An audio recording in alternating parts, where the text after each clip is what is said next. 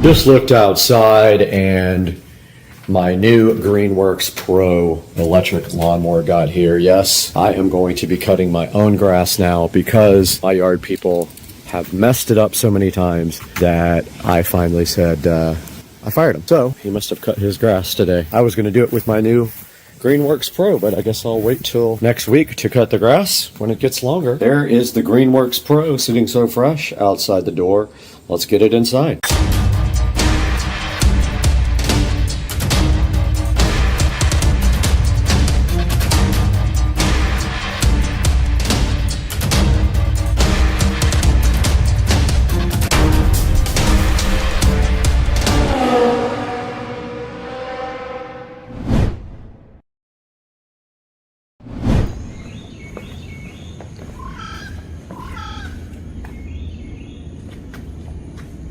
That is insane.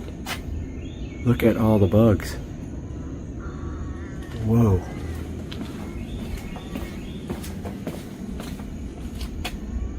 Unreal.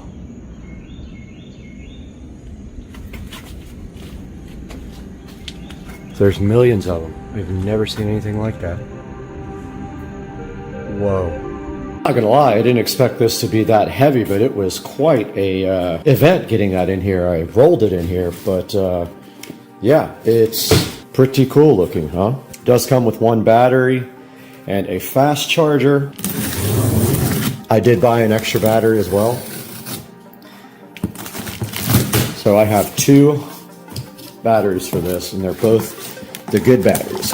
And I have the perfect place for the quick charger to go out in the garage, and it looks like this thing has to be assembled. Let's get it out of the box.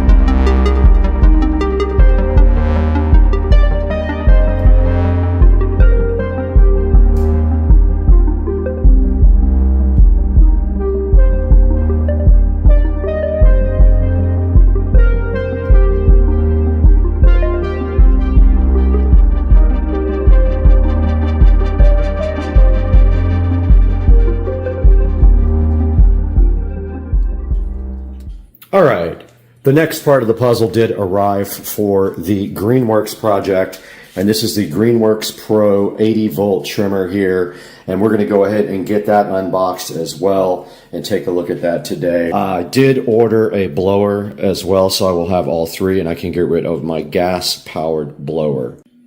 This is the cover for the Greenworks lawnmower. We're going to go ahead and get that out of the vacuum seal here. Because the Greenworks mower is going to be stored outside, I don't want to keep it in the garage and it won't fit in the shed, so I'm going to store it next to the shed under this nice cover. There's the cover laid out on the floor right now for the Greenworks lawnmower. You can see here that this fits right over the Greenworks. It's got a hole in the back here that you just slide it straight over, and it has some quick clamps there to keep it on. Pretty nice.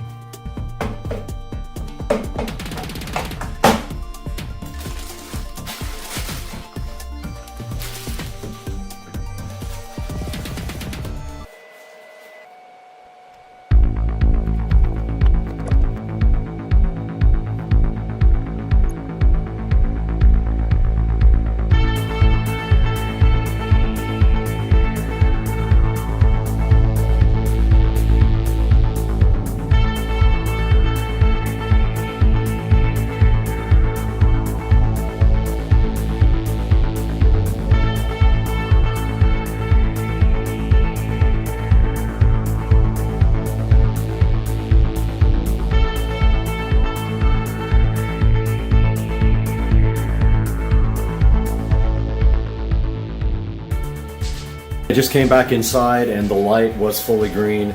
Now I did notice that the fan stays on for a while after it's done charging, probably to cool down the battery charger. But yes, it is at the 25-minute mark and this battery is fully charged. All right, we are outside of the house now, and we do have our pattern to go ahead and cut the yard in a diamond. So I have my battery pack here for the phone. I've got my pattern here. There's going to be a few little areas where I have to make some modifications because there's stuff in the way, but I think I can make this work. I've never cut the grass with this before, so this is a first time thing. I got to get set up and get my tripod out and all that. So we'll get back to you guys when I'm ready. And it is almost time to cut the grass, and you know what that means. We need a battery, and so we have to come out here to our charger and get our biggest battery out of here. Is that big boy right there is what we're going to use. I'm just giving it time to dry. It's wet from overnight, and also the sprinklers were on briefly because the sprinkler repairman was here replacing my valve, but I have never put one of these in, so let's see how that works. We got the 80 volt lawnmower here, brand new, never been used, don't know how to use it. I've got the deck height set to the second from the top here. Gonna see how low that is. If that's too low this time, next time I will crank it up a bit. But we should be able to just put this battery. Okay, so it goes down. So this insert's basically, this should be facing up in the back.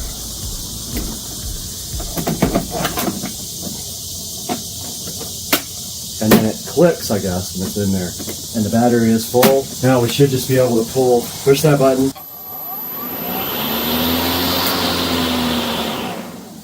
And that is how you use the lawnmower. Now the self-propel functions are on here. Pull it back to go slower, push it forward to go faster, and then you pull. You gotta hold this to keep the motor running. You pull this to self-propel. And you see it is on now. So it will go right now. So my plan is to follow my pattern, cut the outside first. So I'm going to go to the corner of the yard here, start at that corner, cut diagonally to the bushes over here. That's my first pass. So you always make one pass one way and two back the other way, heading that way in the yard. So I'll start down there, cut one stripe there. You can't go backwards, so you have to go all the way either around the outer edge again to make your return stripes, or get on the concrete right here and go around. So it takes a little bit longer, but it is self-propelled, so we should be fine. But yeah, I'm going to start on number 6 on the deck and see how low that cuts the grass.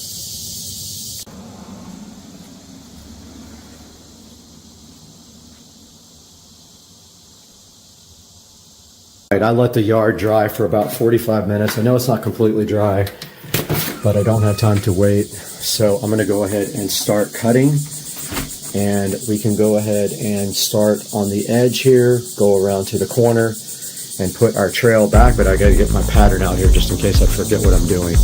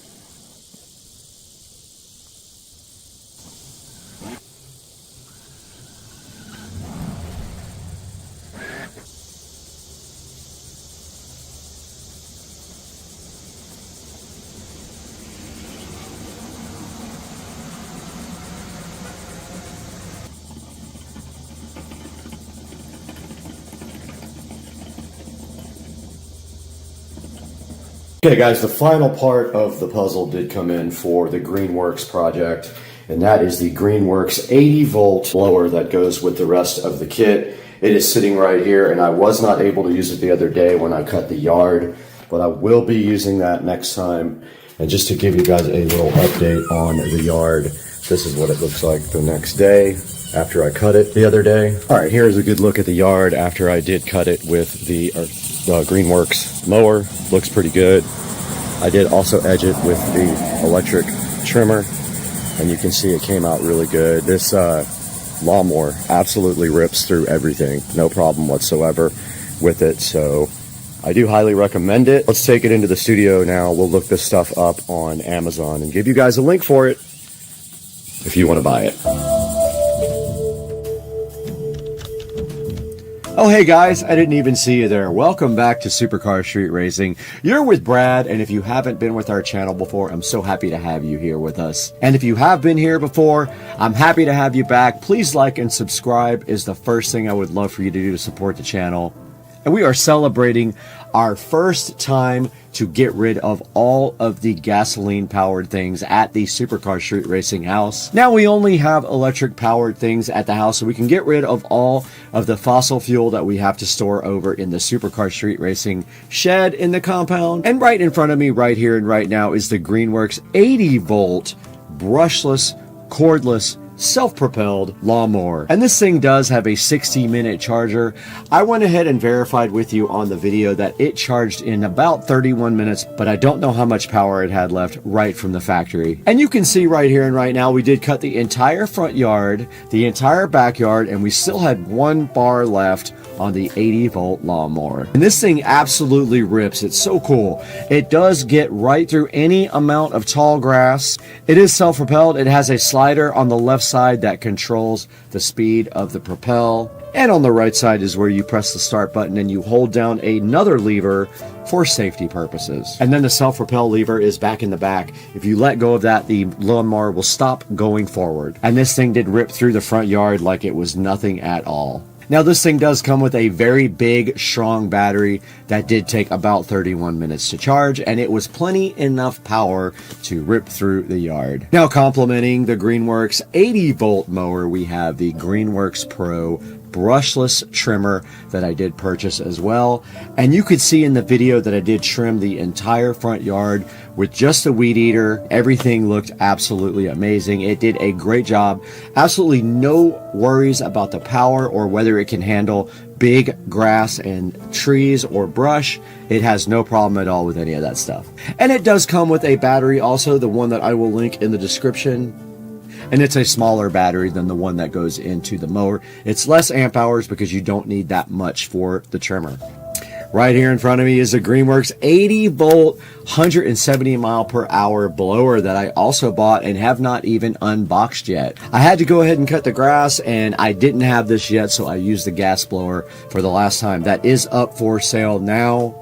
If you're in the Jacksonville area and you want this blower, let me know. I'll go ahead and hook you up with it. And this thing I haven't tested yet, so we'll get another video going about that. This is an extra 80 volt 4 amp hour lithium ion battery that I also bought from Amazon, and you can get that as well so that you have a spare if you have a larger yard. But like I said, this thing had plenty of power left after I was done to go ahead and cut the entire yard and still have one whole bar left. This is the toe kept cover that I bought for the mower because it will be stored outside. But don't get any ideas about stealing it because I've got cameras and other things to protect my property. And this thing is pretty cool. It already went through a storm. The lawnmower didn't get wet at all, so it's doing its job perfectly. And guys, this thing sits at a solid 4.4 star reviews, and I can tell you firsthand that I love this mower. It does exactly what it is supposed to do. And I want to thank you guys for supporting Supercar Street Racing. 10,000 subscribers this week. We hit 10,000 subscribers, which is amazing. It's such a cool thing for the channel,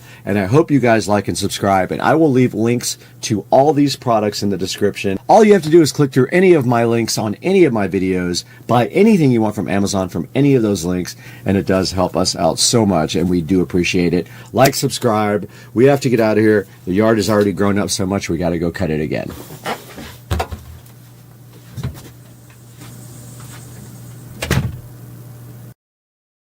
RPMs are right there. I'm at 700 RPMs. You can see right here. vehicle speed sensor, timing. You've got all kinds of things that you can view in real time with this nice topped-on Art Diag 600 Pro. User info is just where you get all your information. You can also do firmware updates or system updates. We've already done all the updates. You saw that yesterday. That took a while for the cars to go ahead and get updated, but everything is current here now. And that is a look at the top-down. It does a lot of cool stuff. Let's see what battery voltage does. All right, it shows you real time. The battery voltage is at 14 volts. That's cool. And under history, you can look at reports that you saved. You can replay old data. You can actually do screenshots as well if you need to. And you can screen record, which is pretty cool. All right, we are recording now on this device, and I'm going to play back a little bit of the video that I record on this device if I can figure out how to get it off of here.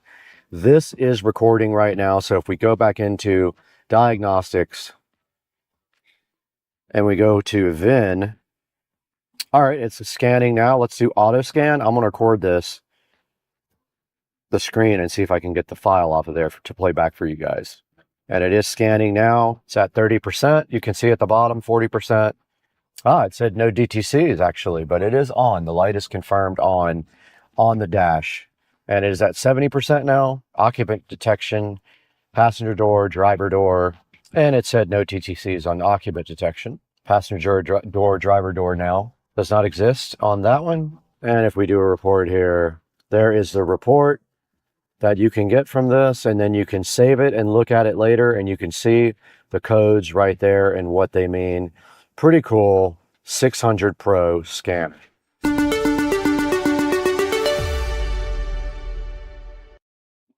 We just took this RD Diag 600 Pro directly out of the box, walked across the street to Rich's house, and installed it in his truck. We pulled all of his codes and checked out his entire truck with this cool little device. And it's very awesome, and I highly recommend this guy. Go ahead and pick one up from the link in the description. You probably won't be sad about it. It's got 34 reviews at 4.4 stars. That's actually really good. It's hard to get a 4.4 star review on Amazon. You guys know that. And now that we've done all that, there's only one thing left to do, and you guys know what that is. Let's throw it to Brad. I will show you how you can get your own RD Diag 600 Pro on Amazon. Go ahead and order it from the link in the description. Let's toss it over to Brad right now.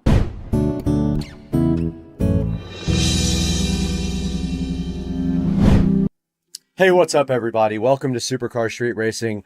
It's so nice to have you out in studio.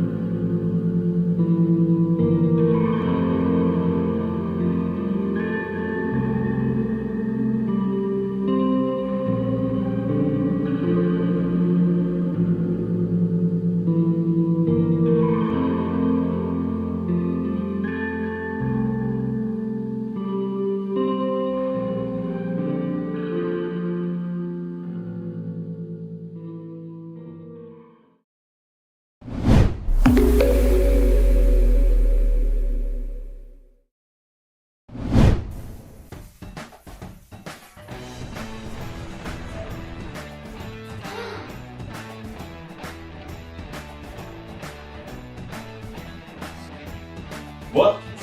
Don't be. Oh, they're the scooters. What do you mean they're the scooters? They're scooters. They're scooters?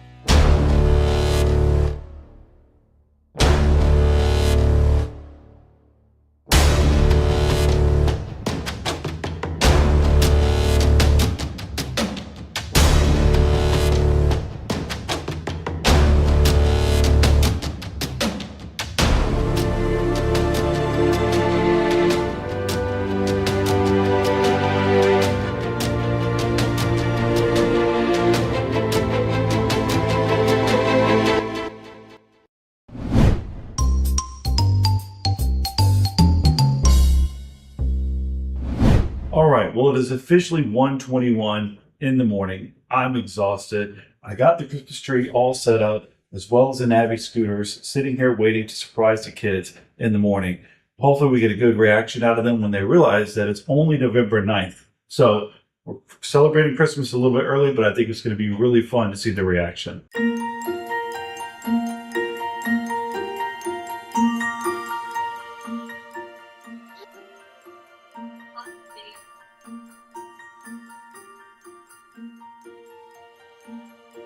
What? Yeah, I know you. 3 o'clock in the morning? Why would I stay up that late for you guys? Oh, they're the scooters. What do you mean they're the scooters? The scooters. They're scooters? Why do you think that? Says what? Were you shocked when you came around the corner and see the trailer? Yeah. The electric scooters are just small. They're for what? Riding around it. What, they're for? Off-road. Kids. What do you think, huh? Yeah? I didn't know what it was. Yeah? Scissors. What do you think it is? Okay, alright.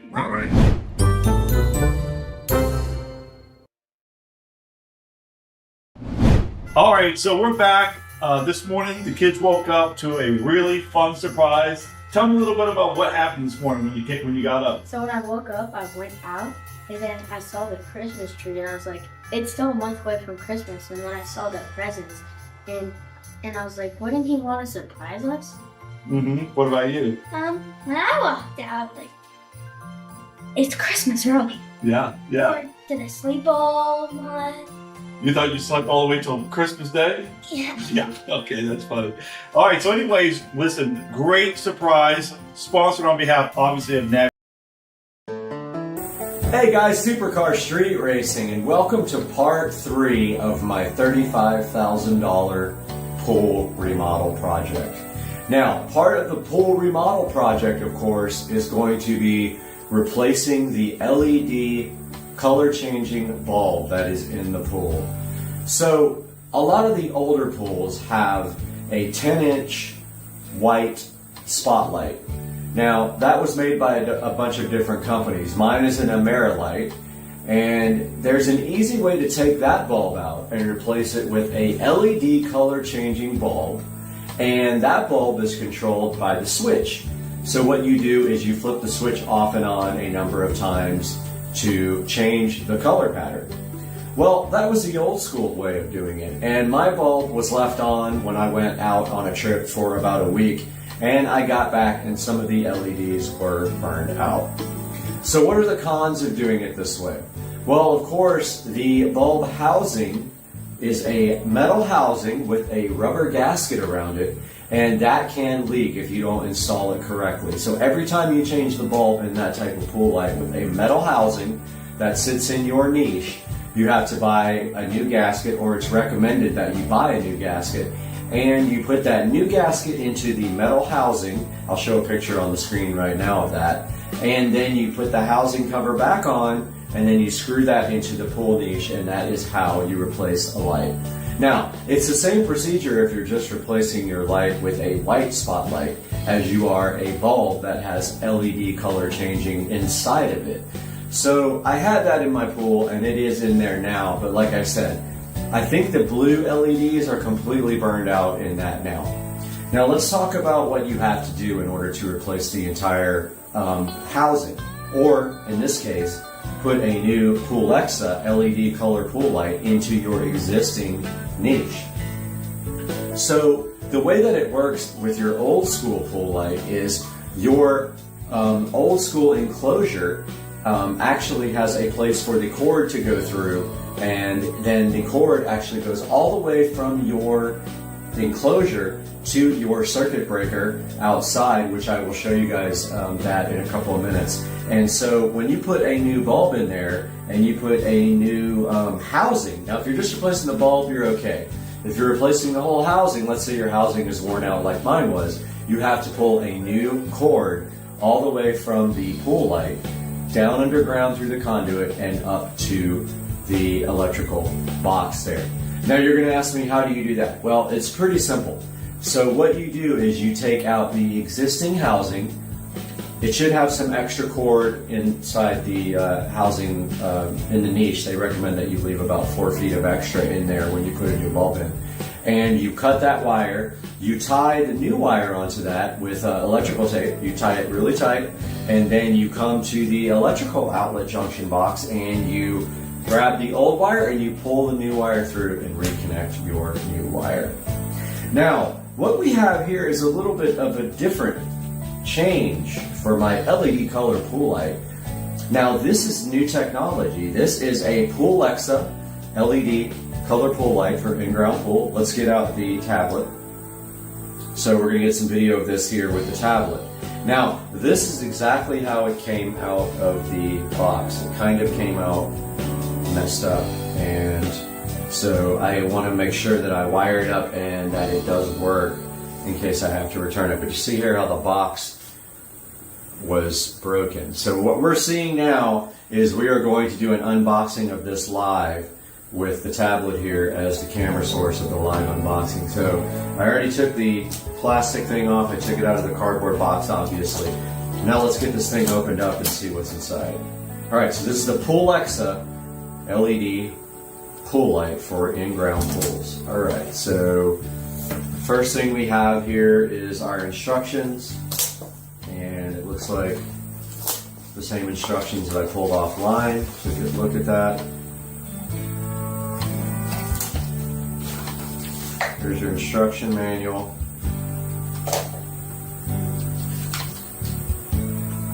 And let's take a look at what's underneath that instruction manual. Alright, so here we have the actual pool light. Now notice this fits into a regular 10-inch niche.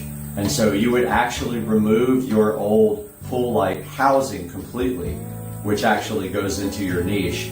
And you would screw this into your existing niche. And so it's this simple. It's just a thin little disc here. Very hard to unbox with one hand, but I'm going to make it happen. Alright, so there is the new pool light, the new technology here where there's not some big long bulb that has to go in place of your old white spotlight bulb. And if you look behind it here, it is completely sealed. Comes with a 50-foot cable, although a 100-foot cable is optional. So you can see right there the screw hole where you just screw it onto the existing niche, and there is the cable underneath it. There's your 50 feet of cable, and if you see the end here, there's the end of the cable. Red, blue, green, and black. Now, so a little bit of something else you need to know about this is that the pool light here that it is replacing inside the existing housing, this pool light is 12 volts. The existing pool light is 120 volts. You can't just take this and wire it to the existing wire.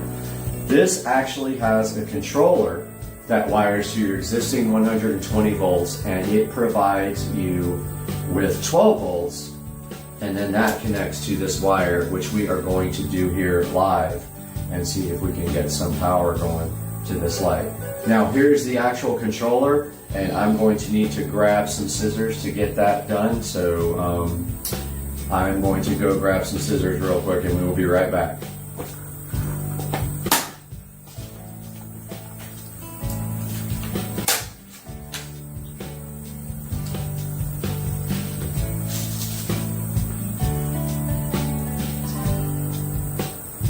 Okay guys, when I said I was unboxing, I really was unboxing this live.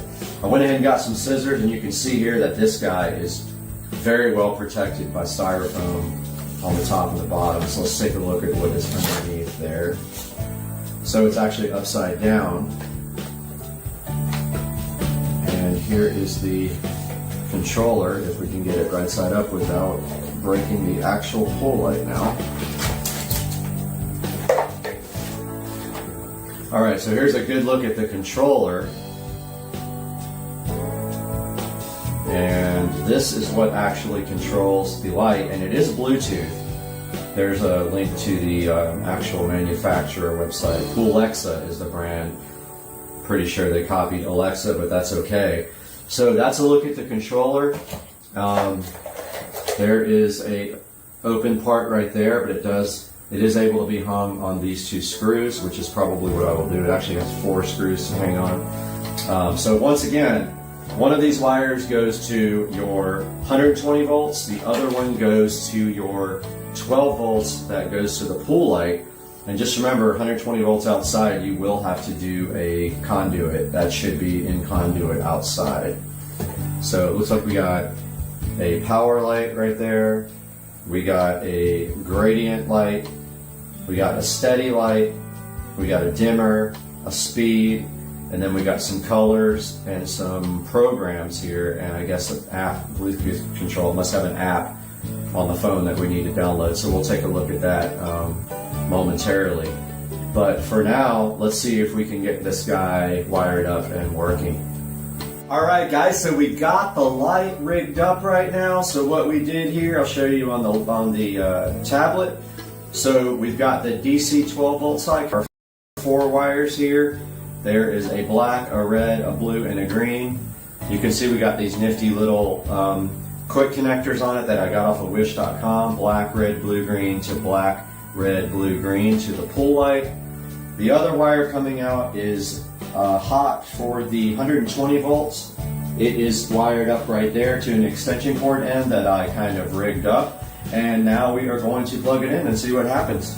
So yeah, let's go ahead and get this extension cord plugged in and we'll be right back. All right, guys, so we got the light rigged up right now. So what we did here, I'll show you on the tablet. So we've got the DC 12 volt side coming out. There are 4 wires here. There is a black, a red, a blue, and a green.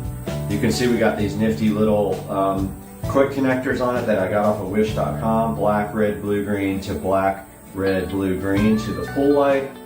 The other wire coming out is hot for the 120 volts. It is wired up right there to an extension cord end that I kind of rigged up. And now we are going to plug it in and see what happens. So yeah, let's go ahead and get this extension cord plugged in and we'll be right back. All right, guys, now for the moment of truth, and you're going to see it as I do. We got our extension cord plugged in over there, and we've got our light wired up. So what will happen when we hit the power switch? Let's find out. All right, so the light did come on, guys, and it looks like it is on white. So you can see there white isn't actually white. It's going to be as close to white as we can get. So let's push this red button. All right, so there's red. And let's try green. There is green, good to go. And yellow is a kind of mixture of 2 different colors, but you can see they all work. Cyan, pretty cool color. Let's try blue. It's a nice dark blue. The light is bright. In a minute we're going to turn off the big light and see what that looks like. And there is purple with a nice shade of purple. Now let's try gradient and see what happens. I have not used this before. Alright, so it looks like it's just flashing between them. So okay, here is push the gradient light on the controller and that fades between them, and then there is a speed. Let's slow it down. Alright. Cool, there is the speed. Let's go ahead and get this light over here off so you can see this better. So there's gradient, guys. So those are the programs that are available. Now the next thing we're going to check out is the Bluetooth app control and see if we can get that working. But so far so good, no problem. Notice again, 12 volts here from the controller to the light here is 12 volts. From the controller to the wall is 110 volts AC. All right, let's try to get the app working now. All right, guys, so we are now looking for the app. It's called iPoolLight. There's the app right there. Let's go ahead and get that installed.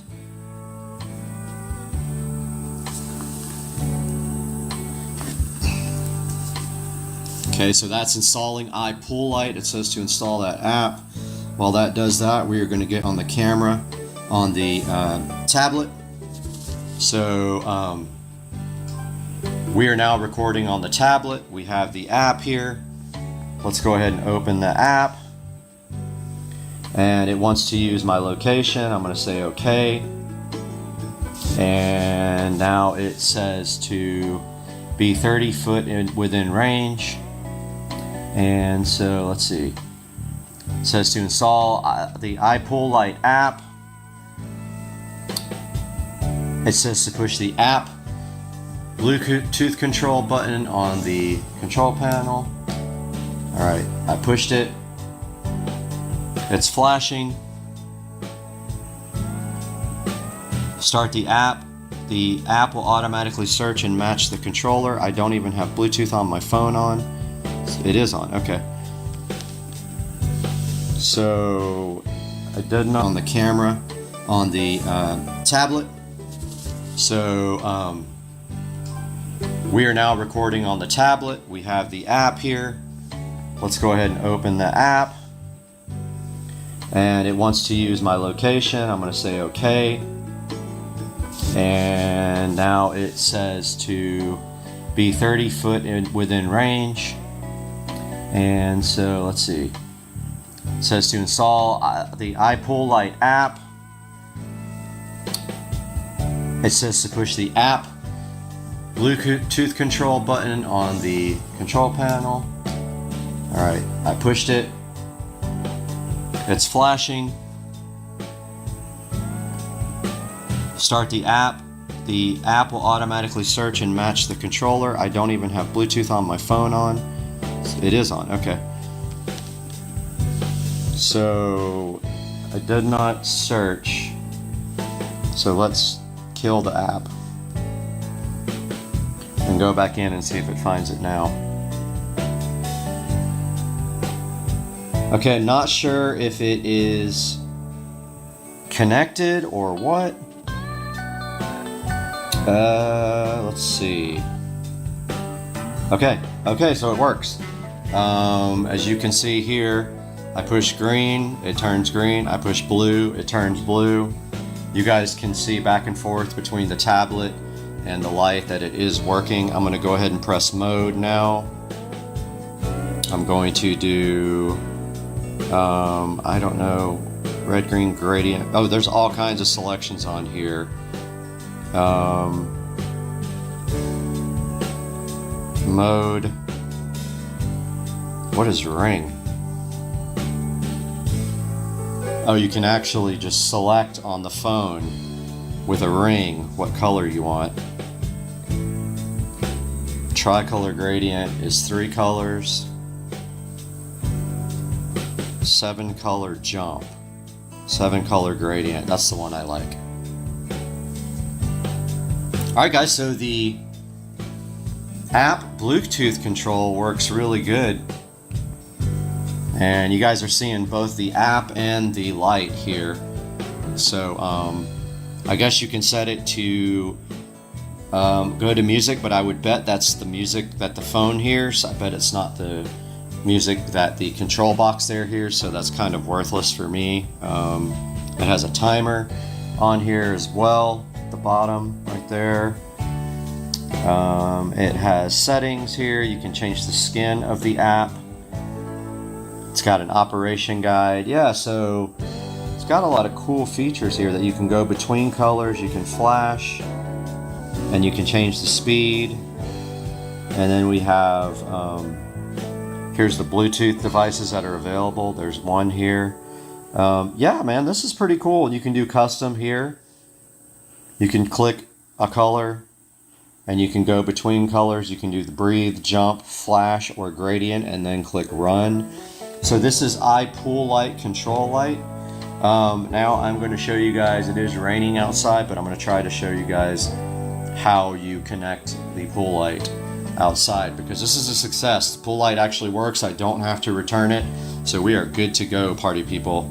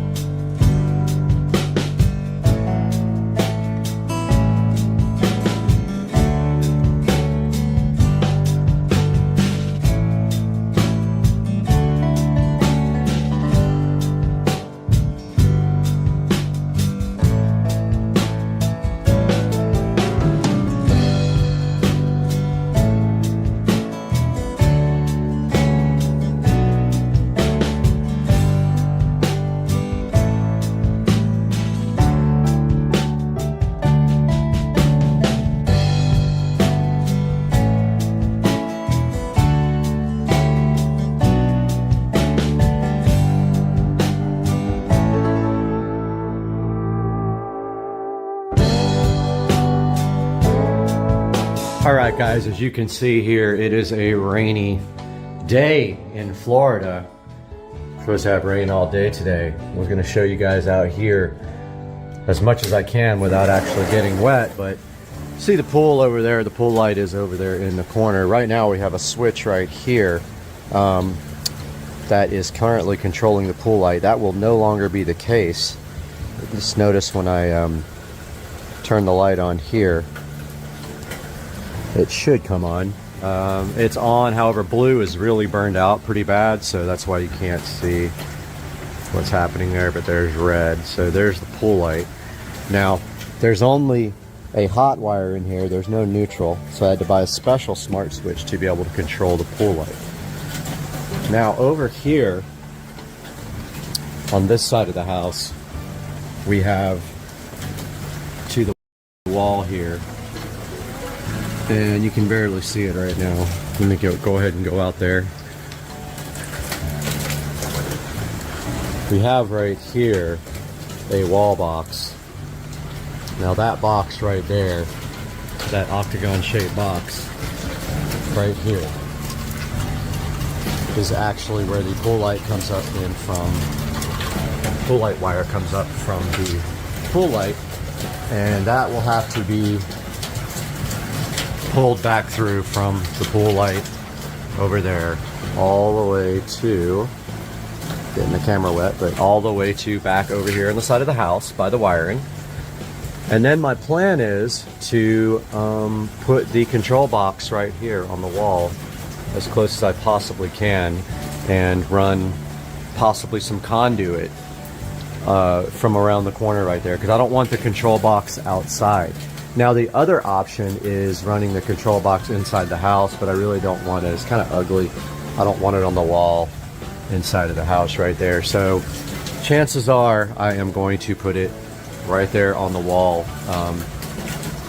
The only bummer is the gutter is in the way. I'd have to probably come up over the gutter and then down as close to tuck it in as close to the gutter as I can, and then come to the left and right there to the box. So that is my current plan for the control box here. We will have some more video when we progress some more on the pool, but I hope you guys enjoyed this from this rainy Florida supercar street racing. Talk to you guys later, man.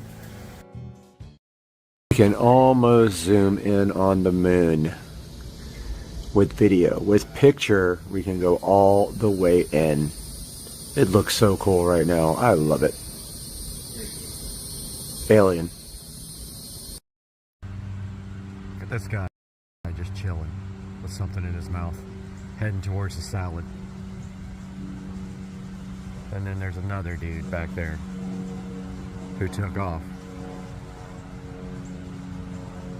Hey, what's up, guys? We want to welcome a new channel sponsor and someone that I actually buy from all the time. This is EBL Batteries. They sent me this EBL badass green wave box, and it is all about saving the environment. It says on the front, promising, inspiring, and sustainable. And inside of the EBL box, they brought me some really cool stuff to show you guys. The first thing that we have here is an EBL battery charger right there. Right there. EBL battery charger charges both AA and AAA. They gave me 4 each of AA and AAA batteries right here. They gave me a cool little fridge magnet stuff and a cool little sticker thing with several stickers in it about EBL. This is such a cool thing for them. I love EBL. I actually use them on all of my stuff anyway. And then I got this pretty cool hat right here as well. So this EBL box is available to go ahead and order on their website. We'll put up a link in the description to this on the website. Now this is such a cool gift idea for Christmas. You could get this for $49 on their website. It has all this cool stuff in there. All of their batteries and chargers on Amazon have great reviews. I'll put a link up to a few of those as well in the description. Support EBL and show them that you appreciate them supporting Supercar Street Racing with this awesome EBL Green Wave box. Go ahead and pick up one for your friends and your family. Send everybody one, send yourself one, support EBL. Now let's get back to the video.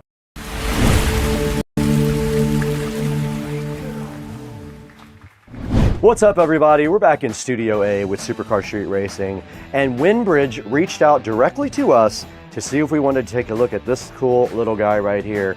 This is the Windbridge M31 wireless mic sitting right here. And if you look inside of it, you can actually see two lavalier wireless mics here, and then connectors for going to both an iPhone and an Android phone. Now, if you need clear voice, zero dropouts, and effortless setup, meet the M31 right here in front of me. This is a high quality compact microphone system designed for creators, teachers, presenters, and anyone who needs professional audio without the pro price tag. Let's take a look at this today on the channel. Let's get busy.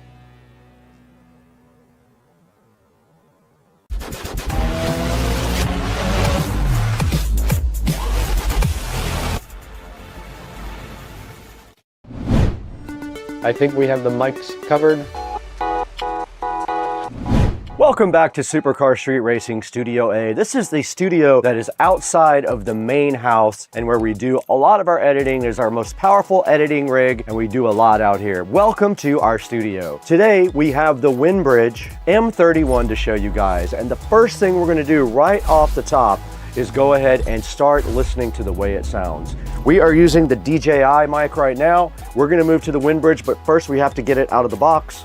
And inside of the box, you do find two lavalier mics. It should also work on your camera if your camera accepts USB mic audio, which my Insta360 does, and it is sitting in the wings right there waiting to record for us. So let's go ahead and get out the USB-C adapter. It is right here. I did notice that the mics were charged up to, I think, 90%. There is a digital display on the bottom of this thing that shows you a 90, and I'm assuming that is the charge level. Now all we have to do is plug this into the side of the Insta360. Let's get that done.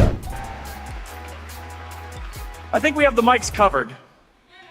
So we got the M31 microphone successfully mated to the Insta360 X5. We cannot use it with our big camera. We cannot use it with our Canon R5C. That does not accept a USB Type-C microphone input. Only the small mini jack will it allow you to put in there. So we're back in Studio A now. We want to talk a little bit about the features of the transmitter and the receiver. They're both very lightweight, sleek designs, and they can fit directly on your phone with no problem whatsoever, and they're very light. They're both matte black. They look pretty cool. I will show close-ups of them right now. Now, they're designed for convenience, no battery packs, no wires, nothing like that. And we're using it right now. You just plug it in, pair them up, and they're ready to record.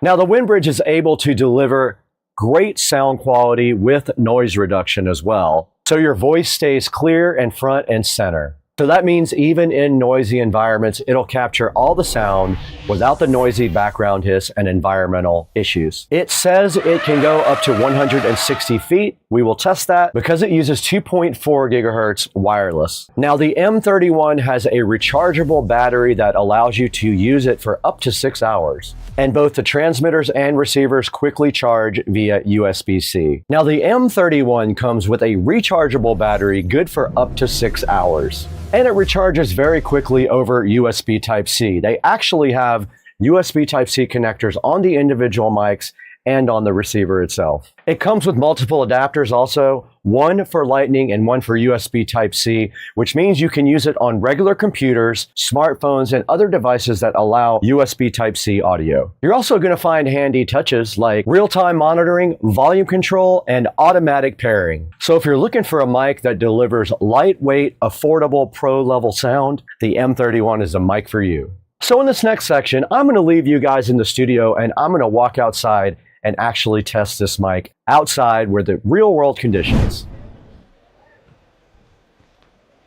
I'm pretty sure they can hear us. All right, we're ready to do some real world testing here. So what we're gonna do at this point, we got the phone rolling here.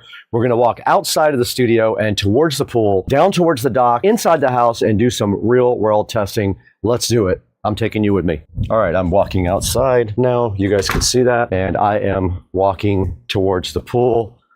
I probably am 50 feet away now, maybe 60 feet from the transmitter. There is the pond. Back to the studio, towards you guys.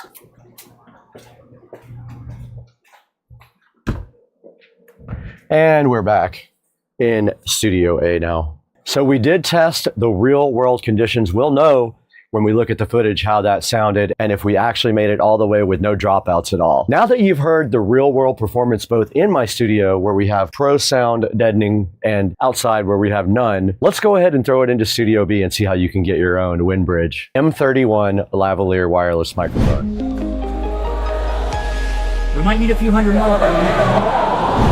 Hey, what's going on everybody? We're back in beautiful Studio B with the WindBridge M31 wireless lavalier microphone. We're actually using it right now. It is on my shirt right here. And basically we have the USB Type-C dongle plugged directly into the computer. It shows up like a regular microphone when you do that, and you can choose it in OBS Studio, which is our program that we use for editing. Now we did give this thing a test on range, and don't forget, when you're going through walls, the range is going to be a lot less than if it was an open area. So I'm not surprised it only reached about 50 or 60 feet through multiple walls. So other than that, it has great sound. I think it sounds really good. It's comparable to the DJI mic that I also use. And there's a picture of it on the screen right now. It is on sale for Black Friday.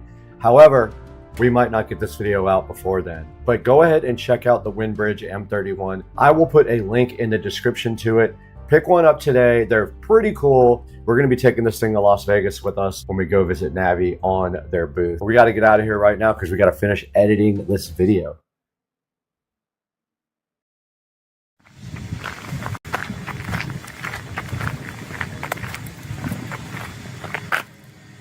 Stoll left his garage open.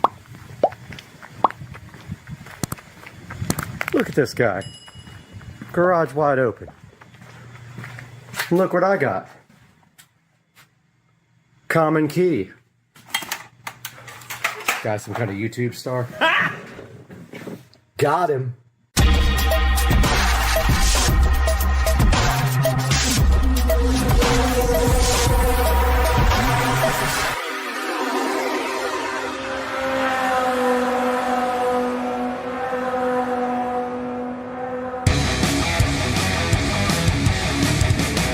These nuts.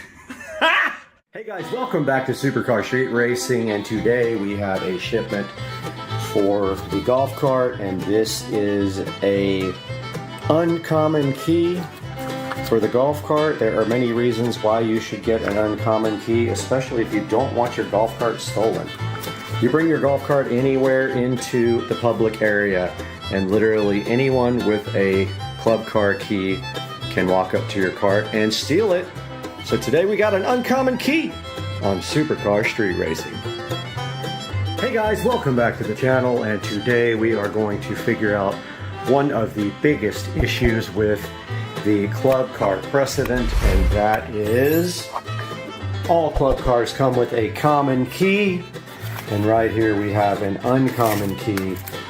And if we take a look at that, it comes with a new ignition switch and a new set of keys right here. So what we are going to be doing today, right here, right now, is installing this key on the club car.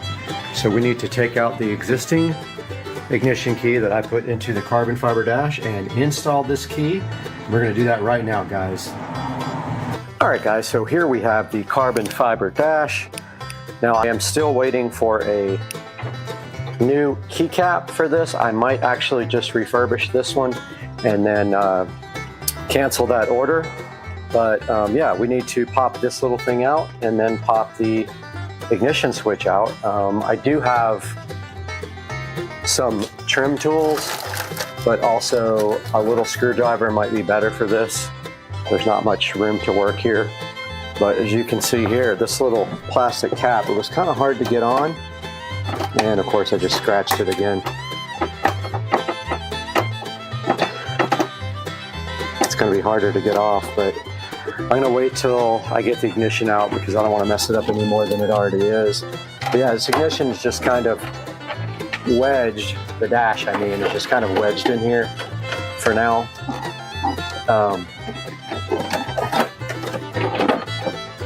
I got to take off this steering cover. No big deal, it just pops right off.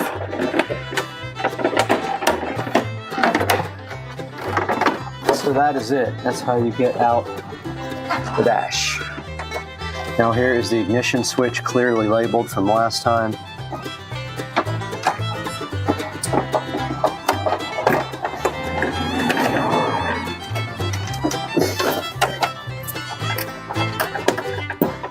The dash isn't very strong, so don't rip on the dash, it will break.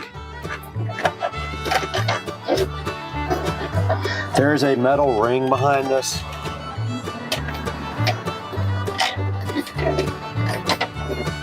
And then a little lock ring. So we need to undo the little lock on the back.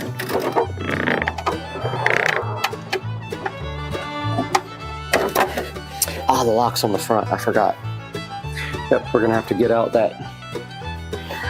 We're gonna have to get this ring out off the front.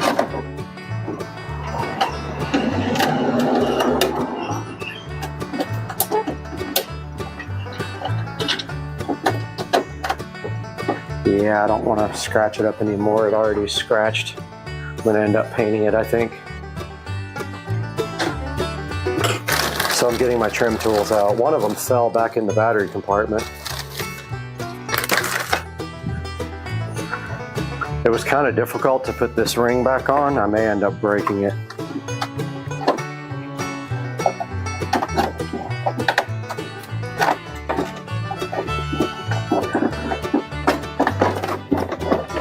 Yeah, it doesn't want to come out.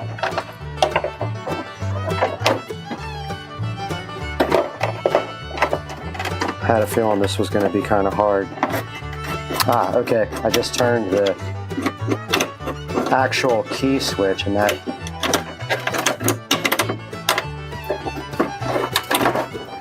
I just turned it and it actually came out. So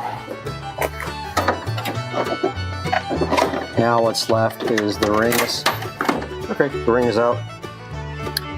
And you can see it's kind of scratched up. I'm gonna go ahead and hit it with some sandpaper and then paint it matte black.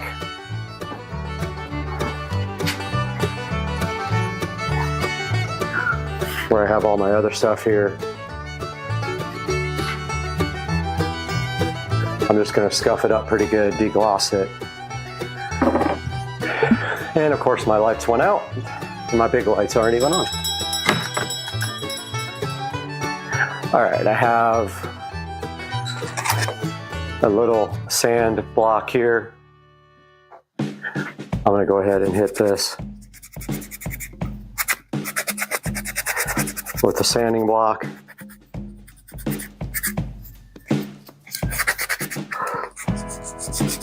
Try to get some of the scratches out of it.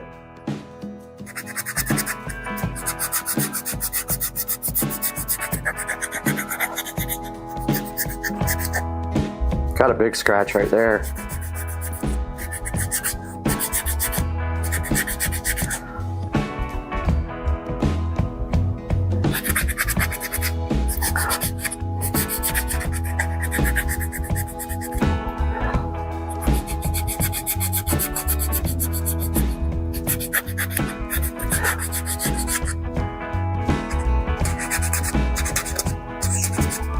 So I'm just scuffing it up really well, so the paint has something to stick to and get all the scratches out. But I think like hitting it with a couple of coats, it'll hide all the scratches.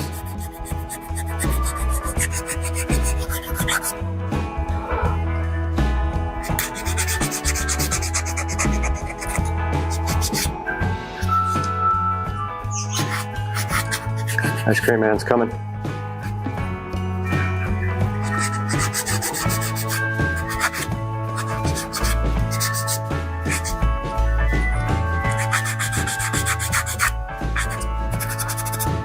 Okay.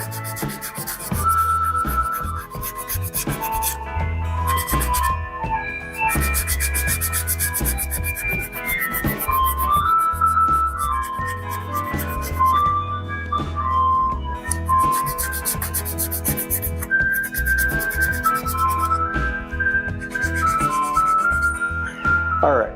Okay, we're going to take our sanded down plastic piece and hit it with our deglosser, which allows the paint to stick better, even though it didn't work very well on the cart. With the Plastidip, this should let the paint stick.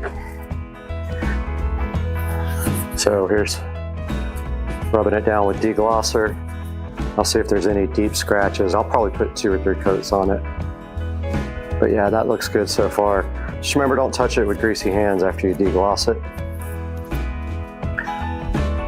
Okay, we are back over here with the new uncommon key switch. Taking a look at what's in the actual packaging. And it looks like we got a new retention nut. But we do need the ring off the back of the old ignition switch. This was actually part of the dash. So we have to take that off. And it has to align with the non-existent notch. The new one doesn't have a notch. So not sure how to line up this ring, but I'm gonna try it. Try it facing up.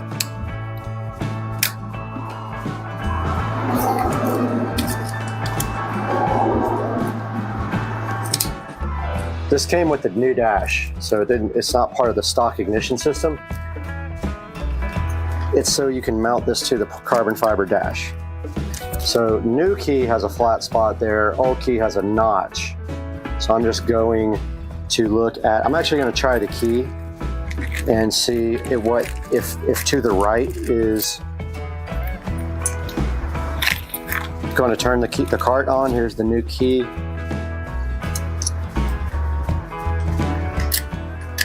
Okay, yeah, so I'm gonna line it up just like that with the flat spot up. I'm gonna put the notch there.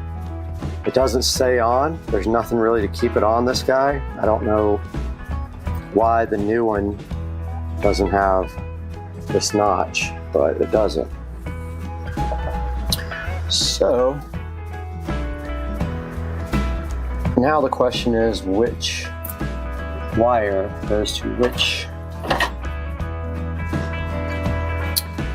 Don't know what wire goes to which one. Guess we have to try it.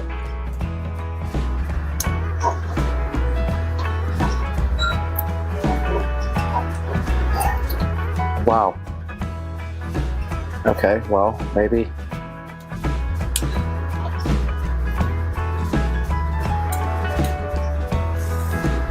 Now, how do we know if the cart's on? Let's try it. Yeah, I just kind of messed up. There's nothing to keep this ring on.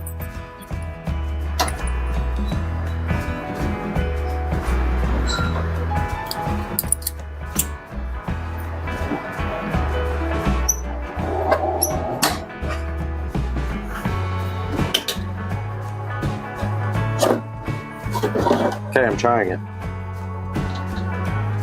Nothing.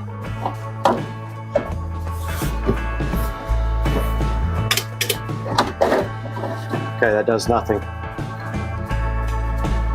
Trying the opposite wiring.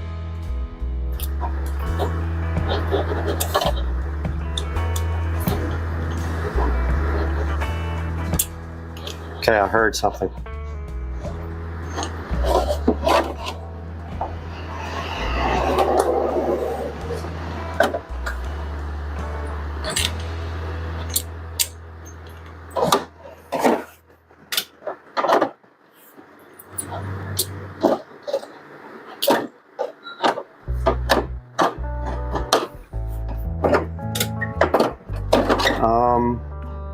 Nothing works.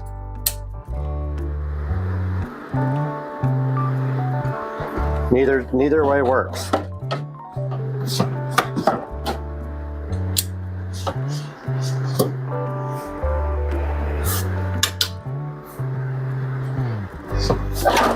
What is happening?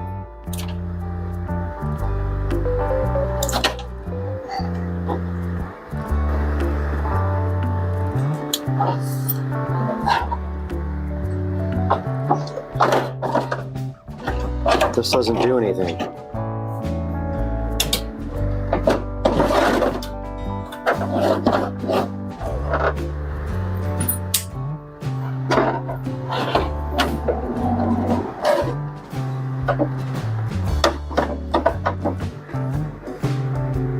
Oh, maybe it's because it's plugged into the charger? I bet you that's it. Maybe I'm an idiot.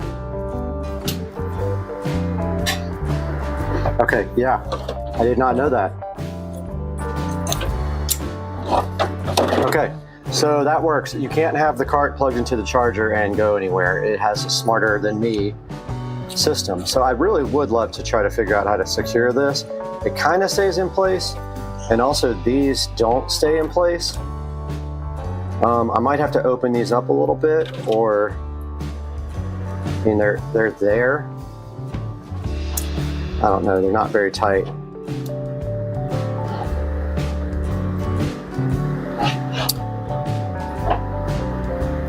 And they come off pretty easy, look. Because the bottom of this is small and the top is big. I don't know what they intended for that, but it's not a good secure connection. So I'm not sure if I should redo that or what. Or maybe try to open up the, or either heat shrink them. I mean, it's not going anywhere, honestly. So I guess I'll just leave it. All right, so we have a new nut.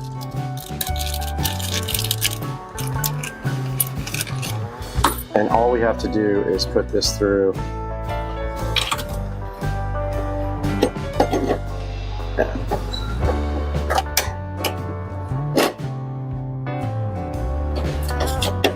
Make sure it's straight, and then tighten the nut. The trick is getting the cap on, because there's no room to put the cap around. There's no room for the cap legs to go through the holes. The nut's in the way. It's a dumb design. So I'm just trying to put this. There's a cap thing right there. There's holes for the cap, but the nut gets in the way.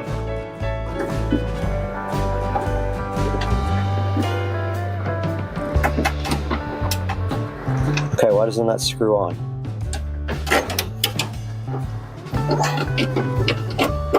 Alright, so the nut doesn't screw on.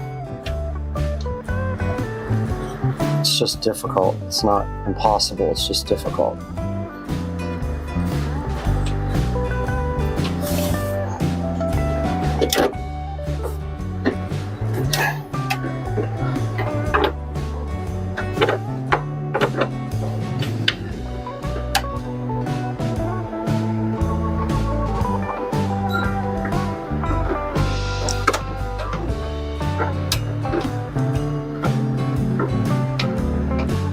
Okay, that was better.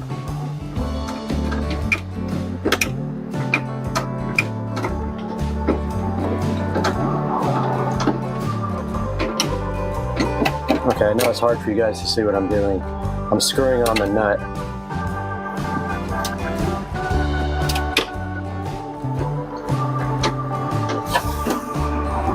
I mean, I guess I could, I don't even think I have a socket that big. And I definitely would scratch the dash if I try to use pliers.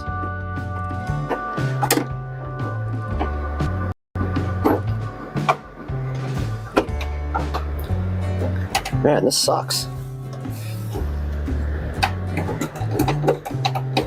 Okay, that works pretty good.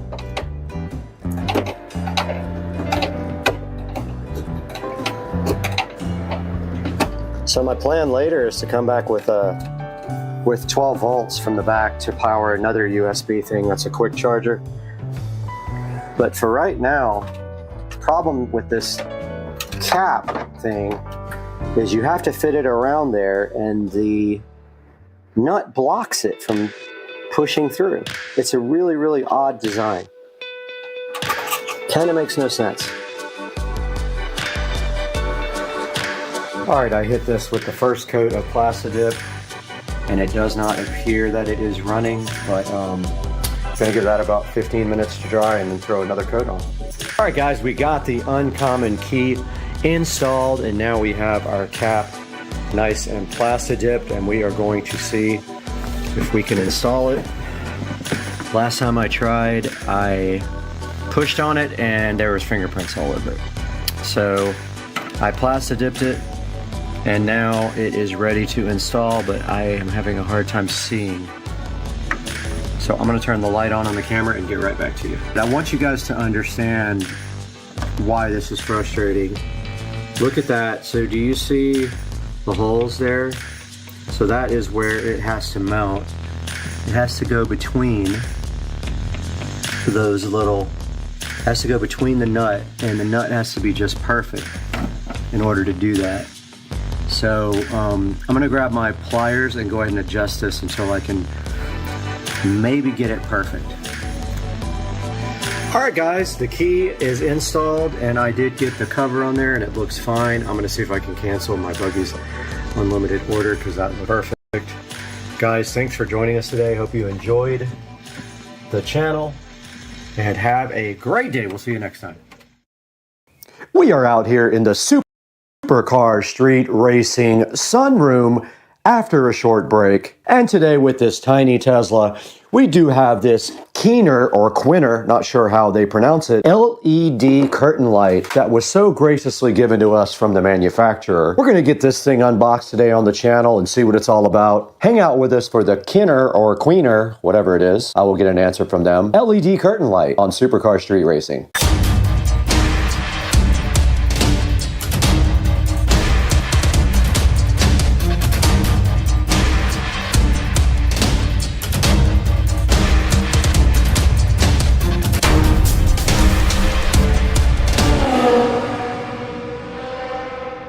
And inside the box, you do see a foil package here with the lights inside. We're going to get that opened up and see what it's all about.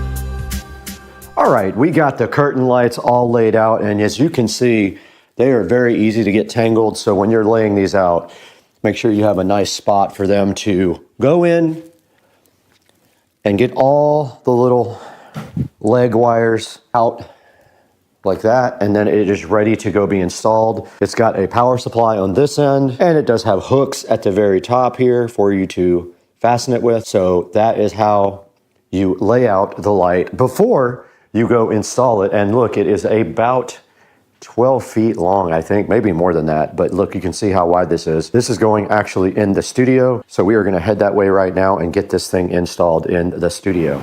Out here in the studio, and we are going to go ahead and fire up this system here and see what it is like.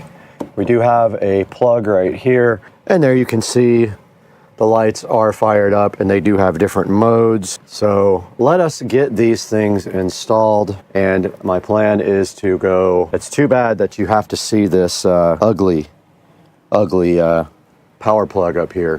Pretty bad. I'm gonna see if I can figure out a different place to put that, but yeah, for right now I just don't have a good spot for it. Did bring the remote out as well. I definitely don't like those looking like Christmas lights. Okay, let's get them laid out at least.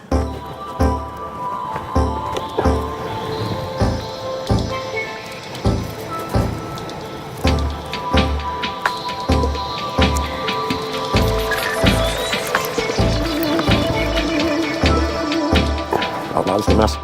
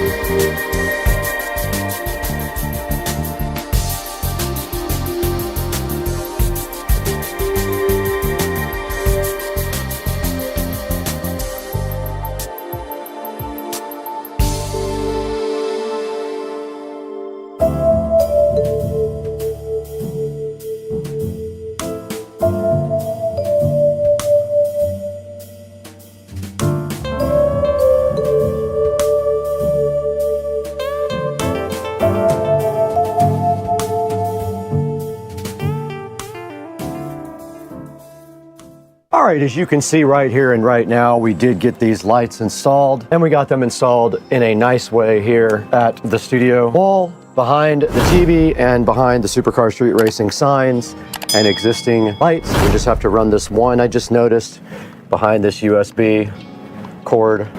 And just like that, we are all finished with this project. Now all we have to do is figure out how to operate these, and it did come with a remote control and a manual, and this is the remote control right here. Let's turn off the studio lights. Alexa, shut down the studio switch lights. New curtain lights, looking so fly. However, I am not able to read the manual now. Okay, there's another star mode.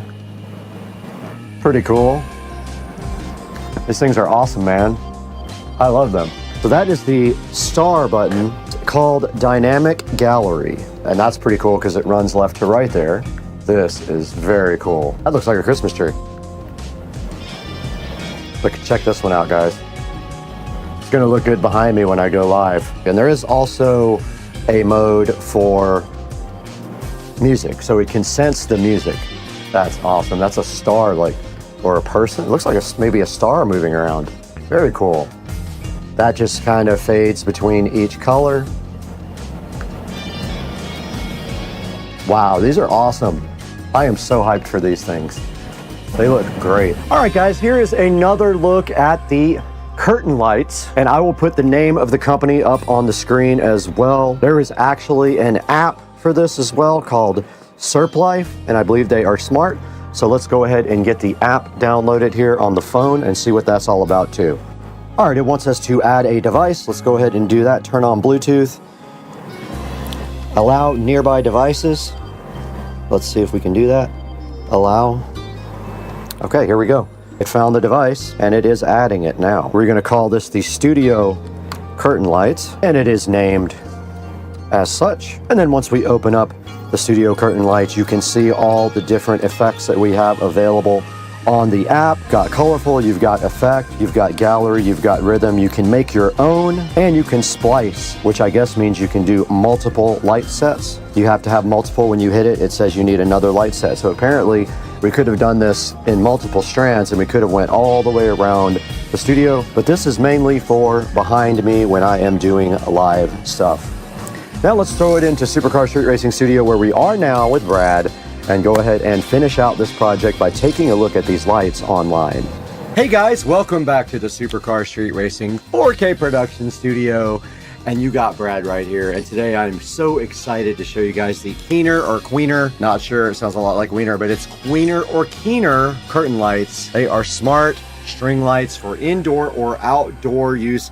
IP65 waterproof, meaning they are waterproof for outside use. And these things are pretty fly. If you see right behind me right here and right now in the Supercar Street Racing 4K production studio, we got these lights looking so fly and so fresh, installed right behind me with the wildlife looking great as well. And right here and right now, they do come with this remote control, which allows you to change the pattern.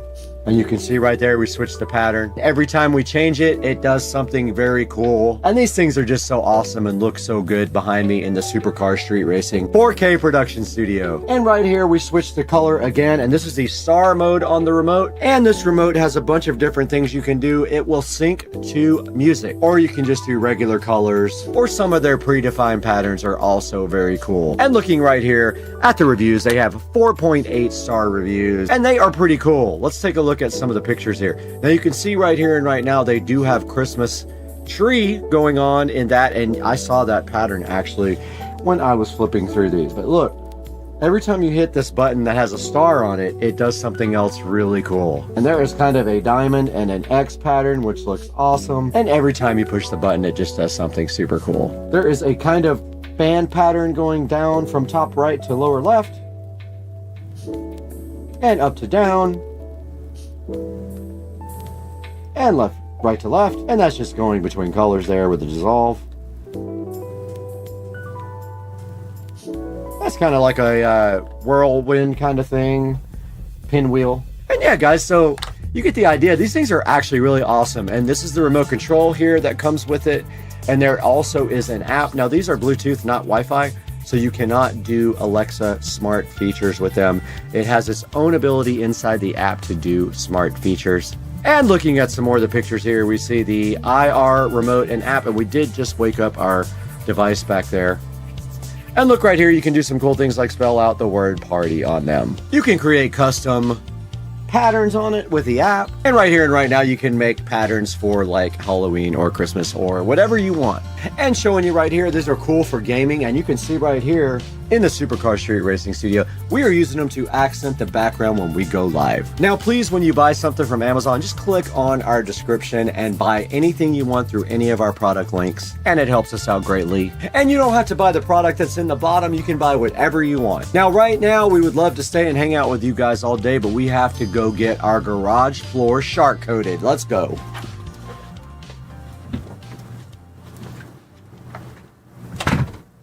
Hey guys, what's going on? Supercar Street Racing here.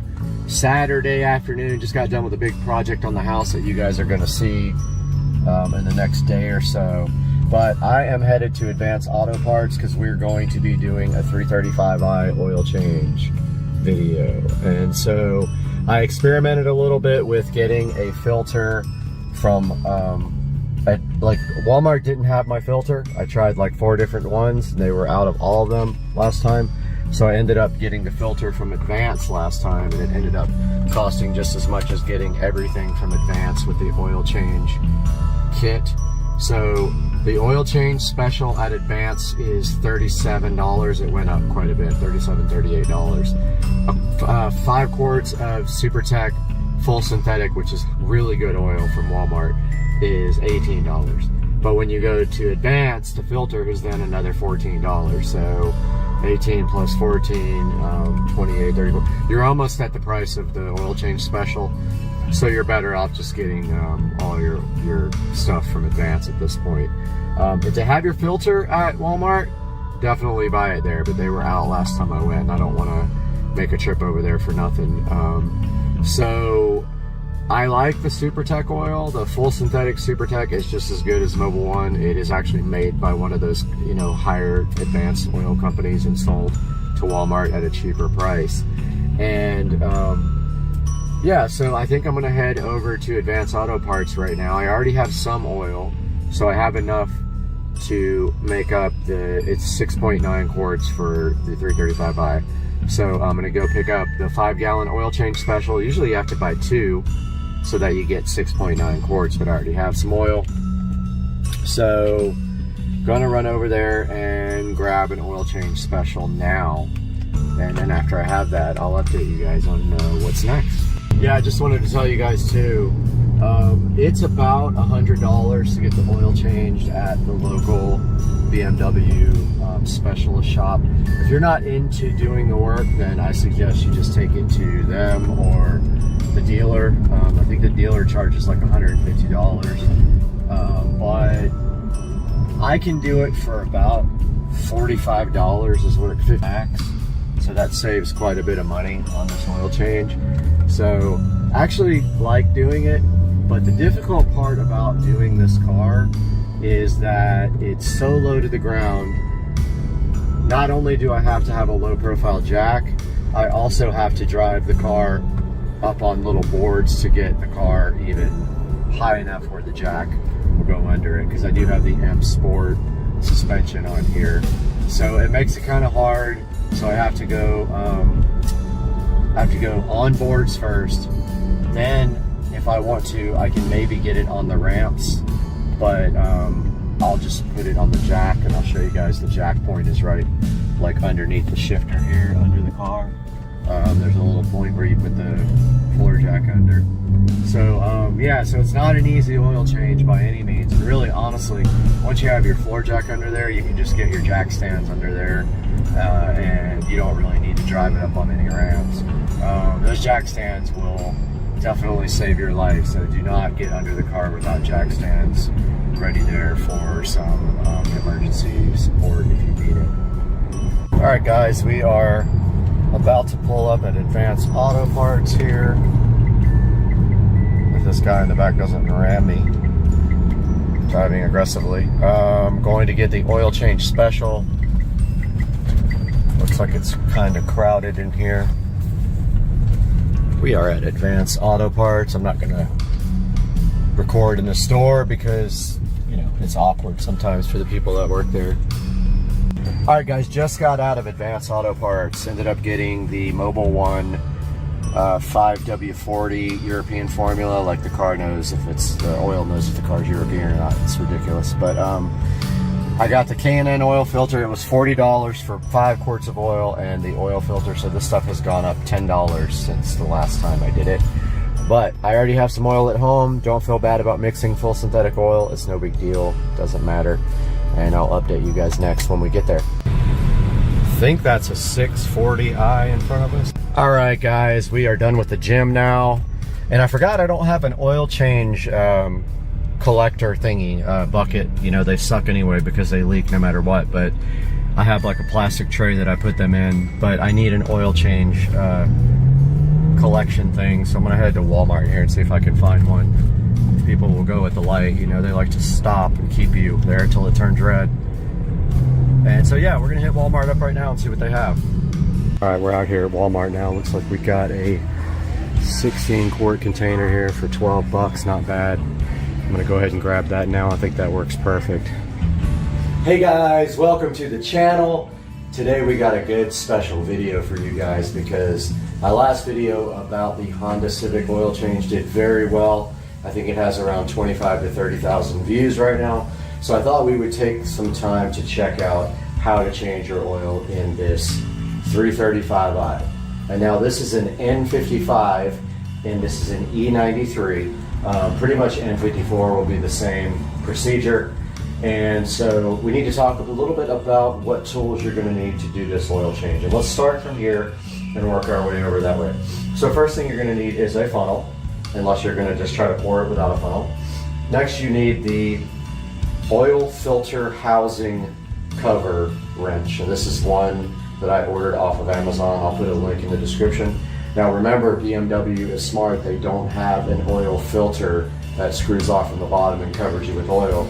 They have a cartridge-based oil filter right here on the top. It's right underneath this guy right here. I'll show you later.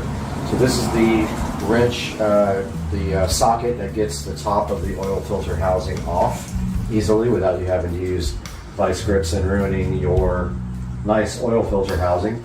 Here we have a oil drain pan, I guess you would call it, that I just got from Walmart. It was $11 and it says it holds 16 quarts. So the engine in the N55 holds 6.9 quarts of oil. Remember that when you're going to shop for oil. We also have our ratchet here, and it is just a standard ratchet. Now the drain plug is 17 millimeter. We got a breaker bar here just in case we need that. We have some towels. Always have some disposable towels and always have some regular towels. And then the last thing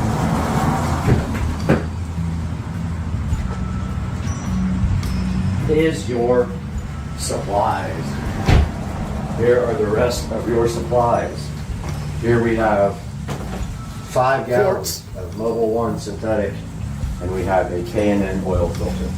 Now this was all purchased with the oil change special at Advanced Auto Parts. So 5 gallons of oil and the filter was $40. Now I already have 2 more gallons to make up the 7 gallons. You're going to need 7 gallons of oil to change the oil in this N55. This is an E93, E92, E90 are the same car. This is just a convertible. So here's everything you need once again. You need a funnel, oil filter housing, cover, wrench, which is right here. These are available on Amazon. You need some regular towels. You need a K&N or other oil filter. You need oil, 6.9 quarts of oil. Oil drain bin. Ratchet or wrench, 17 millimeter socket here. A breaker bar maybe, if you can't get it off. Shop towels. And a couple of more things, which I'm going to show you next. So there's a couple of other things you're going to need for this oil change, and since my 335i is so low, I have the M Sport suspension. I need a low profile jack, and I need 2x4s. I cannot get this jack underneath the car here without first driving up on some boards. The car is way too low. You might find that the same on your car, or you might have a little bit higher suspension, but you're going to need at least a jack or ramps, and this car will not drive up on ramps. It's way too low. You're going to need jack stands, 2 jack stands, and maybe some wood to drive your car up on the ramps, because if you're like me, you suffered from having a low car forever and it just does not want to drive up on the ramps. So we drive up on the wood first, which I'll show you here shortly. Then we jack the car up with the jack, and then we put the car on jack stands and let it down, pull the jack out so we can actually get under there. Let's talk about everything you're going to need to change the oil in your E90 BMW. You're going to first need an oil filter. BMW uses a cartridge type oil filter. You're going to need an oil filter cap removal tool to take the cap off the oil filter housing. You're going to need a 17 millimeter socket and ratchet, or a 17 millimeter wrench, and possibly a breaker bar. You're going to need an oil drain pan to catch the oil. You're going to need 6.9 quarts of synthetic oil. You might need some shop towels. You're going to need jack stands, probably a low profile floor jack because the cars are so low to the ground, and maybe some old wood to drive the car on to get the floor jack under the car. Alright guys, we do have the car up on some, not up on, but we're about to drive the car up onto some wood here. Just be aware, this wood has a tendency to slip. Make sure there's no nails in it, because I almost drove onto a nail one time. And we are ready. Mr. Beach just came in the garage. Let's go ahead and drive up. If we can, if it doesn't slip.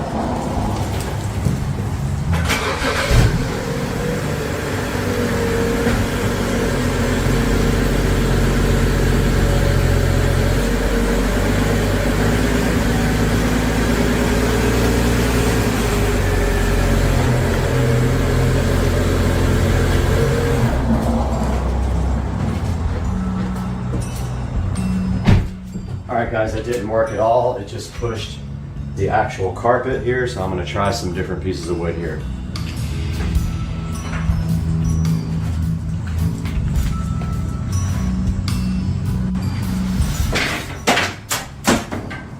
So these guys work pretty good, these flat pieces. I'm going to go ahead and put them on top of that, right there. Hope they don't slip.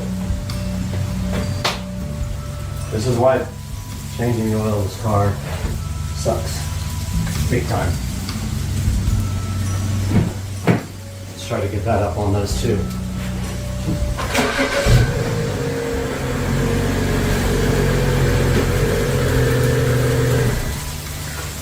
Alright, I think we're on there. I believe we got that. We did. Okay, cool.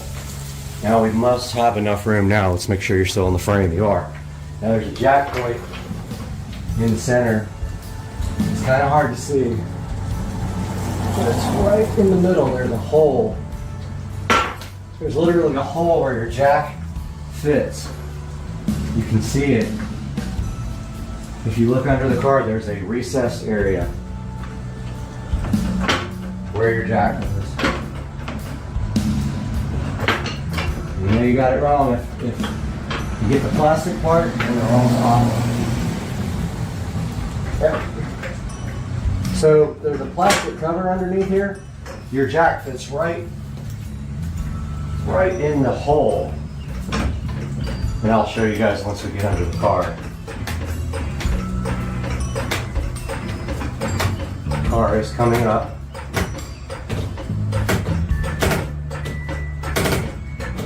Now it's so low that I like to have some room to work. And we got to get the jack stands under it. Yep, we're on the right mounting point.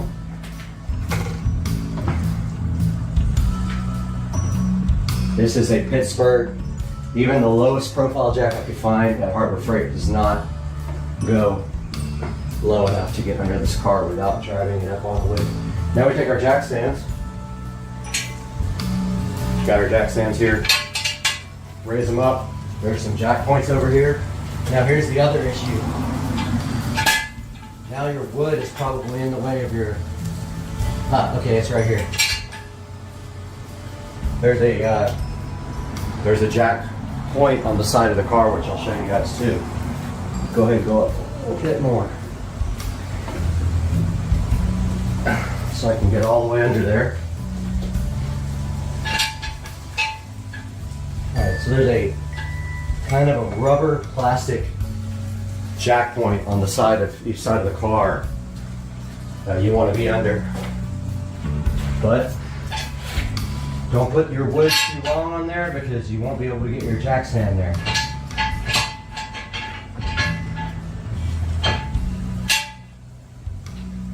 This side just a little bit. Needs like one more bump of the jack.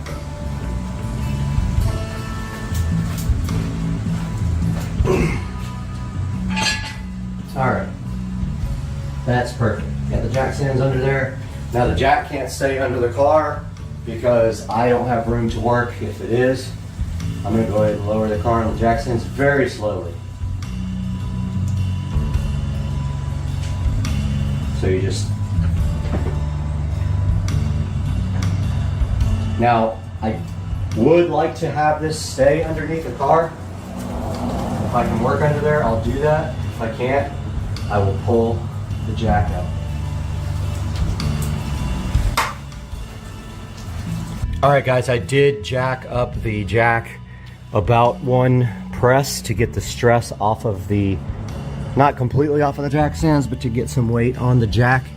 So I can show you guys this. So there's the jack mounting point. It's very clearly a circle there. And then right there, that is where you open to change the oil to get to the drain plug. So obviously the jack is in the way here. We might still be able to put the drain on top of this jack, but we are going to need a screwdriver to get that out, and I forgot to mention that in the tools.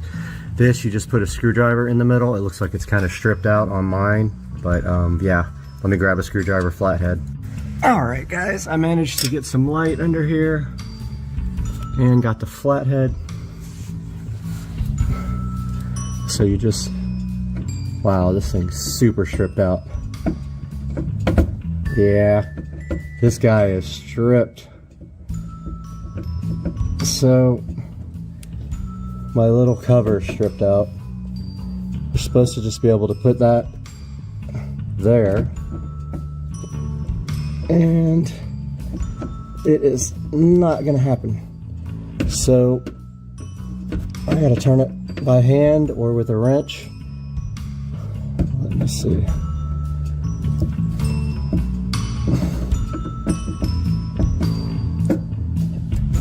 Okay, almost. All right, I'm gonna do this with 2 hands. All right, guys, you can see here the little flap just comes down, and there is the oil change. Let me get the light on this thing so you guys can see it. All right, guys, there is the 17mm bolt. So I'm gonna get out and get the tools I need. That's very hot still. The jack is right in the way, so I hope I can get the oil change tray like right here to catch the oil. I usually take the jack out, but I'm kind of nervous about doing that. I don't trust the jack stands 100%, but there is what we need to take out. I do have a 17mm deep well socket and a ratchet for this, so I'm gonna go grab it. All right, guys, here is the oil pan drain thingy, catch, whatever you want to call it, and I was hoping there wasn't a big hole there. There's not. This will catch your oil drain plug when you put it in. So what we will do is slide that dude over like this from this side. Get that under there where we can get to it. And then let's also put some towels under there in case we try to make a mess. Get our shop towels out. Have those ready on standby. We got our shop towels here. We got some regular crappy rags for this. We'll throw those under here on this side. And if we need the breaker bar, which probably that might be a good idea just to use that instead of the 17mm socket, then let's just take the breaker bar under there. Probably make my life easier. Got the breaker bar, 17. Let's get under there and do some work. All right, guys. I don't know how that shot's gonna look. It's kind of propped up somewhere because I can't get the tripod under. But I got my breaker bar, and this little trap door comes out completely, as you can see here. I don't have my oil drain pan in here yet because I'm not quite ready for that because the oil's so hot. Yeah, this barely fits in here with a deep well. You almost need a regular one, which I don't have one. Can you believe it? I don't have a 17mm regular. Okay, that came off real easy. We're good. We'll use the okay, yeah, we're really good. I'm gonna let that cool off for a little bit before we actually start draining the oil, and then I will update you guys once the engine has cooled down quite a bit, and we will go from there. But this is ready to go underneath here.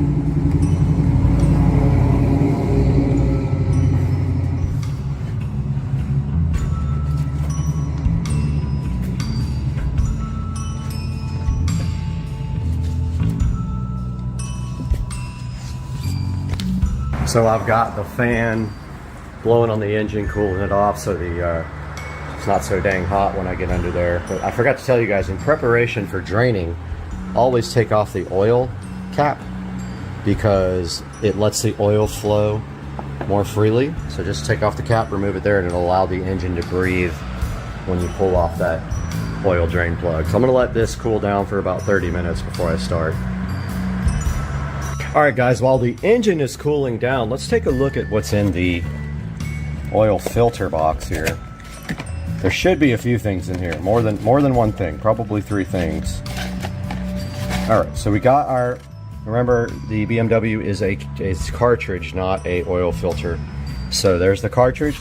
Now here's important couple things. Inside this bag here, we have a new O-ring for the oil filter housing top. We have a new crush washer for the oil drain plug. Do not forget that. And then we have a new O-ring here for the cap on the oil filter housing top.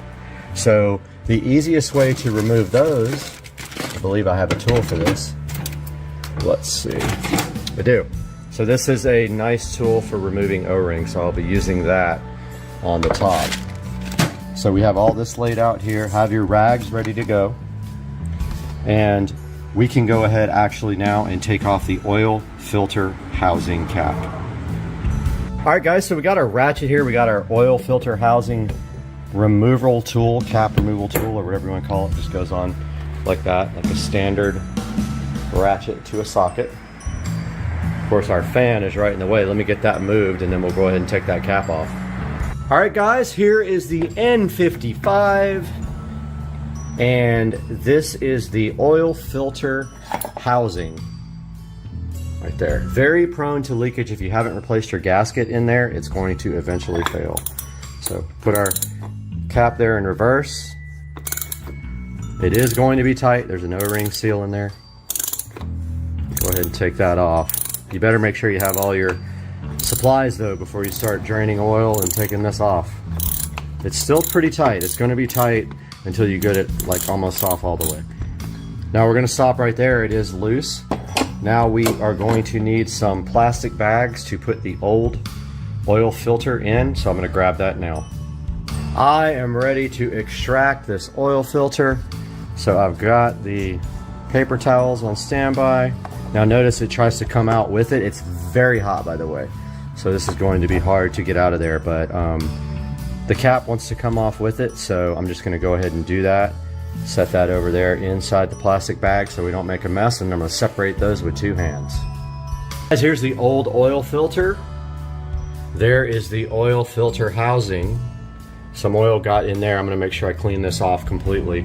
Here is the oil filter housing cap. Notice the O-ring right there, that gets replaced. And that O-ring right there gets replaced. That's why we have the O-ring removal tool. So I got some paper towels here. The next thing I am going to do is completely get all the oil out of this old, the old oil out of the oil filter housing. So I use paper towels for that. I just soak it up in the paper towels. This gets rid of all the old nasty oil. Soak it up in the towels, and if you have gloves, put some rubber gloves on. I have some over there, I just haven't put any on yet. Go straight to your bags over here. I'm going to do that now. I'll show you guys when it's all done. I got most of the oil out of the oil filter housing, all in this bag. Now we need to take the new O-rings and get them onto the oil filter housing cap.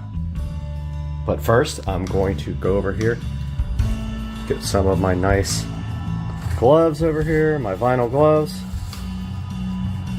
which I love using so I don't get my hands completely dirty. So let's bring this cap over to the workbench.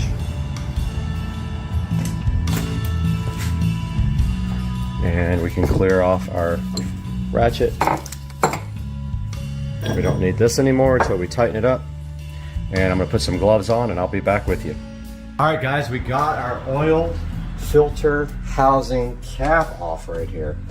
Now, this is where I told you guys that the O-ring removal tool would be handy, and it is. So we're going to take this O-ring off here, and look at me not having garbage next to me to actually throw it in. Not prepared. Here is our garbage.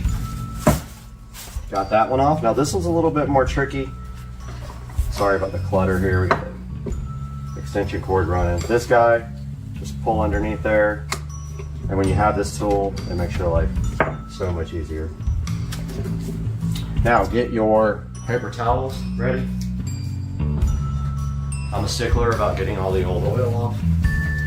which even though this oil is only about a month and a half old, that's fine. I still don't want any old oil residue.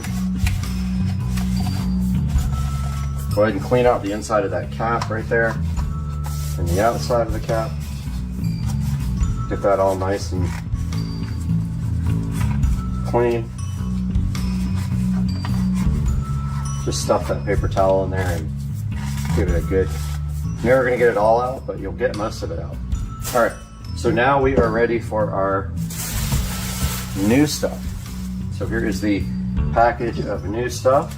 We're done with our O-ring tool. Let's open that up. Now don't forget, we haven't drained the oil yet, so we gotta save this crush washer for that part. But we do have our new O-rings. Now here's an important part of this. With your new O-rings, open your new bottle of oil, but turn it upside down first after you take the foil cap off. So I took the foil cap off, I flip this upside down, I take the cap off again. Now I have a nice cap full of oil here. I take that and I lubricate these O-rings, just like that. Now this top O-ring goes right, well, let's do the bottom one first, that's probably easier. Obviously they go back right where the old ones were. So you just like stretch them out over, and sometimes they can be a bit of a pain, but stretch them out over the cap. It falls right into the groove there. Take some oil from your cap, make sure that's nice and lubricated. That's what assures a good seal. Take your new one for the tip. Get that over there. Make sure it's nice and lubricated. And that is it for the oil filter cap. Take your oil filter, put some oil on the top and the bottom. Push that over your cap, and this thing is ready to be back installed, guys.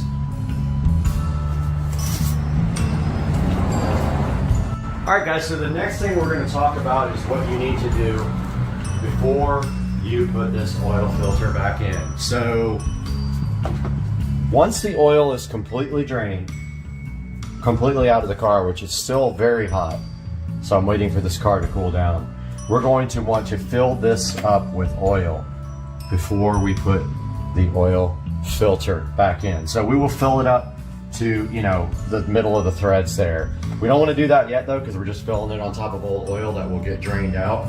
So we're waiting for the car to cool down. Once the car cools down, we will go ahead and do the next step. All right guys, so the car has been cooling off for a while. We're gonna go ahead and try to get this oil out. So let's see if we can make a total mess. I've got some towels.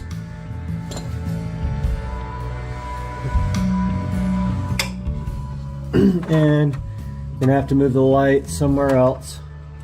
Oh, it's already dripping. Okay. Yeah, I probably shouldn't have loosened it that much, huh? Already drippage. So I'm gonna go ahead and put this towel down just in case.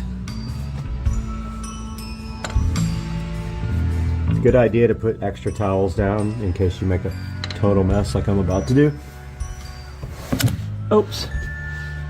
Oh, here comes Mr. Banks.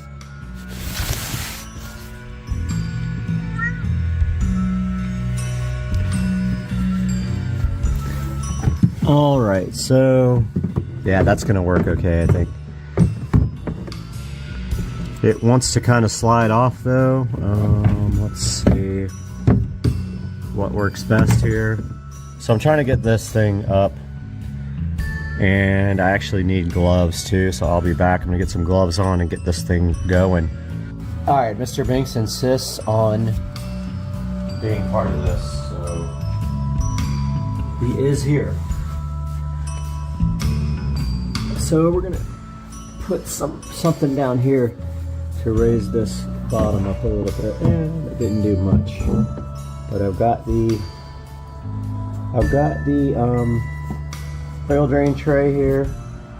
I got my gloves on. This is gonna make a mess for sure. Probably be hot too. But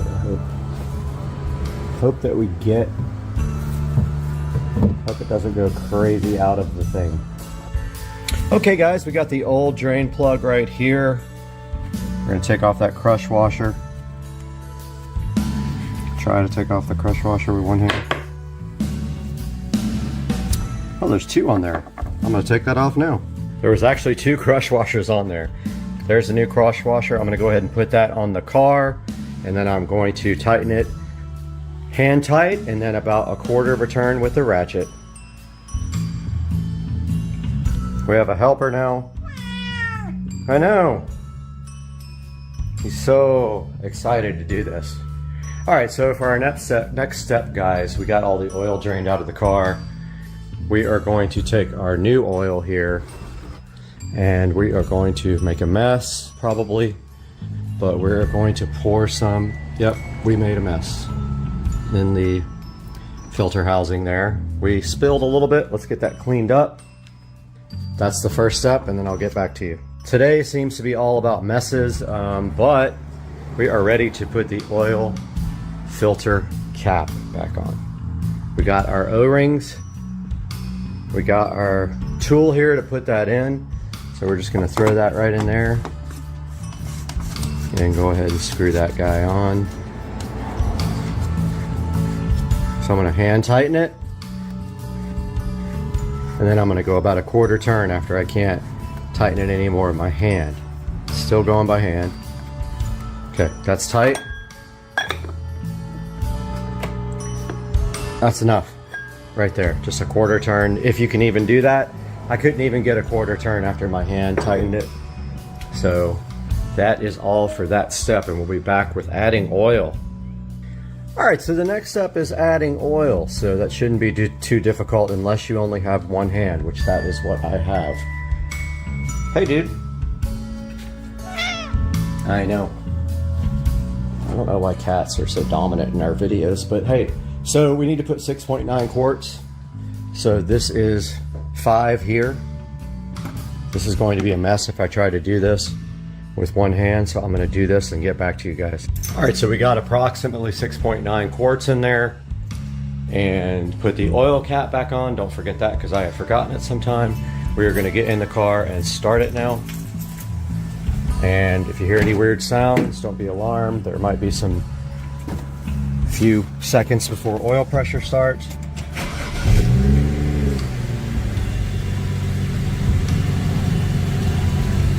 So what we're going to do now is just let it run for a second, make sure there's no leaks.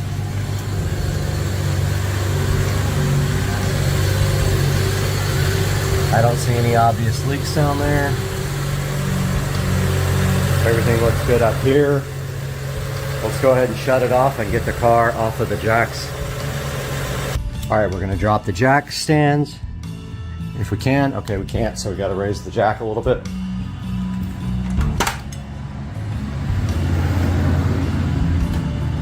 Let's go ahead and close the hood for now. All right, so now we should be able to drop the jack stands. Nope, still can't. All right, let's raise it a little bit more.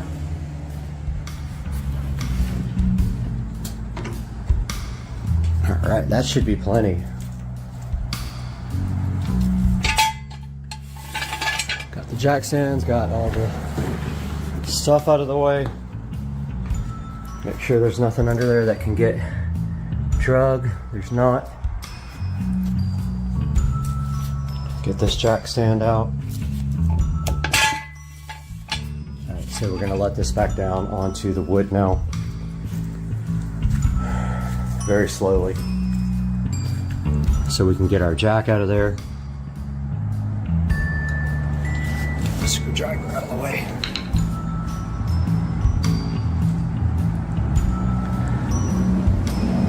All right, I need 2 hands for this. Don't see any problems right now. Oil temperature's cold, so we're gonna go ahead and start cleaning up. All right, guys. So the last step is to check your oil, but I have a different cluster than you, most likely. So I'm going to push in the stick on this aftermarket cluster, find the maintenance, hit that, go to oil level, and you notice that our oil level is good. So we have completely done the E90 oil change N55. I hope you guys enjoyed it. If you have any questions, put it in the comment section, and I'll see you guys later.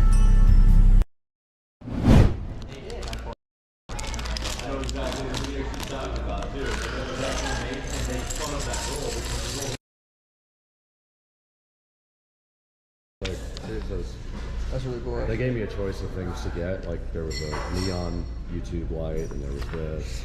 I figured this would be cool to put in the background. And Yeah, it's really cool. and stuff.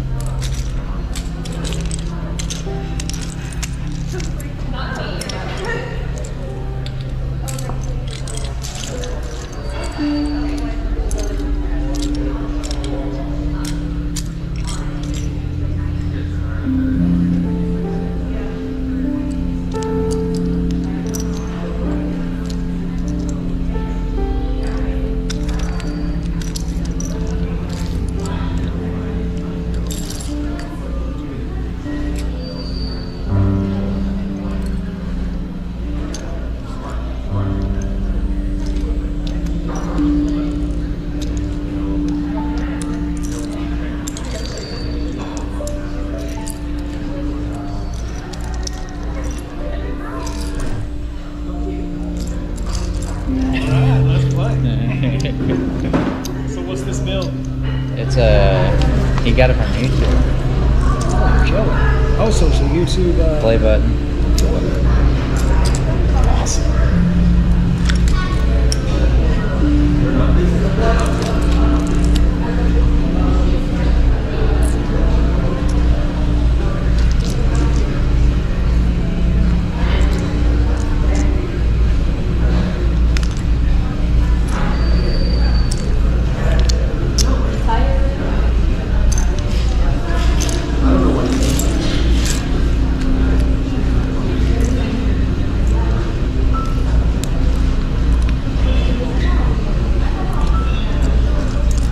Do you have any idea what system like this is?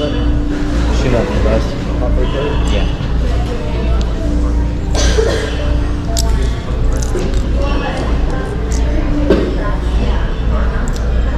Yeah, we family closed it.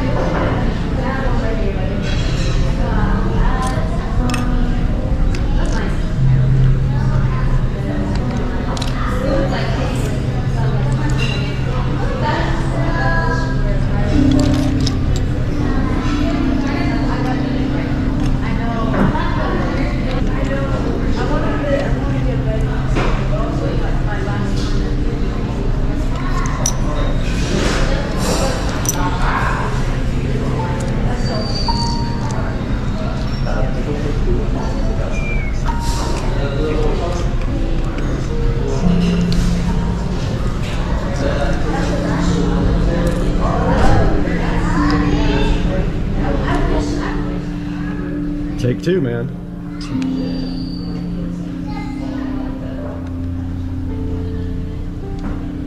That's crazy that it only lasts that long. I love how it's 3D, man. That is sick. That's sick.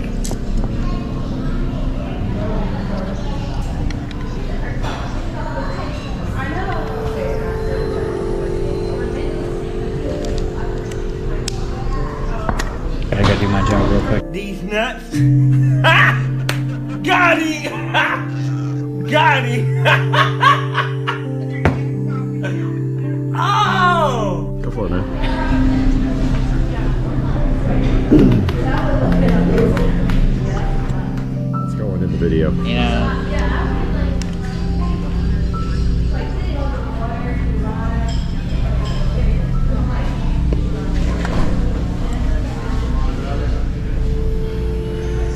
people are gonna be upset about my tattoo. About what? My tattoo. What? Upside down cross. These nuts. Ah! Who cares?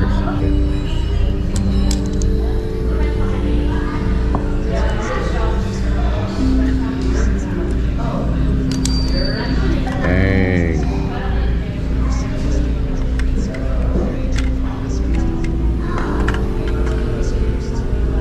That one looks crooked. Look, the corner piece looks crooked when you flip it over. Yeah, it'll straighten out. It automatically. Dude, I just thought it was twice.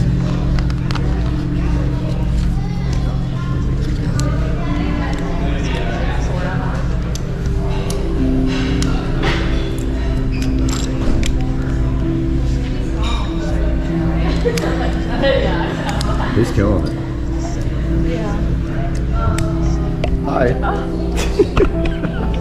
That's going in the thumbnail. It's like, that's your new leader. 1 billion views. Hi. You know, honestly, it's like, it's really enjoyable to like build off of instructions and not like from my mind. Do they usually not come with instructions? Well, Or not when do I they? build like things for the city.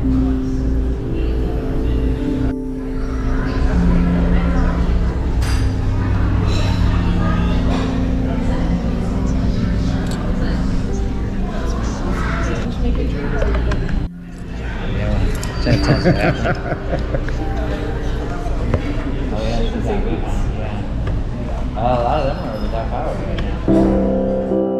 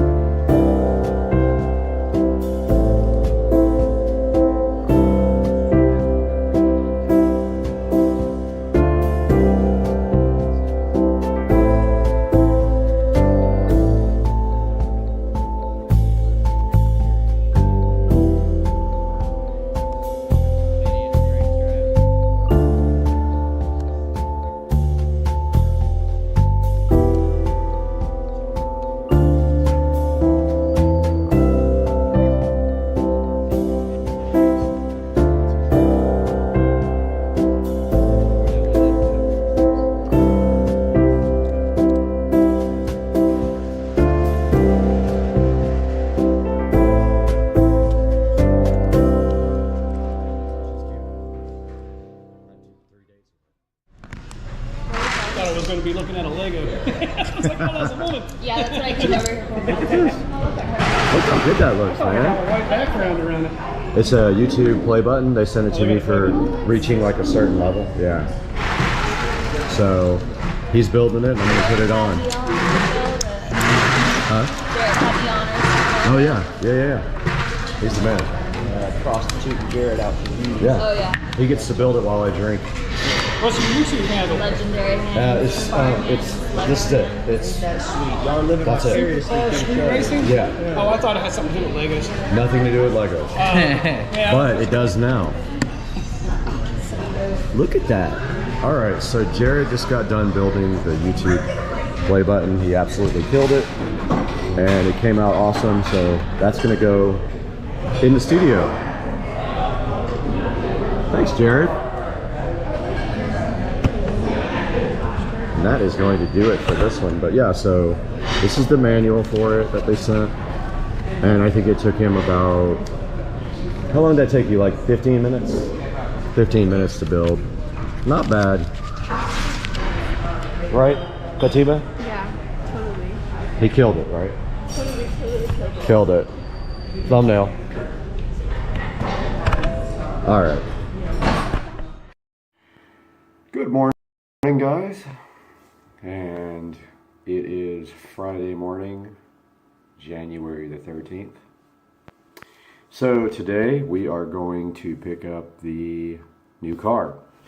So, what kind of car is this? I'm not going to tell you yet. But brand new, the vehicle cost about $200,000. It's not a new car. It's a car I've been looking at for a while. You probably have seen me before on YouTube. I'm going to upload my old videos of my Supra. I used to have a 1994, actually a 1993 and a half Super hardtop, and street raced it quite a bit. So I'll be heading out to New Jersey today. Here in the next couple of hours, I'll be getting on a plane. I'll be going to pick up the new car, and we'll do some video of that, maybe some of the travel, and when we pick up the car, some video of the new car. See you then. Guys, back in the supercar street racing, amazing kitchen, and we were lucky enough to work with a company on this guy right here, which we're going to be unboxing today. And you can't see it until after the intro, which is after the intro on Supercar Street Racing today.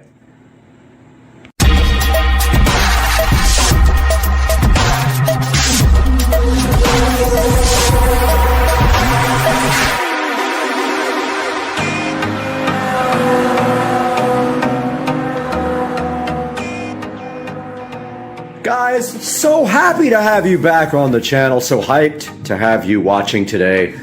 And we have this Joust set air purifier to take a look at today. I was lucky enough to work with this company, and they sent me this air purifier free of charge.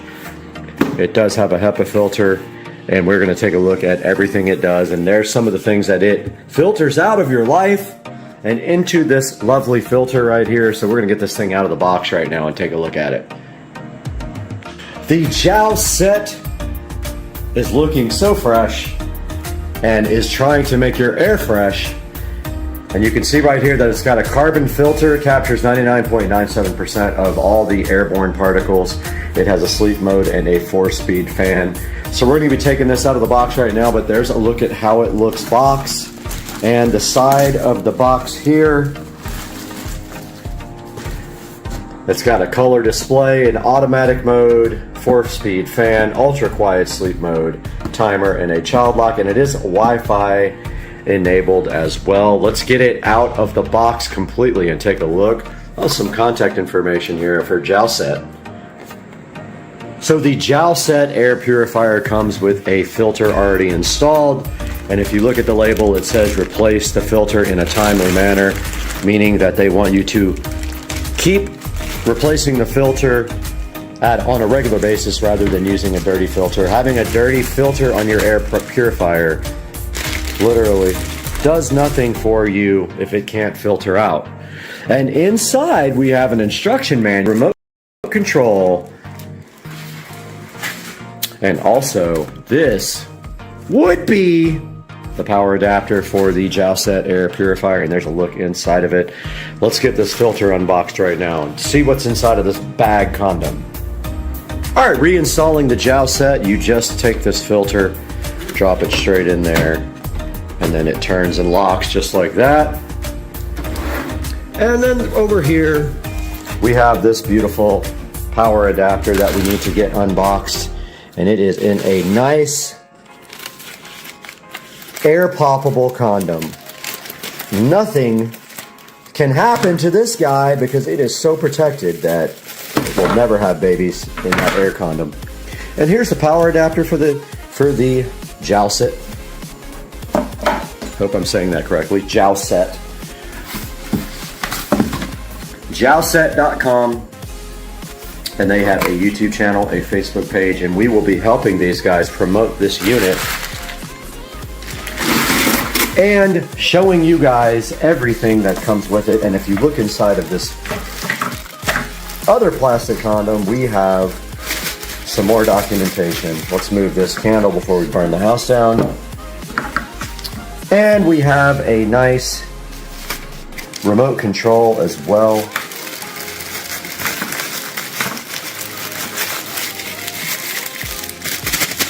That comes in this bag. However, this thing is Alexa capable. We also got this nice tag that says Opera and has the Jowset.com website, the email address, the Facebook page, the Instagram, and the YouTube. And these guys are serious about promoting their product. Now, this does not come with batteries. Maybe there are batteries in here. They do not come with batteries. Okay, no batteries, but it did come with a little instruction manual to tell you how to replace the filter, but I figured it out on my own. But there is how you do it. You turn the lock to the left, you pull it, you get the power adapter out, put the filter back in, and tighten it.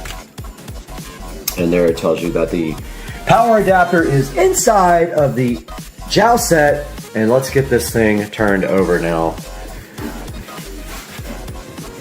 And you can see right here, right now, that the unit just turns straight over like this. And yes, the phone is going crazy, but yeah, there is the unit. There is the display. I don't know if we get some peel satisfaction. No, we don't. But on the back, there is the power adapter that we can now get this thing connected with.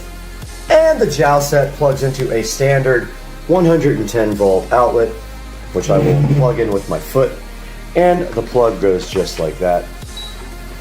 And the guy already made a noise, so let's go up front here and see what it says. Nothing yet, so at this point we need to refer to the manual because I don't know how you get this thing up and running, and I don't know how you connect it to Wi-Fi, but here is a user guide. Let's get that opened up ASAP. So this guy uses Smart Life, which is what a lot of the generic Wi-Fi devices use. And it says connect it to power. And I just need to see what device this guy uses. So I'm going to look at this a little bit more because it's supposed to be Smart Life, but let me get into this a little bit more. Guys, we are on the phone now, and you can see the app is actually called Smart Home Life, not Smart Life. So two different apps, and when we open this guy up right here, right now, it's going to be different than the regular, and I need to sign in, so I'm going to do that now. And we are back in the app, and it says confirm. It is blinking, and it is. And we need to get our Wi-Fi network here. That's Bluetooth.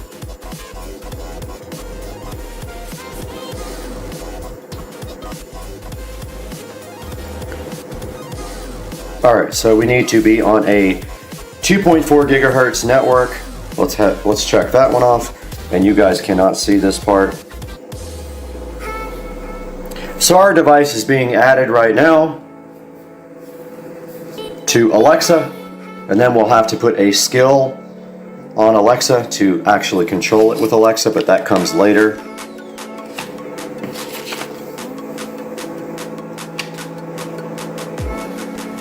And the skill is called just Smart Life, which I already have. Looks like it's adding or trying to add, but I don't see that yet. That didn't work. I clicked it and it said okay. All right, let's try it again. I'm holding down the reset button. There it goes. It's a 402, and it is blinking. Oh, I put the wrong network. It's supposed to be 2.4. I put a 5 gigahertz, that's why. It's supposed to be 2.4, that's my error. It can't connect to a 5 gigahertz, guys, so don't even try. It doesn't like that.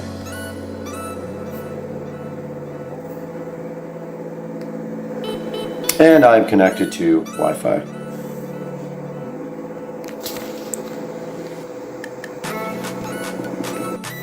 Okay, I was finally able to put the Wi-Fi in after I closed the app completely.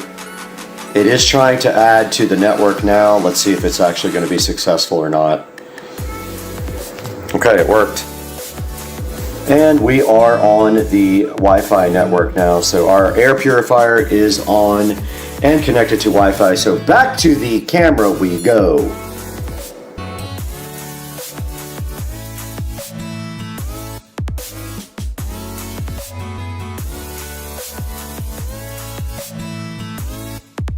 Okay, we just saw what you do in the smart home life, and we just held down this power button for 5 seconds. You can see the Wi-Fi indicator. Back on the camera, we have the Jalset air purifier connected to Wi-Fi here. And so, really the next part of this is just controlling it from Alexa if you want to. And there are voice commands listed right here on the page. So that's a look at the fan speed, the child switch, and the power for Alexa, and then the whole user manual is right here. Go over some of the areas of the air purifier that you need to understand what they are.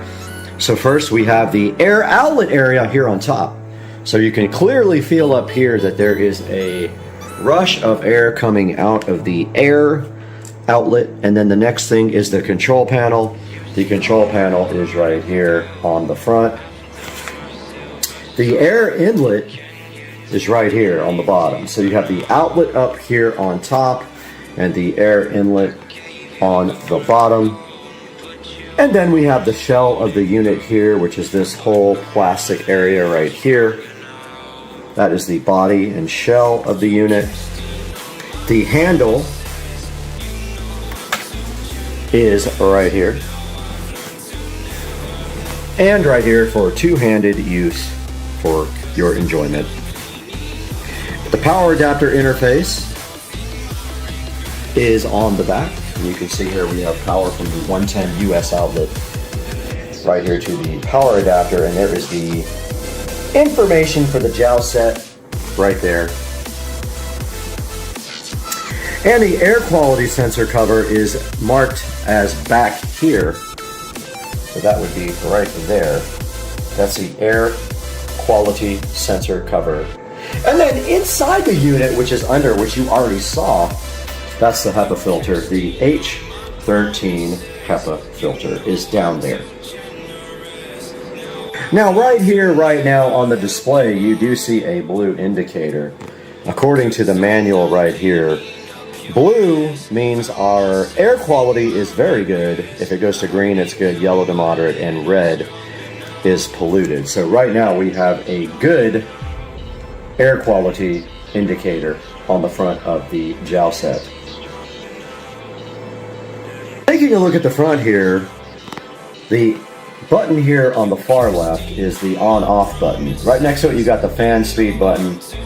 The sleep button, right there marked with a little nighttime moon with a Z. We got the filter reset button right next to that, where it says HEPA. The timer button after that, and the child lock button. And then on the display up here, where it says number, like up there on the numbers, PW2.5, that does not indicate what that is in the actual manual. 2 is the air quality indicator, which is that blue line. And in the middle, there would be a HEPA if you had to replace your filter. There's a timer over here on the right, which is not lit up right now. And down in the lower left-hand corner, there are some LEDs which are not up yet. And there is some lower right, there should be a sleep mode if you're in sleep, but that would be next to the Wi-Fi indicator there. Right in front of me is the remote for the JetSal air purifier. And if we open this right here, looks like it uses AAA, and we may or may not have AAA batteries in the Supercar Street Racing battery storage facility. But it looks like we do have a couple of AAA batteries available right here. Is it AAA or AA? Ah, it's AA? Oh, it's AAA. Okay. And batteries go straight in like this. And this other battery is being a pain, but here is one right here. And the remote goes back in just like this, guys. And here's our remote for the Joust set, all ready to have fun. And as we see on the instructions here, we have the on-off button, we have a fan speed, we have a filter reset, a timer, and a sleep mode. So let's play with this. And we see right here the first indicator came on, which means low speed. That means middle speed, and I heard a pickup in the fan. And that is high speed there on the indicator. And that is turbo mode. So it has gotten very loud, as you can hear. And now we are in auto mode, which is the mode that I prefer, and that means the unit will decide how much or how little the fan speed will be on or off. As you can see, we are in auto mode right now, but we could go into timer mode where we would press this button and we could set a time that the unit will run. And this little sleep mode thing here with the little moon and the Z's can be engaged to go into sleep mode. And then there's a child lock right there at the end that you can also use as well to keep anyone from playing with your amazing HEPA filter. And I'm still not sure what the digital display is indicating with the number, because it does not say. It does not say what that number even means, but I'm assuming it's something to do with the air quality. But we will look that up. And right here we can go to this link and we can extend our product to an extra year of warranty just by scanning this barcode right here.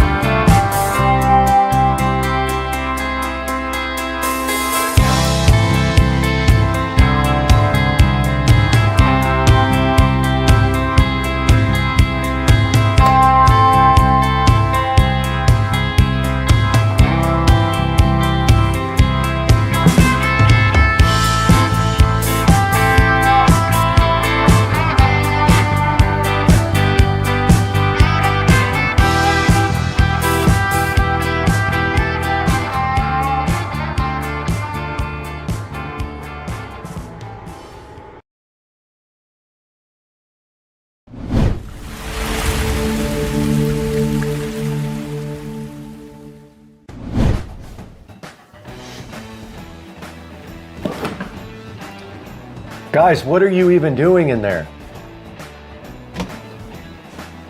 Guys, welcome to the Supercar Street Racing Kitchen. We are in here today watching Supercar Street Racing live there.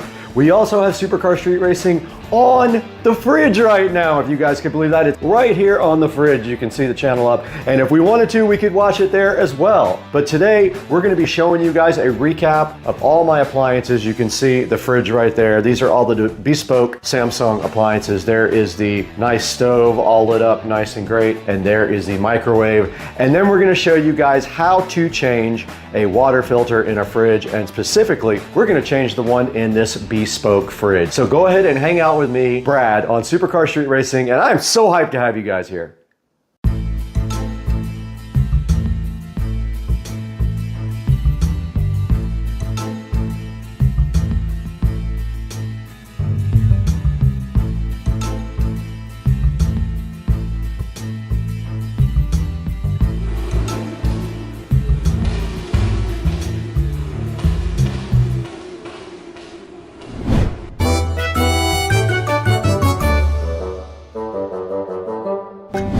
Welcome back to Supercar Street Racing. We are in the kitchen today for a special Supercar Street Racing edition where we are going to be changing this awesome Samsung water filter right now. We're also going to show you guys what smart reorders are on the smart AI-based refrigerator right here, the Samsung bespoke fridge, internet-based fridge, where we have Supercar Street Racing chilling so nicely up on the screen. This refrigerator does have the ability to order its own filters when they become low. I will show you guys that, and this one actually did get ordered by my fridge. I had nothing to do with it. It did it all by itself. You saw it go into screensaver there, but there's a good example of what the bespoke fridge can do. And on the inside, this thing is pretty cool. There's nothing in it right now because I mostly eat out, but this thing is awesome because you can set up a zone down here that is usually the freezer to be either the freezer or the fridge, and I absolutely love that. And then on this side, you can see that is where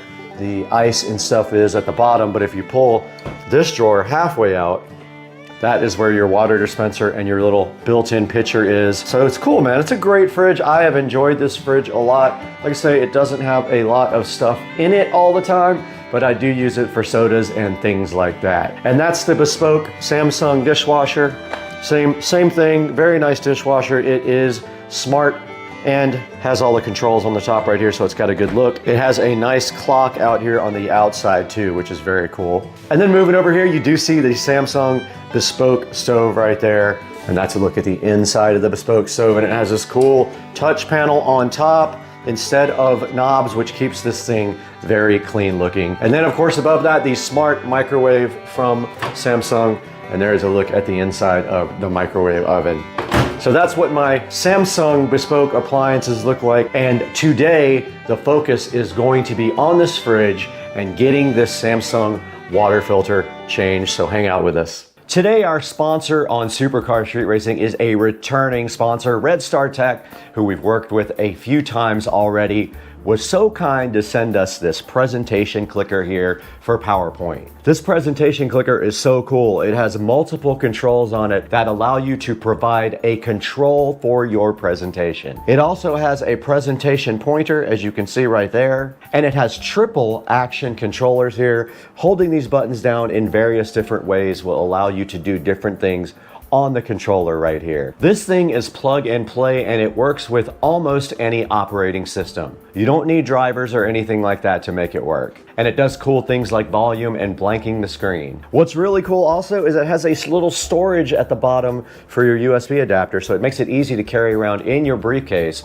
and then just pull your little USB type A out from the bottom and plug it directly into the machine you're going to be working on. Now, Red Star Tech has been a longtime sponsor of the channel now. We did some earbud reviews for them last time, and now they brought us their presentation clicker to check out. Please order it directly through the description in the video and support Supercar Street Racing and Red Star Tech with their presentation clicker. More online here from them in the Amazon link. I'll put it in the description. Thanks again, Red Star Tech.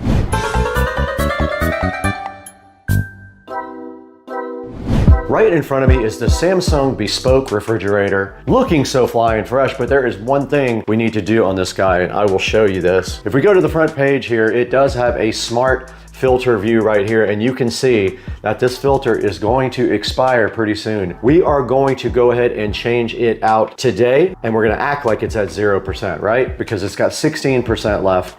And if we go to the details here, you can go ahead and see that it uses the HAF-QIN water filter. You can order it from Samsung here, or you can buy it on Amazon with smart reorders. And to replace it, there is a nice video here you can look at, or you can scan this code on the fridge and it will take you to the video, but it is pretty simple. It wants you to shut off the water supply line, but I did not do that last time, which is interesting. I did not do that. So I don't think I'm gonna do that this time and see if I flood the entire kitchen. Now there are actual instructions down here as well. And I believe the water filter is right here inside of the fridge. And basically, to change this water filter out, you raise this little thing right here, and it will not stay up on its own. So you have to hold it up while you do this with two hands. But you basically just turn this, as it says on the front here, shut the water supply line off. I'm not doing that. Turn the knob of the filter cartridge counter clockwise 90 degrees. The filter cartridge unlocks. Pull out and remove the cartridge. Let's just go ahead and pull it out and see if we flood the place. Very hard to turn, first of all, so beware. It was very difficult to turn.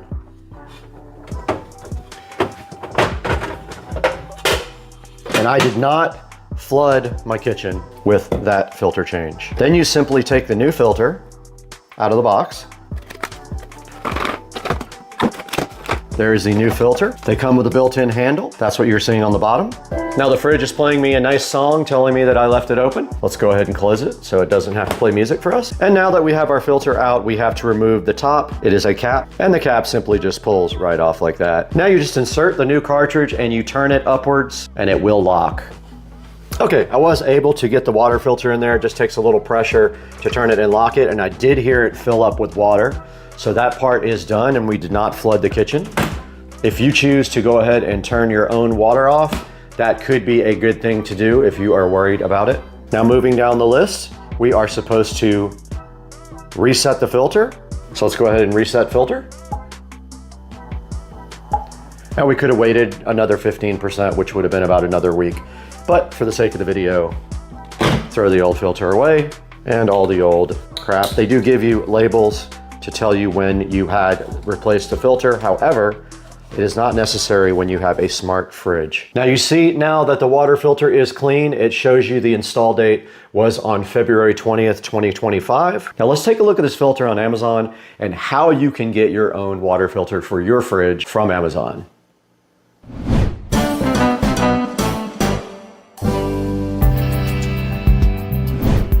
All right, we are sitting here in front of Amazon and you can see this is a genuine Samsung water filter. It has 36,489 ratings. They have sold quite a few of these. They make big money off of these filters for not much of a product. And this thing is a 6-month life filter. So this means you can expect to replace this twice a year. I have purchased it twice so far, and there's not really a whole lot to say about this. There are other filters out there that are cheaper. They make filters for this fridge that are not genuine Samsung, but I went ahead and bought the genuine Samsung. I stayed with the OEM equipment here, and you get a slight, it's a little cheaper if you buy three though, three for $108 if you want to go ahead and stock up on your Samsung genuine filter. Now let's see if there are some other alternatives out here to the half quin, which is the type of filter. And right away you can see water specialist filters, way cheaper. You can get 3 for $29. If you choose to go with an aftermarket filter, that is on you, but I personally like to stick with the Samsungs. But right there, you can apply 10% off and you can get 3 filters for 30 bucks, only $10 each compared to 30 something dollars each for the other ones. A lot cheaper, way better option there. So go ahead and pick up yours. I will put links to both down in the description so you can take your pick on whether you want genuine or non-genuine Samsung water filters.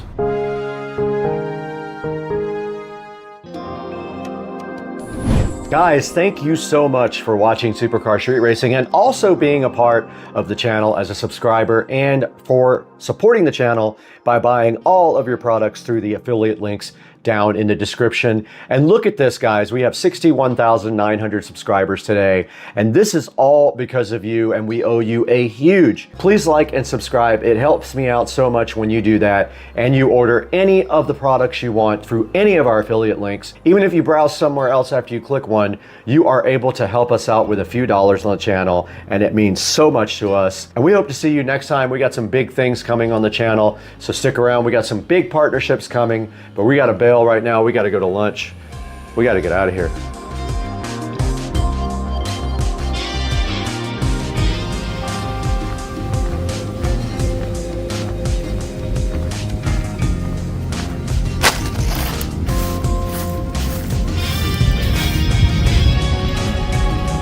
What is that dude doing? Oh, scared me. Oh, there's another one right there next to the bird. Florida life. Chilling in the grass.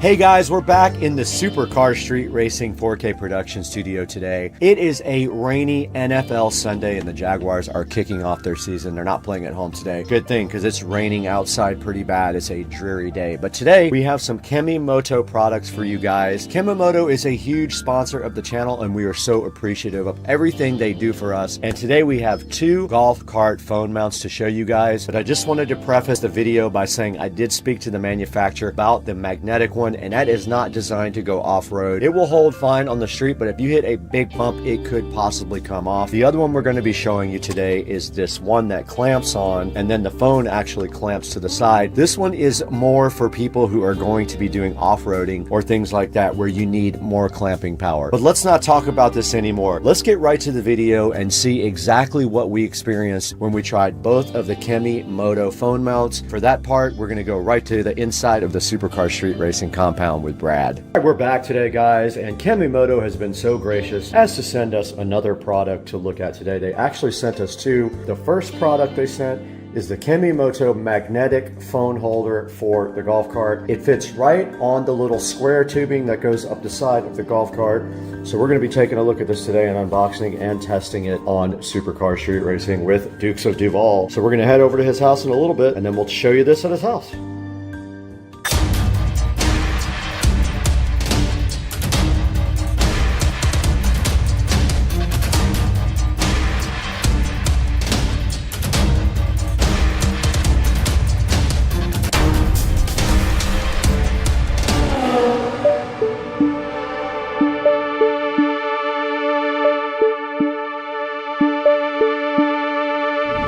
All right, we were over at Dukes of Duval's house now on Supercar Street Racing, and here is his club car precedent. I don't know what year it is. It desperately needs a detail though, so we're probably going to get into that at some point. But like I said, here's the club car precedent, and then we're going to show you now the Kemimoto mount, which is sitting right here. Now notice we did permanently mount this because he is not going to be removing it at all. Once you get this mounted on the golf cart, you see the magnets just stick right to the side there. Just like that. And then you just take your phone and you adjust this lever to the size of the actual phone. So you just screw this out like that until it's your phone size, and then your phone just does fit right between these 2 things right there, and you tighten this down. Now, a couple of things that I would improve about this. I would have these magnets be adjustable so that they could clamp down. They cannot be moved right now. They are just static. That's what I would do. I would make that more permanent because some people don't need to remove it. So generously to review this, and I have a second mount coming for my golf cart. Will be here any day now. So we'll let you guys know when we see that one, and we'll put that in this video as well. Here in front of the Kemimoto mount for the golf cart, and installation is so easy. It's got a magnet here. It's got a magnet here, and you just simply squeeze it right onto the metal part of the golf cart, this angle iron on the golf cart. It's that easy to get this thing mounted. So here we have right in front of me the Kemimoto phone mount for the golf cart. And inside of the package here, you can see that part. So it comes with the clamp part. And then this other part is actually the clamp that goes around your T-bar thing on your windshield right here. So you just basically take it and you clamp it right to any spot that you love right there. And the way this goes together is this part here comes off. So you just basically push this top part into the bottom part. It snaps right in there. And then you tighten this up to wherever you want your phone kind of be facing. Once you tighten this up, it will stop moving completely. See how it got tight there?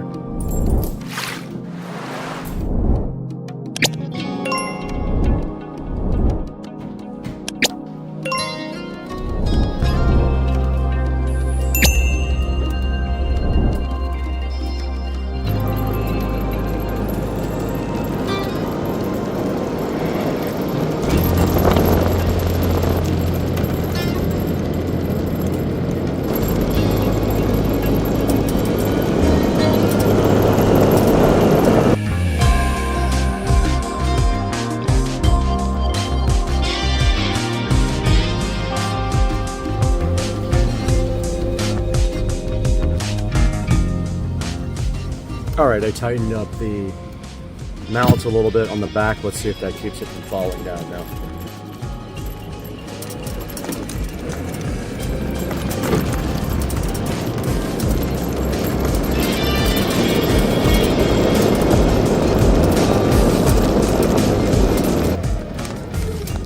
Try tightening it down a little bit more.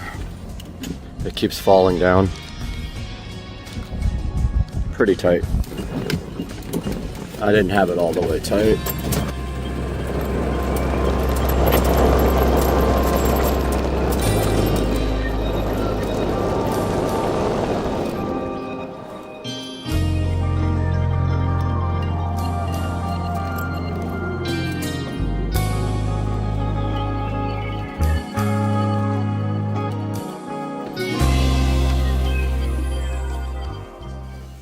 We're back in the Supercar Street Racing 4K production studio where it is raining and it is the NFL opening day for the Jaguars today, who play at 1 o'clock Eastern time. So we got to get all this done so we can watch the game. But today we have two products from Kemimoto, big sponsors of Supercar Street Racing. They send us stuff all the time.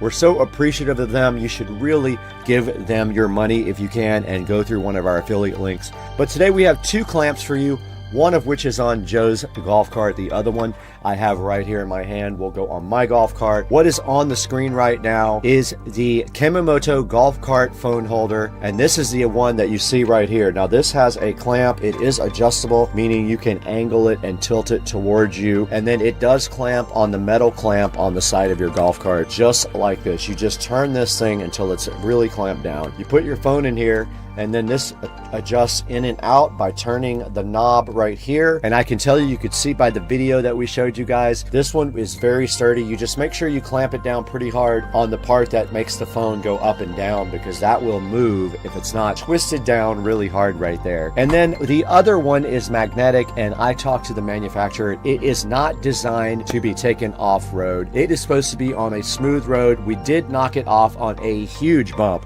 Now remember, golf carts don't really have suspension, so there's not really anything to buffer those bumps or anything. Now taking a look right here online, they don't have many reviews yet, but I want to help these guys get this product out there. This one is $19.99. It has a 5% coupon, and if you buy both of them, you get another 5% off. So it's actually a really good deal.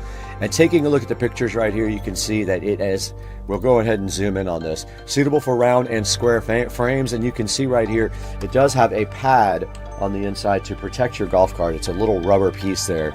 It will not scratch your golf cart, and it has a robust metal connection component. And you can see right here, it does have a dual ball joint and thick arm. You can see that right here on the actual mount. And then right here, it's showing you the compatibility. So that is how much it can clamp in and out by running this clamp like that. And then right here, it is a no drill installation. You do not have to ruin your golf cart to go ahead and install the Kimimoto on your cart. And then here it actually will work in a variety of applications. You can use it on a boat, in a golf cart, in a truck, a UTV, or also indoor, because it does just clamp to anything round or square, as you can see right here in the mount itself. And then the other one that we took a look at that Joe has is the magnetic golf cart phone holder. It does have a 4-star review. It is 5% off if you buy both of them or any of the other compatible products on their sale going on right now. And checking it out, you can see right here, it shows you the actual magnet, how that mounts onto the golf cart frame. It says it has 16 kilogram weight capacity. It's got 2 magnets on it. It's got a 360-degree rotation on the ball there, so you can move your phone around as well. You can see right here, it shows you the maximum and the minimum phone sizes. It can go 3.5 inches out and 2.5 inches all the way in. And it says it has a trapezoid shaped mount with a rubber cushion for mounting. And right here, it can be adapted to a square bracket. The magnets can, they are actually on an angle. So when it goes around your golf cart mount thing, it is right up against it. And it does hold pretty good unless you hit a huge bump. Right here, you can see that it has a extension handle that's easy to install. It is made of metal, so it is very durable. It has 2 magnets with a 32 kilogram capacity and a 360-degree ball mount. Only has 1 review. We're trying to get the word out there for Kimimoto, so go ahead and pick up whichever one would suit your needs best. Thank you for liking and subscribing. Make sure you buy all your products from Amazon through the links in the description. Anything you want, doesn't have to be this. Click through one of my links. If you buy something else, I get a slight credit. Please like and subscribe to Supercar Street Racing. Check out the Supercar Street Racing live video jukebox running 24 hours a day, shuffling all the Supercar Street Racing videos. And we got to get out of here. Today's NFL opening day for the Jaguars. We got to go check them out. Let's support our team. Go Jags. I'm out of here.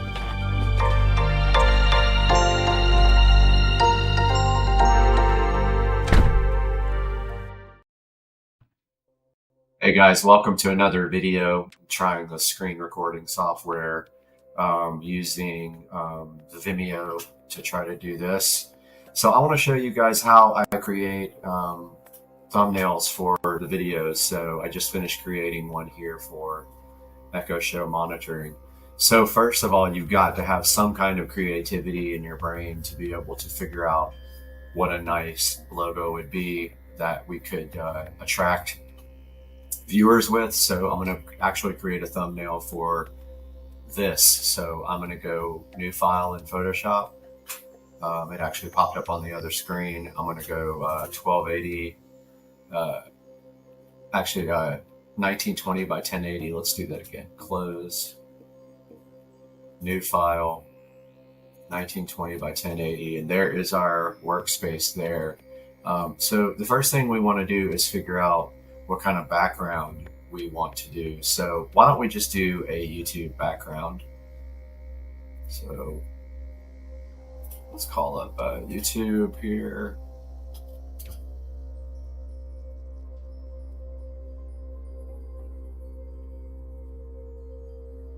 And let's go to my channel. There's my channel. Let's get a screenshot. So I use Snagit to do screenshots. So I'm just going to grab a screenshot here. Go to my channel and copy that into the Snagit editor. So it's now copied into the editor. I'm going to copy all of that into the buffer. Go back to Photoshop here. Also got another video rendering in the other screen. We're in Photoshop now, so I'm going to paste that.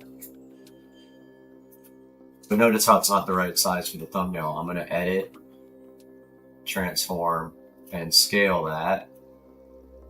Just scale it up a little bit and center it here. If I would have captured the whole screen, it would have been exactly the right size. But you got to remember that these screens also overscan, so you're going to miss out on the edges if you take everything all the way to the edge here. So you always want to either use safe title so you know, or just shrink everything down a slight bit. Let's see if I can get my camera back up here. Let's see. Trying to figure out how to do that now. Let's see. All right, well, I messed all that up, so it stopped the recording, but I'm going to start again from there. I guess I can't show the camera at the same time as the Photoshop. So I have my Supercar Street Racing page here. Now, one thing you got to remember is that your fonts are going to need to show up on top of this, and this is really busy. So I am actually going to, first of all, merge this down. So this is just not a layer. So I'm going to layer, merge down. So now this is just one layer you can see right here. Now I'm going to image, let's see, adjustments, brightness contrast. I'm going to wash this out with the brightness contrast tool. So I'm going to bring the brightness down in the contrast. Actually, that's not what I want to do at all. Let's see. Forgot how I used to do this. Maybe I can do it with levels.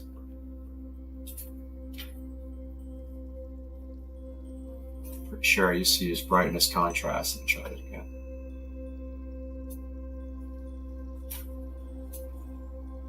That doesn't work that well with this. Doesn't work great with a web page. It works better with a an actual picture. So I'm going to undo merge down, and then I'm just going to go back into this layer style here, which popped up on the other screen, and I'm going to do it this way.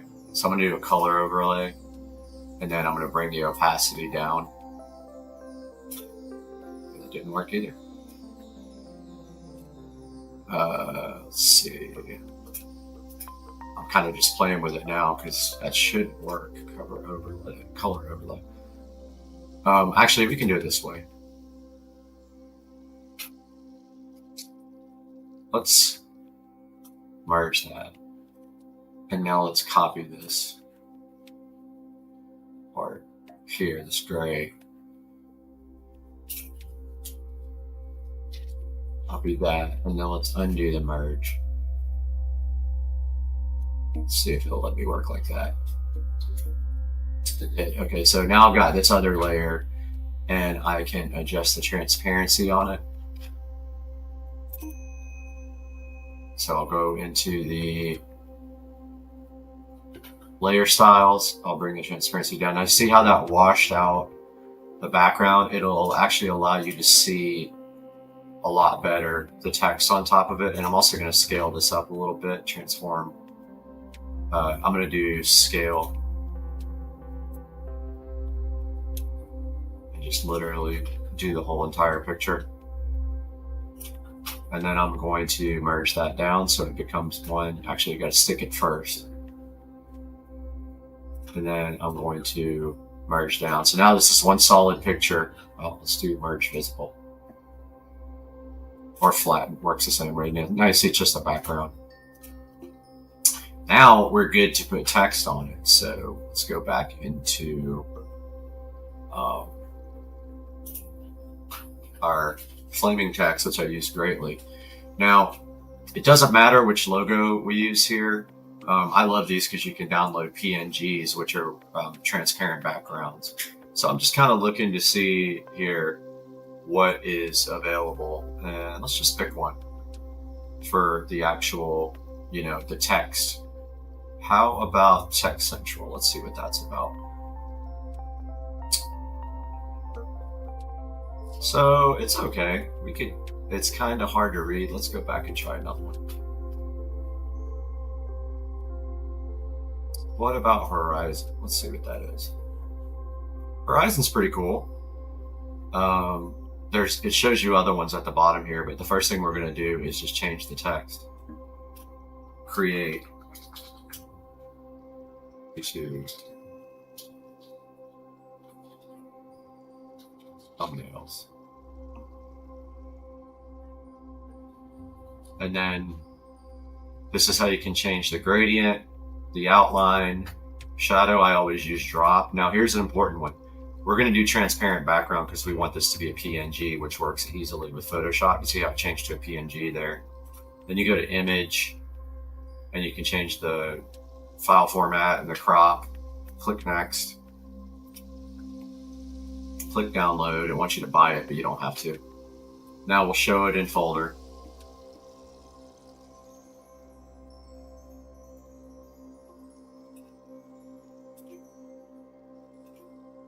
Okay, so it is right there in the folder. I'm going to slide this over for a minute and bring Photoshop back up. All right, so I'm going to slide this back over to Photoshop here, this downloaded logo. Notice how it comes up with a kind of a wireframe. If you hit enter, notice how we have our logo now. Now if we go to edit, free transform, we can just pull this around and do whatever we want to with it. And you see how it's easier to read now. And remember, don't go edge to edge because of safe titles. They'll be out of the viewing area of the thumbnail. Now, when we're ready to place this, we can just hit enter. And then we probably want some more text up here. Let's go for a YouTube logo. That's always fun. So let's search for one. Now, when we search for logos, it's easiest to search for YouTube for a PNG logo. So let's say YouTube logo PNG. And then you have to actually find one. So click images. We need an actual PNG. So if we visit this page, let's see if we can actually download this. Some sites want you to pay. If you find those, just go somewhere else. So it wants us to close an ad in order to do this. And then it wants us to captcha. And it downloaded. Okay, so let's see if it's in my download folder over here.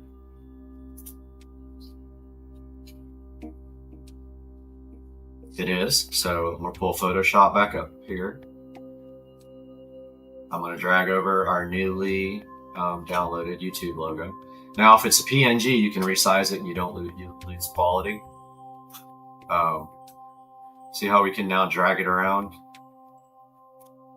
And notice how it doesn't have drop shadow or anything. If we double click the layer over here,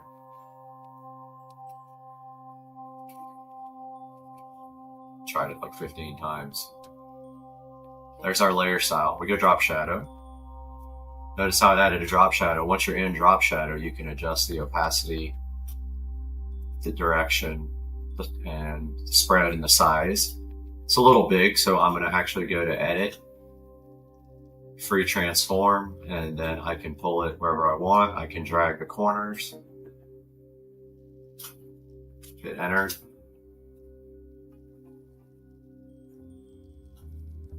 I'm going to put it about right there, and I'm going to do one more font. Let's go back to our flaming text here.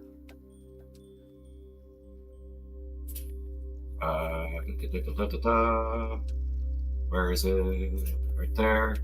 Go to choose logo. Let's see what Web 2.0 is. Nothing I see there I like. Let's go back to the flaming text site at the beginning. Go to the bottom.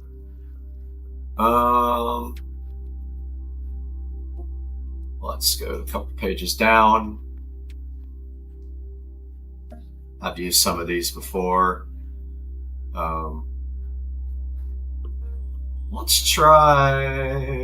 Let's go one more page. Oh, it's a Google copy. Let's use that one. How about this? So again, we just change the text. Go to shadow, make sure drop shadow's on, background transparent. Next. And download. Now it is on the folder in the other screen. So I'm just waiting for that to finish. I'm rendering at the same time, so that's causing some slowdown. Okay, so I have that logo, so I'm going to go back to our Photoshop, drag that in, put it about right there. I'm going to rotate it. Hit enter. And there you go. There is our thumbnail for this video. We're going to go ahead and save it.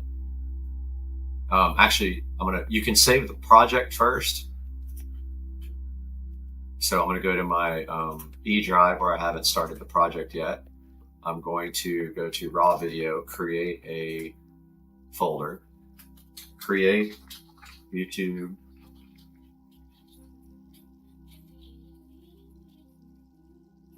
thumbnail. It's easy. We can actually save the PSD file so we can come back and edit that. Once we merge it into a JPEG, we can't do that anymore. YouTube thumbs. So to save the project, now I'm going to save it as a JPEG so that we can upload it to YouTube. So I'm going to merge it. Actually, what it's doing there, it's still saving, I guess. I'm going to flatten the image so now there's no more layers. Now I'm going to save as. I'm going to save that into the same folder, but this time I'm going to drop this down and go to JPEG, hit save. It pulls up a box that says what quality. We're going to do maximum quality, and there. So that's it, my friends. That is how you do thumbnails for YouTube. I hope you enjoyed. I'll have some more tutorials about Premiere and things like that coming out, but it's been Supercar Street Racing. Hope you liked this video.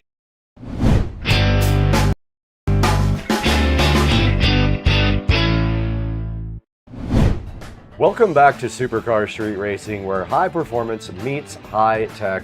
And today we're stepping off the track right into the studio to unbox the OSBot Tiny 2 Lite webcam. OSBot did reach out to see if we wanted to take a look at this, and of course we do. This little AI powered camera promises you guys razor sharp 4K video and smooth audio tracking, which is perfect for live streams, meetings, or sharing your latest build like I do. Now let's crack this thing open today, see what's inside, and find out if the Tiny 2 Lite earns a spot in the Supercar Street Racing bag.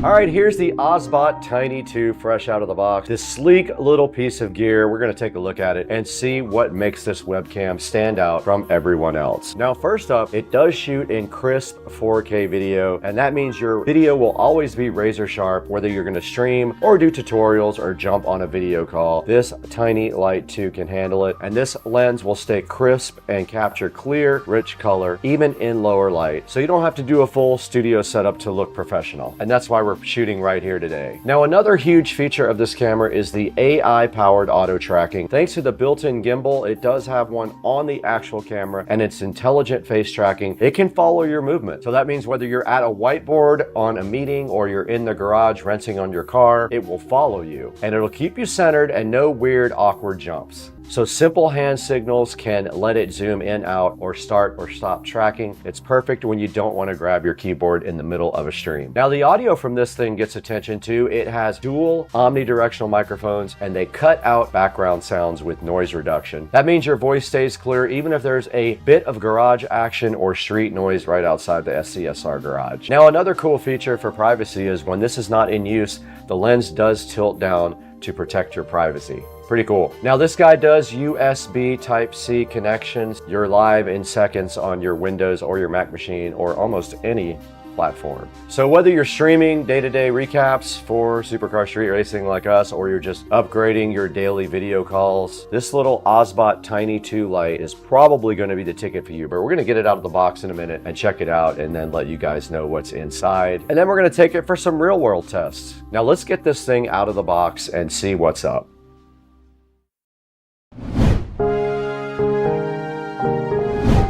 All right, the Osbot Tiny 2 Lite is directly in front of me right here. We're gonna get this thing out of the box real quick and see what's inside. Now, the first thing that's really cool is the packaging is very nice on it. Esports World Cup broadcast, very cool. There's not much else on the box itself, just a little bit of data on the front and a picture of the webcam. And then inside of the box, there is another box, and it does say on the back what actually comes with it. We're gonna be replacing this camera with the Osbot. Now, the package is just closed with a little plastic thing right there. I went ahead and opened that up so we could get it out. The lid flips off here, and inside it looks very washed out. Now, inside the original box, there's another box, and it just shows you what kind of accessories does come with the Osbot Lite 2. It did come with this packaging here, so this is just a user manual. Now, interestingly, the Osbot is right here. So here's a good look at the front of the camera right there. Very small, very cool. Let's check out what else is in the box now. There is a box inside of a box. It is a USB Type A to USB Type C adapter, and also a long cable for this guy right here. So that's perfect. So yeah, they give you this cool little adapter. All you have to do is plug this directly in. Now, the whole point of this video is shooting on the older, I think that's an eMeet webcam. I'm not 100% sure, but I wanted to compare that to the Osbot. So here is there is nothing else inside. So the mounting for this is a tripod mount. It looks like it has a standard tripod mount right here at the bottom. You can see the screw, female screw hole there, I think. It also can mount to your monitor. Look, it has a little tab right there to go ahead and mount to the monitor. And the USB Type-C cable does connect in the very back of the webcam right here. You just pop it in like that. All right, we got the Osbot directly plugged in right up here, and it flashed blue for a few seconds and then turned green. Now, there's a place here on the Osbot website to download software. Let's switch over to our web browser here and take a look. There it is. Here's the Osbot Center for Windows. Let's go ahead and download that. And I'm going to go ahead and say landscape mode for the Osbot. This is the Osbot Center. Let's go ahead and close everything else. AI gameplay is a little control panel that comes with it. It is awake now, so what we need to do now is add this to our live stream, and we'll let you guys know when we have that all set up.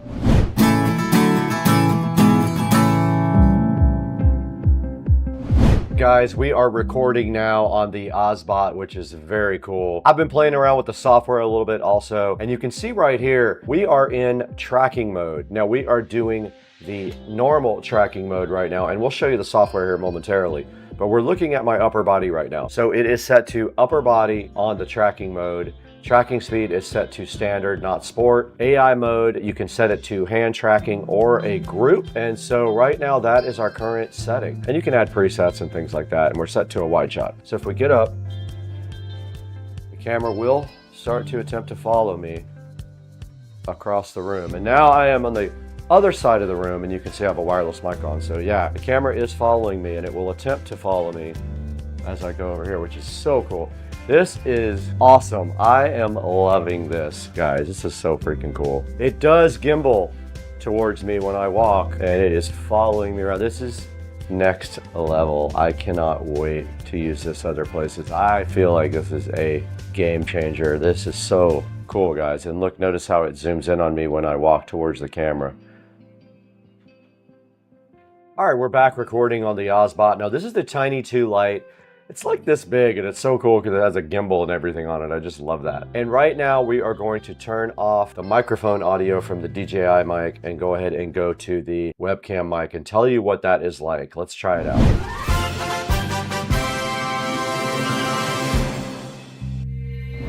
All right, we are recording now on the Osbot mic. Now, it has two omnidirectional microphones for you. So I want to see what this is like when I get up and walk around, and if it tracks me, which it is doing. All right, I'm kind of far from the Osbot now, but I can see the level meters moving, meaning they are tracking me and looking at my audio. And my audio level's pretty good. I will not edit the audio whatsoever. I'm going to put it raw directly on the track, so you guys know what the Osbot Tiny 2 Lite audio quality is like without any AI interruption or anything like that. That whole clip will go in now.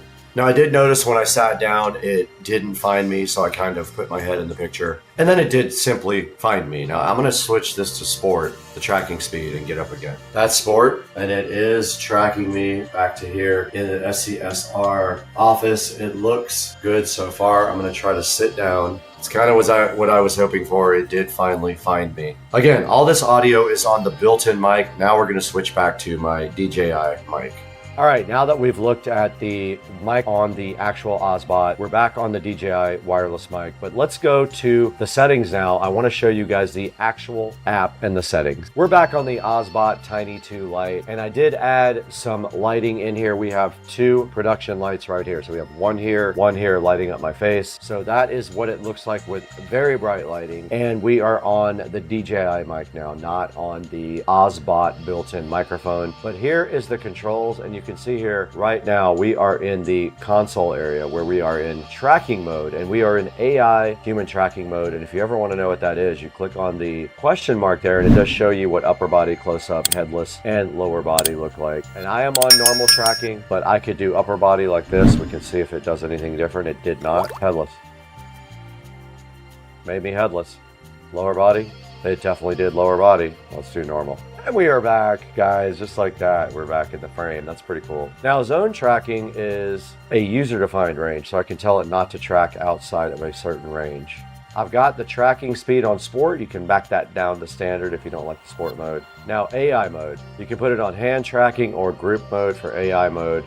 And then there are presets you can add, and I just added a preset, and you can actually update the initial state so it comes up like this, which I think I like that. Let's do that. So that is the initial state. And then when you scroll down below that, you've got your gimbal control. If you drag the joystick, you can manually gimbal it. Let's go back to normal tracking. And then you have your preset modes: wide, medium, narrow. That would be narrow. That would be medium. That would be wide. You have recording options. Also, you can actually record your streams. And there's more output options here. So you can see the output options here when you are trying to record. Now these are AI beauty shots, and then it shows you how to use them. You have to have the virtual camera enabled to use that with external software. And then we can go to retouch, and I have myself on retouch now for a man, and I can adjust my face, body, and my makeup. You could actually change your face shape, length, V-shape, hairline. You could do all kinds of crazy stuff with this thing. I've got dreamlike makeup on now. Just blur the background. Kind of cool when you want to do something that the background is blurred, and it is tracking me right now and my hands. And you can also do gesture controls for gameplay stuff. So you can tell it to, it'll zoom in if it sees your fingers do a certain thing. Zoom to 2x is you point up like this. There it goes. Dynamic zoom is this. I'm zooming the camera out with just my hands. And I turn that off, and we are back in the normal position. All right, we're back full screen now to show you some of the beauty stuff. Now, we can do picture quality priority or smoothness priority. Let's do picture quality. Now we're retouched. This is AI me with the Ozbot. Fire, dog. Fire, dog.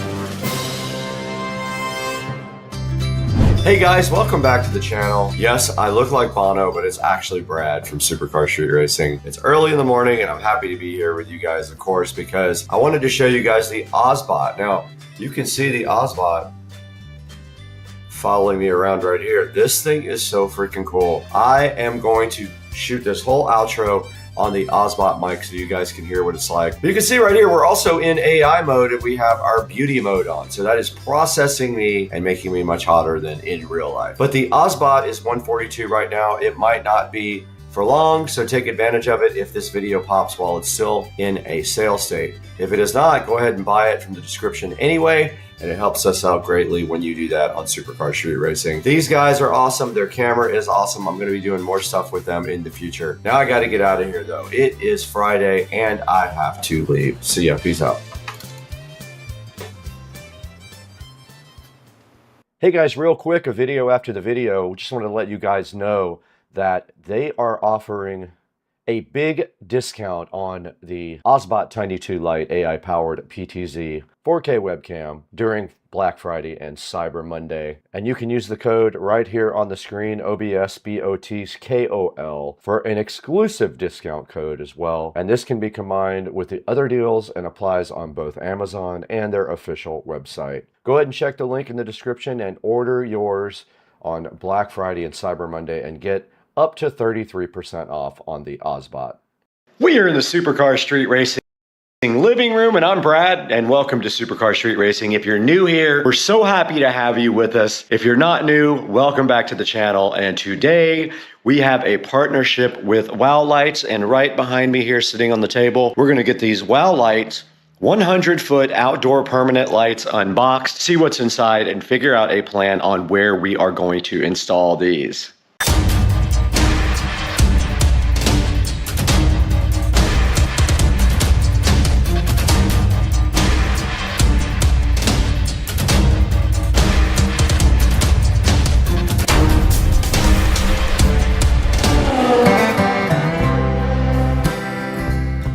Right here in front of me, so graceful and fly looking, is the Wow Light C5103-A. This is a 100-foot permanent outdoor light kit similar to the other one that we had. And we're gonna get this opened right now and see what's inside. Ever so graciously provided to us from Wow Lights, we have the Wow Lights installation package right here. You have one thing of bulbs and wire right there. And then right next to it, we have another thing of bulbs and wire. Inside of the box, that was inside of the box for the Wow Lights. It looks like we have here a remote control. We have some clips to hold the wires in, similar to the other kit we put in. Some more clips to hold the wire in. We have what appears to be a controller, a power supply and plug. Remember, this uses 110 volt standard power. And then we have a user manual right here. Okay, we do have the Wow Lights powered on now, and I just wanted to give you guys a brief tutorial. Now, the power supply is first in the chain here, then the LED controller hooks up to the power supply, and then the Wow Lights go on the chain just like that, and they just connect one to each other with these handy little quick connect things. And now when you are ready to actually get these lights paired to the app, it does use Smart Life, and I will get that opened up and see if I can figure it out real quick and get back to you guys. Okay, we are in Smart Life right now, and as soon as we opened it up, Bluetooth was able to connect to the lights, and it was wanting us to add. And now it is pairing the device to a 2.4 gigahertz network, and it has a little clock spinning up here that it is adding the device right now. Now the lights all did stop flashing. The flashing means they were in pairing mode, and they just automatically connected to the smart home as well.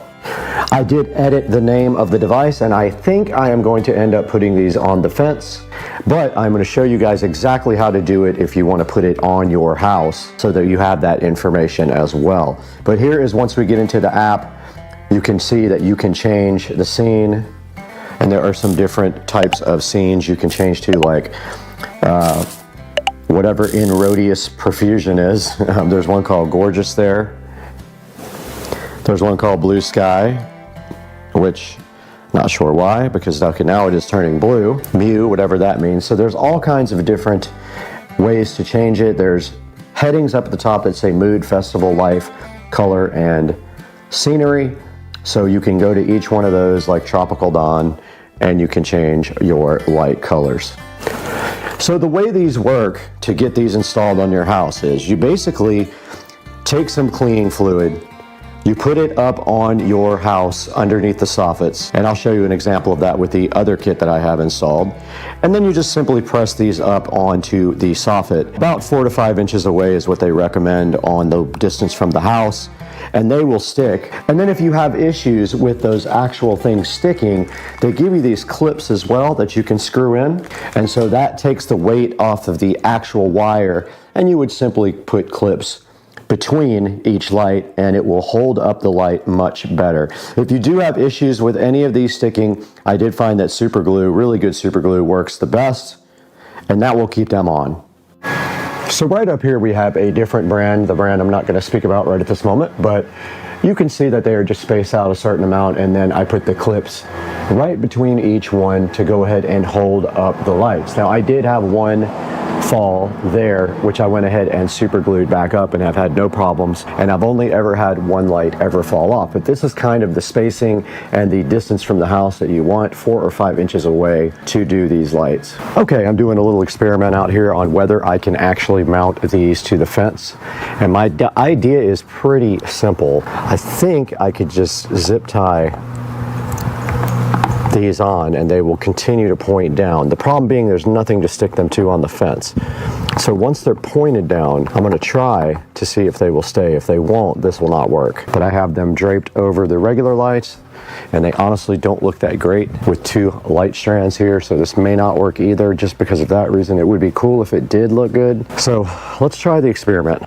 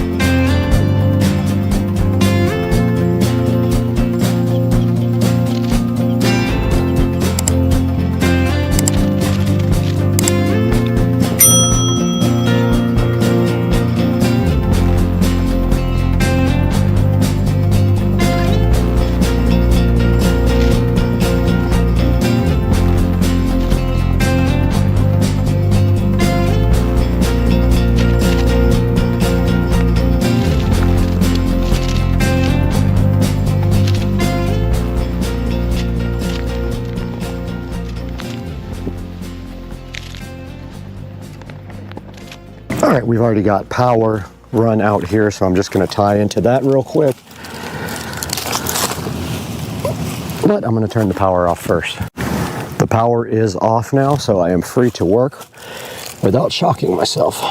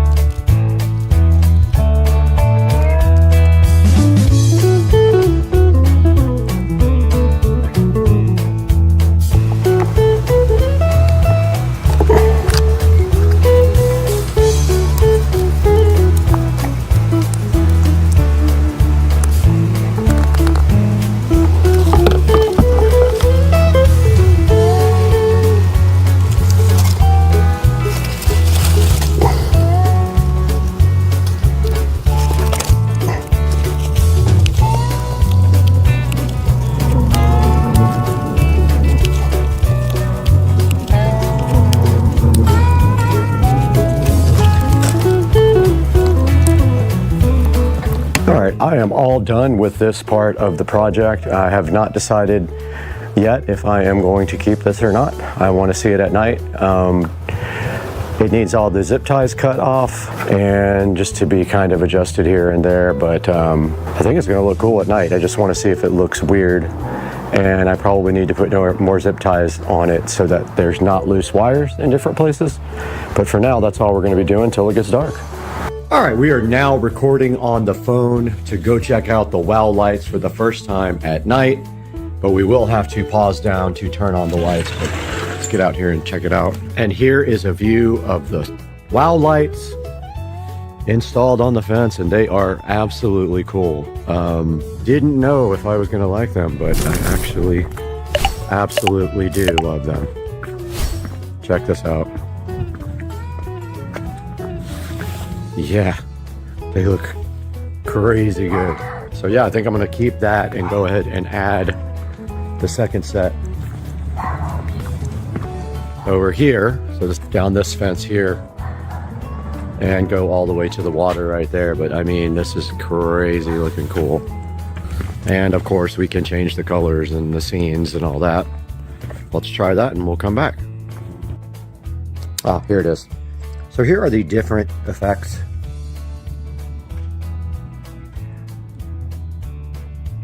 Pretty cool. And you can go ahead and dim and raise it. We can go back to scene. Here is one called Mew and one called Mediterranean. As far as I know, when you go back to dimmer, it's just a straight color. Here's Sunflower.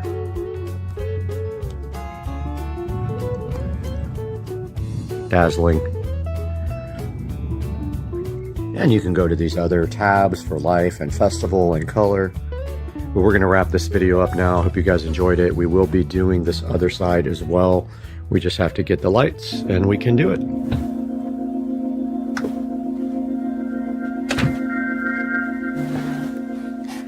We are out here in the 4K production studio once again, taking a look at WOW Light. Now, the company WOW Light was gracious enough to send us these outdoor lights. It is a 100-foot set of outdoor lights similar to other brands. However, this one actually uses Smart Life for its app, unlike some of the other devices that use their own custom-made app. And you can see right here on the screen, we have the 50-foot version right there and the 100-foot version right here. The 100-foot version is $263 with a $60 coupon added to it to get yourself a little discount. And I can tell you this, the way these work. So the way that you put them up, and we just went over that in the video, is they have 3M tape on the back. You just take that and you peel it off and you stick it right up to your soffits. Ideally, you want to be about 3 to 4 inches away from the house for maximum effect. Some people aren't able to do that, like I wasn't able to do that with my set, but you might be able to. Now, I took mine to a different level by putting it on my fence. I just thought it would be cool. Now, it is expensive.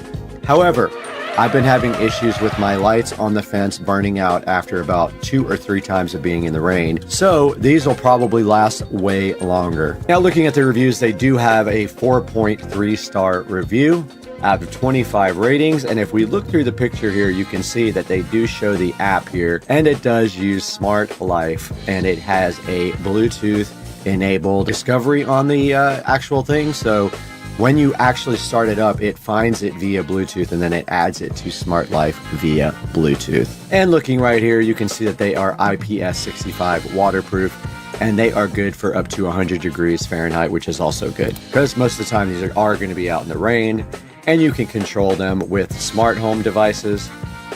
You can do a bunch of different lighting effects. There's some funny ones in there that I don't even understand because they don't make sense, but they do look cool. Now we have to get one more set to put in the other side of the yard on the other fence, and then we should be good to go. And it says right here holiday decoration, but you can actually use them all year round, like I'm going to do in the backyard. I'm going to have both fences with the lights on it, and so we will be able to control them like that. And like I said, it is $263, which is much cheaper than some of the other ones that have the same effects and the same amount of lights. So there is a coupon. Make sure you use that, and make sure when you buy anything from Amazon, not just this, anything, you can click on any of my links in the description and buy anything you want. And on my affiliate program, it does give me a couple of dollars because the channel loses a ton of money. So this will help me greatly if you do it. And now we gotta leave because we have 1 million LED lights to replace in the backyard.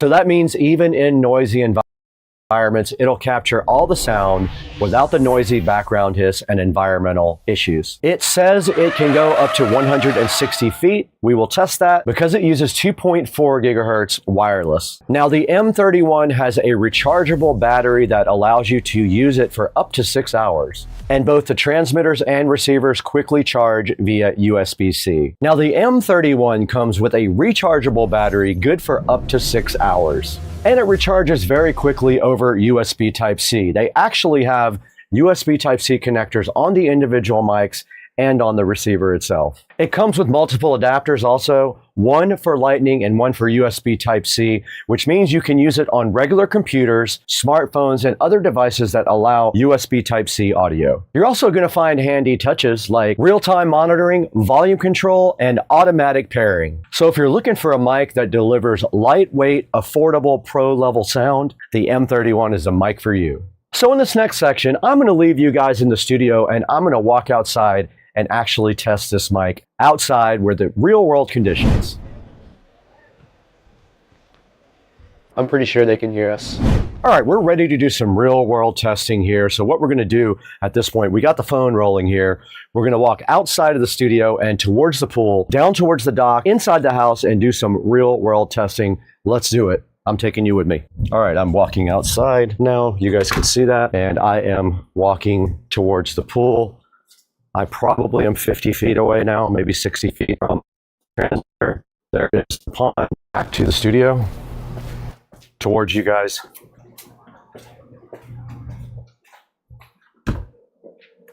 And we're back in Studio A now. So we did test the real world conditions. We'll know when we look at the footage how that sounded and if we actually made it all the way with no dropouts at all. Now that you've heard the real world performance both in my studio where we have pro sound deadening and outside where we have none, let's go ahead and throw it into Studio B and see how you can get your own Windbridge M31 lavalier wireless microphone.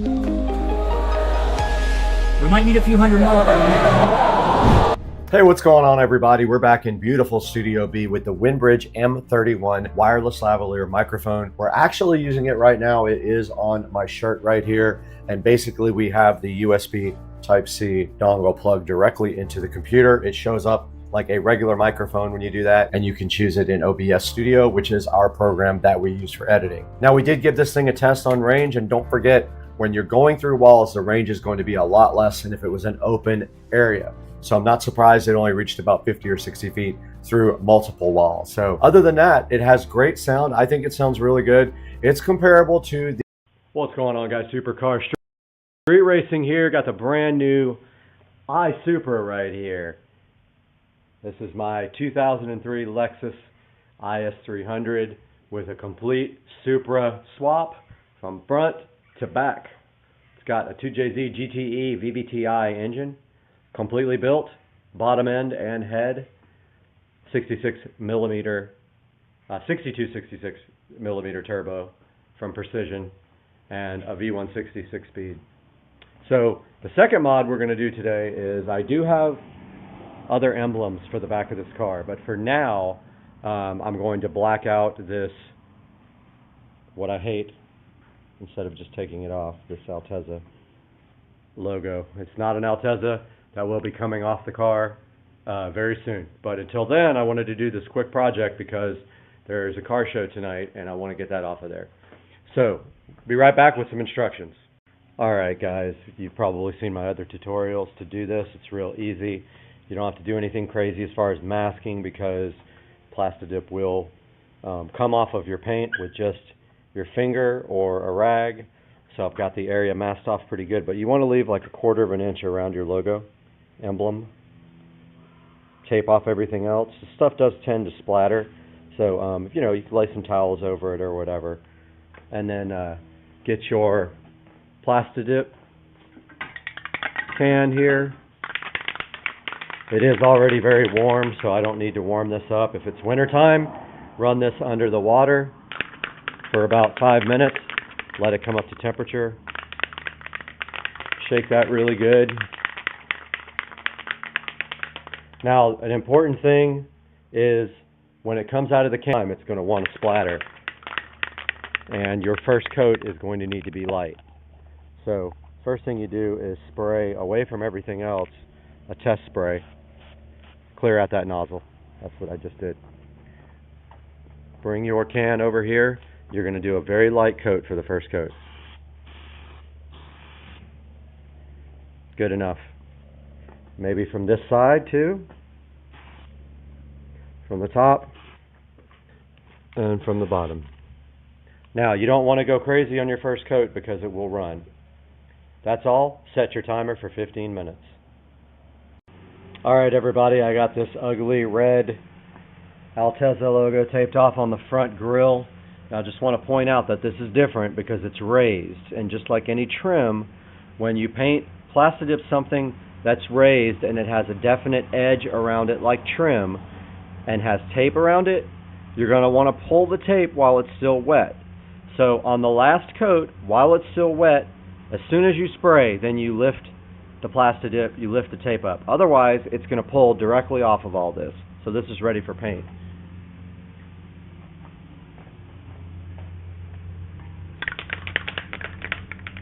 Got my Plastidip can here.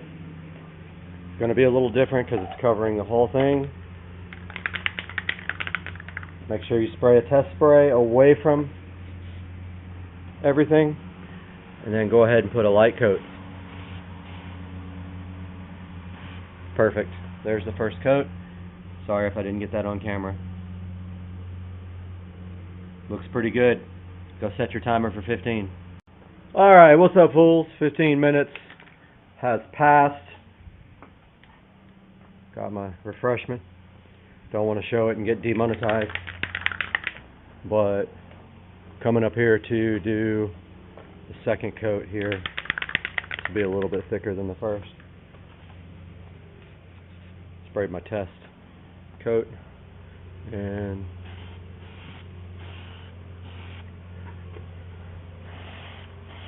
that from the side.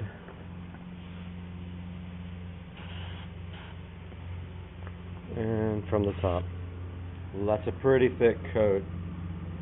Let's see how that dries in 15 minutes and we'll see if we need a third coat. Alright, I decided I hate this too, so I taped that off. That's going to get sprayed, but we're ready for our second coat on our front logo here. Spray a little bit out of the way to clear the nozzle. And 1, 2, 3 coats there. And there's no need to get the sides, so this probably is almost done. Kind of like the way that looks all blacked out. Back has maybe one more coat left and we're done. Got the hood pins painted off, or taped off for Plastidip. I am worried about these ones because when I stick the key in, I think it's going to chip off the Plastidip a lot. So this may not be a long-term solution. I may have to actually paint these. But for now, I want to get rid of this big, ugly-ass ring. It's the ugliest thing I've ever seen on my car.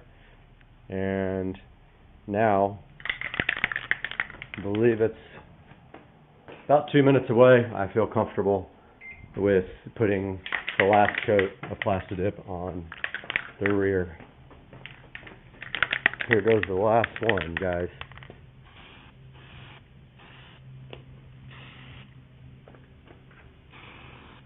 That last coat's going to dry for 20 minutes. Now we're going to go ahead and put a coat on these hood pins. Let's see if we get Plastidip everywhere. Okay, there's a good first coat.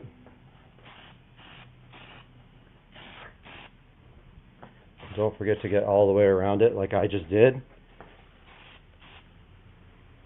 Hopefully that didn't go through to the paint, but if it did, it will rub right off, no problem. Those will take 15 minutes and then we will come check them again for a second coat. Okay guys, last coat of Plastidip on the front badge, and we peel immediately because it has an edge. If you don't, it will pull the Plastidip up all the way around. You do the same thing with trim. Third coat. There's the third coat. Now I'm going to try to do this without messing it up. There's the bag. And let's see if this works. Alright, do you see how that came off without taking the plastic dip off? That's how you do that. Badge is now blacked out. I don't know, hopefully you guys can hear me. My neighbor is doing blower stuff. I'm going to go ahead and peel this plastic dip. Now, take off the bag and the tape. Hope this works because if it doesn't, then you have to retape it all. And that sucks. So, we're going to go ahead and get this off. Sorry about the camera. Once again, I forgot to focus on the project. I have a bad habit of that. So you take this plastic dip from the corner and you peel it.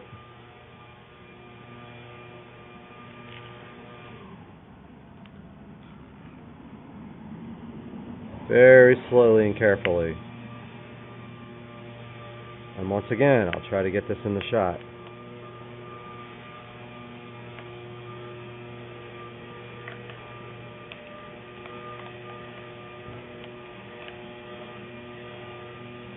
See how between the letters there, sorry about the yard blower, it didn't peel up, but here it's trying to.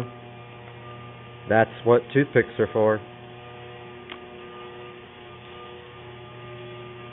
That one worked great. I don't know if you guys saw that, but in between that letter, we had some good results. Okay, so now we have to deal with a few little spots left between the Z there and those two right there. Be right back. I feel like this blower is ruining my video. I hope not. Take your toothpick and go ahead and get that out of there. Look at that, came out perfect. Next one. Wow, so awesome. Love plastic dip, came right out. This one is going to be a little bit of an issue.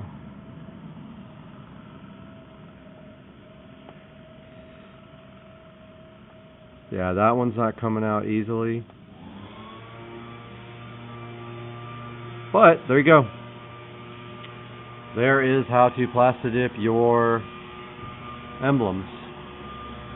Came out really good. Let's go check out the hood pins. So I have a feeling we're going to have to peel these wet because of this edge. So I'm going to put one more coat right now. Sorry about the blower again. Alright, here's my last coat, my wet coat on that one. Time to peel.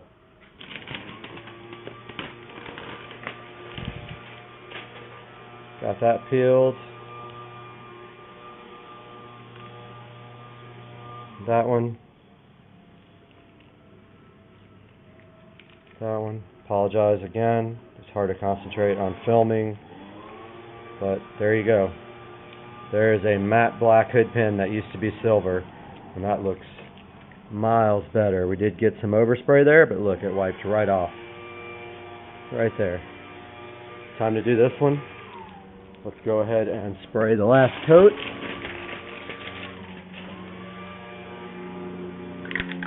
Here's the final coat.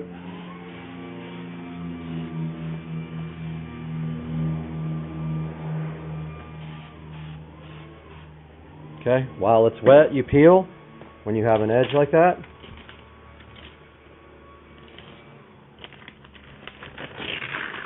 Try not to touch the plastic dip. And take the paper off. like that. And go ahead and peel the tape. I think I did a better job on the tape for the second one.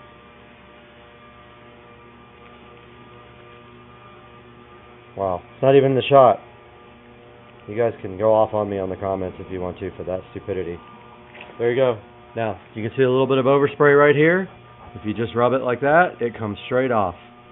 Some right there. That's from not taping around the paper because I wanted to make sure that it didn't pull up the plastic dip. Now you can also get your detail spray, which I'm going to do next, and put it on there and get the rest of that stuff off if you want. Now here's the issue.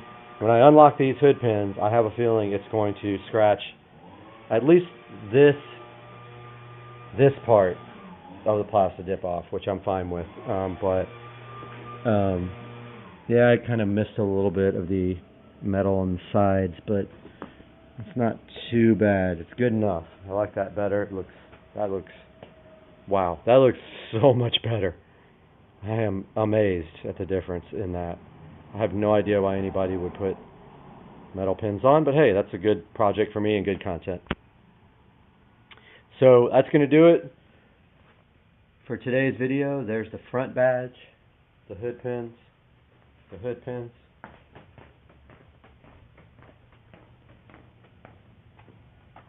and the rear badge. Supercar Street Racing, we'll see you guys soon.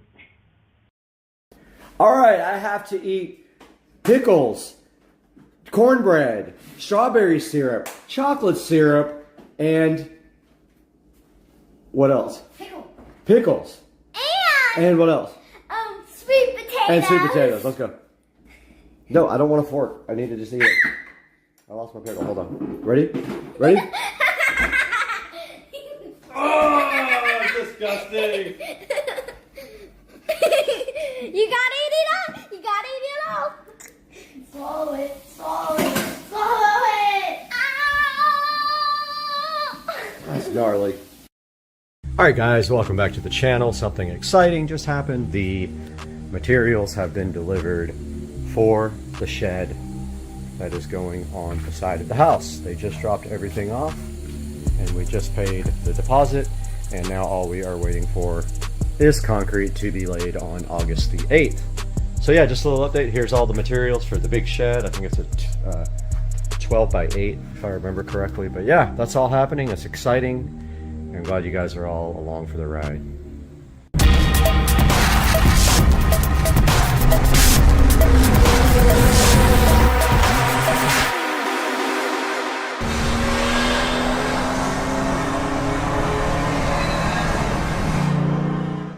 Making a label with my brother label maker, which by the way has a fatal flaw. If you leave all the batteries in it, it drains the batteries overnight. But anyway, we're gonna make a subwoofer little printout indicator for the wall plate. So let's go ahead and go, well, let's do a capital. This thing's so hard to use. I think it's that, and then lowercase subwoofer.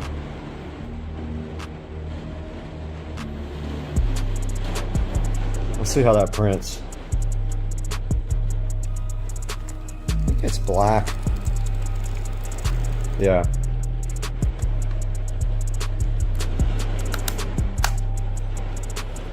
It's interesting. I'm gonna go ahead and peel this off. I need 2 hands for this. Alright guys, we got our label made for the subwoofer jack with my label maker, and that is looking good. And we're just literally waiting for speaker wire to come in the mail, and then we can start wiring up these speakers where I can get in the attic tomorrow and pull the wiring. Well, they drained my pool to do some more acid washing on the finish because they weren't satisfied with the way it came out, so pool is refilling again. So I'm going to go grab the other hose so we have 2 hoses going. Alright guys, making delicious keto burgerage. Oh, those are going to be good. Guess what happened though? The mailman just came and he brought this, what I've been waiting for, package. Boom. there is our speaker wire. There's what, 200 feet of something, I guess, 100 feet, I don't know, 200 feet I think, of 14 gauge speaker wire we've been waiting for. I have all of the links ready. So right after dinner, we are going to pull out these links, cut them off, mark the wire so that we know where they go. And then we are going to, tomorrow morning, first thing before even daylight, get up in the garage when it's nice and cool and get up in the attic and run these speaker wires. All right, guys, so we got the speaker wire in. We have it measured out and marked. We have a code on each wire so that we know when we pull it into the attic which one is which. When we pull it down through the cap into the speaker wall plate, we'll know which one to connect to which wire. We have front, center, front, both rears. So what we're going to do now is take these speakers in, hook them up, and then we are going to attempt to throw the wire as close as we can to where we got to put it down the cap so I don't have to drag it through the insulation tomorrow morning. Well, let's get started with this. I have a plan. We have our wire already ready to go, stripped back with my auto strippers here. So what we're going to do now is take this into the attic. We're going to lay this somewhere on the bed, unbundle this wire, and literally throw it towards where it's going to go, and then hopefully get the insulation that is kind of out of reach. I'm going to try to get it. It's just a tiny bit out of reach. Also, that's what this is for. This tool is for getting out the grill. You stick it in there and you just pull straight up like that and the grill comes right off. Dude, where is the insulation?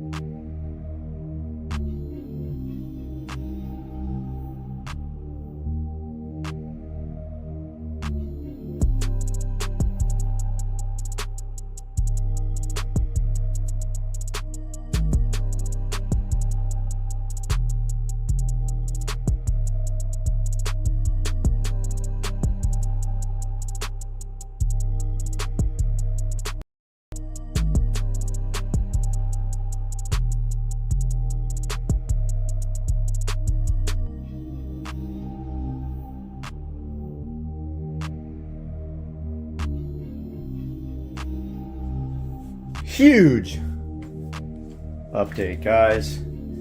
Oh, I'm nervous already. Nervous already. I was just in the attic pulling wire. I don't see my wires. I don't see my wires.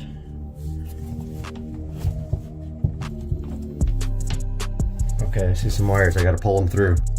Okay, as any smart man would, I ran a lot of extra wire and I just wrapped it all up with electrical tape and stuffed it down in here. I'm gonna get this all unwrapped now. This is how I got it down through the wall, and we'll be back.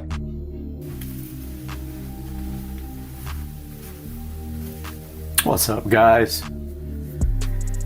We have some fun gonna happen now.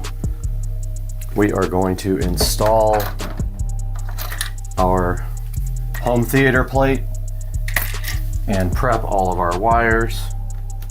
We have a lot of wires to prep. So we are going to do that now. We still have to pull a HDMI cable up to the TV from this plate. So we can't completely seal it yet, but we can get it mostly done. So first things first, let me take a look at the wall plate. Let's see where everything is. Okay, some are... Okay, that's not too hard. We can just...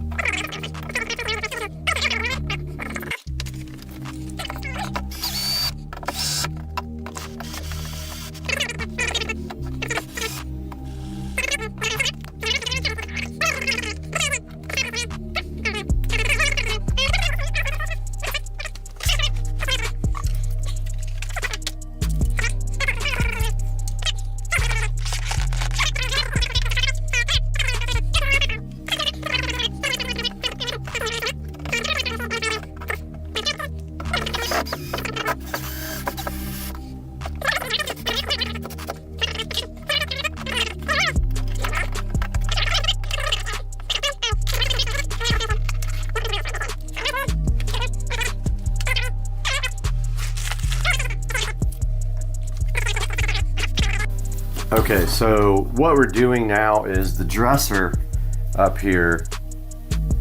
The dresser up here is where the receiver, which is right here, is going to go. It's literally going to go from right up here to right down there. So it's probably, it's 2 feet to the wall plate. The wall plate's not centered though. So that would be, I think if we do 5 foot or 4, let's see, 5 feet would give us, would that give us enough to get over to that side? 5 feet would get us to that side as well, with some room to spare. Let's do 5 feet chunks of wire.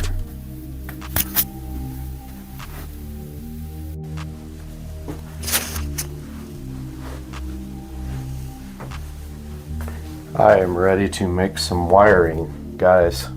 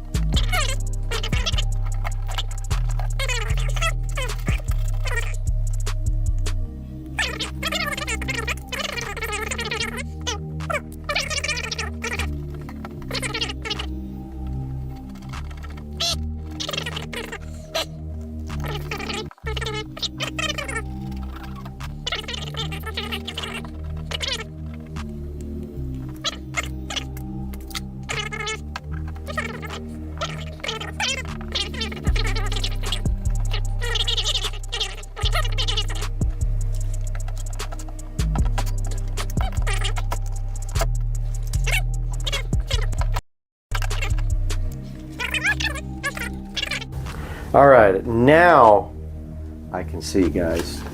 I literally cannot see up close anymore. I have to get glasses soon. Surround right. These things are fun. See, banana clips right there.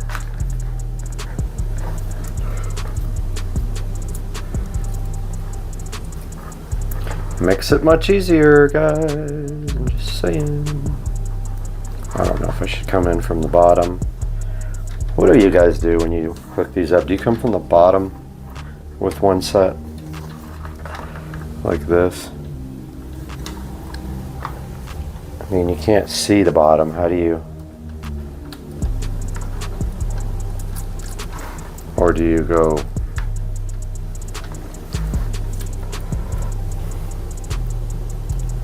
How the heck are you supposed to do the bottom when you can't see it?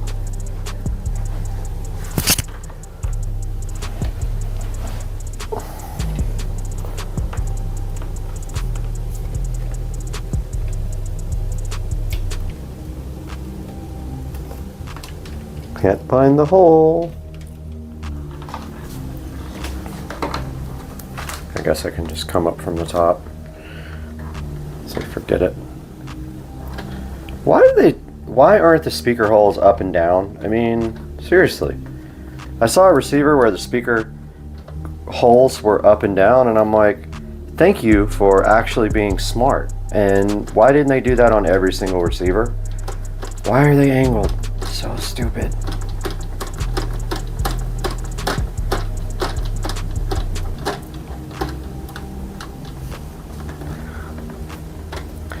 Okay, the first one's in.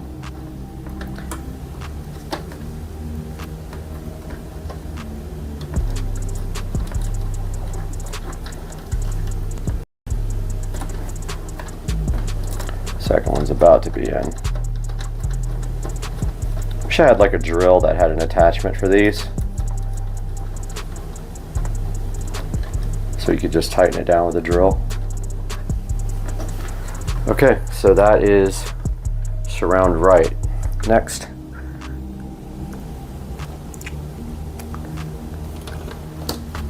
Let's see what this is.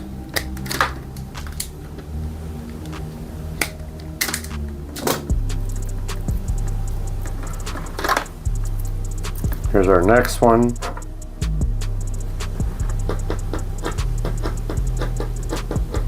That's surround left. By chance.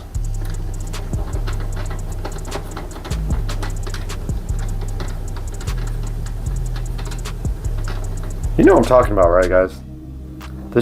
These speaker wire holes should be freaking up and down, not diagonal.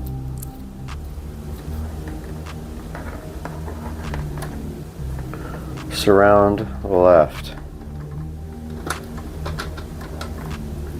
Look how hard this is to get in there.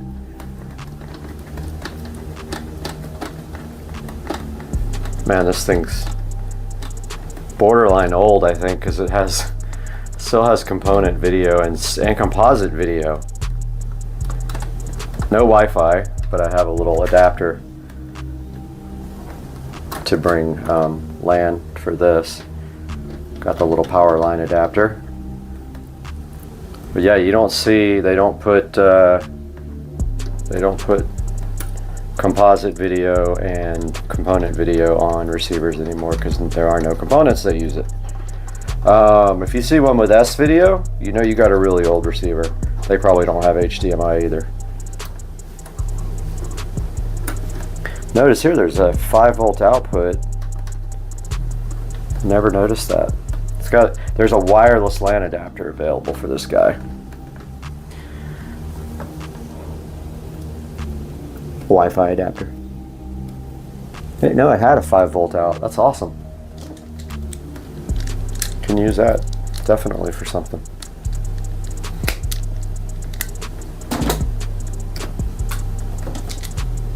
Next.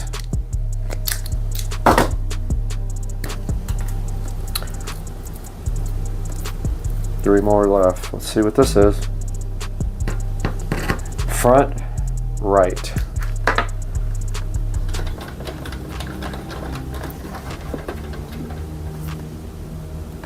this guy, maybe I can get this one under, since I can actually get to it. Yeah, this one I think I can come from underneath and save and make some more room for other things. Well, I thought I could.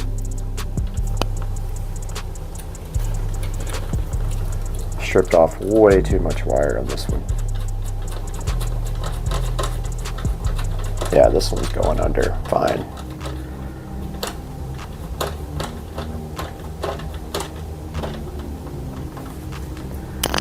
And positive. Did I do it right? Yes, I did. I'm like, am I paying attention to polarity again?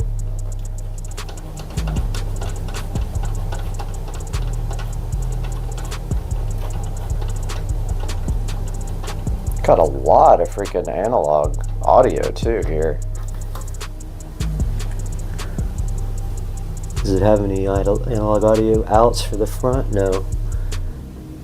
No, it doesn't have preamp outputs. All right. Is this going to be center or front left?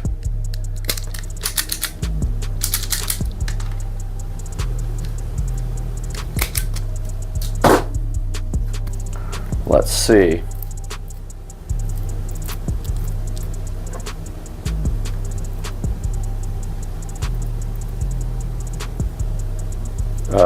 What?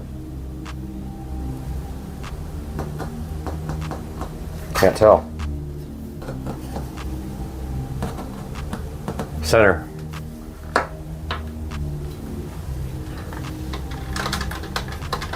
This one's going to be fun to get in there.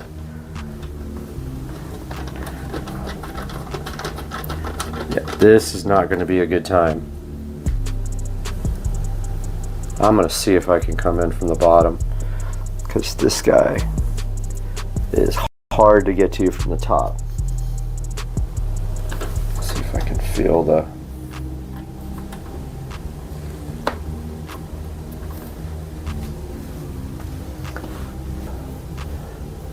This is suckage.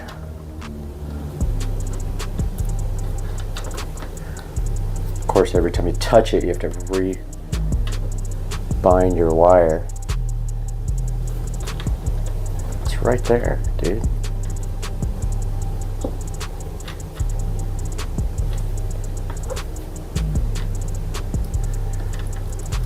Hey. Got it. Got him. And then I'll do the top for the positive. I would punch myself in the face if I did the polarity wrong on that one.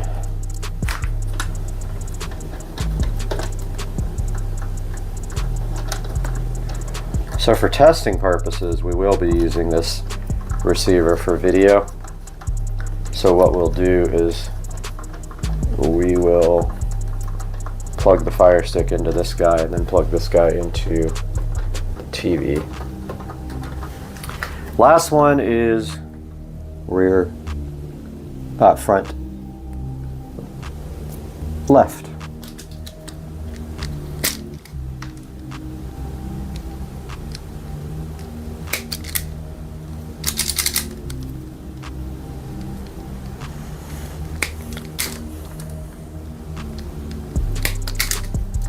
Front left. Let's see if we can get underneath that one. That's another one that's hard to get to.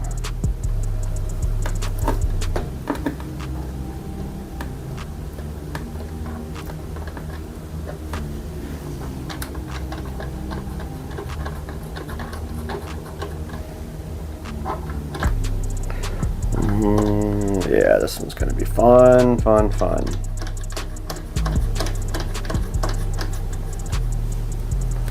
Okay, here we go. That should be right there. There we go. Got lucky on that one.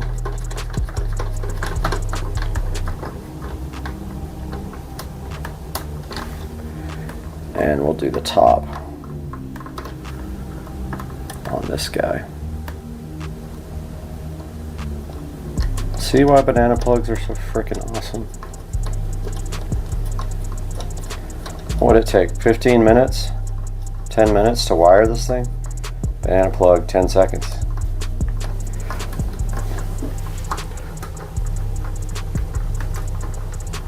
Done. This thing is wired. HDMI. First we need our Fire Stick. Fire Sticks are picky about power, so you may not be able to power it with that. It's 0.6 amps. I don't know if that's enough to power the Fire Stick, so I'm going to put this Fire Stick on its power brick, but number one is do video one in, I guess. Ow, okay, there, that's in there. So we got our Fire Stick there. We'll come out of this guy to the television, and we will go to HDMI.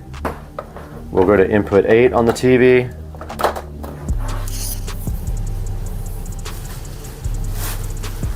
And go to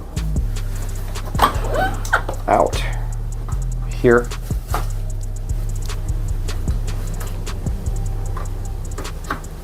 And that's that. Video and audio are connected. This thing is ready to be tested. I have a mess to clean up first, though. Hurry up, I'm gonna slow down. Oh my goodness, look at this, guys. Whoa! Oh, it's melting. I wish it would explode right now. What? That was insane.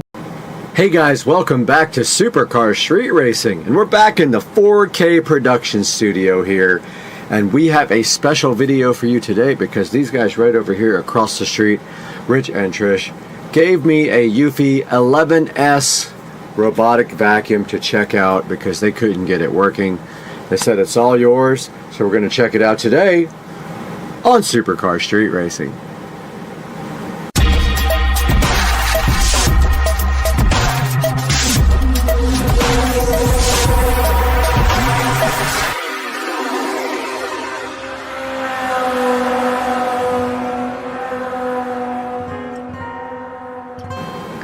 Welcome back to Supercar Street Racing, and today we have a very special thing for you, and that is our neighbors Rich and Trish over there gave us a Eufy robotic vacuum. They couldn't figure out what was wrong with it, so I was like, yeah, I'll take it and see if I can get it figured out, and they said you can have it if you get it working. So today we are going to be taking a look at that. I got the vacuum right from them, and when I would plug it into the charger, it would just flash orange for a couple of seconds and then go solid red on the actual vacuum. I did some research on this and I found out online that maybe the battery will be dead, so I ordered a new battery from Amazon. That came in the very next day, and what you're about to see right here and right now is what happened after we put a new battery in the Eufy 11S RoboVac. I hope you enjoy it, guys. Amazon just came and delivered this wonderful new battery, so we are going to be replacing that right now. It's as simple as these screws right here. You pull this battery up, and then there is a little clasp on this thing that allows you to pull it right out with one hand. No. These names are amazing. We have the Mastima battery installed, and now all we have to do at this present time is get this cover plate here and put this thing right back on. And it has these convenient little flaps to help you take the battery out and make it very hard to put the battery back in. But you should just be able to do this. And now you take your two screws and place them right back in there. And this battery was $20, and I will link it in the description.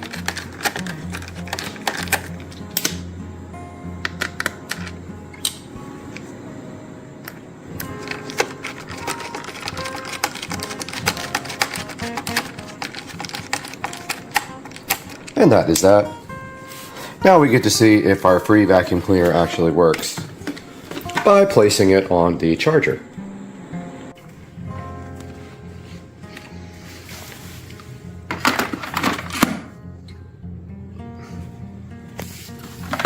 Interesting, no power. I don't think that works. And there is now power to the charger, so let's place the Eufy on its charging stand. Maybe. Let's see if that goes red or stays charging. It is charging, so the new battery has seemed to work to revive the Eufy vacuum cleaner. Let's let this thing charge for a while. While the vacuum's charging, we might as well get the remote done. I was going to clean it, but I can't find any cleaning utensils there. Got some Windex here. Go ahead and clean this guy and probably replace the battery. Get us some paper towels going here. And we'll give this guy a nice cleaning. And replace the battery.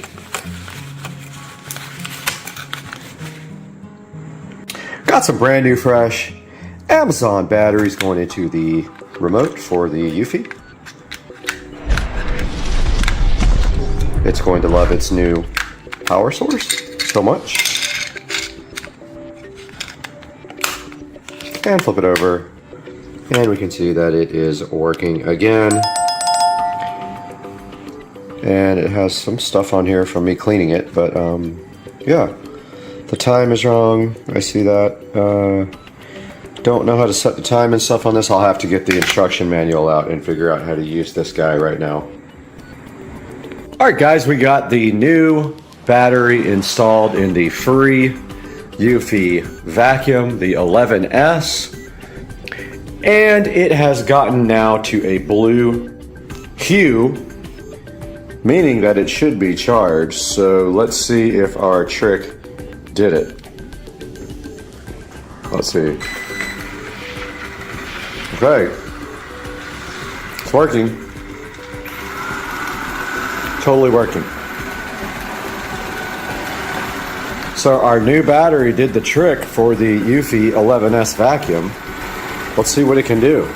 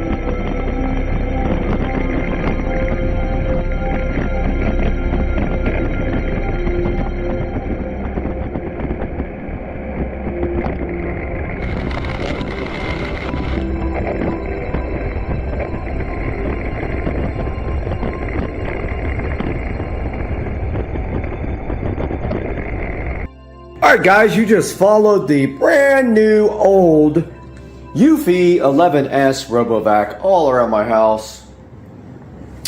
And it did amazing and came back to the base to charge. And it usually takes about 2 hours to charge. I have figured it out by now. And this was a come up from Rich right over there, my neighbor. All we did was replace a $18 battery or $19 battery, and this thing is rocking. And now we have to figure out how to clean it, change the filters and all that stuff, but I think I like this thing.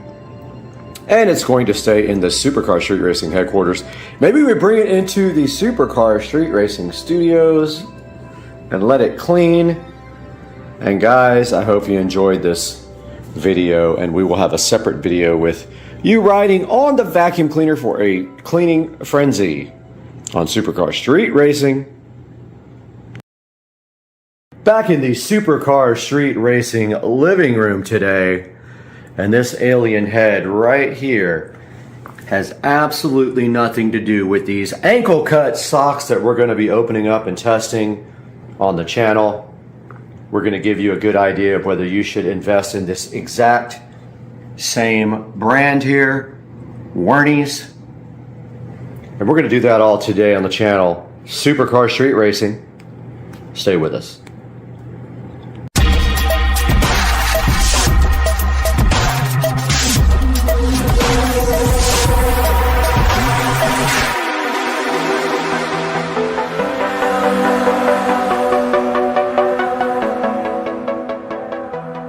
Welcome back to the channel, and welcome back to the Supercar Street Racing living room, where we have in front of me today this order of Wernies socks. And you can see right here in this pack, you get 4, 8, and 12 pairs of low-cut ankle socks. Now these are kind of like the socks that I'm wearing today. I wanted to go ahead and get another set of them so I would never be running short. And today we are going to open them up and see how they feel and how they compare to these more expensive socks that I have on right now that I did obtain from the store where I bought my On shoes from. Looking so fresh and hot today. So let's get some of these Wernies socks out of the packaging and onto my feet after we take a look at what comes in the package. And let's do that right now. Right in front of me right here, and right this very moment right now, we've got these Wernies socks. And as you can see here, we got 12 pairs for about $19. Checking them out a little bit closer, and you see we have a 4-pack of solid black, and they do say medium. On the actual ad for the socks on Amazon, it is a size number, not a small, medium, or large. So make sure you order the appropriate size for your feet. So we do have right here, right now, 4 set of black, 4 pairs, 4 pairs of white, and 4 pairs of light gray. Making it pretty easy to match with almost any of the shoes you have. And as you can see right here, I have on these nice On Roger shoes to test with these socks from Amazon. Let's get one of these little pairs opened up now and see how well they feel, and if I think they're going to be a good deal or not for $19. Back with the Wernies low-cut ankle socks on Supercar Street Racing. And you can see right here, right now, that I did order the size that was size 6 to 10. So all these should fit anyone with shoe size 6 to 10. Now we have these Wernies socks all laid out nice here on the table. So what we're doing right now is just checking out the thickness. And they do feel similar to the other pairs of socks that I have that were bought directly from a designer store. I will go get a pair of those right here, right now, so we can compare the two on camera. Right in front of me, I do have a pair of designer socks, and I don't know the actual brand, but I did get, I think, about 6 pairs of these for $10 at the store where I bought the On Roger shoes. And feeling the thickness here and comparing the thickness to the Wernies socks. The Wernies socks do feel a little bit thinner. The question is, how are they going to feel on my feet when I get up and walk around with them? but just immediately just slightly bit thicker on the designer socks that came from the designer store. And of course, all the different colors of the Wernies are going to be the same thickness. Let's go ahead and open up a couple of more. And what we'll do right here and right now is just verify that that color and this color, these are all the same thickness. So let's do it. We have unsheathed all of the colors of the Wernie socks. And right here we have a direct comparison of the white Wernies to the designer socks from the designer store where I got the shoes. And in feeling the material here, the designer socks are definitely thicker. By how much, it's hard to tell, but definitely probably more comfortable. But I have on the black ones right now. I'm going to throw a pair of the black Wernie socks on, take a little bit of a stroll around here, and let you guys know what I think, if they're worth the price. Now, these were not provided to me by the company, so this is not sponsored, but if you would like to buy a pair, make sure that you click through my link in the description if you want to buy a pack for yourself. It would benefit me greatly and the channel as we can continue to bring you good things like this. Now let's try these guys on and see how they feel. Got the Wernie socks on, the black ankle height Wernie socks on with the on Roger shoes. First impressions, they feel about the same as the designer socks over there do. They were a little bit more see-through, indicating that they are actually thinner, but as I walk around here in the Supercar Street Racing house, I am not seeing any noticeable difference in comfort. Now, these shoes are extremely comfortable, so let's preface that by saying these are amazing shoes, and we will be reviewing those as well. We just haven't got to that yet. But yeah, the first thing I can tell you is that the new Wernies ankle high socks are just about as comfortable, if not as comfortable, as the designer socks that we got from the store where we bought the on shoes. Now what we will do is go into the Supercar Street Racing studio and take a look at what's available online as an alternative to the Wernies, take a look at some of the reviews for the Wernies, see what people are saying about these, and give you guys a second option or third option to order. But once again, the link will be in the description for these Wernie socks and a few other brands. So if you could do me a huge favor and go ahead and order that or anything else you need from Amazon through my affiliate links. You don't have to order what's exactly in the link. You can order anything through any of my links and it will give me a slight credit. And you know, the channel is very difficult to finance, so if you guys could please like and subscribe and go ahead and order products like these Wernies ankle cut socks through my affiliate links, it would be amazing and we would appreciate you guys so much. Now let's take it into the Supercar Street Racing studios. Guys, welcome back to the Supercar Street Racing 4K production studio, where we join you in every video to kind of take a look at Amazon down here, which when you're looking, it's right down on this side here. And we will take a look at these Wernies no-show men's socks today. So these were bought from Amazon, and there will be a link in the description for you to buy your own pair. And as you can see right here, this is a really high-selling product. Looking at the Amazon page here, we see these guys have a 33,249 rating with an average rating of 4.4 stars, which is not bad. It's really hard to get anything above mid-4s in Amazon unless you only have a few 5-star reviews and some other lower ones. But if you can see right here and right now, there is 63 answered questions rather here about the product, and 900 plus people have bought this in just the last month, so that's not bad for sales. Now, they have a bunch of different color mixtures here. Now, this is the one I got. So I got the this color here, but you can get them like this, like that, like that. Like that's pretty cool. I might order a set of those. They're only $16. And then they have those, Those are also pretty cool. So I think I'm going to go ahead and place an order for another set of these because I was pretty satisfied with the Werny's ankle cut socks. And if we go into some of the description here for the product, we see that they are cotton or spandex. It really doesn't specify which they're talking about on which.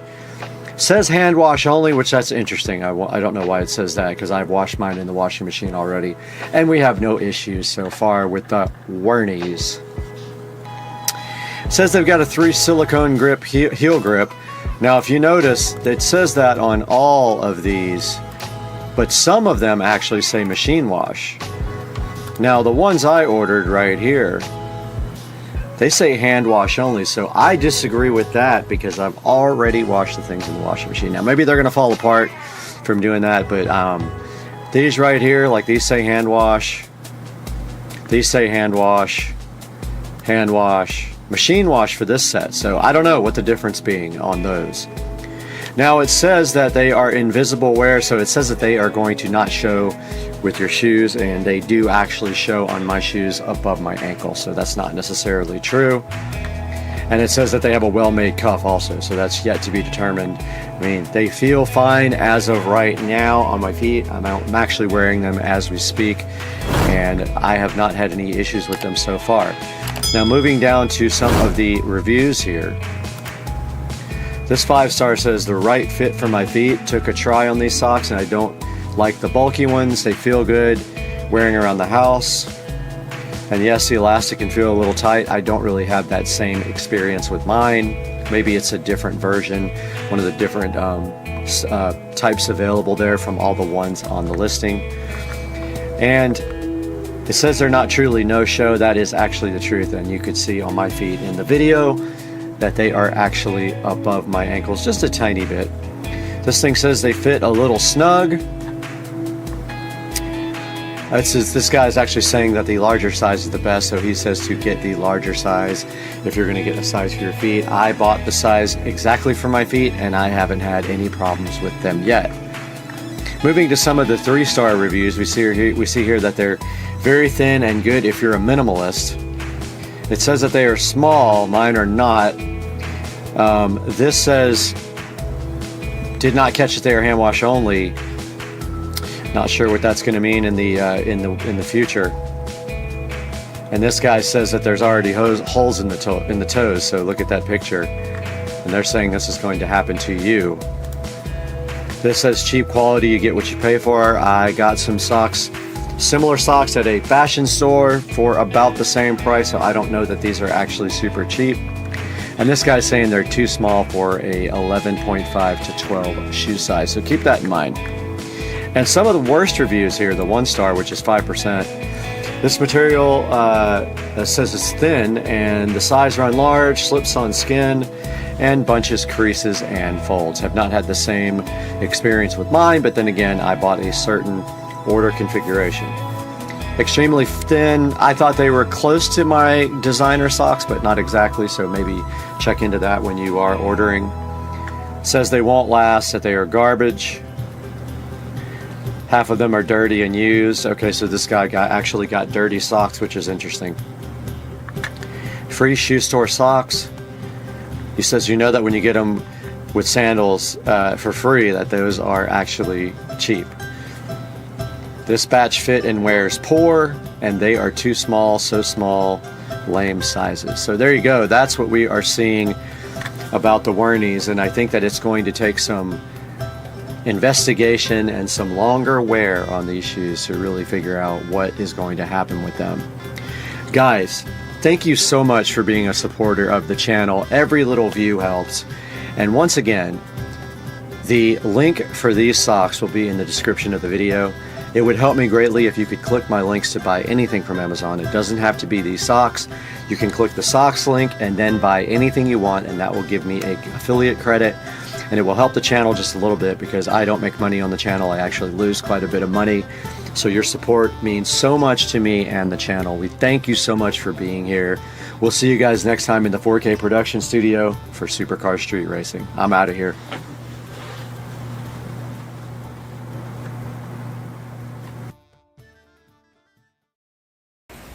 Man, this is a crazy thunderstorm. It is blowing and wind is going crazy. There was hail at some point. It is just nuts out here today. Look at this. We're going to look at Fortnite on the S22 Ultra 5G.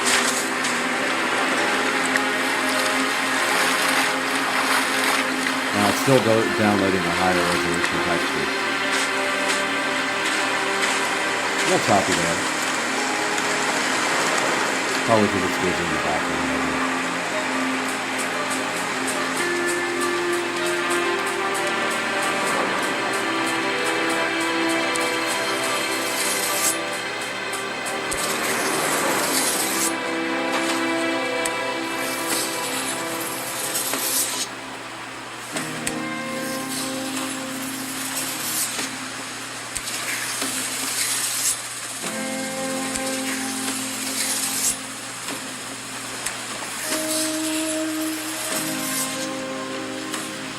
Very playable at this resolution.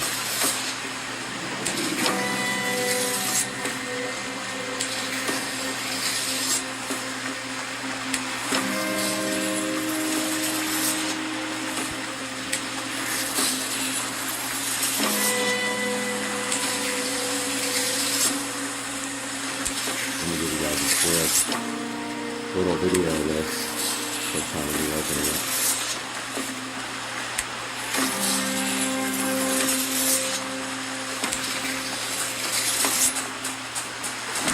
Totally playable.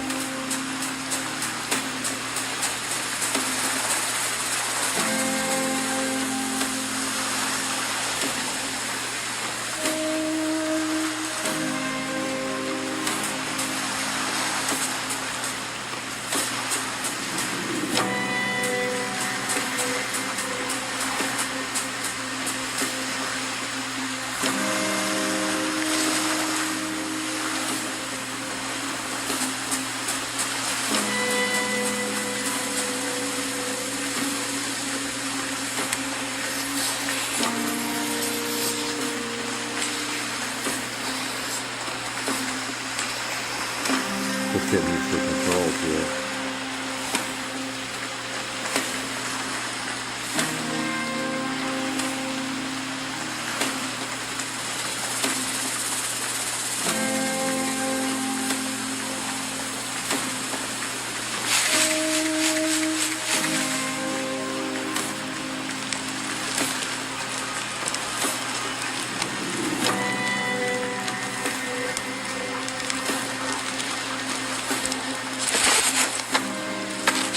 I suppose I owe you an explanation. We've all been through a lot the last few years, and there's much more you don't even remember. You've all fought a good fight, but until we set the 0 point free, we'll be facing threats like the last reality, and worse. There will be no escaping it. That's why I need your help to destroy the imagined order.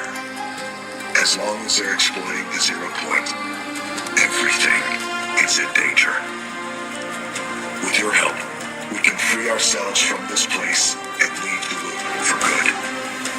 We can all go home. And if it runs worse, the screen recorder on.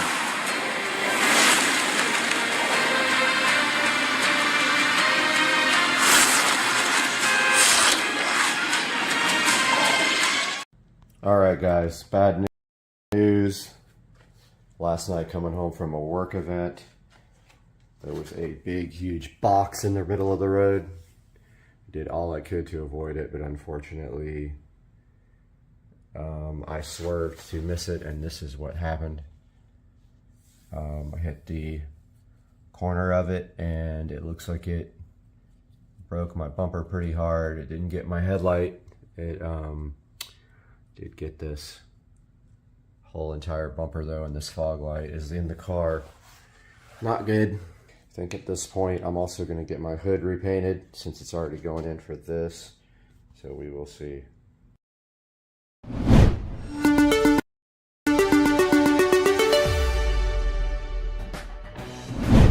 All right, what's up guys? Welcome back to Supercar Street Racing. Today we got Dukes of Duval in the studio today. We're out here in Studio A. We built this studio from scratch. You guys can see the whole thing on the channel. And what are we taking a look at today, Joe? Yeah, so we had an opportunity to get some new batteries for a awesome project where I put in a new trolling motor on my boat. This is awesome. I can't wait to show you guys VESA batteries today. So today we're going to be taking a look at that. Why don't we kick it off? You got a lot of video that you took that we're going to show these guys, right? Yeah, exactly. So Brad was pretty busy on a couple of projects, so I kind of took the lead on this particular one. So you'll see me most of the video, but basically it's me installing all the new setup for this trolling motor. It was quite the process. So included in that, we did the trolling motor, we did new wiring, we did breaker, along with a new charging system, as well as these new VESA batteries. All right, well, let's get started. We got a lot of ground to cover today. Let's do it.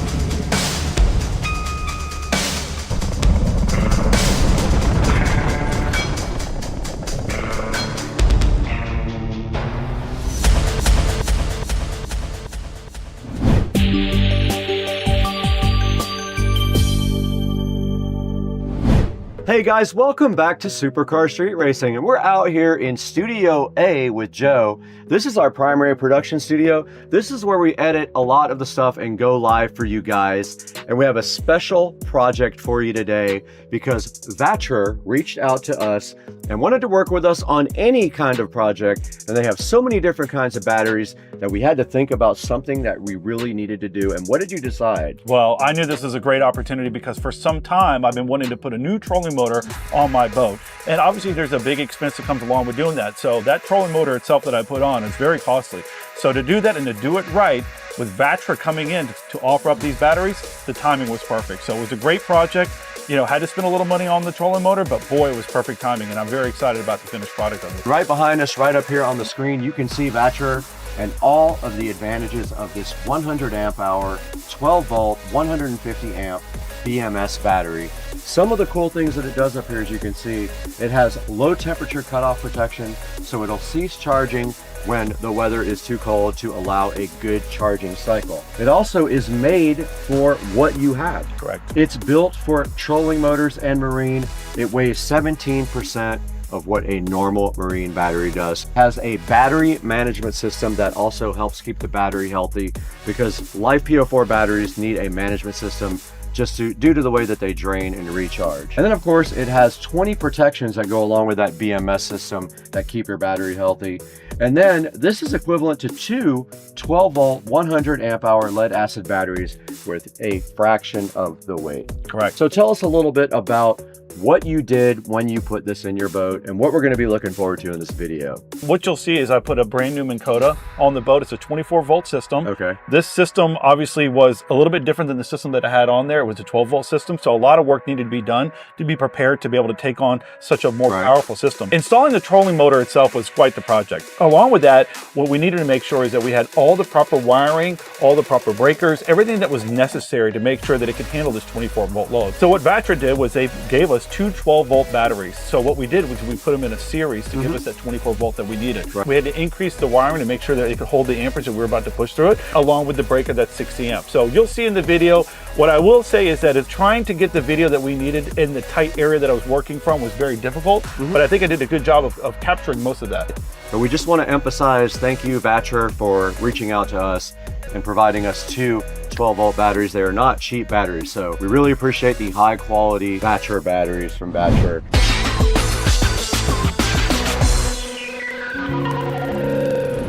All right, so I'm going to take a couple of minutes to show you some of the things that we're going to be installing today. The first one is the trolling motor itself. This is a brand new Minn Kota 24 volt Tarova trolling motor. My prior trolling motor was a twist style. This one is a lot newer, a lot more technology. So the good news is that it's got a remote that you'll be able to use to be able to position it wherever you want. It's got another feature that allows you to do spot lock, which will be able to hit a button and lock the boat in position, which is really, really nice. So with that, we're going to be doing a couple different things. One, we're going to start by installing this new quick release bracket. This is very important if you're a boater and you have a trolling motor and you keep this outside your house or you travel with it. This is a great feature so that you can remove that trolling motor easily to put it in your house, so that in the event that somebody walks by and doesn't walk off with it, this will stop it from doing that. With that, I'm going to be upgrading the charging system. So I found this particular charging system on Amazon. It was a great deal. I think I spent about $150 on that. I'll find the link and we'll put it on the description. What I currently have is a 4-bank charging system. It's a much older charger and it's time for a refresh in that department too. If I'm going to go ahead and spend the money on this nice trolling motor, I want to go ahead and make sure I've got a nice charging system to go along with it as well. So with that, we're just going to do a 3-bank system. The 4 was too much last time. It allowed you to charge 2 house batteries and 2 trolling motor batteries. I really only needed to charge 1 house battery because the other one is being charged by the alternator, so it's not necessary. So with that, what's great about this particular charging system is that it does a myriad of different types of batteries, including lithium. So my thought process is that I have these 2 12-volt lead acid batteries that are currently in the boat now, and I'm thinking it'd be a whole lot better if I upgrade it to lithium. I also have a quick connect here. The old one was in bad shape, so we're going to go ahead and replace that. With the new 24-volt system, the wiring that was in here currently on the boat is not enough to support 24 volts through it. So I went ahead and sourced through Amazon a marine grade 6-gauge wire, which I'll be going into the boat, tearing the old wiring out, putting the new wiring in, making all the connections, and then also adding in a 60 amp breaker. Very important to have that on a system like this for sure with that much voltage. One of the other things that comes with this is that it does have a brain that they add to the box with the particular trolling motor. I'm not sure why they're adding this, considering that this particular model, the brain is now built into the actual trolling motor itself. So if you wanted to add a second layer, I guess you could install this, but I have done my research and I'm told that this can go right in the trash. So that will be the plan. It'll save me some time and energy and less holes in the boat. So from there, the only other thing is to make the decision on whether or not I want to stay with lead acid batteries or go to something much better. But I think that I want to do lithium. So let's go see if Brad's got some lithium batteries at his house that maybe I can borrow. We'll be right back.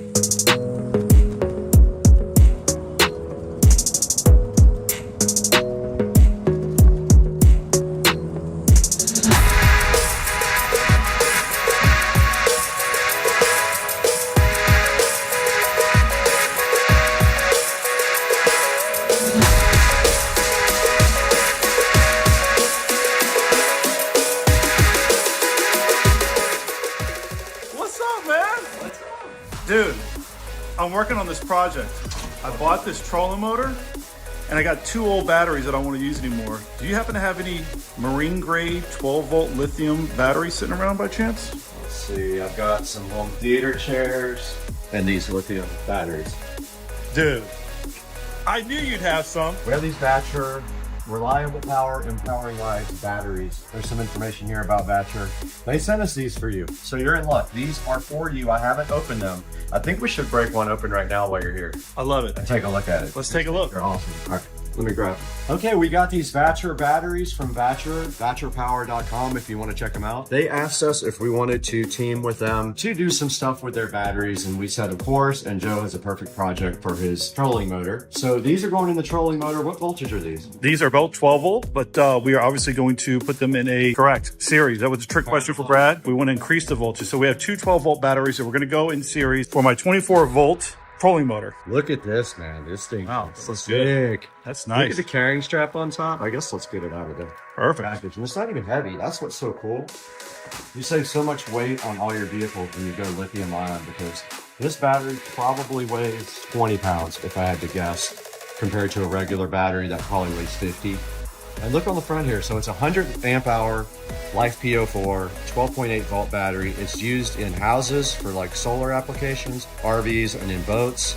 And there's all the certifications and the warnings on it. It's got low temp cutoff protection, and it's perfect. It even says trolling motor on it. Love that. It's perfect for that. So we have 2 of these to wire up in series to make 24 volts. And back of the battery just says, there's a caution, there's a model number here. So if you guys are interested in the same battery, there's the model number, DXT. We'll put this in the link in the description. DXT-C00206X.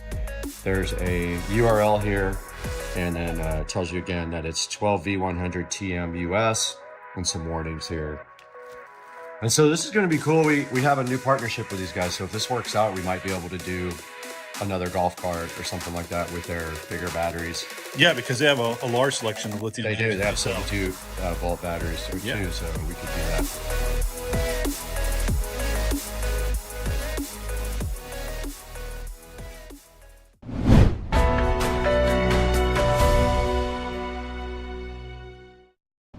All right, so the first step that we had to do was to pull new wires. In the prior existing setup, there was, I believe, 8 gauge wires, which isn't ample enough to hold the load that we were going to put on it. So that was quite the process. Something that I thought was going to take hopefully no more than 30 minutes to pull the wires ended up being a 2-hour process. And that really came down to how the boat and all the channeling works to get the wiring through there. It was a one-man project. I didn't have somebody else to kind of help feed them through from the other side, so it took about 2 hours. But very important that we get the correct wiring that we needed to hold this type of load that we're going to put on it. So I was able to get that all put in and installed. And then of course, on top of that, we were going to make new connectors for that. So I got some really good connectors that I was able to source, along with a very good crimper to make sure that those connections were really, really tight. One of the things that you want to be careful of is when you're doing wiring, you want good, solid connections. You don't want to have any frays. You don't want to have any issues where they're not touching completely. So I made sure that I went out and sourced a really good crimper to do this. So that was quite the project. But as you can see in the video, it takes a little bit of time, but well worth it to make sure you got the right stuff when you're using such a large load. This project, we had a lot of support from Thatcher, but we also had support from local businesses. So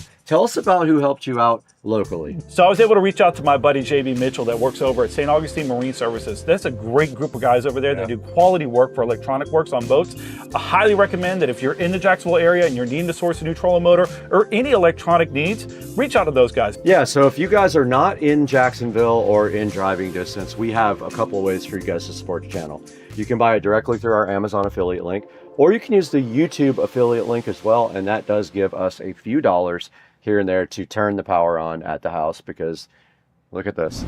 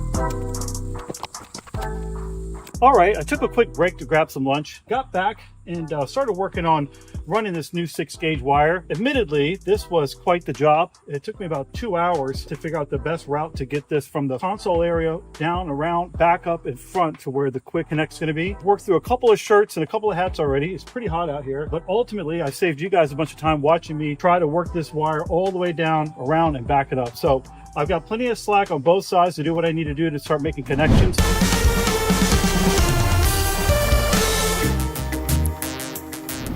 You guys just saw Joe in his boat ripping the old wires out. They're not big enough to support the amperage of the new batteries and motor. So he went ahead and ripped those out and he put a brand new 6-gauge wire in. First thing that I wanted to do was to make myself a little bit of space inside a very tight console. So I needed to first rip out those old lead acid batteries. And I will tell you, when you're watching this, when I was pulling out those batteries in that tight console, it was a chore, to be honest with you. It was going to be impossible to get 2 sets of hands in there. So me ripping those old batteries was quite the process, to be honest with you. So I needed to clear those out, make room for me to get in there to start working on the next part of it, which would be installing this circuit breaker along with the new charging system. Okay, cool. So we're going to take a look at that next on the video? Yep. All right, let's do it.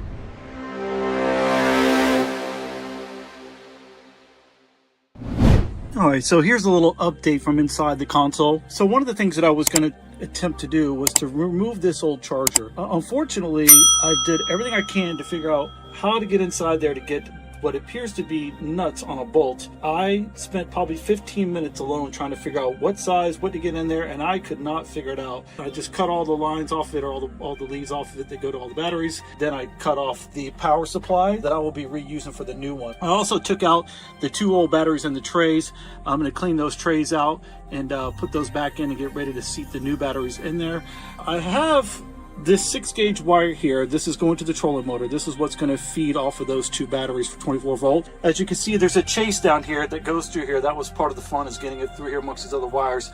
And over the years, you know, between the manufacturer, other people installing stuff, it has just become quite the mess of wires here. So that's going to be one of my projects in the very near future. I'll work on a little bit of it while I'm in here now to get that all organized and put up. So one of the things that happened was, I mentioned this earlier, was that the hole was cut too big, so they had to make a plate so that the actual quick connect could seat to the plate, and then the plate would seat and be screwed down to this part of the hole here. Luckily, I was able to keep some of the old plate. It was starting to fall apart, so I was able to use partial of it to create a template with a new one. I already made a couple of cuts and got it identical. I just need to drill some holes for the new one, so that's what I'm going to be working on next, and we'll get you set up to watch that.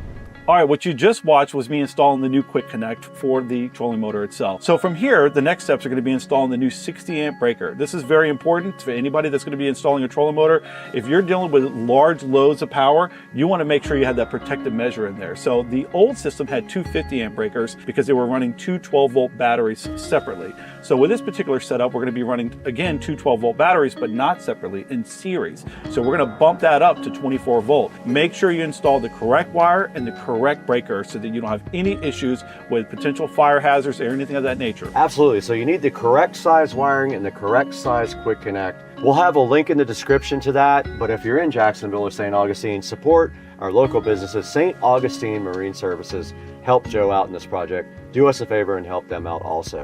So what's coming up next? Yeah, so from here, we're going to go ahead and install the new breaker, which is a 60 amp breaker, right, along with a new charging system. Awesome. Now, what I will say is that Vatra has a long list of products that they provide, along with battery chargers. I had to go out and find a very unique battery charger that allowed me to not only charge lithium, but to charge original lead acid AGM type batteries itself. Vatra does have a large selection of batteries. If you go onto their website, you'll see they have a ton of batteries, a ton of charging equipment, and they're a high quality company, so please support them as well. Now let's take a look at what Joe did next right now.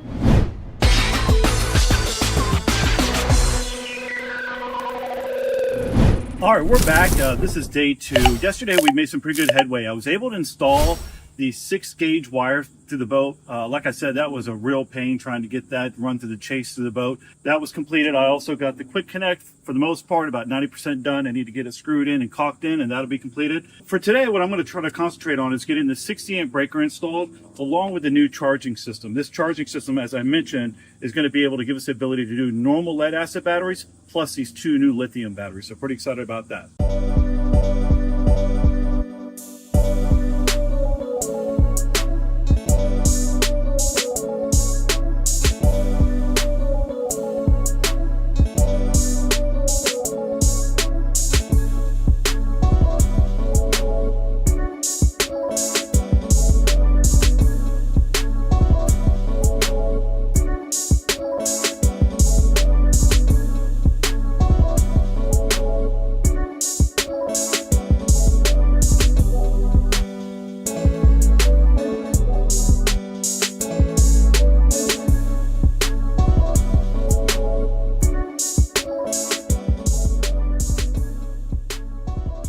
All right, so just an update here on the inside. It's a little hard to get the camera in here to see what's going on, but I went ahead and installed the 60 amp breaker right here on the side. I've got it somewhat wired up now. I'm going to do a little bit of cleaning up here with the wires. Also went ahead and reutilized this old plug here that's going to allow me to plug it in.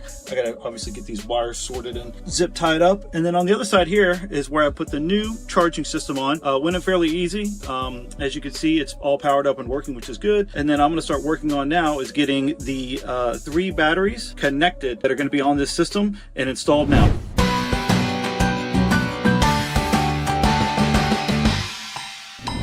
All right, what you just watched was me installing both the 60 amp breaker and the new charging system itself. So the next steps are going to be getting the new batteries in and then getting those all connected as well. All right, awesome. Let's go ahead and take a look at that now. And then we'll have links for everything in the description if you guys want to go ahead and check out what Joe did on his boat.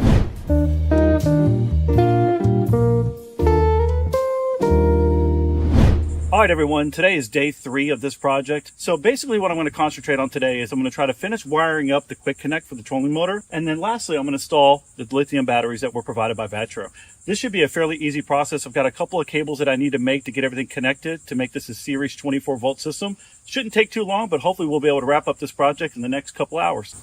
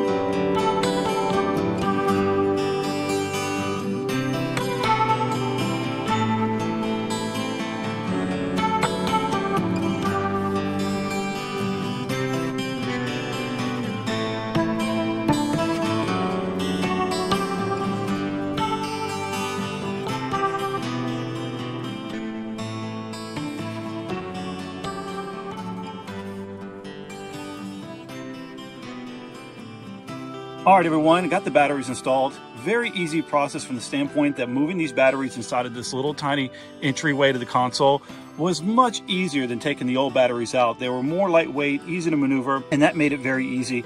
I got the charger installed. I got the settings set for lithium on the 2 lithium batteries, and then I'm only charging my second house battery, so that setting is set as well. So the install went pretty easy in regards to the batteries. Very fast, very smooth. In regards to finishing this up, I'm about 95% done. I've got to put some marine caulk around it to seal it off. I'm waiting for that to come in, but hopefully they'll be here in the next day or two. But in regards to this is pretty much done. Need to do a little bit of wire management, and then also going to put the caps back on the top of these batteries so there's nothing that can get to them to do any sparking in case something comes apart. But for the most part, I gotta tell you, this turned out really well, and I'm going to test the batteries out now with the trolling motor for the first time, and I'm excited to show you that. Hopefully we'll be able to get a little break. It's been pretty nasty over here, but we got some storms coming in, so I'm gonna try to get this up and running real fast, and then I'll show you how it goes.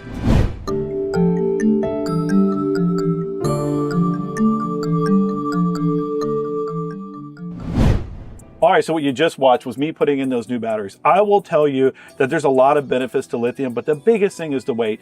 And just me putting those batteries in was about as easy as it can get. It was just super simple. I was able to put them right in. I had to do a little bit of maneuvering because how tight the space was, but because of the weight, it made it so much easier to get in there and manipulate it. Very happy with that part of this whole process. So once I got those batteries in, made the final connections to get everything complete as a whole, ran a quick test to make sure that I was getting power back to the trolling motor, and everything looked great. So from here, the next step was to get it live. So I'll meet you out on the water. So the next step is actually getting on the boat? It is. All right, let's check it out.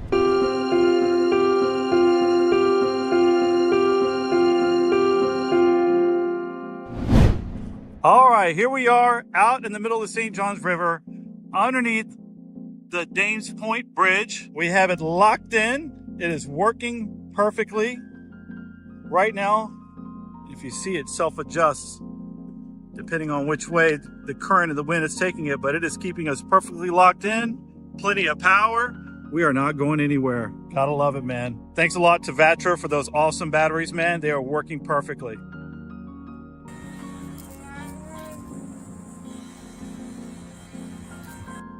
All right, you guys just saw this entire project go by. Joe got 2 12-volt batteries from Vatra, specifically designed for his trolling motors. He installed it directly on his boat and took it right out in the water and tested it out. How was that whole experience? Man, it was great, to be honest with you. I've always wanted to put this trolling motor on the boat and have this type of technology.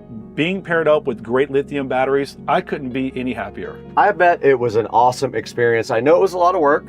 I had the same experience across the street recently putting in lights over at Rich's house. It was a lot of work, but it was worth it in the end. Now, we want to stress to you also that Vatra has a lot of different types of batteries. They have golf cart batteries as well. Right here is the Club Car 72-volt lithium ion. We'll throw that up on the screen right now for you as well. Make sure if you need any kind of battery, go to Vatra first and check and see if they have an appropriate application for what you need. And chances are they have it, because they have literally probably 50 different types of batteries on them. They have a long list of every type of voltage that you need, every application when it comes to batteries. So it looks like they got golf cart batteries. They have marine grade batteries, solar batteries. Yep. They have about everything. Very impressed with their website and the amount of products that they offer. They do have everything, and we're actually looking forward to working with them on some other projects as well. So hopefully Vatra wants to work with us again. I'd be excited to work with them and do some more projects with them. I can think of a lot of different cool things we could use their batteries for. Absolutely. All right, guys, thank you so much for watching the video. Thanks for liking and subscribing. Always click through our affiliate links to buy anything you want from Amazon.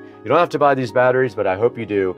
But if you click through that, you can buy anything you want, and it helps out the channel greatly. Thank you for 200,000 subscribers also. And we'll see you guys on the next one. We got to get out of here. I was like, where the hell is he going? I got out of here. All right, that's good. Now all we got to do is edit. Just kidding.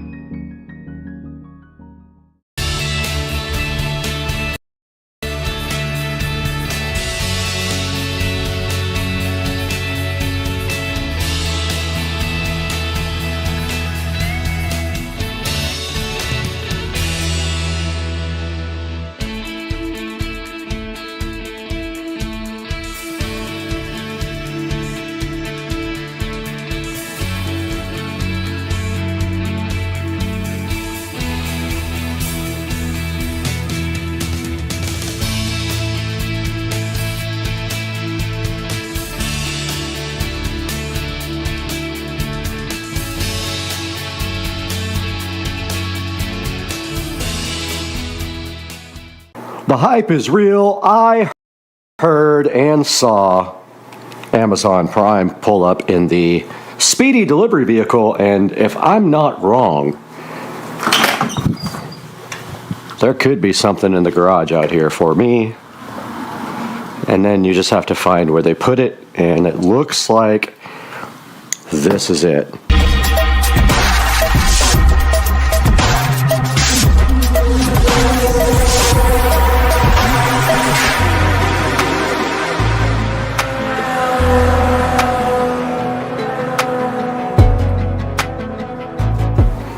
Just get some sparkling water here for refreshment while I'm working. We are in the closet. That's right. We are in the closet. We're in the Supercar Street Racing closet, and right now we have a box right down here that we're going to be enjoying. I'm hyped, even though this was a day late, which kind of upset me, but you know, can't win them all. There's a few things in here that we need to do before we do a complete closet makeover of the SCSR Studio Compound Closet. And right here and right now we have a box of hangers because I needed some because I ran out. That's not the big deal in here. This is what we really were waiting for. This is the simple trending 3-tier stackable expandable fabric shoe rack in black. And right here and right now we can dispose of this box and get it out of here so we can get a good look at what we're going to be looking at today, and that is this shoe rack. We got the Ninja scissors out today, guys, and we are hyped about getting a shoe rack. As dumb as that sounds, it's actually quite exciting. Now, it's not going to let me do this with one hand, but fortunately, that side is all that we needed to open. So this is how it comes right out of the package.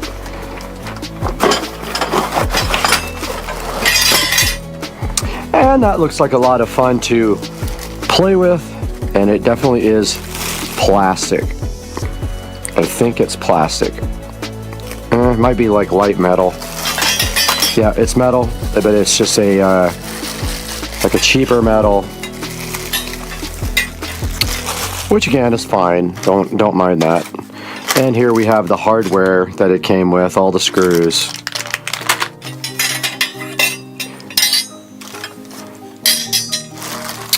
And this is the fabric part. I guess that's where your shoes go. And this looks fun to put together, let me tell you. And then these are the legs. And we have some instructions that I cannot read because my eyesight is so ridiculously bad. So what we are going to do is try to figure out how to put this thing together. So we do have screws here, so I'm going to go get my screwdriver, my electric screwdriver ready, and then figure out exactly what we are doing here.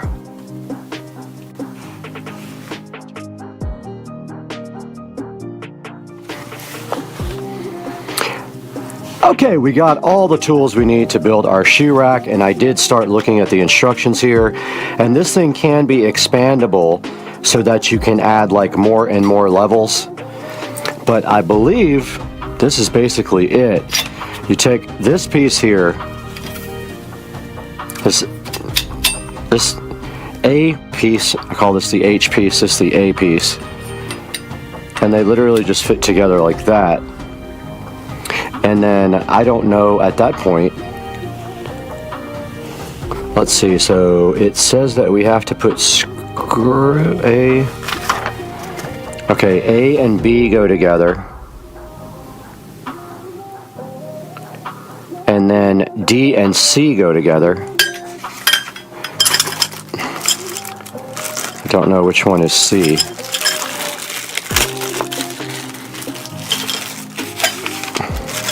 But these are what is indicated in the pictures.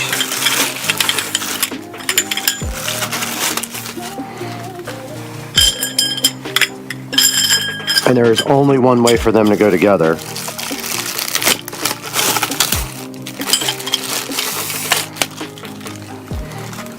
Okay. D and C. And then what is an E? E must be this. E is this. E is this guy. What are the screws for? Okay. We did step one. Let's do step one on the other side. Let's put our A and B together. Pretty simple step. They just kind of go together like this. Even for an idiot like me, I can make this happen. Step 2. D and C. Get rid of all of our junk so we can see what we're doing. I'm assuming this is a D and this is a C. Okay, there's a little push thing there. And they lock together.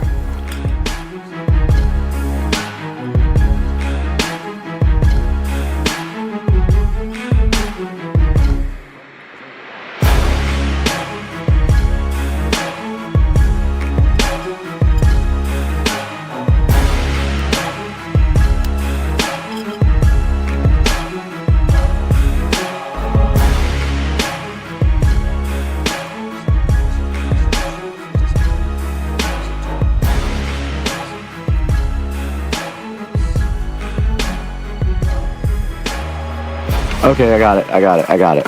All right, the second part of step 2 is you run the rods.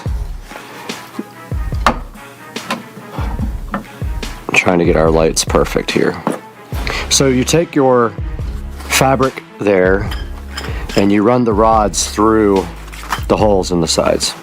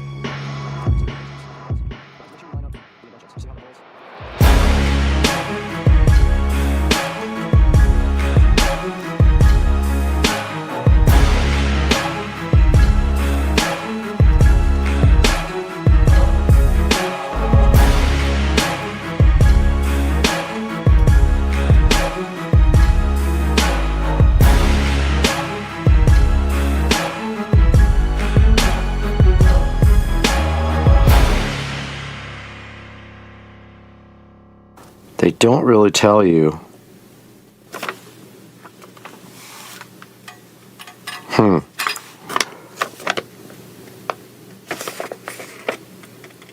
Looks like it's the second hole, the middle hole, and then this hole. So we'll go with that.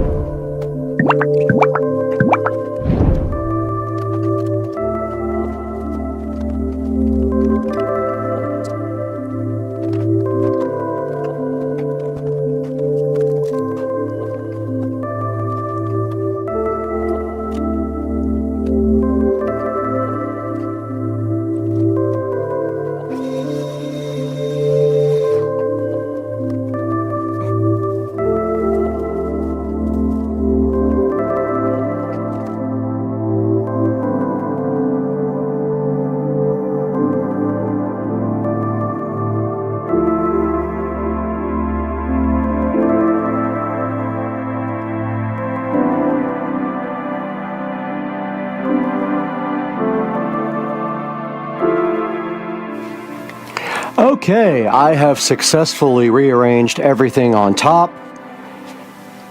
Made a nice space over here for my luggage as well. My new luggage right there that I bought for my trip to Mobile coming up. That should fit nicely right in that spot right there. And you can see out here that I have a lot of stuff to either trash, give away, or move to the other closet. I have most of my electronic boxes in the other closet. These actually have routers in them and stuff that I bought at the pawn store. But yeah, I have done the first part. Now we can go ahead and get some shoes put on this rack like it was designed for.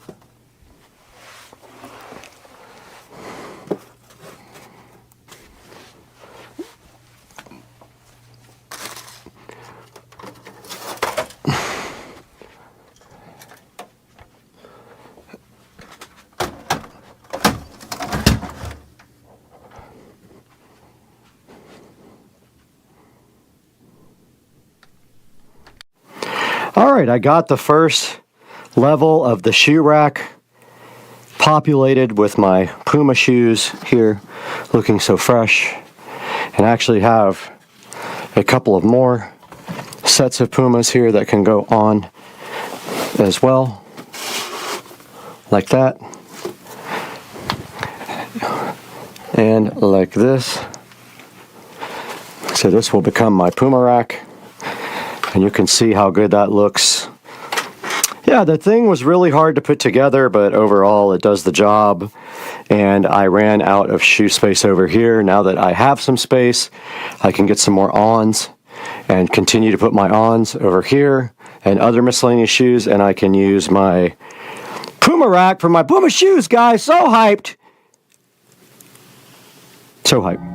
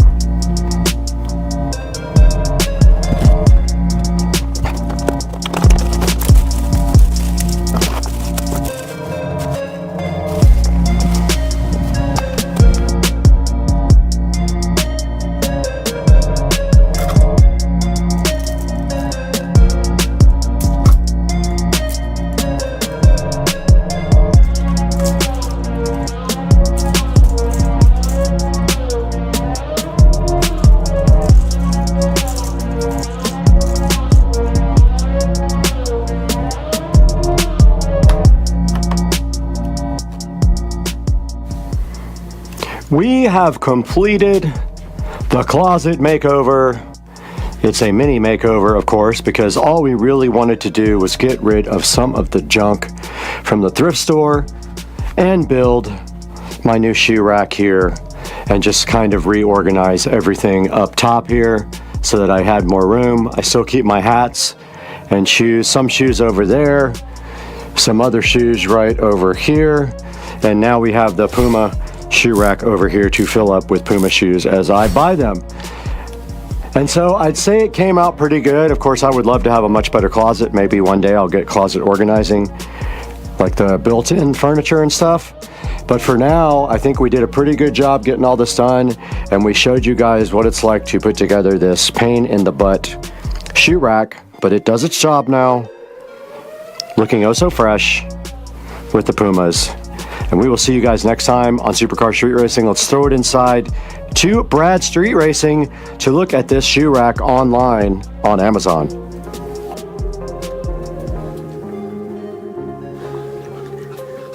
Hey everybody, welcome back to Supercar Street Racing. My name is Brad, and we are here in the beautiful 4K production studio for Supercar Street Racing.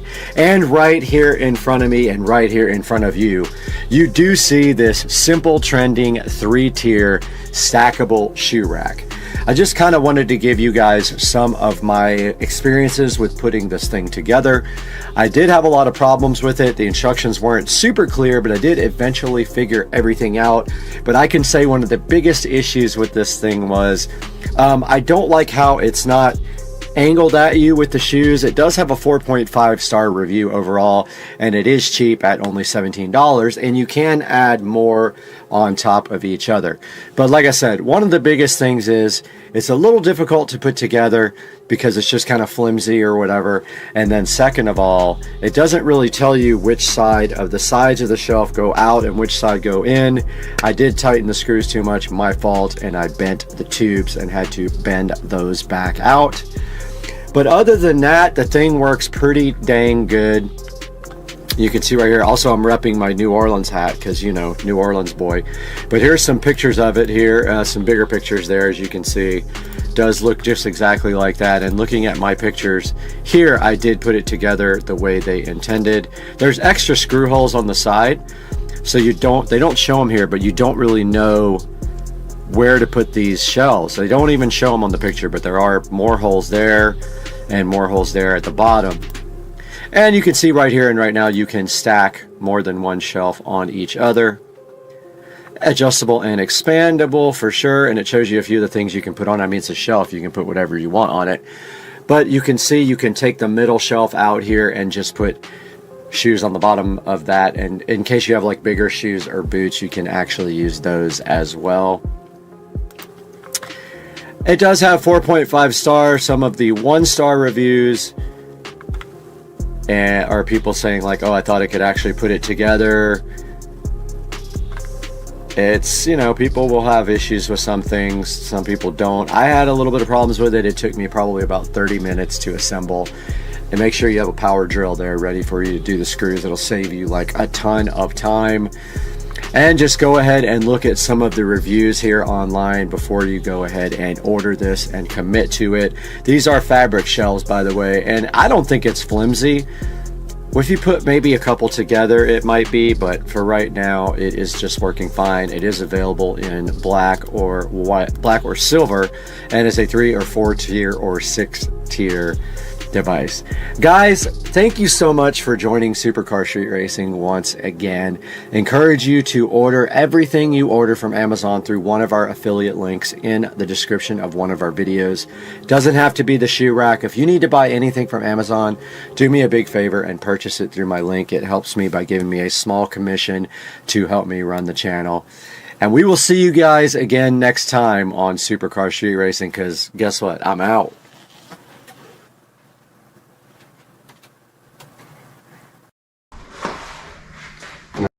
We'll just pull it tight. Well, that's not good. Anything break? No.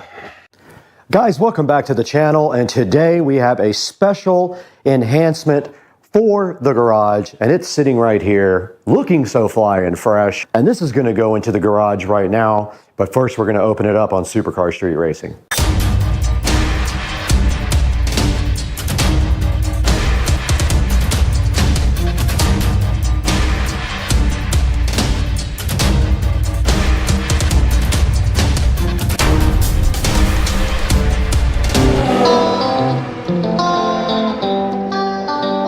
Alright guys, sitting right in front of me is an LED picture light for the garage to go over our Supercar Street Racing banner. And let's get this thing unboxed. And inside here, right here, and right now, you can see the LED light looking so fresh. And basically this light just uses USB power. It is very light. It probably won't need anything except drywall screws to hold it in. We will see. Does come with drywall inserts though, if you need them, and this little telescoping arm. And here is the mount. So basically you put this on the wall. It's almost got like a hot shoe mount. This comes out over and you can redirect your light any way you want. And it does come with this remote control as well, but you now shall not receive batteries with this.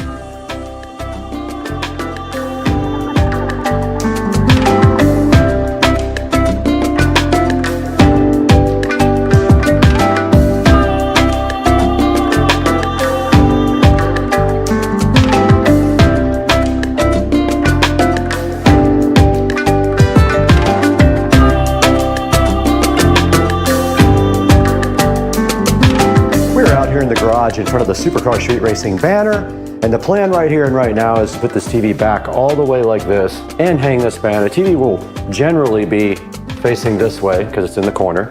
Now all we want to do right here and right now is mount this TV. Now all we want to do right here and right now is mount this light so that it shines down on our banner, like so. And then the wire will simply run behind the TV to this USB receptacle that I have. We have power available, a USB-A right behind it. It's super convenient. And I believe this thing works like this. Well, no, it would have to be like that. Screws on like that, so that's how you do that. And then we will just mount this up here and we will zip tie our wire. I wish the wire wasn't running, wasn't right on the tip of this. I wish it was like, but actually that's not bad, you can't see it. So that's as high as we want it because it's going to be hidden right under the TV and we want it dead centered. So somewhere we probably need to get we need to get our measuring tape and measure dead center. Grabbing the measuring tape, and it is 4 feet. So we're gonna go at 2 feet. 2 feet is right above this little graphic. So what we wanna do is go as high up as we can without interfering with the TV right there, and at 2 feet right at the center, and just throw our screws in right there, as high as we can go. Hopefully we don't need inserts for this, it's very light.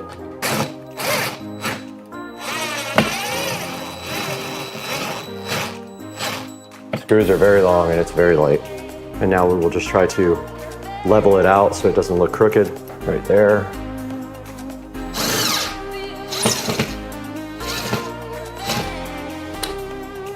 There is that. This thing is fine, it's not going anywhere. Light is very light. Get it? Now we'll zip tie this to the little neck. We'll run the neck right there. And all we have to do now is give this thing power. And there is a USB type A connector on the actual receptacle back here, which makes this very convenient. And it is plugged in and on and freaking out. It is oscillating. Oh, it's audio based. Nice. Okay, it is on music right now, but so eventually it's going to come up like that and you won't see it. We will tie it straight up like this and it's completely hidden by the TV. But for now, it is on music mode. So I'm putting it on auto where it is doing a nice RGB effect. As you guys can see, we can put it on color. That is white. That's as white as it's gonna get. It's sort of a cool white, but you can see how it lights up the Supercar Street Racing banner right there, pretty cool. And then back on, and that is the brightness level. You can do dim or bright with the remote. That is full brightness. Now back on auto is where it oscillates through the colors. Looks pretty cool, guys. And I'll get another shot at night, and we also have to deal with this banner at the bottom not working right. But we need to get some zip ties and finish up our work. And the light is on and the wire is completely hidden, guys. Check it out. Looks fly and fresh.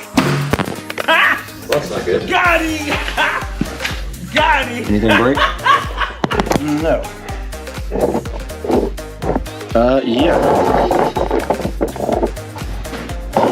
Well, I broke my microphone connector.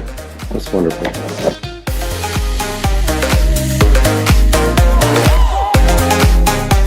Hey guys, and welcome back to the 4K production studio. My name is Brad, and today we're taking a look at this RGB picture light. Now this RGB picture light is pretty cool, and what we wanted to do is also show you our custom vinyl banner. Now this banner was made specifically by me, and I designed it on uprinting.com. But first, let's take a look at this RGB picture light. Now basically what this light is for right here is for hanging on top of a piece of art. And it can light up your art in multiple different ways. Now we are using it for our Supercar Street Racing banner out in the garage.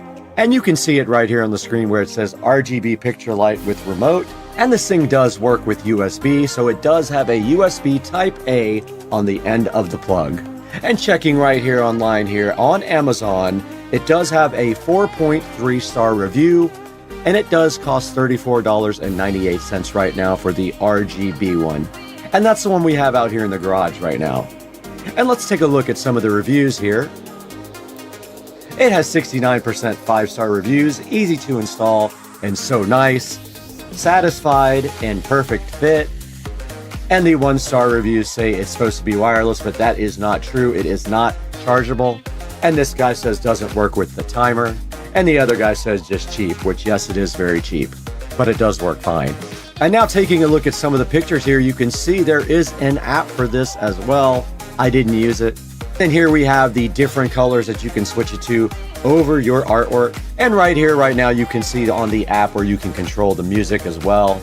And right here is what's in the package. Basically, it comes in pieces. It has some drywall inserts and screws, the neck, and it has a small remote control on the actual wire so you don't have to use the app. And you can see a picture of it right here in someone's living room with the RGB effect. And that's what I had turned down, as you guys could see in the video, out in the Supercar Street Racing garage. And right here, it has the remote control feature, the button control feature, and also you can control it with an app on your phone. And now we're taking a look at the custom banner that I ordered on uprinting. Now I did design this myself.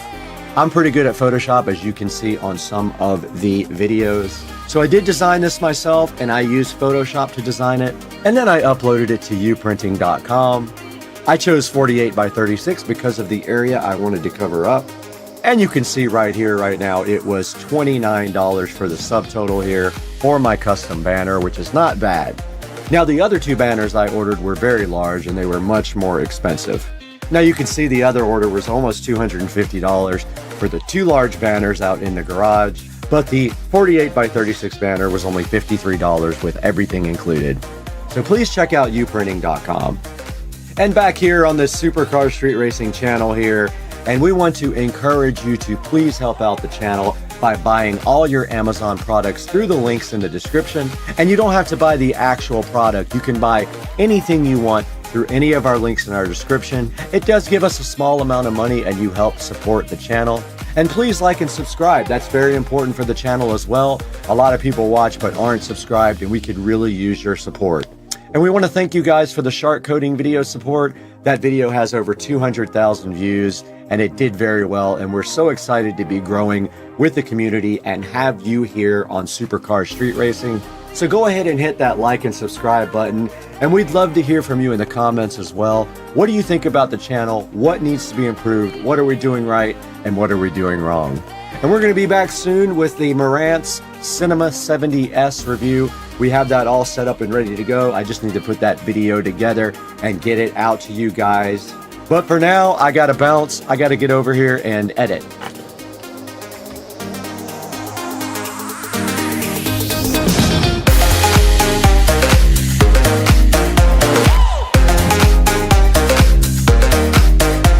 Out in the Supercar Street Racing garage, and of course we are recording on the phone, which has better low light video. We got the garage lights set to purple, but I wanted to show you guys the art print light that is chilling so nicely over the Supercar Street Racing banner. And it is set to a cool white, but we have this remote here that can do whatever we want. We can go red, green, blue, yellow, light blue, purple, and back to white. Or we can do oscillating colors, which looks fly. Guys, I hope you like this video. Please like and subscribe. It does have a belt loop thing on it right here. And if you press the control again, it does go off. Guys, please support Supercar Street Racing and our sponsors check out the TuneIn Cool emergency flashlight in the description of the video. Now let's get back to the video right now.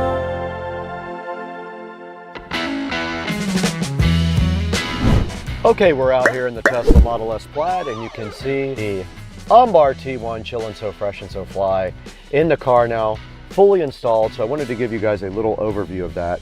Now I do have the SD card in my hand right now. This is a 256 gigabyte SD card, and it just goes directly in this little slot right here. And then you can use your fingernail to kind of push it in. And it is recording right now with the new SD card. This button right here controls the display. So you can change to the front, the rear, the interior, or all three right there. And this little camera control here is how we see the cockpit of the car. And if you see right here, I took this down to the local car stereo store, not sponsored, but they did run the wiring so fly right up through that little opening right there and through probably that part. You can still see all the fingerprint marks because they didn't clean my windshield after they were done. And then all they did after that was run the power right inside of the center console here to the cigarette lighter plug right down in here. And now this thing is recording, and basically what you do is you tilt it down towards the road, not towards the roof. And so that is how the camera looks installed right there. And then we will be showing you guys the app next, but that is the camera part inside the car. Let's show you guys the back of the car for the backup camera. Now in the back of the Tesla, there is a backup camera that was installed right here. We can go ahead and check that out. And there is the backup camera right there, mounted to the back glass. It is not an outdoor camera, and they had to run a little wire loom right there to get the wire up into the back glass. But that is the back camera, and I had to adjust it a little bit at a time because of course the glass is up, it looks differently than when the glass is down. So that is the back of the OnBar T1.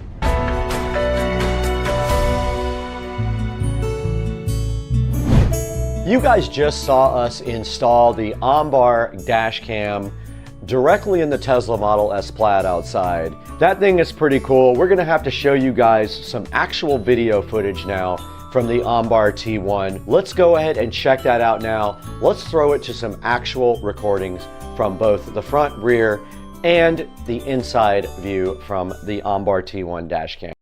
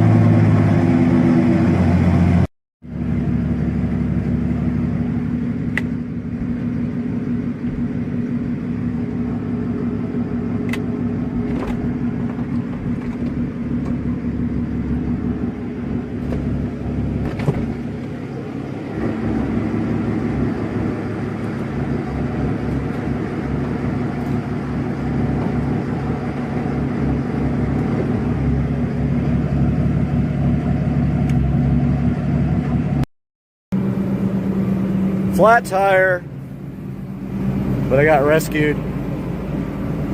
There's a slice of metal somewhere in this thing.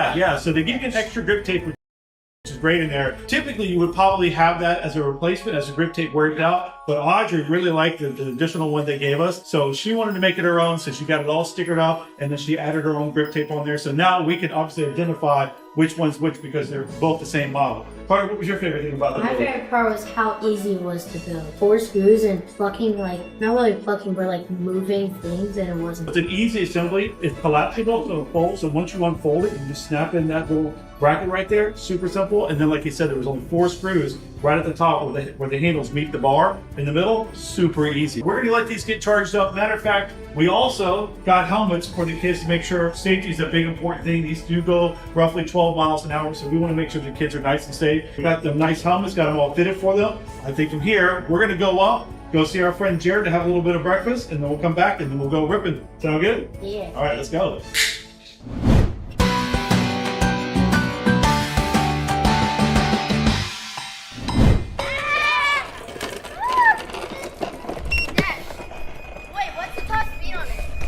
All right, let's go. You guys ready to go to Mr. Brad's? Let's go. We're gonna drive all the way there. And then I brought your charge case. We gotta charge you some more. Let's go. I don't know how to go. Don't go super fast.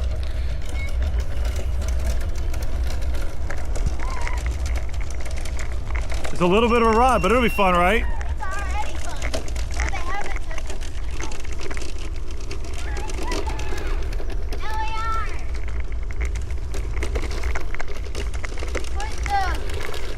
Audrey, just put the finger to the thingy.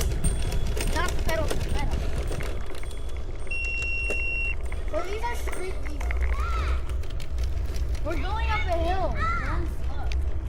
I'm only hitting 7 miles an hour.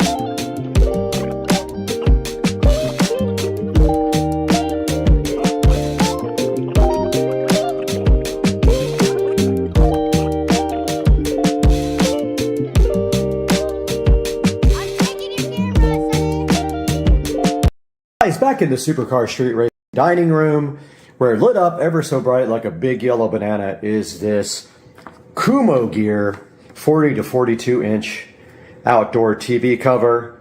Now, we have looked at this before, but we wanted to take another look at it today because the last time we ordered this, we know it lasts for a certain amount of time in the Florida heat and humidity.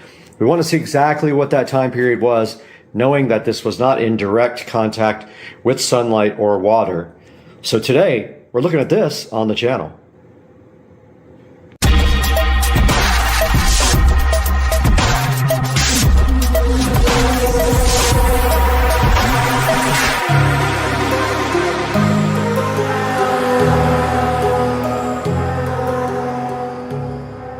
On May 29th, 2022, Supercar Street Racing Studios placed an order for a Kumo Gear 40 to 42 inch outdoor TV cover, and we received one and implemented that guy out on the patio.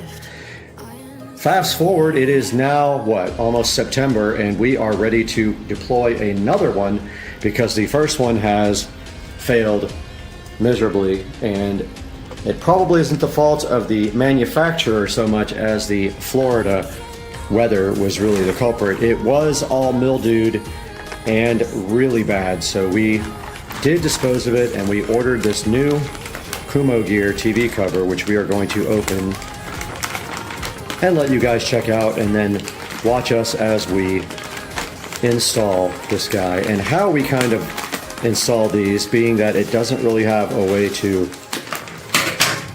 on the bottom, kind of cinch together. Not a good way anyway. And there is the gray Kumo Gear 40 to 42 inch outdoor TV cover, looking so fresh and fly on the Supercar Street Racing table here. And you can see right now, as I open this up, how nice the new canvas looks. And it won't last very long in the Florida heat and weather, but as you can see on the back of this Kumo Gear 40 to 42 inch TV cover, there is a pocket right here to allow the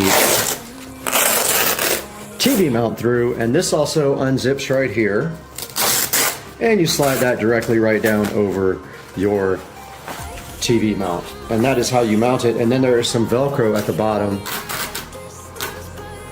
As you can see right there, there is Velcro at the bottom to cinch together to seal the bottom of the TV so critters do not get in it.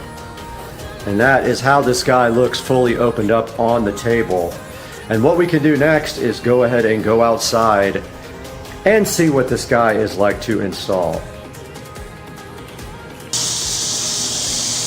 Alright guys, we are back outside behind the Supercar Street Racing house, out by the pool, and you can see behind the TV right here is a hodgepodge of wires, and that is because we used to have an amplifier outside. We no longer have that. We have everything set up from the inside. It is still very gnarly with mildew and stuff. I would like to clean that, but I'm not sure what I need to use to do that. I guess I could spray everything down with bleach and just let it soak and not turn anything on until it dries out.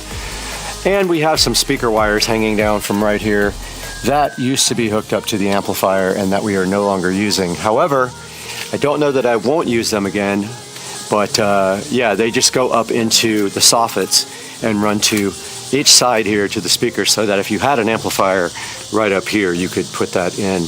But for now, right here and right now, all we want to do is get this cover installed and worry about this cleaning later, unless I get so OCD that I can't handle it. I might get OCD about it, but I don't think so. I think today is just a, just a cover the TV kind of thing. And in order to do that, we have to get this TV around the mount, which as you can see right here, right now, is right here. So the way this is designed is it unzips and goes right around this. But I may get some cleaner and just spray down all the mildew and let it kind of work its magic, but then everything's gonna fall on the floor, so I'll probably wait. I did decide to go ahead and clean the TV as much as possible. I did not find a spray bottle to really clean the bleach off the back, so I'll have to do that at another time. But I thought I could at least clean the actual TV here and get off all the weathered dirt from the year. Really not that bad. It was covered most of the time. It's not that dirty. Now the back is a different story. It's very dirty. But the front, as you can see, is not.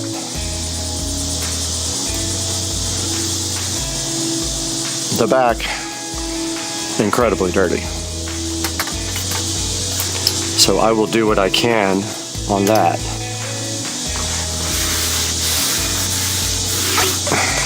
Very dirty.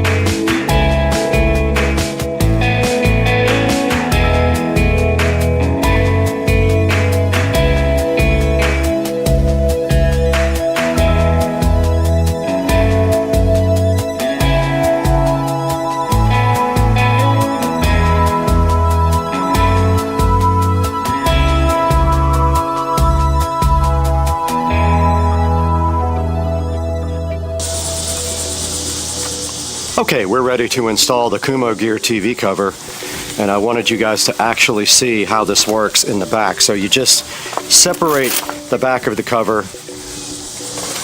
as it has a little spot for the TV mount to go over, and then place it over like this.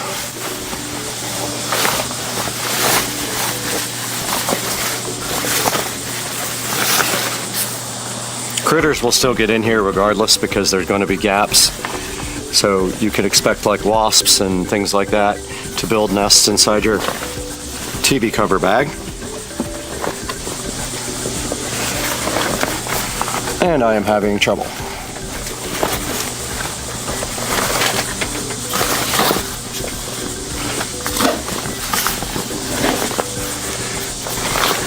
This looks like the wrong cover.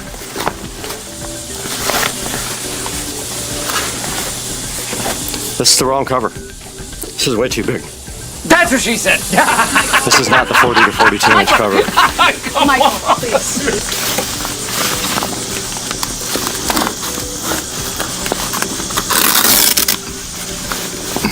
Yep, this is the wrong cover. Got him! Look at that. Got him! I'm going to show you guys this real quick. Alright, so they have sent me the wrong cover. Obviously, this is way too big. So let's go ahead and remove it and return it.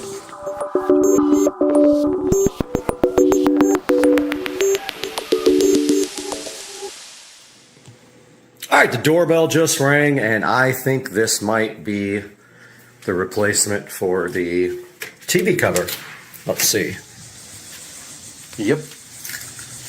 That appears to be it. Let's get this thing inside and see if it actually is the right size now. Now remember, they sent us a much larger version before. So let's get this unpackaged and see what it is. All right, we got our trusty scissors right here, ready to do some work for you guys. And let's see if they got it right this time. So I noticed a big difference already, and that it's packaged completely different. The other one was in a much bigger package, so this looks like this might be the right Kumo Gear TV cover. And that looks way more like the TV outside. Once again, from the back here, you can see that the TV cover has like strip in the middle for your, and there's Amazon saying that it was there. That's where you get your TV mount right through the bottom. There's a remote control holder right here, which makes it very nice for you to store your remote controls. And by gosh, I think that we have scored, and I think this is the right TV holder today. We got lucky. So let's get this thing outside, back out to the TV, and get this thing installed.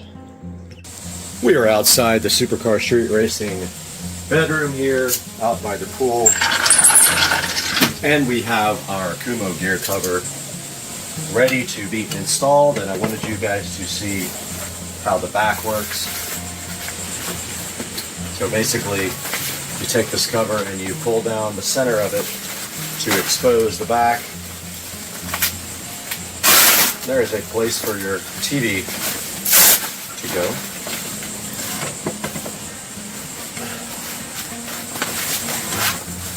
You guys should be able to see that now.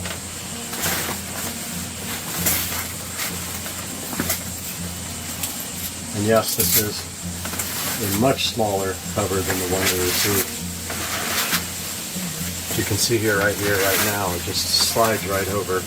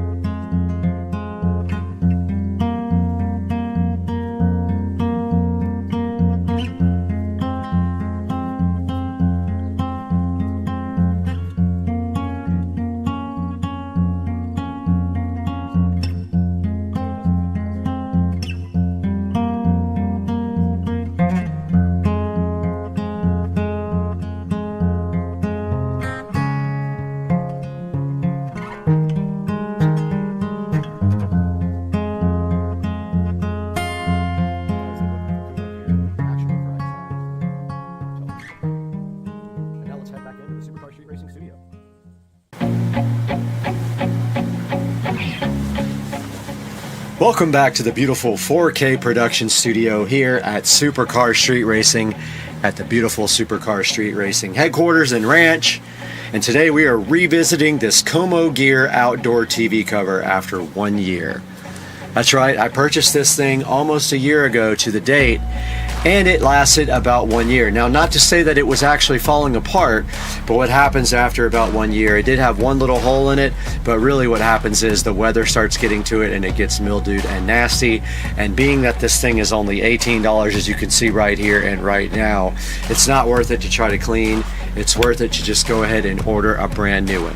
Some of the things I like about the Como Gear TV cover is, of course, the price, and also that it looks very good. And some of the things I don't like about it is the fit is questionable, but it has to be kind of because it is for a generic 40 to 42 inch TV. So you can see there where the difficulty might be in getting it to fit perfectly. I also would have appreciated more Velcro on the bottom in the middle so that you can close it up. Now when you see right here in the picture that it looks all nice and square, it will not actually look like that on the TV. It will kind of be saggy around the edges and stuff. That's just the way it is going to fit. However, it will, the wrinkles and all of that will pull out of it after it sits for a while. So you don't have to worry about that being an issue after a while. Now, if we look through some of the pictures here, it does show you that it gives you like the diagonal measurement of the actual cover. So what you want to do is just make sure that your TV actually will fit with this 40 to 42 inch. If not, you can have to order the other one. Now on the back, you do have the flaps.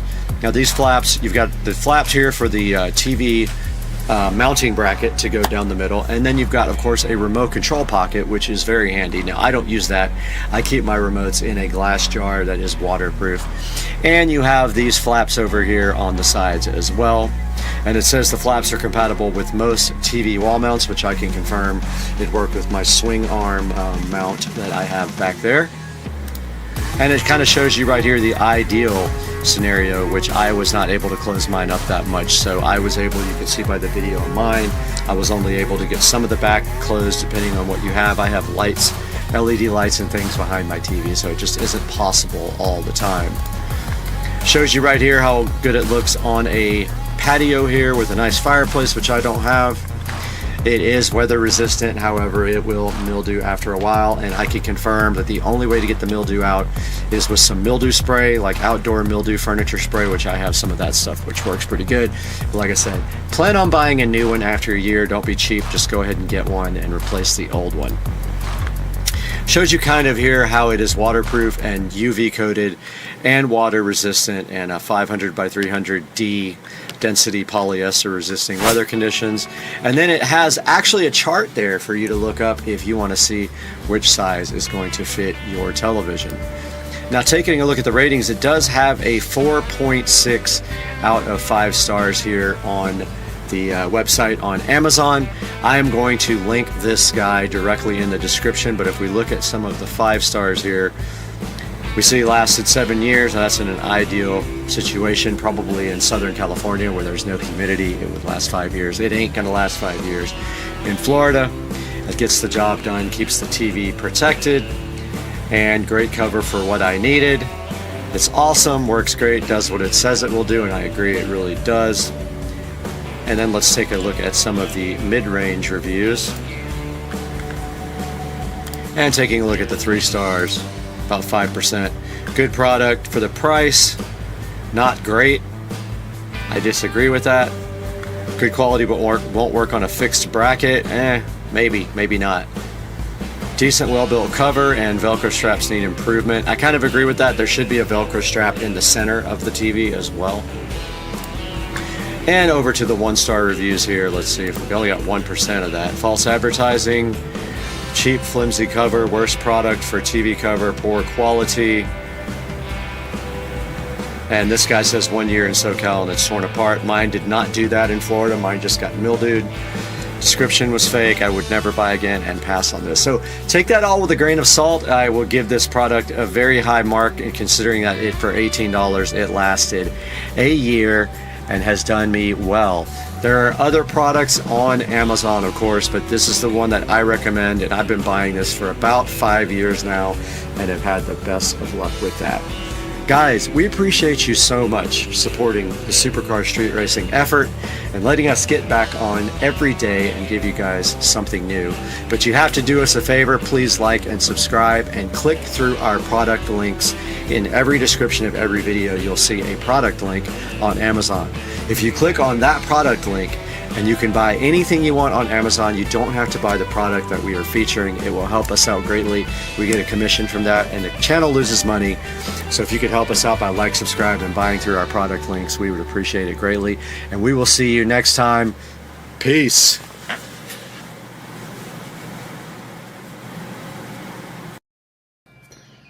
Give the rabbit a massage, Bubba. It's Rabbit TV. That's so nice of you to pet your friend. You're definitely not trying to eat his face off. I know.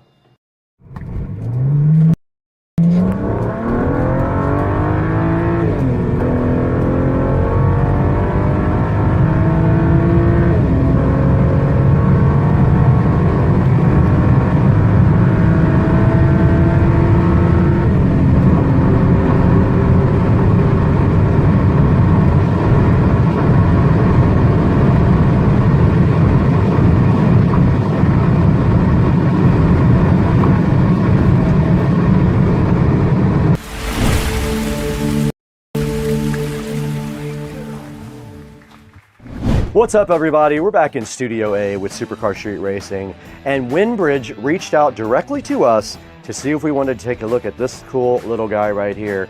This is the Windbridge M31 wireless mic sitting right here. And if you look inside of it, you can actually see two lavalier wireless mics here, and then connectors for going to both an iPhone and an Android phone. Now, if you need clear voice, zero dropouts, and effortless setup, meet the M31 right here in front of me. This is a high quality compact microphone system designed for creators, teachers, presenters, and anyone who needs professional audio without the pro price tag. Let's take a look at this today on the channel. Let's get busy.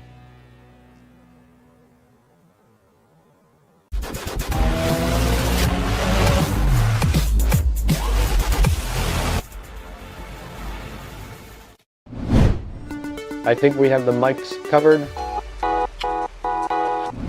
Welcome back to Supercar Street Racing Studio A. This is the studio that is outside of the main house and where we do a lot of our editing. It is our most powerful editing rig, and we do a lot out here. Welcome to our studio. Today we have the Windbridge M31 to show you guys, and the first thing we're going to do right off the top is go ahead and start listening to the way it sounds. We are using the DJI mic right now. We're going to move to the Windbridge, but first we have to get it out of the box. And inside of the box, you do find two lavalier mics. It should also work on your camera if your camera accepts USB mic audio, which my Insta360 does, and it is sitting in the wings right there waiting to record for us. So let's go ahead and get out the USB-C adapter. It is right here. I did notice that the mics were charged up to, I think, 90%. There is a digital display on the bottom of this thing that shows you a 90, and I'm assuming that is the charge level. Now all we have to do is plug this into the side of the Insta360. Let's get that done. I think we have the mics covered. So we got the M31 microphone successfully mated to the Insta360 X5. We cannot use it with our big camera. We cannot use it with our Canon R5C. That does not accept a USB Type-C microphone input. Only the small mini jack will it allow you to put in there. So we're back in Studio A now, and we want to talk a little bit about the features of the transmitter and the receiver. They're both very lightweight, sleek designs, and they can fit directly on your phone with no problem whatsoever, and they're very light. They're both matte black. They look pretty cool. I will show close-ups of them right now. Now, they're designed for convenience, no battery packs, no wires, nothing like that. And we're using it right now. You just plug it in, pair them up, and they're ready to record. Now, the Windbridge is able to deliver great sound quality with noise reduction as well, so your voice stays clear and front and center. Guys, out here in the Supercar Street Racing matte black garage, there's a surprise coming for this guy. But what we're doing today is we are going to be removing the Trojan batteries from this guy. They are shot and they need to be taken out. So we're going to go in there and remove them. And at the same time, we actually get to see what controller we have finally. And that's today on Supercar Street Racing.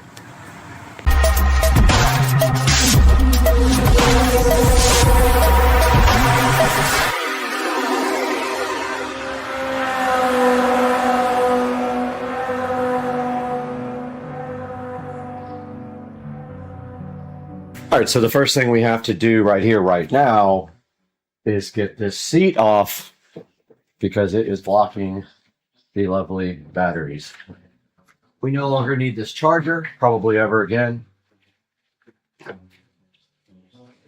And the seat can just sit happily right here while we disassemble this entire unit. Pretty much everything with red gets 48 volts.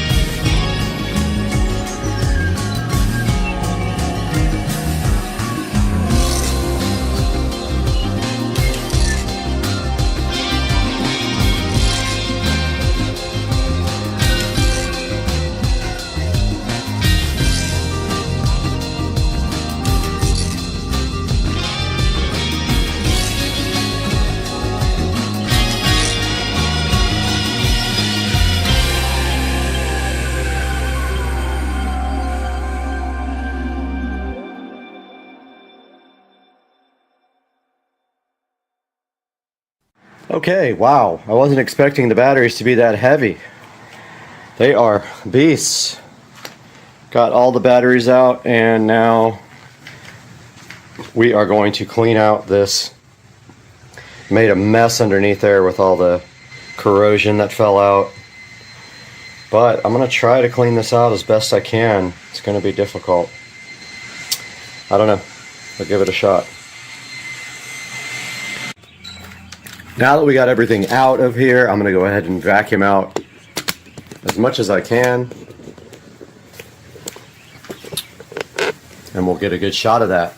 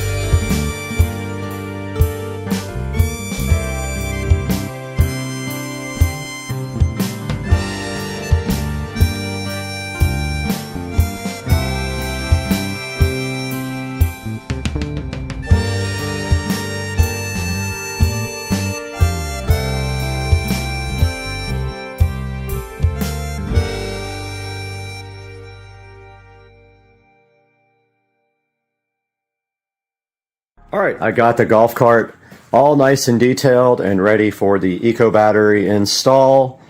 And I am about to call those guys here at 9 o'clock and see what the deal is with getting the eco battery and the AC motor and controller. And then I'll update you guys after that. But this thing is ready. The engine bay is cleaned out, and let's get to getting. Hey everybody, welcome back to the channel, and today we got Dukes of Duval here, and we have his 2013 Chevrolet Silverado truck sitting right here behind us. We have one mission today, and what are we going to be doing? Change the spark plugs. That's it. Now, why are we going to change the spark plugs in this truck today? I feel like it's running a little bit rough, and truthfully, I've had the truck for 130,000 miles, and I've never changed them. So I figured, you know what, got to start there, right? Right, so we've done some other work to this truck as well. We changed the O2 sensor. That really didn't help us. So we're gonna go ahead and get these spark plugs out and get them changed. We have a brand new set here. So let's tackle that today on the channel and let's see what happens. Additionally, we're gonna do the wires as well. Absolutely, let's go.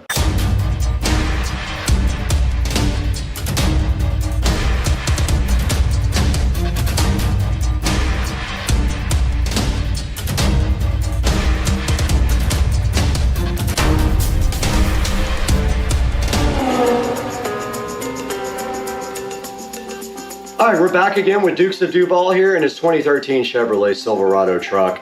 Having some issues with rough running, so today we're going to try to tackle that by replacing the spark plugs and the spark plug wires as a first step. And actually, we've already done some other work to it that didn't really help. So what do we need to do first? We already went online, we looked at what we needed, and we got the tools ready for the job. What's the first step after you have these plugs out of the box?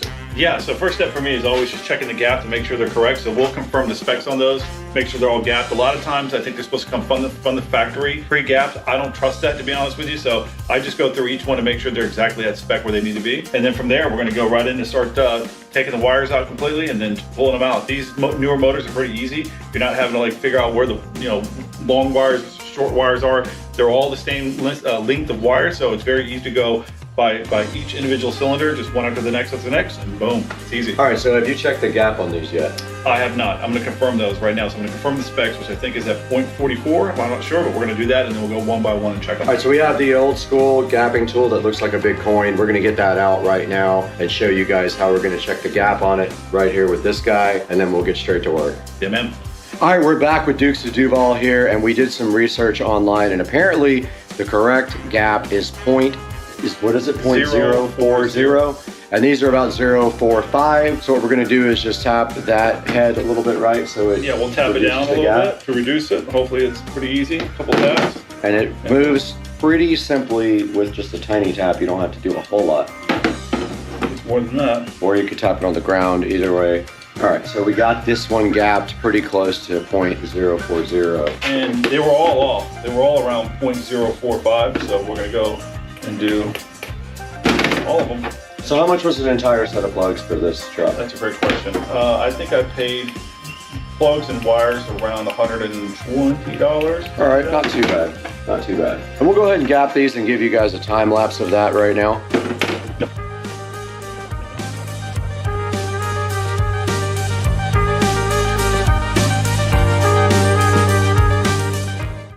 All right, we're back, and we just gapped these spark plugs at 0.040 using the hammer. Yep. And I got a little bit too aggressive with them, and all he had to do was bend the tip up just a little bit to get those back on track. And now what's the next step? What are we gonna do next? Yeah, so it's easy enough. We're just gonna go in here. It's pretty simple. We'll get our lights moved around so we got a good vision of what we're doing. And we're just gonna go individually, each one by one, and we're gonna go start by pulling the wires off of each one and then going in there and removing it. So for the socket size, it's a 5/8 is what it is.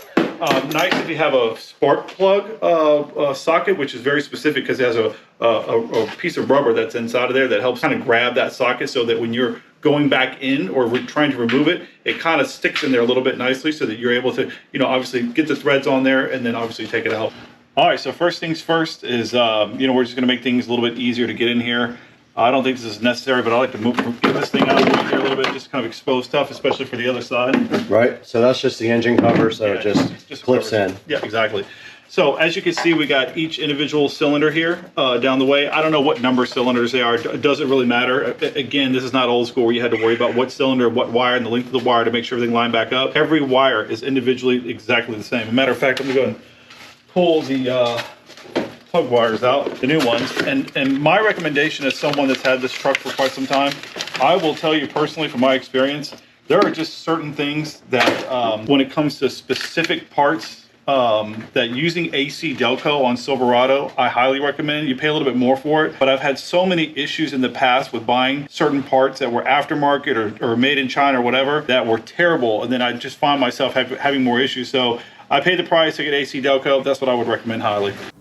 And you can see right here, Joe is just taking a look at the new spark plug wires there.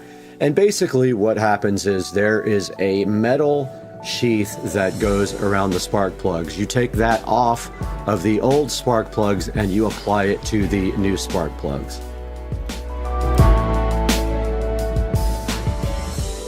Now right here, Joe is checking out the passenger side of the truck here, and basically the back spark plug in the rear there on the passenger side is going to give you the most problems. It is sort of hidden by the exhaust manifold.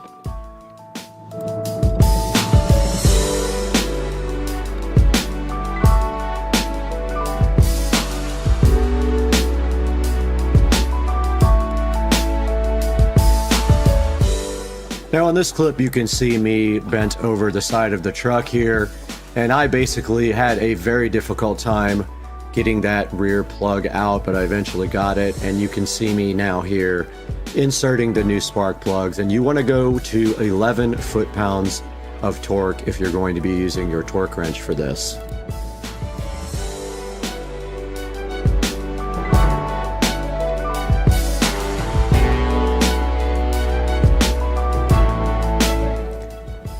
Now right here, you can clearly see me struggling with this plug. We did have a plug on the driver's side rear that was very difficult to get out, and so we ended up spraying WD-40 on it, but it was very hard to get out of the truck, and we eventually got that out of there.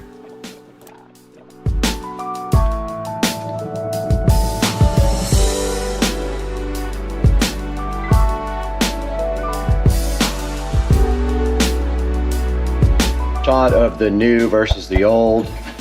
Now, is the old one an AC Delco as well? Did you look into it? I see this factory. Also notice the difference in the tips. So this is a different design here. Those are the ones with like the really small. Or maybe it's 8 away over time. I mean, these are old plugs. These are could be definitely overdue.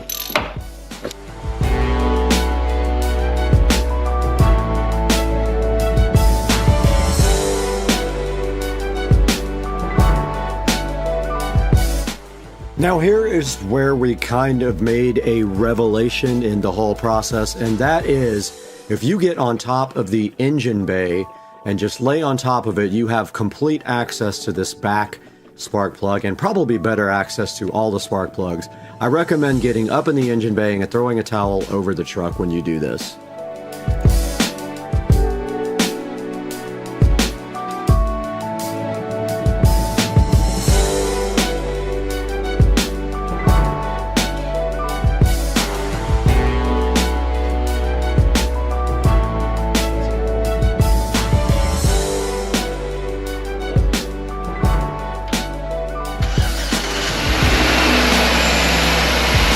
It ain't missing. It's not missing.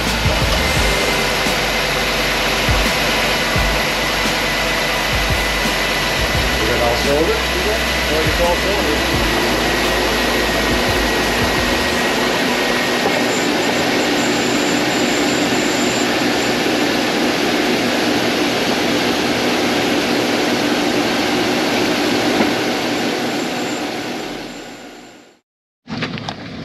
We just got done replacing the plugs and we are going on a little test drive. We almost slammed into the golf cart. So we did get the plugs replaced about, I don't know, 2-hour job, maybe more, 2 or 3 hours. But I think I figured out the key at the very end is to be on top of the engine. Curious to see if this helps. Well, it definitely feels a little bit smoother. It was running a little rough. You think there was an improvement? Can't tell. Hard to tell, but we'll see. Okay, so Joe has the new truck syndrome. New shoe syndrome. So he thinks it's run so much better. Yeah. And we just ripped it. I can run faster now with new spark plugs. Do you think it's better, or do you just not sure? I'm not sure. Okay. It seems to be right. I feel like it's like an idle in other areas. It was running really rough. Okay. But it feels to be a little bit better. So. Okay, cool. So we need to reset the codes. I think it was an improvement. Again. I think it was an improvement. Yeah, we could reset the codes. It definitely needed it. Yeah. It's never had plugs done, ever. Correct. Or wires. 135,000 miles. It's recommended at 135 to change your spark plugs, I think. That we did it right on time. Right on time. Yeah, the main. I think it says 1,000,000 miles. Oh, I might have misread that. Maybe it's 1,300,000. And now you know. Now you know. You got to get in the engine bay and get on top of the engine to get leverage on a lot of those spark plugs. I think we could have done a lot better, I think, if I would have crawled in the engine bay like it's terrible though. All right, we're back in the 4K production studio after working on Joe Dukes of Duval's Chevy Silverado pickup truck. Now, you saw in the video we did have a few little issues with that. One thing, the spark plug on the passenger side in the very back is very difficult to get to. But it helps if you crawl on top of the engine bay itself and then reach down in the back, you can get to that spark plug. We also had a stuck spark plug on the driver's side. The rear driver's side was very difficult to get off. We ended up just using a regular ratchet and a breaker bar on top of the ratchet and some WD-40. Now right here on the screen there is a kit for it that is a non-AC Delco kit. I'm going to put a link to this kit in the description, but as Joe said, it's up to you, but he would recommend that you use AC Delco original parts. Also, don't forget to have a spark plug tool. There'll be one in the description as well. Some dielectric grease to put on the tip of the spark plugs, and some anti-seize compound if you believe that you need that on your vehicle. We did not use it. Guys, thank you so much for liking and subscribing. Please support the channel by buying all of your Amazon products through my product links. It doesn't have to be this exact product. You can click any of my links and buy anything you want from Amazon. And it does help the channel greatly by giving us a few dollars, because as you know, we lose money on the channel. We do have another project coming up for the Silverado. We're going to be doing the rear brakes next, so please stay tuned for that. But I got to leave right now. I got to go open up an automotive repair shop.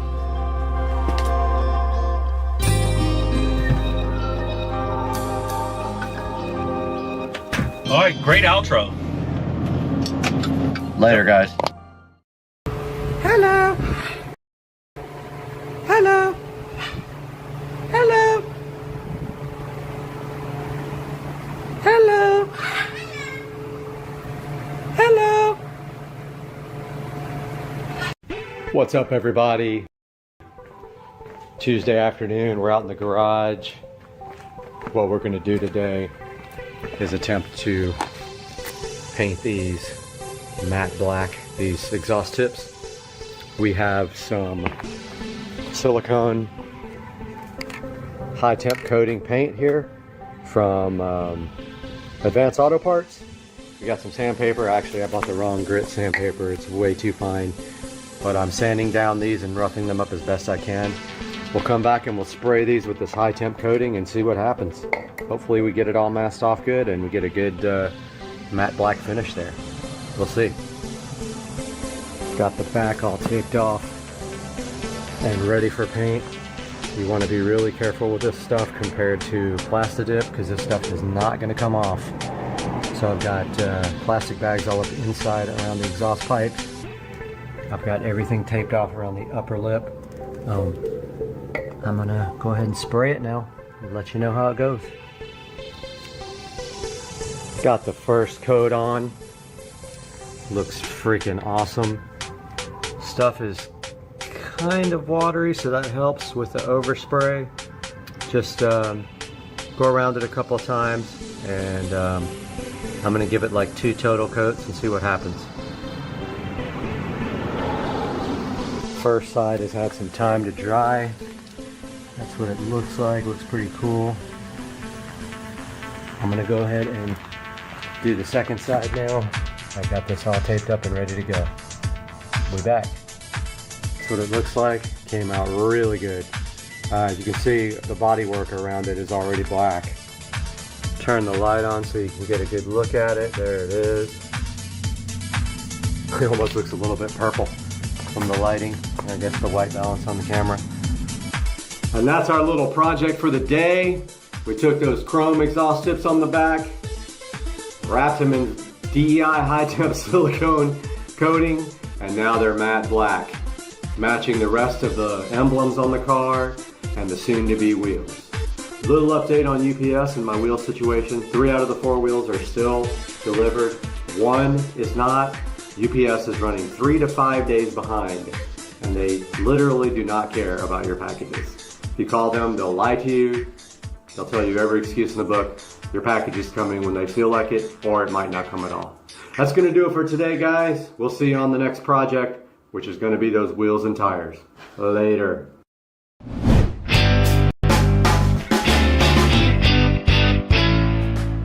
What's up, guys? Welcome back to Supercar Street Racing, and you know we've been doing a lot of the OBD2 scanners lately. We have quite a few of them on the channel, and Mucar reached out to us about their BT200 Max Bluetooth OBD2 scanner. It's in this box right here, and this is different from the other ones because you actually use your smart device to go ahead and scan your car with their software. So today, we got this thing in the box right here. We're gonna be opening this thing up on the channel, trying it out on Rich's truck, and see how it works. Let's get busy.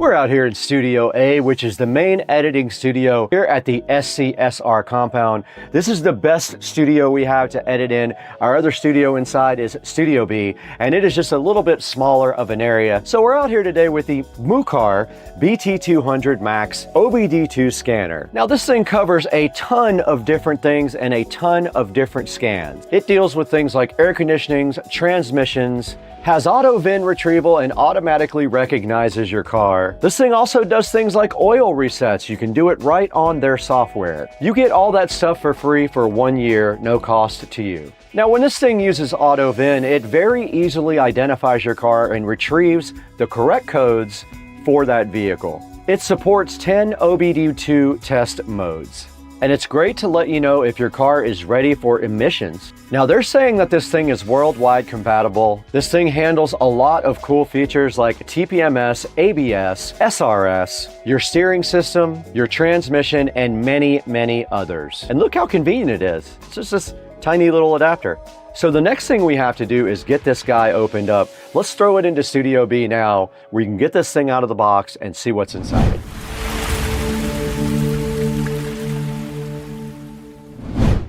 Okay, we are right in front of the new Mucar BT200 Max right here.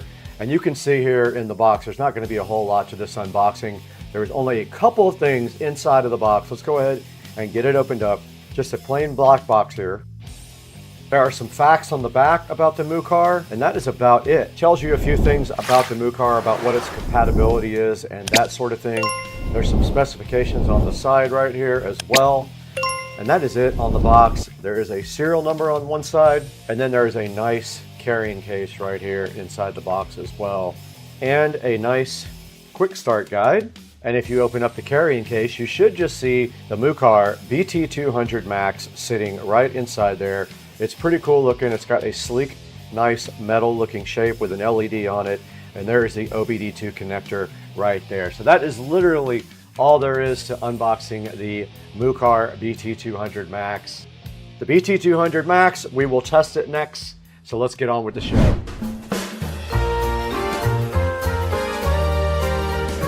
All right guys, we just unboxed the Mucar BT200 Max. You saw everything that was inside, and what this guy can do now, we have to find out by connecting it to someone's vehicle. It's either gonna be Joe or Rich. Let's go ahead and test this thing out now and see what it can do.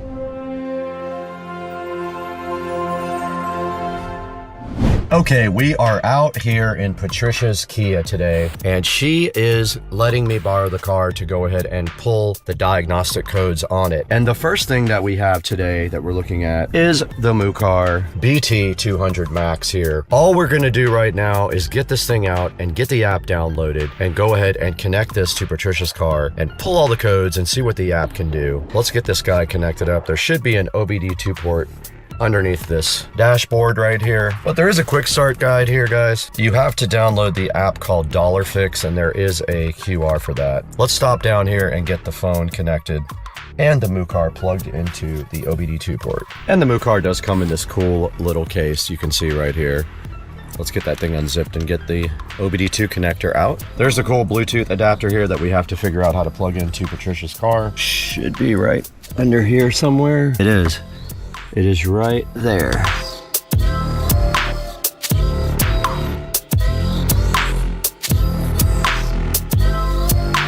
Okay, you got to be smarter than the actual device, and I was. All right, we're recording on both the phone and the Insta360. Let's go ahead and find the $Fix app. And we did find $Fix here on the phone. This is $Fix Plus. It is downloading currently right now. We'll let that download and go ahead and get it installed. All right, we are going to open up this $Fix app now. It says it collects location data. I got to allow it. And you can look at close by device. It found the new device and it is connecting. Now it wants me to log in. It is connecting to our device now, and it's asking if we want to pair. We do. Vehicle communicating. Go ahead and turn on. Now it wants me to activate. You guys cannot see this part. I went ahead and started the car. It found it on the app.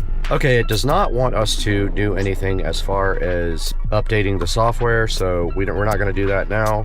I'm assuming the app has all the latest car data in it because it is downloaded from the Play Store. Let's go ahead and let's do the VIN scan. It does say loading now on the screen. Let's see what that's about. All right, it found the car. It said add vehicle is done. And it found a Kia Sorento SXP 2021 model, and it is counting up to 100% now. It is downloading actually and installing the Kia add-on. We're doing a health report. It is scanning the whole vehicle. So check this out. It scans your whole car for ECM problems, for TCM problems, ABS, and it did fault on the AC. Got one fault, humidity sensor short low. And you can generate a PDF file here, which I will then send to Patricia. And you can also clear codes, by the way. We could have cleared that code if we wanted to. A couple of alarm settings here. You can set for your coolant temperature and your overspeed. You can also do performance testing. You can do auto diagnosis, and you can record. Now in here, you can do all of the resets for the different things in the car, like oil maintenance or immobilizer or your throttle. There's ABS, there's brake reset, and there's some other things you can do actually online as well. They have a whole library of fault codes online, recalls, safety information. So this thing just does everything, and you could see what we did for Patricia. We actually found that fault code for her. We had one fault code there, B128111. That is a good look at the Mucar BT200. This thing is cool. If you don't want to have a full tablet and you just want to use your phone, this is a good option for you.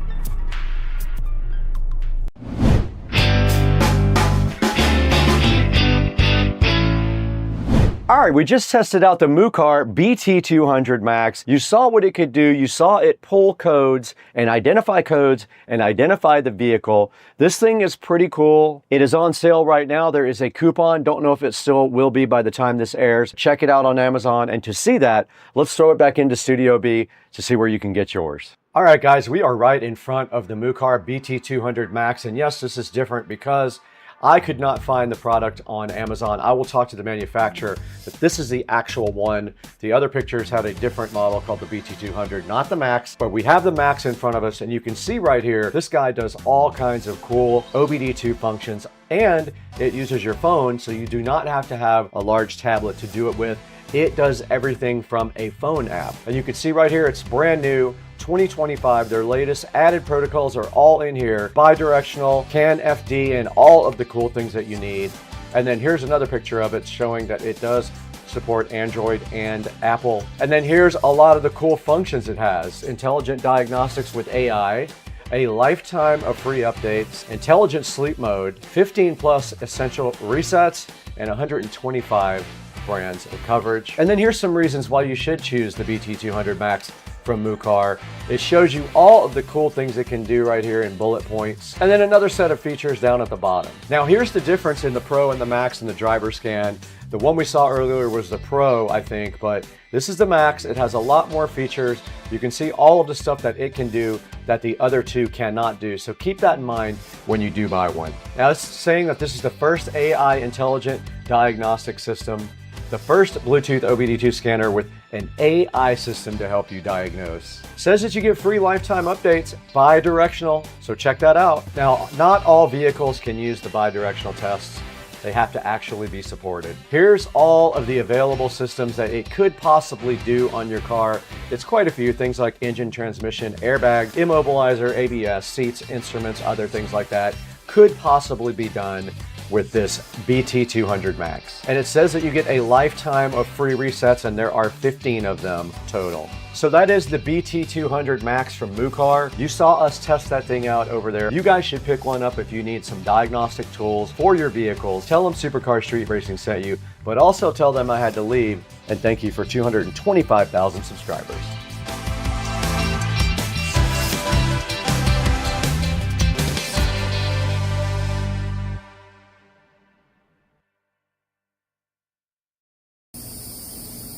Chillin'. Oh, people are hitting me up, trying to come over and hang out in the backyard. I'm like, all right, you can come over.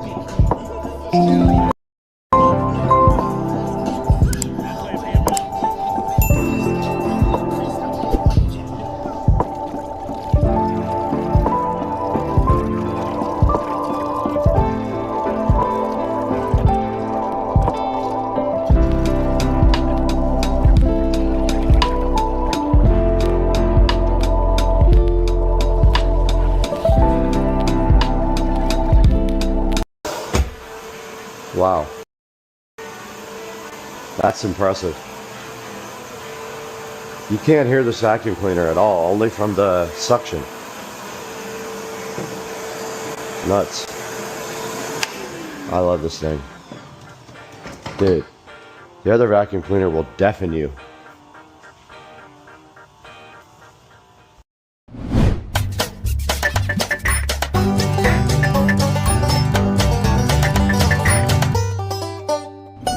Hey, what's up guys? Welcome back to Supercar Street Racing, and today we have something a little bit different. You can see I shot all of this video on my Meta AI glasses, and I wanted to just see if I could use that both full screen and kind of in a little shrunk down nature, just to see how well it integrates with the videos. And I do see that the cropping is a little heavy when we have to pull in the video, but it still works out pretty good. And then we cut in some of the other video with it compressed over a background, just to see and experiment about how good the Meta AI glasses are from Oakley. And they did pretty good. They're the HSTN glasses. I will have a video coming out soon about those guys, so stay tuned for that. But meanwhile, we got this awesome DeWalt shop vac here. It is the 6-gallon wet dry vacuum cleaner, and it is very awesome. This is the DXV06PL, and this thing is so cool because it has a 6-gallon poly wet dry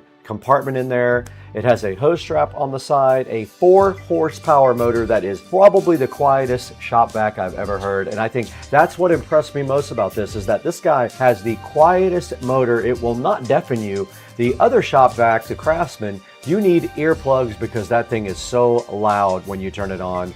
This thing is not. And you can see a guy vacuuming out the car right here, just like I was. And you can look right here, you can actually do a blower or a wet and dry vac, so it is actually 3-in-1. Check it out right here. It has a 1 7/8 diameter for all the tools that attach to it, a 6-gallon compartment there for you. Here's a good look at all of the features on the actual wet dry vac. There is a handle at the top. There's a hose strap at the side. It is a flexible rubber strap that you can connect the hose to kind of keep it around the vacuum cleaner. It does have a 4-horsepower motor. It is very powerful. I tested that on the Studio and in the Tesla Model S Plaid. It has a quick connect for the vacuum port there and a heavy-duty set of swiveling casters at the bottom, which you did see me install. Now here's a good look at everything that is included with your DeWalt 4-horsepower wet dry vacuum. You've got your attachments there on number 1, 2, 3, and 4. You've got your filter there on number 5. You've got a little, what other scooter? What are you talking about? Well, you already showed them that scooter. So this thing has a lot of different features to it. One of my favorite is from a security standpoint that it's got an Apple AirTag included in it, which is awesome. This thing has a ton of range, I believe up to like 46 miles on one charge. It'll also go 25 miles an hour, which is scooting pretty fast. This thing is just awesome. There's so many different things that I can talk about, from the suspension to the lighting, everything. This is a super awesome scooter. I'm so excited to have two of these. We have something special planned for these two. We're not going to reveal that. You're going to have to watch to the end of the video to see what happens, but we have something special we're going to do with both of these scooters. One of the scooters is already built and sitting behind the camera. I didn't want to reveal that yet till we had both of them, but we need to get this scooter out of the box. And if we look at the front before we do that, basically this guy has dual suspension. It has a dampening arm for the suspension, and it can climb a 28-degree slope. And if you look over here, maximum power 1350 watts, which is going to allow you to do some really good climbing and get some good speeds. It'll do 25 miles per hour maximum speed. It has a triple braking system, and this is supposedly one of the best high-quality scooters made. It is not cheap. The box was heavy. It took two of us to get in here. So what do you think? Should we get this thing unboxed? Let's do it. All right, let's do it right now.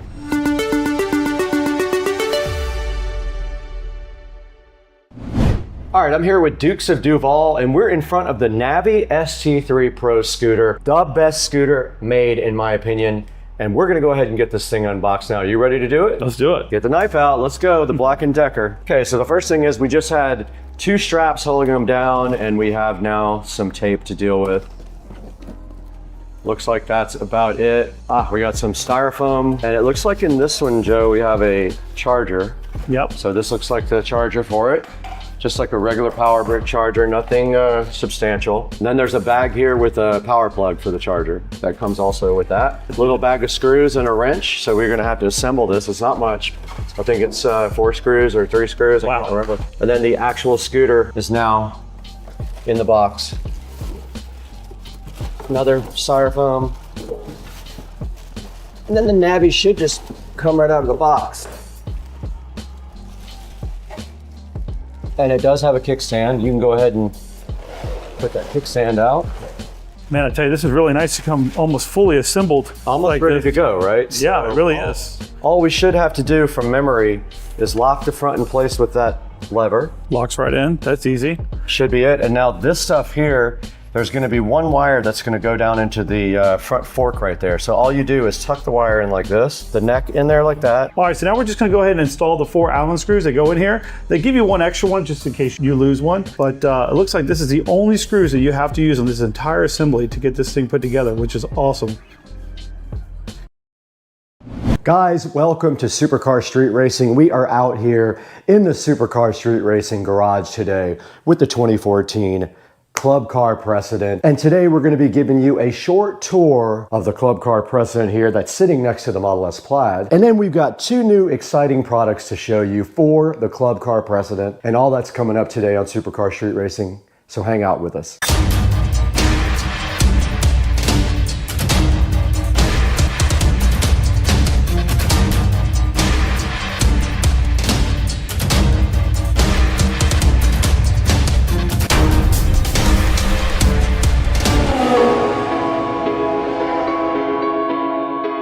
Guys, we are out here in the Supercar Street Racing garage, and right next to me is my 2014 Club Car Precedent that I completely remodeled from top to bottom and installed a killer sound system in. This 2014 Club Car Precedent started off with ugly brown alligator seats. I since have done a lot of upgrades to this guy, and I want to show you what I did before we take a look at 2 exciting new products from our sponsor today. Kemimoto was kind enough to send us 2 things that they thought you guys would like. I'm actually giving them away after the video. So let's get started. Take a look at the golf cart real quick. I'll show you everything that's been done to it, and then we'll look at these 2 products from Kemimoto.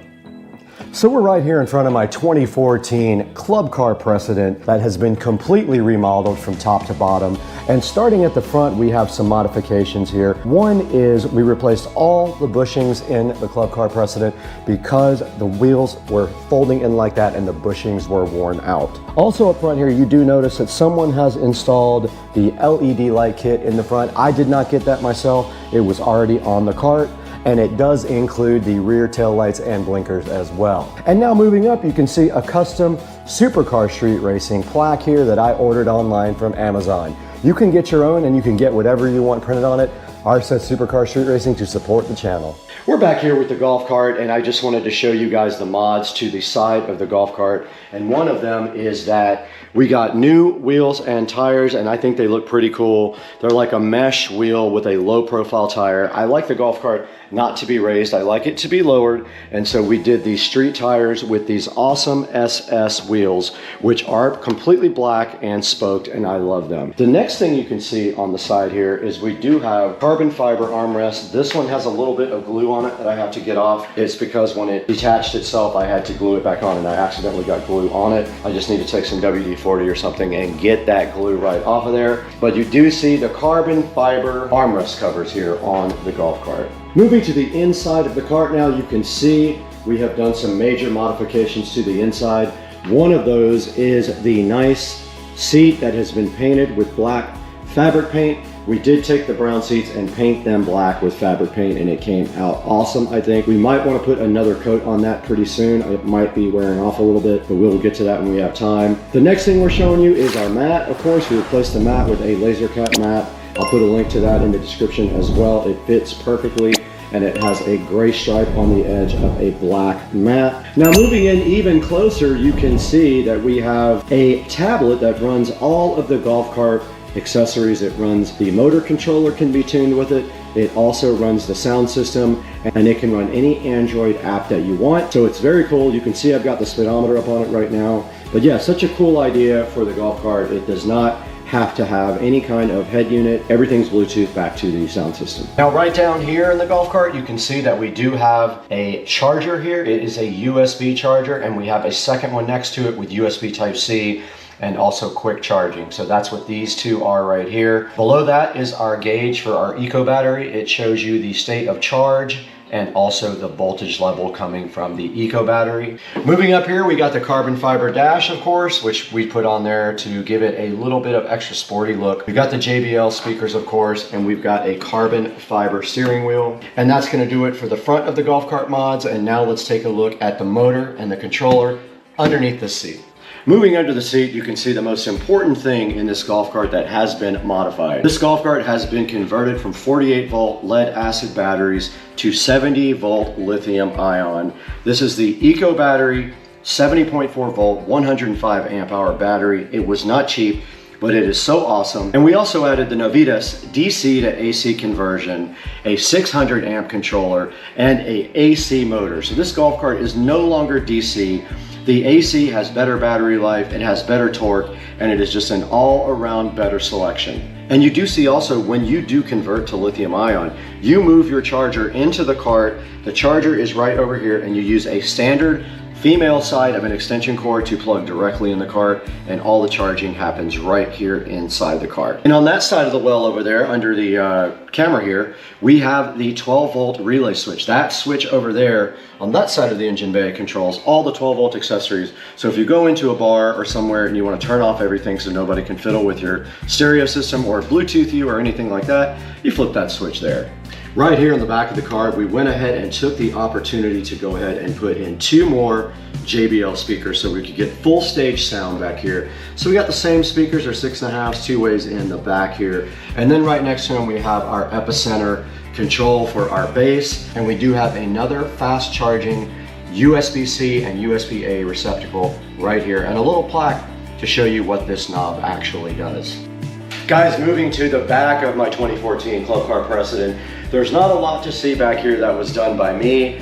We actually got the cart with this brand new back seat already put on it. It does fold out. And also all we did besides that you can see here is remove the white top, and we went ahead and got a black top because it matches our theme better. But all the rest of this was done except for the stereo system, of course, and I did black out the taillights here by spraying a little bit of Plasti Dip on each one. Now let's not also forget our 12-inch woofer down here right below us. I did add that as part of the stereo system. Let's show you that now. All right, the last thing we have to show you, which you can barely see, is the stereo system. So behind the seat of the golf cart, we do have the entire stereo system. We have our 72 volt, 12 volt converter here. It's actually an inverter. We have a master switch for 12 volts here. We have some Bluetooth accessories there, a Bluetooth receiver, and that is how the signal does get down to the head unit. Right down there, you can actually see the amplifier chilling right there with the Bluetooth receiver sitting right on top of it. That is a 5-channel amplifier, so it's running the 4 speakers up front and the subwoofer.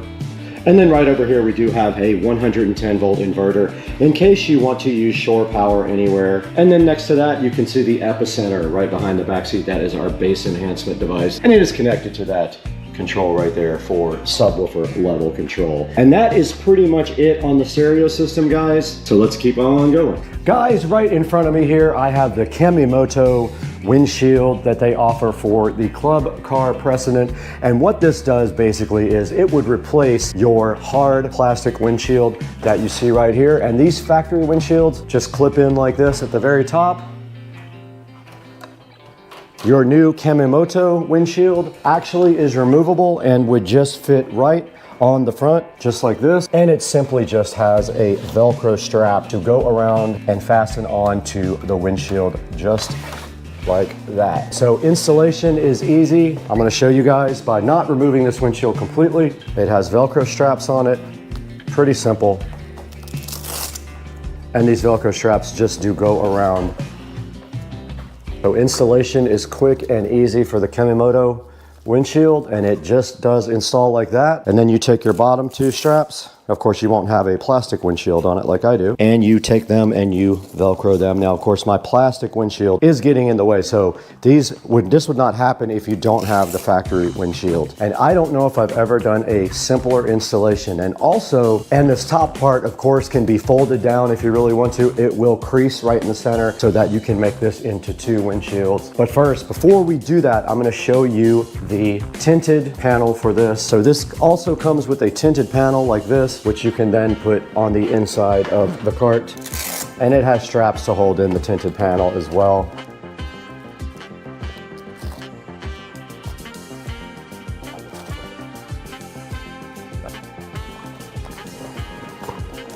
And then the other side just does fit the same way. Pull that tight and your little tinted panel will fit there. And there are also installation Velcro right on the inside here as well. And that is how you install your sun shield on your new Kamimoto brand new windshield. Yeah, so that's the Kamimoto windshield, guys. If you are interested in this, there will be a link in the description down below to get yourself one. Go ahead and order it through our link and save some money if they are running a discount. Go ahead and order it through our link and help out the channel and help out Kamimoto as well. All right, guys, the next product that Kamimoto sent us was a seat cover for the club car precedent, and you can see right here and right now we have it right in front of you.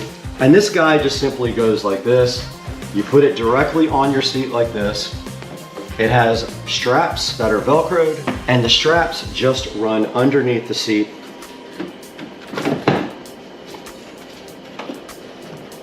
So you pick the seat up, take it off the hinge. You do the same thing for both sides.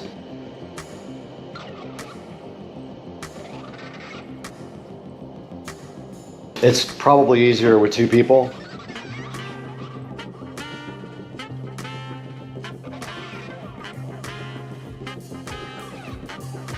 Here is the club car precedent seat cover, looking so fresh. So if you are interested in this seat cover, there will be a link in the description. It is very easy to install. And if you just want a quick solution to cover your seat, I would go ahead and grab this seat cover. Okay, uninstalling your Kamimoto windshield is just as easy as installing it. Let's go ahead and get our sunscreen off, our sunshade. And the great thing is you can store this in the cart. Our sunshade is completely off. And now let's uninstall our Kamimoto windshield. Super easy to uninstall. You literally just pull the Velcro straps off. It does have a hinged mechanism in the center right here, as you can see. And this thing can be carried with you on your golf cart. Guys, thank you so much for joining us today on Supercar Street Racing. We are so appreciative of all your support and all your good comments. And we just thank you so much for liking and subscribing and buying all your products through the links down in the description and continuing to help Supercar Street Racing grow. And as a token to you, I'm giving it away to someone in the comments section. I'm gonna pick a lucky person to get this Club Car Precedent windshield and this nice Club Car seat cover, and I'm gonna ship it to you for free. Guys, have a great day. We will see you next time on the channel. Hey guys, and welcome back to Supercar Street Racing once again. We are happy and proud to have our sponsor Kemomoto on board, who was gracious enough to give us one of these seat covers and this foldable windshield to show you guys today. But I just wanted to apologize for some of the bad audio. The mic did fail a couple of times in the video, so a lot of the audio was done on the actual GoPro mic, so it's a little bit worse quality than the lavalier wireless microphone. So anyway, back to the subject here. Kemomoto provided us with their windshield and their seat cover. You saw that in the video. The windshield is foldable and it does have a sunshade on the top as well. It's super easy to install along with the seat cover as well. They all just Velcro right on. Simple as that. And that's going to do it for today. Don't forget to buy all your Amazon products through any of my links in the video. It helps me out greatly. It just gives me a little bit extra money here to run the channel. But we'll see you guys later. We got a lot of things to do. We have to go, I don't know. We just got stuff to do.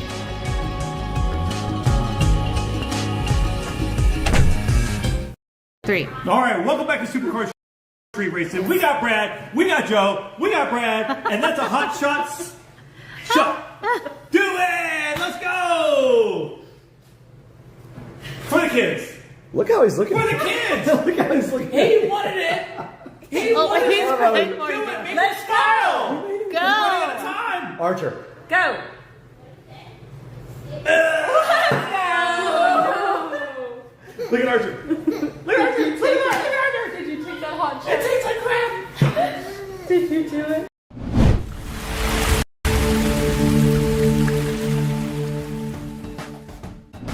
Is two parts. It should slide in, but it is a tight fit.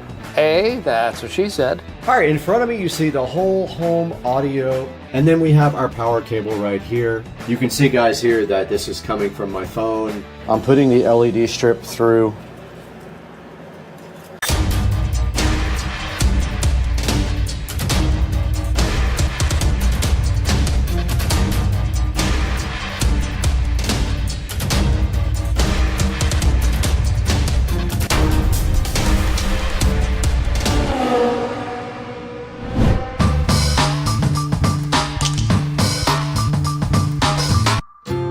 The last piece of the wiring puzzle did come in. Now, this doesn't mean that we can crank it and do everything because our WIM has not arrived yet and it won't be here until the 24th to the 27th, I think is the delivery date. We have the wiring ready for that. However, everything else can be wired and hooked up right now. This stuff that came in is two parts. One is for the output of the Behringer Ultra Bass to feed the distribution amplifier to feed sub down to the subwoofer in the closet and also to the subs in the house. So basically, we're gonna come out of the Behringer here. It's got a single output. We got a male mono 1/4 inch phono plug to dual female RCA, but we have male to male RCA couplers right there. So let's get this connected up real quick.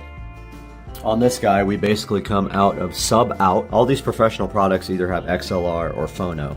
And then we're really just going up here, literally right there to audio in. So I don't know if I'm gonna tie it up yet. I'm gonna look real quick.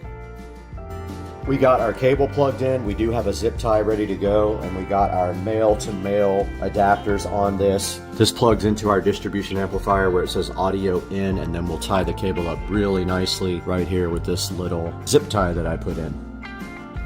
Okay, we got our cable all connected up. We're coming out of our Behringer Ultra Bass. It's mono here. It splits to dual mono to go into the distribution amp. The distribution amp's gonna feed the sub down here and also feed the wall plate to both of the other subs in the living room for whole home subwoofer audio. That part is done. The other two male to males are for feeding the WIM, which then in turn outputs to our Juke multi-zone audio amplifier here via this cable right here. The input to the WIM will be either DOT or any other number of things. It can be anything really. For now, to test the audio, we won't have subwoofer. We don't have our sub out connected yet from the WIM. We can't test the sub. We can't connect all of the speakers up though, and we have everything else ready to go. We can put our sub down there, slide everything in, and see if it is going to actually work like it's supposed to. So let's get this thing slid in there.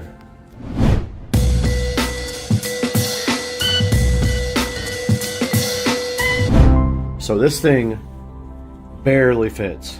Barely fits. It does not fit unless you take off the base shoe and the trim completely. The base shoe has to be gone from both sides. The trim has to be gone from one side and the base shoe. It should slide in, but it is a tight fit. And once the trim goes in, it's not coming off. I want you to see how close this is. That's how tight it is. Look at both sides. And it's even tighter down here because of the trim. See, the trim's in the way right there. Otherwise, this thing would slide right in. Oh, it's still touching. That's how close it is. Oh, look at that. Fit. Oh, let's go, dog. Now, all we have to do is plug our stuff in. We have everything tied up really nice, right? So the subwoofer will hide this. We have power. Now this is network. Our switch is not on, so let's fire up everything. Make sure our switch links. We got power there, we got power there. Switch is booting up. Looks like we have 2 out of 3, which makes sense because our WIM is not connected. Now this is our house sub. We have some extra cable here we can put underneath. Just like that. Sure, just goes right underneath and you can't see it. This is the LED power for the LED strip. And then this is sub in for the sub. Let's go grab our subwoofer and get it in here.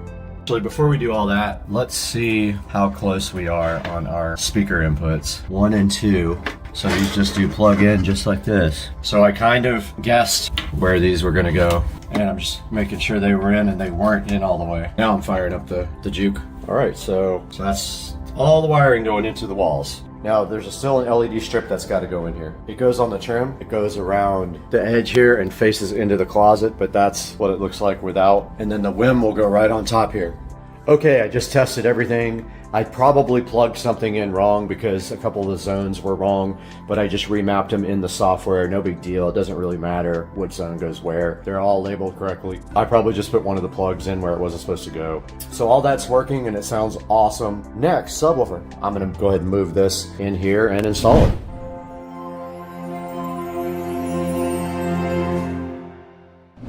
The Polk Audio sub installed at the bottom. The only thing I'm worried about is rattling. I don't know what I'm going to do if that happens. Maybe put it on some sort of soft cushion. I had no choice. I didn't want to put the bottom shelf in, but you can't not put the bottom shelf in. You have to put it in. There's absolutely no way around it. It's part of the base, so you can't take it out. Other than that, it's great. Everything looks good. After I test, this thing's ready for action with the WIM, but right now I tested Bluetooth from my phone to the Juke amp and it works perfectly. Looks pretty good too. I like the way it came out. The closet came out awesome. Very clean, white. It's going to look so cool when these LED strips are around the trim. It's going to go all the way around the trim right here where that lip is, right there, and down this trim here, and it should light up the closet really nice along with that LED strip right there.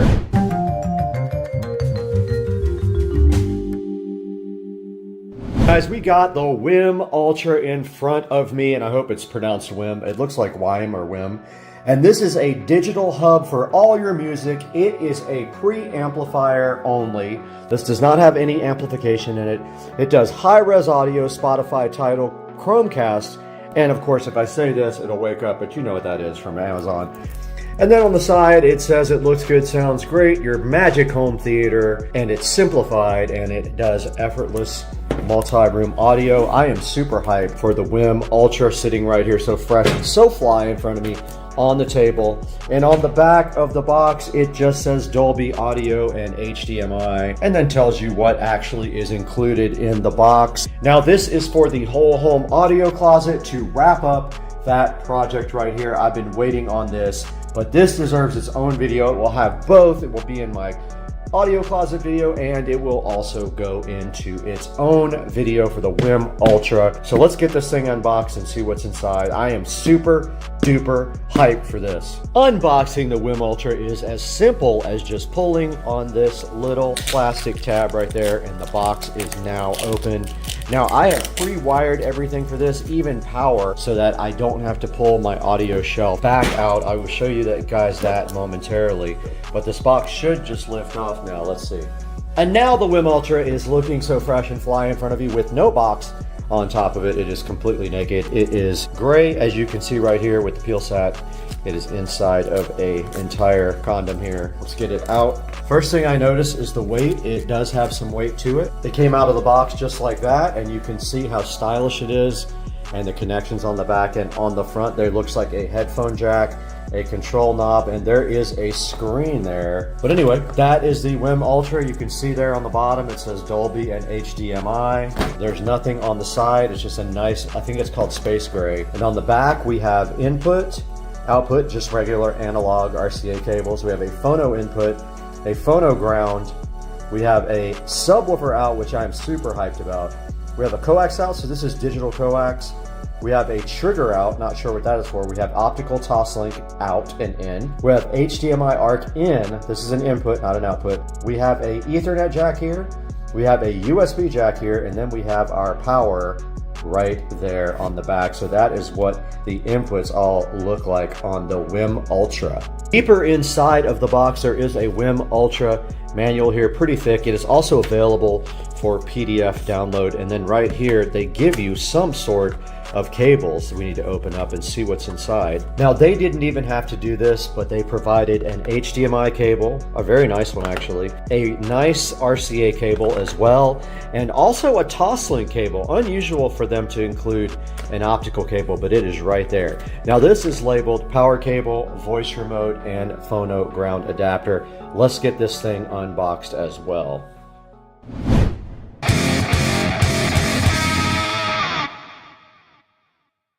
We are here in front of the whole home audio closet. You can see that we are pre-wired here for our brand new WIM. All we have to do is plug it in, and we have everything we need right here for it, sitting so fresh and fly right in front of us. These two little male-to-male RCAs are for our analog adapter on our Juke amplifiers. Those go directly here, and that's the output of the WIM. Let's go grab the WIM and get it set up now.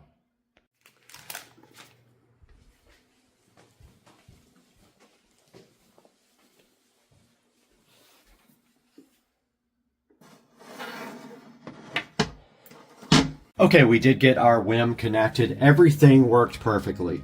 We have our output of our WIM feeding our Juke whole home amplifier.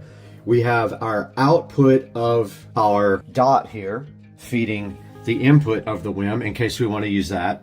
We have the subwoofer output going to our distribution block right there, which feeds that sub and also the house. We have our Ethernet plugged in here. It is a Cat 6 cable, and it goes to a 2.5 gig switch right down there. And then we have our power cable right here. This thing is connected. All we have to do now is hide the wiring, and we're good to go. We can test it.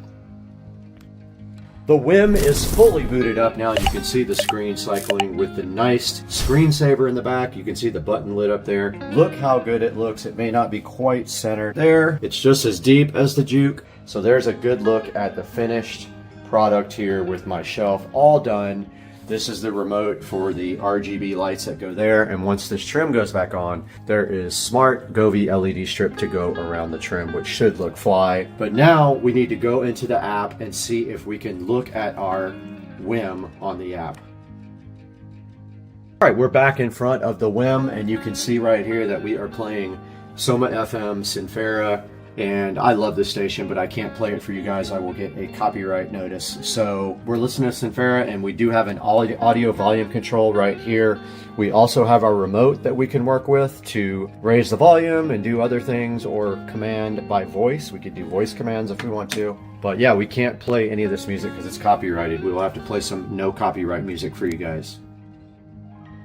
Okay, when I start the video on the camera, it does mute the volume on the playback for Bluetooth, but you can see, guys, here that this is coming from my phone, and it was playing the audio in the house from my phone. So that's how you do Bluetooth, and so far so good. I'm going to show you guys a lot more of the features of the WIM when I have a few more minutes to keep videoing.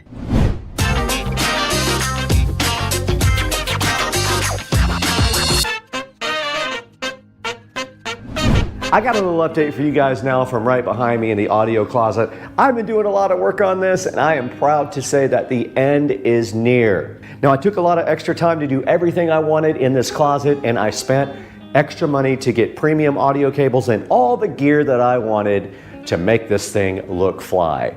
So let me show you guys where we are right now with this. So last night I did put in the WIM and finished all the wiring on the audio closet, and you can see right here from top to bottom what's going on, and we will go over all that separately. But right here at the top we have the WIM, we have the Juke Audio full home amplifier, we've got our Behringer Ultra Bass, a audio distribution amp for the subs in the house and down here. We've got our DOT, we've got our Ubiquity switch, we got our power conditioner here from Panamax, and we have our Polk audio sub. We have our power right here for our LED strip that's going on the trim. But right now our next mission is to get all this trim reinstalled and painted and touch up the closet walls where it did get messed up. So we're going to be doing that next right here on Supercar Street Racing, so hang out with us.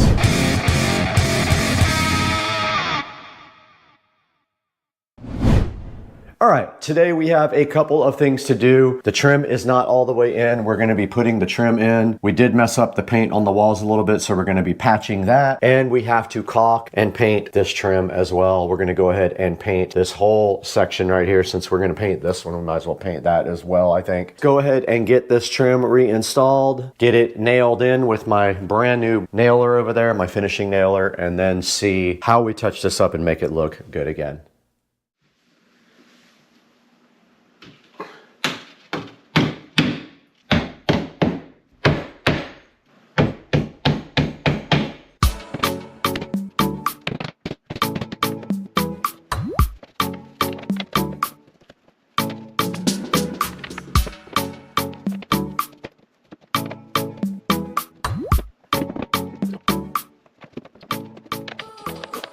All right, guys, a little update. Someone recommended wood putty for me for these holes, and it's absolutely awful. I hate it. It doesn't dry for 7 to 14 days, by the way.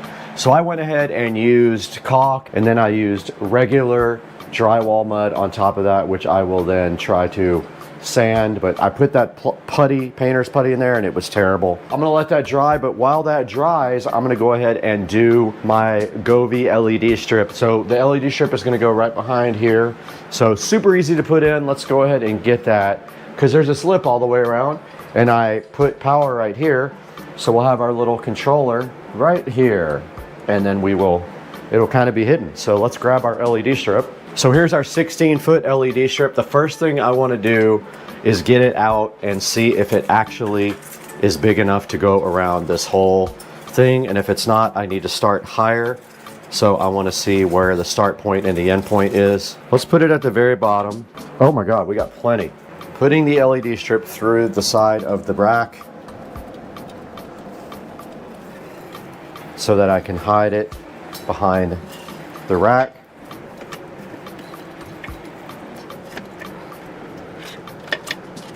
Okay, here's my plan. Power's right here, so strip's on. I'm gonna put the controller at the very bottom, tie the wire up nice behind here.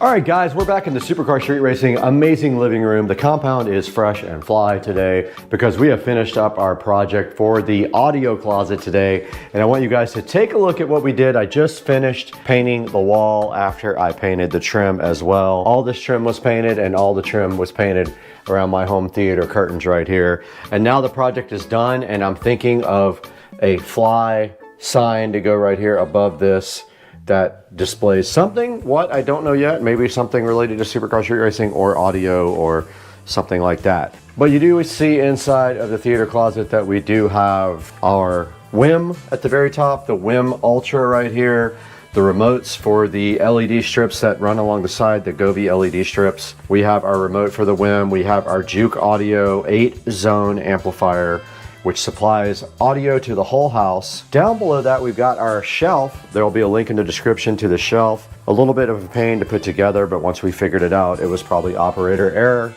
Underneath that, you can see the shelf comes with its own LED strip that is circulating into different colors.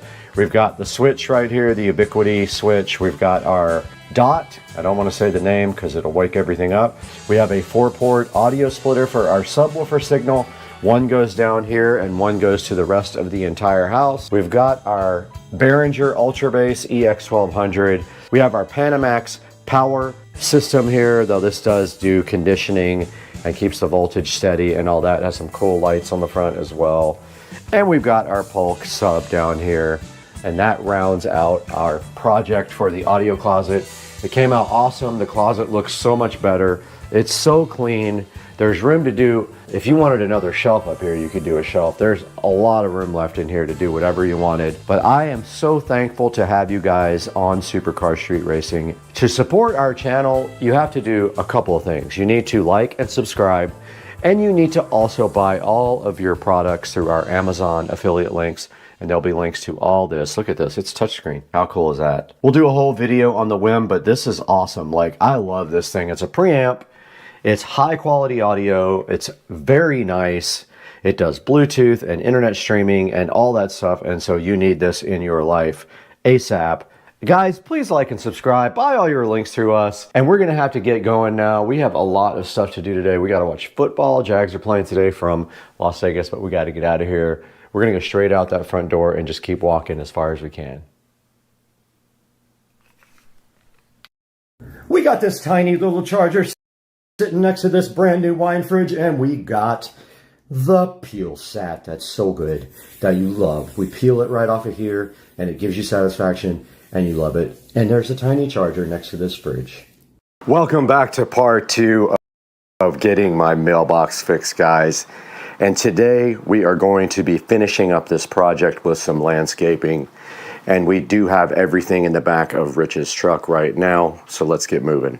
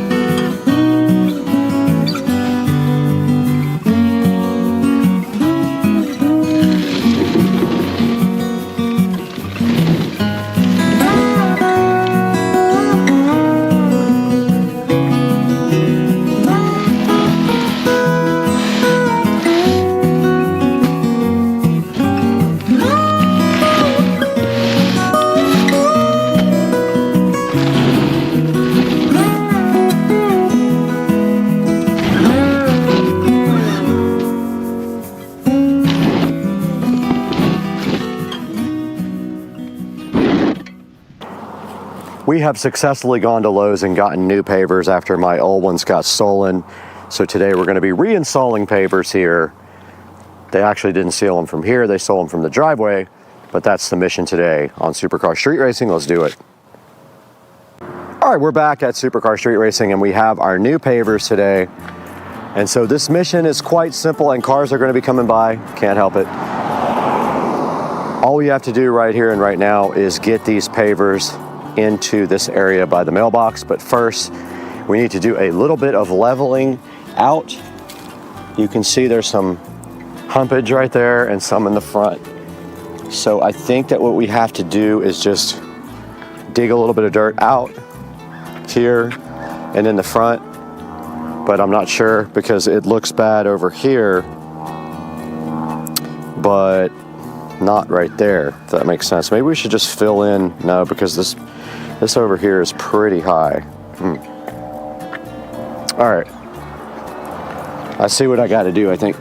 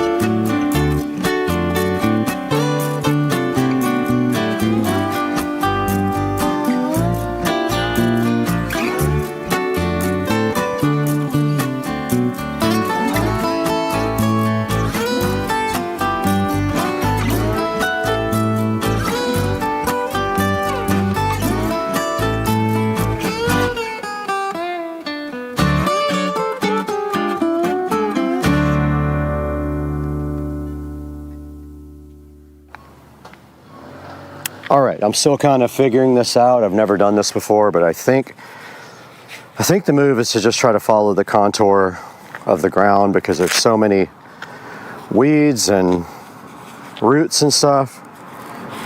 So I'm just gonna kind of go for it here and start on this corner. But there is a sprinkler head right there, so we can't go over that. Man, the bugs are real. I gotta get bug spray. All right, we're back with some bug spray on and the cars are just gonna keep coming. So we kind of have to accept that is our fate. I don't know how you...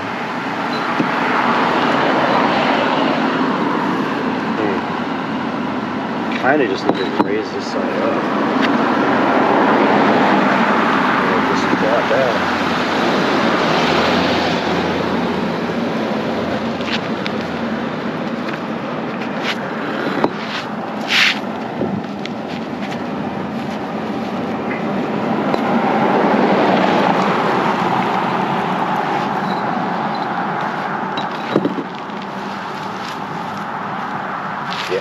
I think that's the move.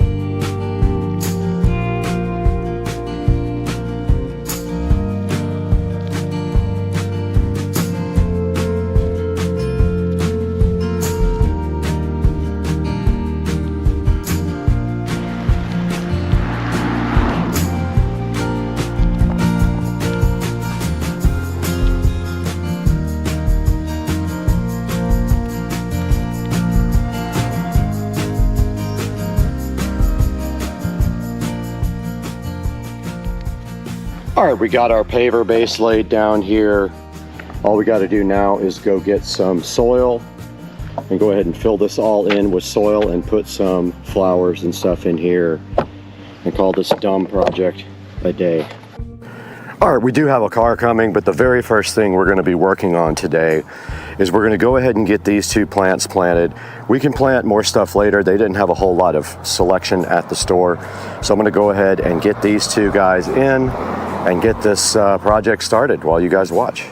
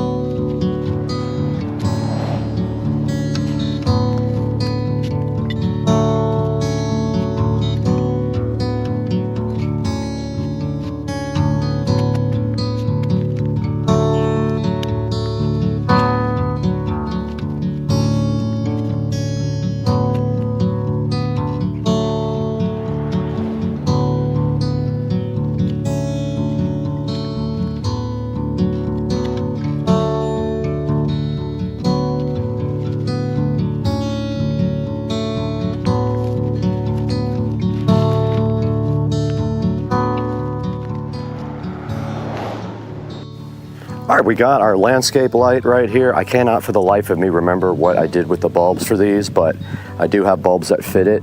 These should have all come with bulbs, but maybe I didn't even check and I used my own last time. But I have a few of these to put in.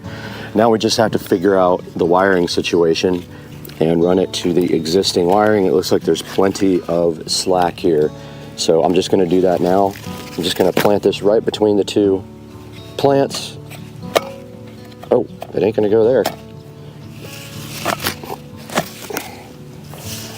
Just like that. And then I already have connectors on here with enough space to put in way more lights. We could actually do more than 1 if we want to. I have space for 2 more lights on these connectors. And I am dumbfounded about where the bulbs are for these lights because I know I had them at one point, but such is life, I lost them.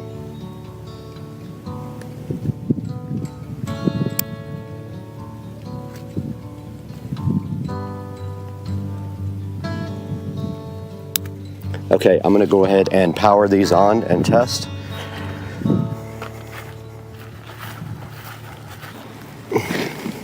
They are on. They are all on, guys. So these are going to be for the mailbox to light up, and the other one will light up right in the center of the nice new plants. Now all we have to do is put some topsoil and then rocks in, and we will be good to go.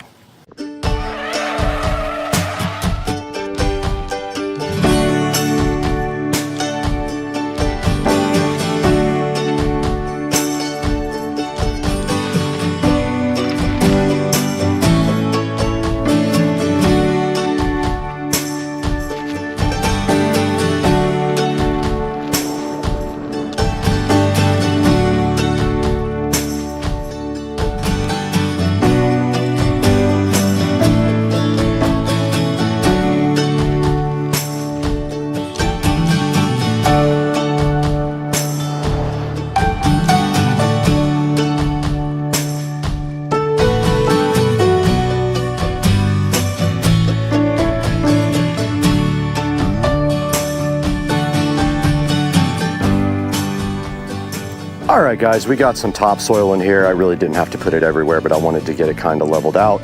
Now we're going to go ahead and add our rocks in.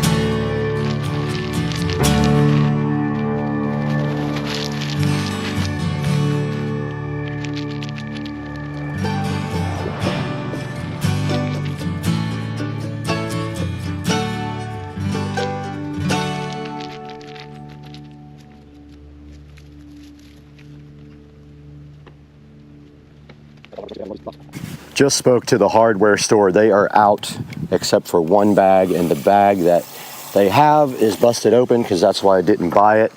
So what we're going to do right now is go ahead and water all this stuff down. It will turn a nice dark color when it is wet, and we'll go ahead and clean everything and get the dust off. Yes, I have to wait until they get more to finish this project.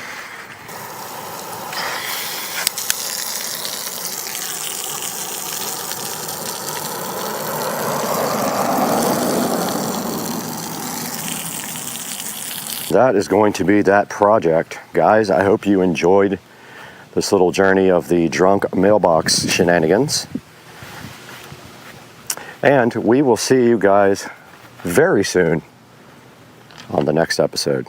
Back in front of our ST3 Pros, we got both of our ST3 Pros right here on the chargers. I think Joe's is at 58% right now, so we're letting it charge up a little bit. But we wanted to get together with you guys and talk a little bit about the features of these guys. So one of the cool things is there's a variety of ranges available depending how fast you want to go. Yeah, so I think the speed also is indicative to how far you can go. So if you want a top speed, of course, you're going to go less distance. Right. But if you want a longer, then you put it on eco mode. So I think there's 3 particular modes, right? Yeah, Eco? sport and drive. Correct. So in eco mode, you get 47 miles. In sport mode, you get 20. So there's a trade-off there. Yeah, absolutely. But depending on what you're doing and how fast you want to get there, obviously you can change in the settings pretty quickly. Yeah, you just have to plan your trip. Another thing about this thing is that we didn't even know till we started researching is it has a 1,350 watt brushless motor. Yeah, the brushless part is a big thing, right? So a lot of the newer motors are all coming brushless, and what it basically does is it's less wear and tear on the motor, so it lasts for a lot longer. I have a good idea that these things are going to last for a long, long time. Cool, I'm excited about that. It says it might last 10 times longer than a normal motor. I would believe it with brushless. All right, another cool feature of these awesome electric scooters are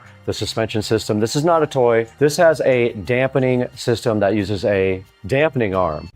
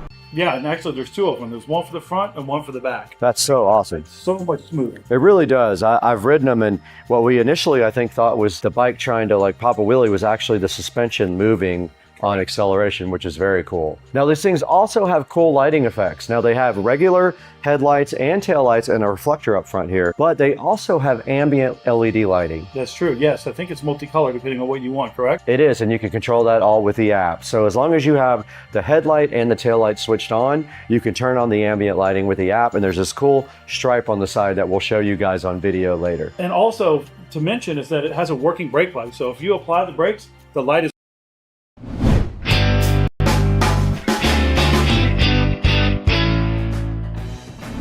Hey guys, welcome back to Supercar Street Racing. I'm Brad. I know you know me by now, but today we have a special mission. Higgsfield.ai invited us to check out the Sora 2 and Sora 2 Pro cool video AI platforms. We've got some Jesus Juice here.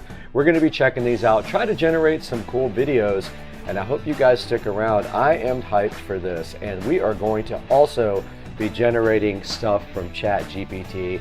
Let's get it done. Let's do it right now. Cheers, guys.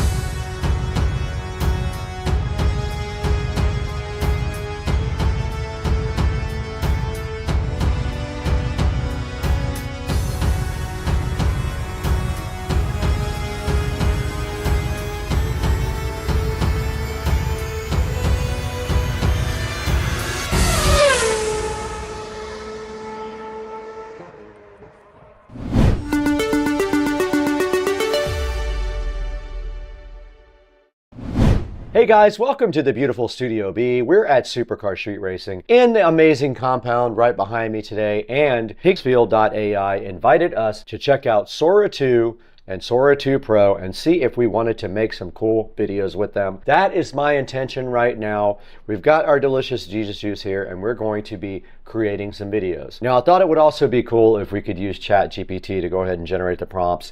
Let's try to do that now. Our first prompt is a sailboat scene. I said, describe a scene with a man out on the ocean on a sailboat and keep it under 4 sentences. Let's plug that into Sora 2 and see what it can do. All right, we plugged our prompt in right here to Sora 2, and we're going to see what that does. And then when this is done, we're going to recreate this with Sora 2 Pro and see what the differences are. Now, Higginsfield just dropped Sora 2 and Sora 2 Pro. These are unlimited, uncensored, global open AI, but high-tech models. All right, our video is done. Let's take a look and see and hear exactly how this sounds. I'm going to turn on desktop audio here. Nothing but water and sky. Feels like the world finally exhaled. Couldn't ask for more. Wow, okay, so it added a script as well to that. Now let's try that same thing in Sora 2 Pro. I'm hyped to see what that can do. Sora 2 Pro here. We're going to click that. All right, we have our next video created here. Let's see what this did with Sora 2 Pro. Let's go ahead and check that out. Hard to believe this is all mine to steer. Just sky, water, and a little bit of wind. Feels like freedom. All right, Sora 2 Pro delivering the goods here. And now we have a new prompt up here about an astronaut. So here's our prompt. I told him to keep it down to a short sentence, but this is about an astronaut that goes to another planet. Let's see what Sora 2 can do with this. Sora 2 delivers 1080p video. I'm excited to see what that's like, while Sora 2 Pro pushes it to the next level with this advanced motion reasoning and multi-scene continuity. What's up, everybody? We're back, and here is our astronaut stepping out of the shuttle. Oh my god. I'm the first to stand here. It's beautiful. Wow, that's pretty cool, man. Now let's recreate this with Sora 2 Pro. So I'm going to copy this entire prompt over. So we changed our engine to Sora 2 Pro. We changed our resolution to 1080p. Let's generate one now. All right, Sora 2 Pro finished with our video. Let's take a look at it and see what it is about.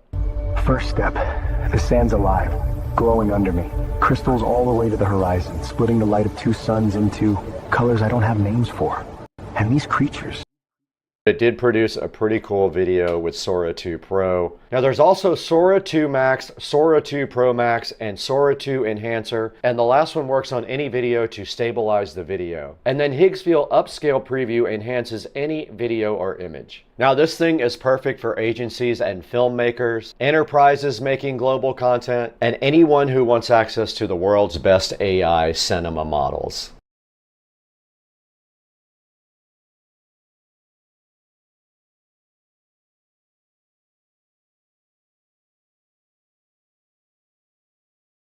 Holding steady now. How does it look from your side? Perfect. Stars are straight, stripes are smooth. Almost feels like it's waving back at Earth. Copy that. Never gets old, does it? Not when you can see home hanging like that. Flag's holding steady. Shadows look good. Copy that. Hard to believe we're standing here looking at our planet like that. Like a dream.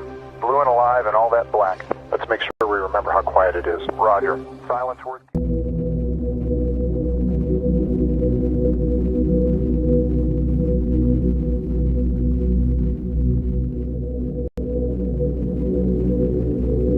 They think they own the night. Then we'll take the sunrise. If we don't stop this, the whole grid falls. Tell me where. Everywhere. I'm not running anymore. Then make your stand count.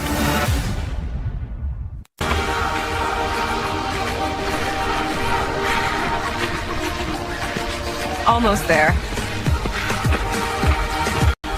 Let's finish strong. Roll slow and the heart beats low, baby. You light the room like a street lamp glow. You said the fracture was sealed. It was, until tonight. If that thing opens again, the whole city goes with it. Then we stop it, whatever it takes. You can't fight what you don't understand. Watch me. They told me dreams couldn't hurt you. They were wrong. If we stay here too long, we forget what's real. Maybe reality was the trap all along. Then wake up. The world ended in a single night, but morning still came. We lost everything. We're not losing what's left. If we don't move now, there's no one to save. Aftershock. The world won't wait. We launch at dawn. This map doesn't make sense. It's still changing. Change is the point. We adapt or we die. Whatever's out there, it's bigger than all of us. Then let's go meet it. Hope isn't a destination. It's you. I've spent every dawn hoping to find you. Then let this be the last we ever spend apart.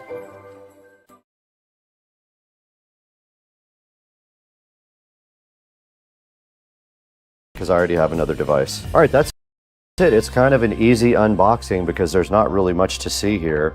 Let's put this back in the box there, and then let's go see how this thing actually works.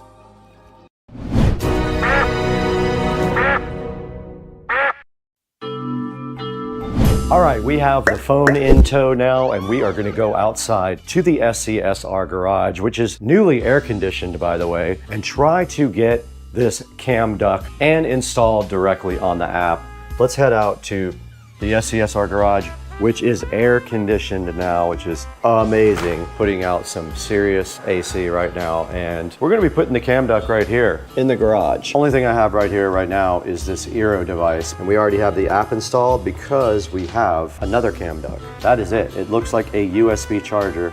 Okay, I am trying again to connect to Wi-Fi. I finally got the camera to be recognized again by resetting it. I had to stick a little needle into the front reset hole. Looks like it might have worked. I see camera now. Yep, there I am. I did select 4K on it. I am up on the screen right now. You guys actually can see me right there. This is a whole view of the kitchen. Now my thing is, can we take this outside now and connect it to the garage and get it to connect to Wi-Fi? Let's see, let's pull the plug and take it directly outside. Pretty wide angle, I like that. I could pull the golf cart up a little bit, but let's see what we get in the app.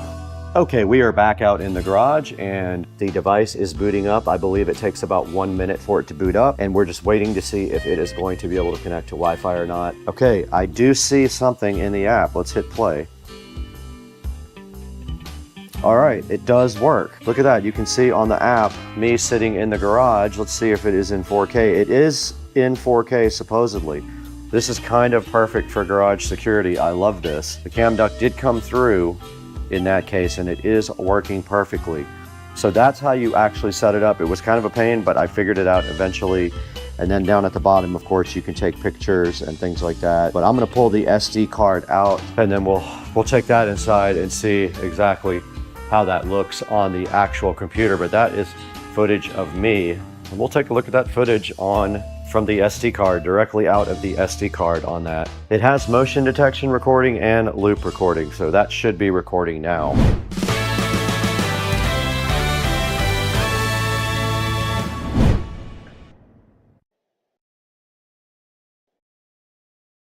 You said that I thought you had red flags. I don't remember talking about it.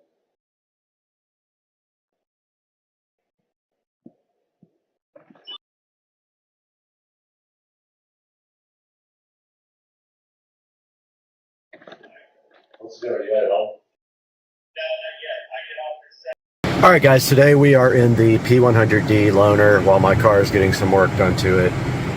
That it had issues from the factory, and we're going to be showing you guys the Ludicrous Plus mode.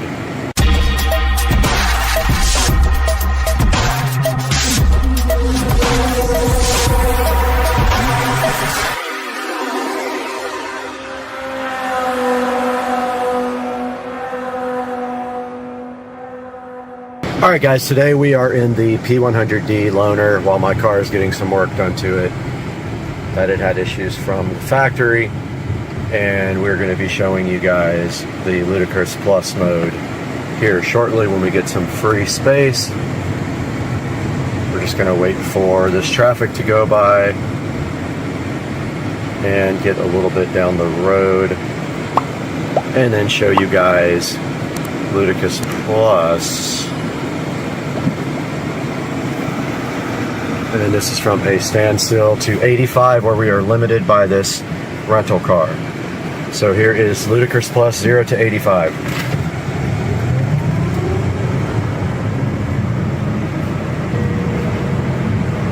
That's it. It's as fast as you can go to 85 with the loaner Tesla car. Guys, so I was chilling on this treadmill. Saw something in my backyard unusual, and I come out here and there's a dead bird right here.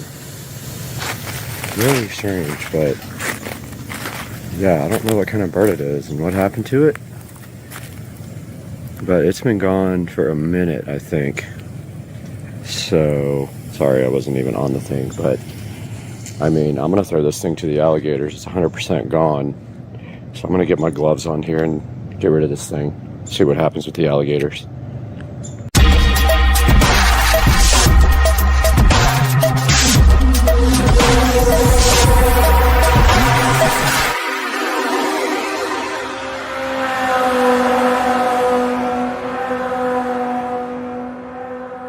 Alright, so I think this thing's dead. Yeah.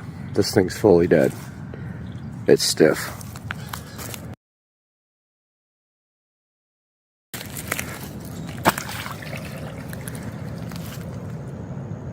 Let's see if he gets it.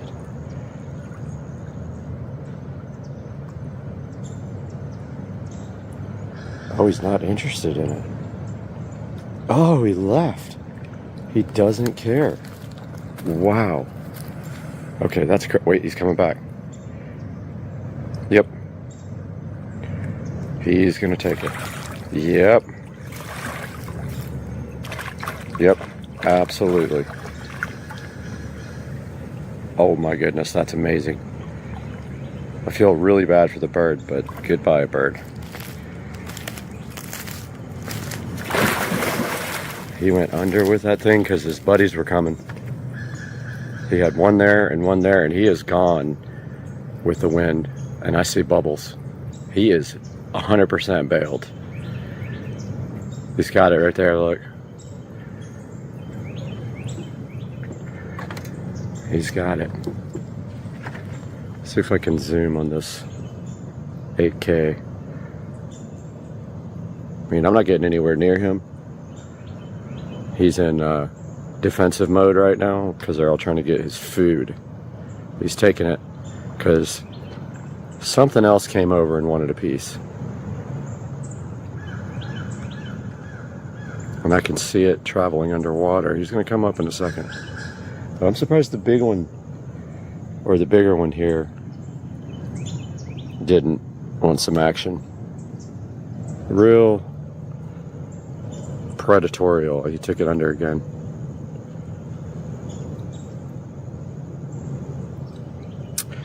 And I don't think we're going to be able to watch him chomp down on it. He's taking it over to his little area so his buddies can't get him. Yep, he's got it way over there now. I don't know how good this video is going to look zoomed in, but that's as far as I can get. He's taking it to his little house. There's some other birds over here kind of eyeing the situation closely, but also his buddy's heading that way. I'm getting eaten by mosquitoes.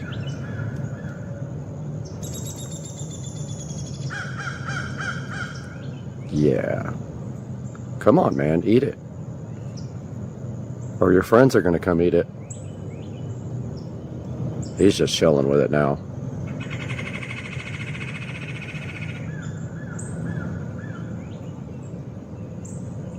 Let's see if I can get closer with a different lens. Alright, I changed lenses to 4K resolution and I can get a little bit closer on him. But he's literally not doing anything with it. He's just sitting there. And I don't know why he's not chomping down on it. He's got it around his mouth. I can't get closer with that lens. Alright, I don't know what he's going to do. I'm going to watch him for a minute. See what happens. And he's got a friend or two out here waiting to see what he's going to do. His buddy's down here somewhere. Right there. But he's still just chilling. I think he's waiting to see if they're going to try to take it from him, or maybe he's not hungry yet. But wow, that was very cool. So you guys are familiar with OpenAI ChatGPT, right? Well, today I asked OpenAI to write his own version of Little Red Riding Hood, and then I let him both edit it and voice over it. Let's see what happened. Tell me about Little Red Riding Hood in your own words.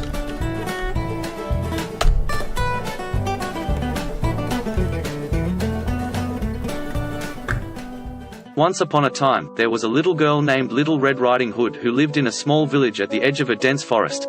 One day, her mother asked her to take a basket of food to her grandmother who lived on the other side of the forest. Little Red Riding Hood happily agreed and set off on her journey. As she walked through the forest, she met a sly wolf who asked her where she was going. Little Red Riding Hood, being an innocent child, told the wolf where she was headed. The wolf then suggested that Little Red Riding Hood take a longer path to her grandmother's house, so that he could reach the grandmother's house before her and eat her up. The wolf managed to reach the grandmother's house first and disguised himself as the grandmother. When Little Red Riding Hood arrived, she was surprised to see that her grandmother looked different, but the wolf explained that he was feeling unwell and that his appearance had changed. Little Red Riding Hood was then tricked by the wolf and eaten up. But luckily, a woodcutter nearby heard her cries for help and rescued her and her grandmother from the wolf's belly.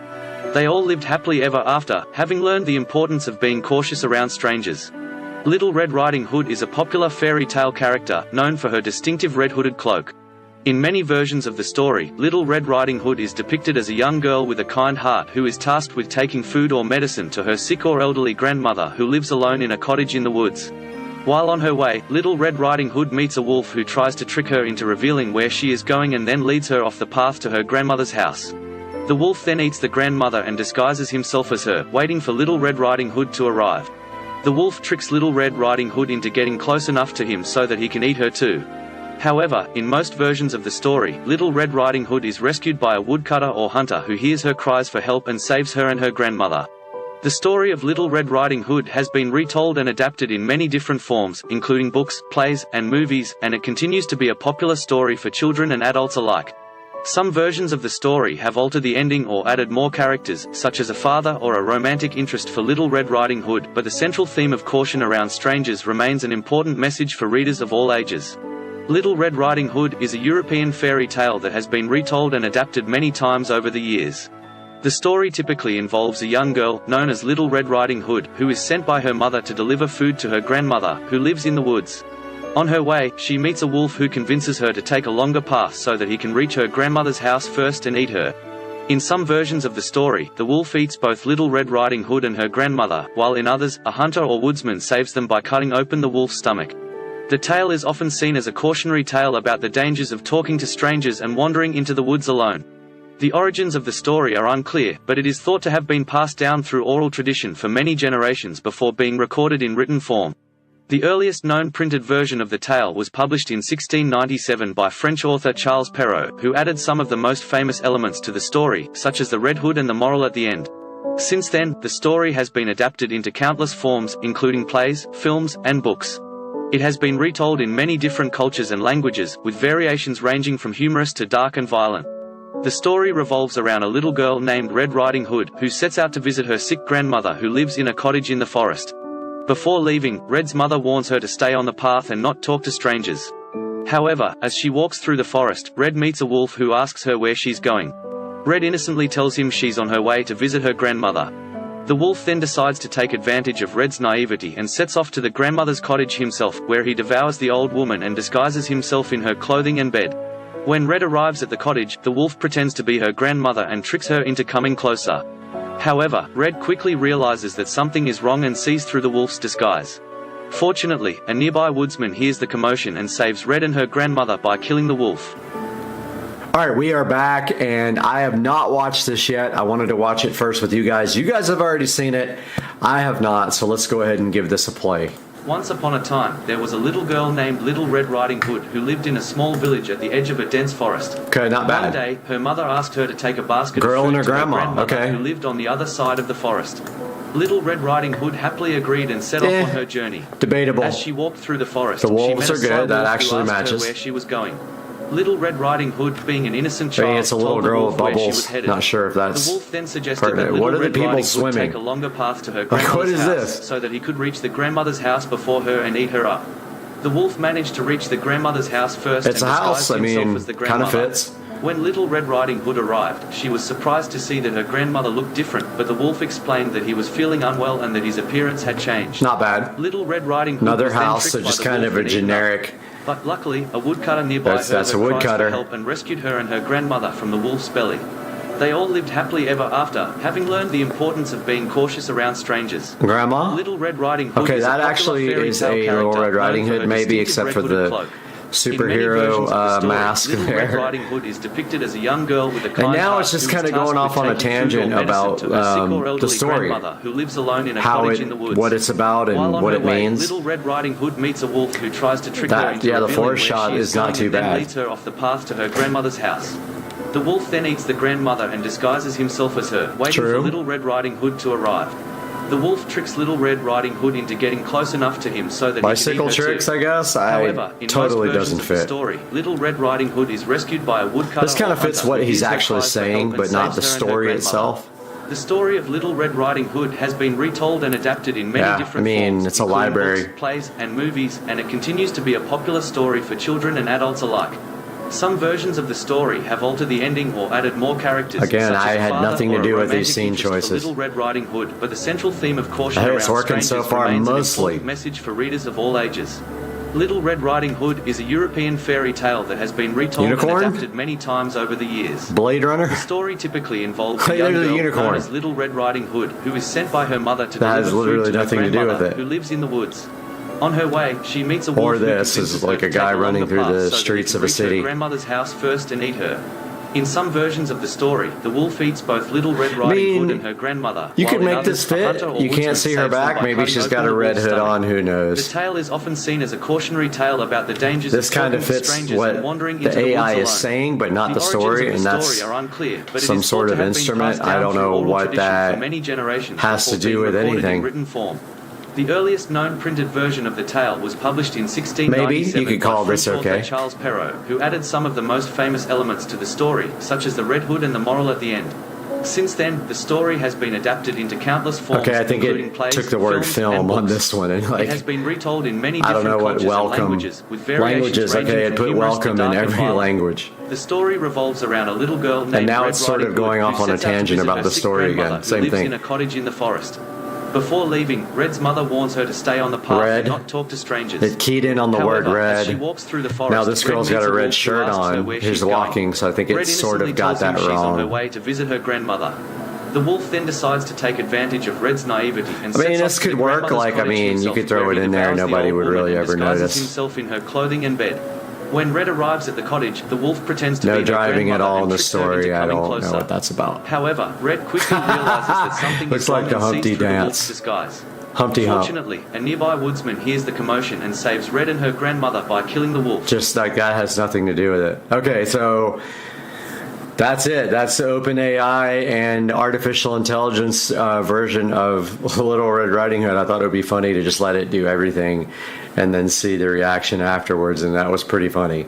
Guys, thanks for joining me today. We'll see you next time.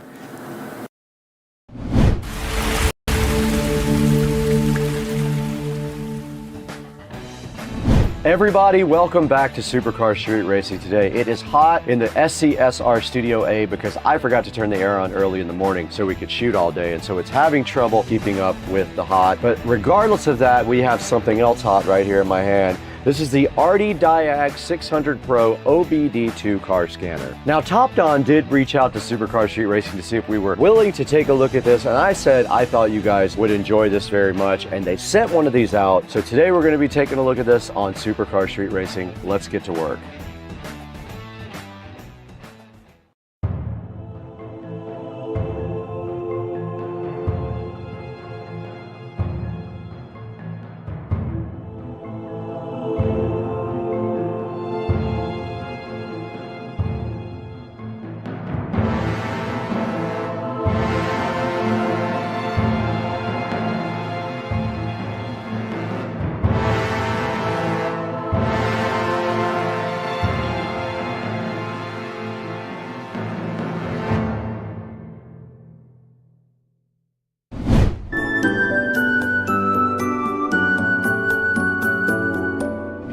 We're back in the hot but beautiful Supercar Street Racing Studio A today. One of my favorite places to be if it's not hot. It's probably about 75 to 76 degrees in here because I failed to turn on that air conditioner early enough for it to keep up. And it is very hot. If you reach up here, you can feel the heat coming directly out of the ceiling. But what else is hot is also this Diag from TopDon. The 600 Pro they sent out to us just to work with you guys on and show you how this works. So what we're going to do today, our plan is we're going to unbox this thing first. We're going to take a look at this guy and see what's inside the box. We're going to walk directly across the street over to Rich's house also, and we are going to hook this up to his truck and see what this thing can do. Thank you so much for 200,000 subscribers. It's amazing. It took a while to get there, but I am so happy with the progress of the channel, all because of you guys. You made it possible for us. Thank you so much. Now, this Diag 600 Pro is the upgraded version of the last model. It does use Android operating system. If you were wondering, most of these do use an Android operating system. Now, this Diag is able to analyze a lot of the different systems in the car, like the engine, transmission, sensors, and things like that,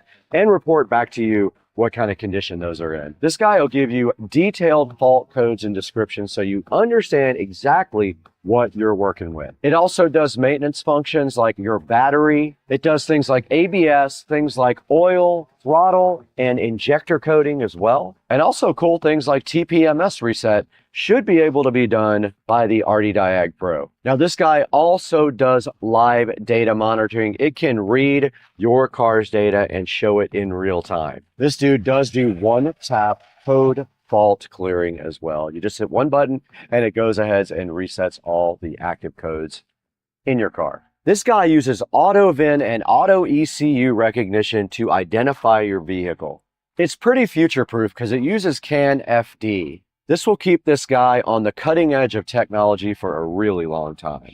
This powerhouse is compatible with 90 different vehicles and also 12 languages, so no matter where you are, you probably are able to use the Hdmi 600 Pro. It says that it has 2 years worth of updates built in. And now right back behind me up here, you can see some of the essential features it does for maintenance. It does things like oil reset, ABS bleeding, DPF reset, throttle relearn, SRS reset, brakes, battery matching, injector coating, and SAS reset as well. This guy has been on quite a few automotive sites online. You can see here, it's been featured on a lot of different places. You can see some of the technology right up here that it has: a 7-inch touchscreen, 3350 milliamp hour battery, a 4-core 1.5 gigahertz processor, and also it runs on Android 11. Now, I am really hyped to get this Hdmi 600 Pro directly out of the box and see what's included with it. Let's go ahead and do that right now.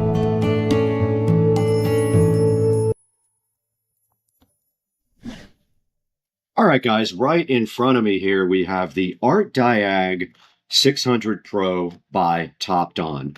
Now, Topdon sent us the 600 Pro. They call it their mid-range diagnostic tool here. They wanted us to check it out with you guys and go ahead and open it up and then maybe fire it up inside of a vehicle. So what we have right here is the Topdon Hdmi 600 Pro, and we're going to get this opened up right now. Now, taking a look at the box first, though, you can see right here just a picture of it on the front and a little car logo right there, Hdmi 600 Pro by Topdon. On the side, all it says is Topdon. So there's not much on the side of the box right here, but on the back, we have a lot of information here. It says master the essentials. There's some contact information. They do have a North American phone number, and they do have other country phone numbers right here, and their website, www.topdon.com.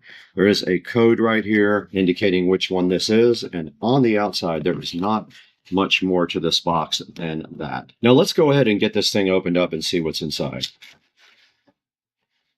All right, so the first thing I see here, the presentation is real.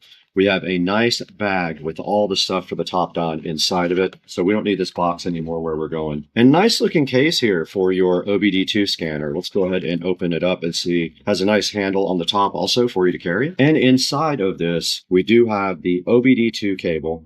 So it looks like it has an old school serial. I think that's a 16-pin connector there, and that's your OBD2 connector right there on the other side. Everything is nicely packaged in little bags, and inside of this probably is a charger. It is. It's a USB type A on one end, and thank goodness it's a USB type C on the other end. More and more companies are finally getting smart and putting USB type C in their devices so that everything is one standard. Then we've got the actual scanner right here, and there is a couple of little manuals as well. There's a quick user guide here. There is a user manual if you scan that. And the first part of the manual here is in English, and it kind of describes everything on the front of this, but let's get that opened up so you guys can see it in person. There is the nice Hdmi, really nice looking box with a nice large screen. It shows you what's on the front and on the top. Your top has your power button and your, I think that's a 16-pin serial connector right there. On the front, you have your OK button, you have your return button, and then of course you have your keypad here. There is something on the side of the box, a charging port, and inside of there is your USB charging port. So there's not much else to do here except charge this.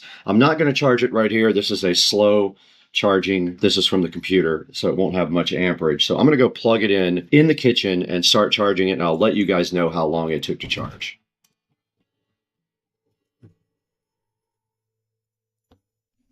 All right, guys, we're back in front of the Topdon, and I'm happy to report that that took about 20 minutes from 60% all the way to 100%. So now we're ready to go ahead and fire up the Topdon. Let's go ahead and turn it on. There it is booting up, the Topdon. It says copyright 2024 Topdon. Let's see how long it takes to boot up.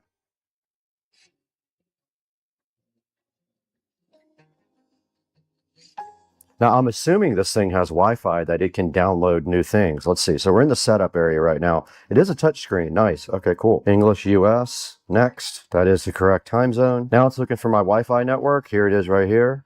I'm going to go ahead and put in the code that you guys can't see. All right, I put my Wi-Fi information in. It says connecting. All right, so now it wants us to update the version to 2.3.0, and it's going to fix known bugs. Let's see if it updates. It's got a line. It's indicating the progress right here. Let's let it do its thing.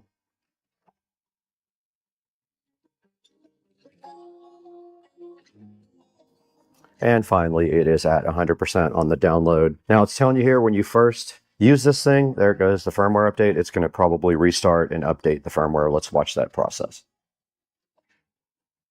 Oh, no, it's on. Okay, cool. So let's hit update. Oh, okay, this is loading. It says there's a bunch of updates. Let's look at that.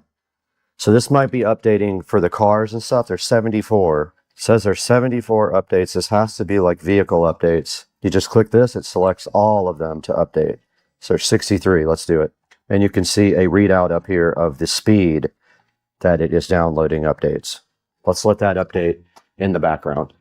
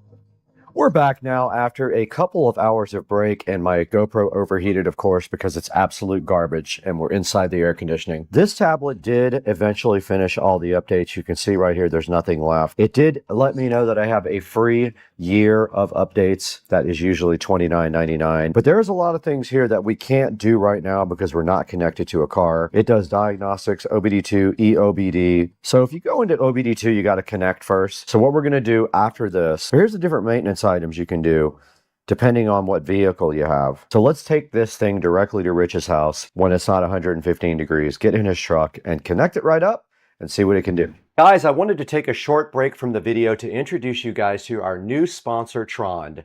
They sent us this very cool desk lamp right here, which is sitting so fly and bolted directly to Studio B desk. Now this lamp is awesome because it does tilt and articulate in a bunch of different ways. You can rotate it and do all kinds of stuff with it. And it is also kind of perfect for this area right here where we do the shooting. It does have controls on the very top, as you can see right here. All the controls that are on the top are also located on this remote control. The remote control does have a timer on it. It has brightness on it. It has color temperature. So as you can see right here, I'm rotating through the color temperature on the light from cool to really cool to warm white. And on the remote control right here, you can do the exact same things, if you guys can see that right here. The lamp just bolts right to the desk here. It bolts right from the underneath, and then all of the different areas of the lamp are articulable, so you can move everything. Especially these two little wands right here are very cool. I love that. You can almost see it in the webcam picture right there. So Trond donated this light. It is a 360-degree rotating Architect desk lamp.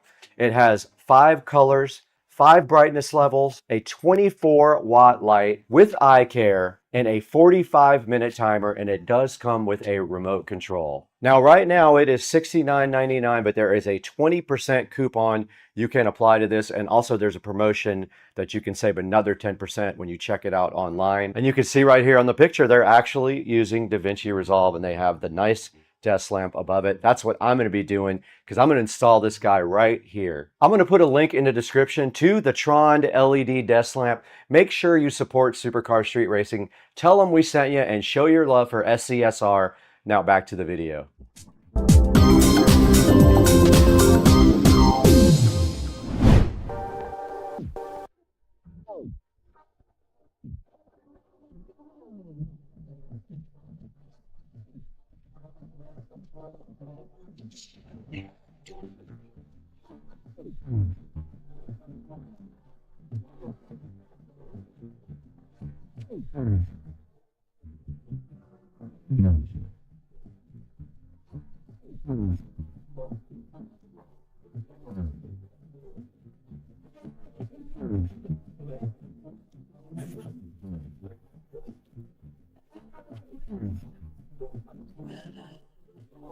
All right, you guys just saw us unbox this Diag Pro, and you saw everything that was included inside of the box. Now there's only one thing left to do. We're gonna go ahead and walk directly across the street, get into Rich's truck, and go ahead and see what all this guy can do. And let's see what maintenance does. You can reset different things in the car, like your oil light, your throttle position, your EBP, steering, ABS, DPF, BMS, injector, and TPMS. I pushed maintenance, and now I'm going to go to Toyota. It found the VIN again, double cab, confirm, and there's the manual oil reset, so you can go ahead and reset the light if you do get your oil changed. That part is not supported with engine and ECT. And here's all the other functions you can use to reset to do maintenance on the car. So for example, if you need to reset your injectors, you can go in there and do that. So the mall is where you can purchase things for the Topdon. That's that button right there. The library has a bunch of useful information here, like a DTC repair guide, DLC location, warning light library, a user manual, and a quick support with TeamViewer. I guess they can remote in and work on this. And I'm doing one more auto scan on it. There it is, reading directly off of the computer. All the live data is like the fuel trim. The RPMs are right there. I'm at 700 RPMs. You can see right here. Vehicle speed sensor, timing. You've got all kinds of things that you can view in real time with this nice Topdon Diag 600 Pro. User info is just where you get all your information. You can also do firmware updates or system updates. We've already done all the updates. You saw that yesterday. That took a while for the cars to go ahead and get updated, but everything is current here now. And that is a look at the Topdon. It does a lot of cool stuff. Let's see what battery voltage does. All right, it shows you real time. The battery voltage is at 14 volts. That's cool. And under history, you can look at reports that you saved. You can replay old data. You can actually do screenshots as well if you need to. And you can screen record, which is pretty cool. All right, we are recording now on this device, and I'm going to play back a little bit of the video that I record on this device if I can figure out how to get it off of here. This is recording right now, so if we go back into diagnostics and we go to VIN, all right, it's scanning now. Let's do auto scan. I'm going to record the screen and see if I can get the file off of there to play back for you guys. And it is scanning now. It's at 30%. You can see at the bottom, 40%. It said no DTCs actually, but it is on. The light is confirmed on the dash. And it is at 70% now. Occupant detection, passenger door, driver door. And it said no DTCs on occupant detection. Passenger door, driver door now. Does not exist on that one. And if we do a report here, there is the report that you can get from this, and then you can save it and look at it later, and you can see the codes right there and what they mean. Pretty cool 600 Pro scanner.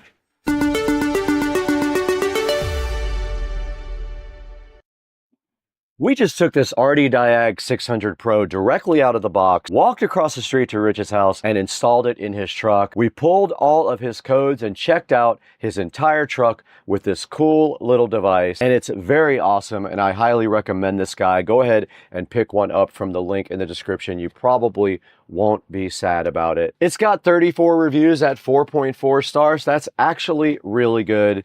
It's hard to get a 4.4 star review on Amazon. You guys know that. And now that we've done all that, there's only one thing left to do, and you guys know what that is. Let's throw it to Brad. I will show you how you can get your own Diag 600 Pro on Amazon. Go ahead and order it from the link in the description. Let's toss it over to Brad right now.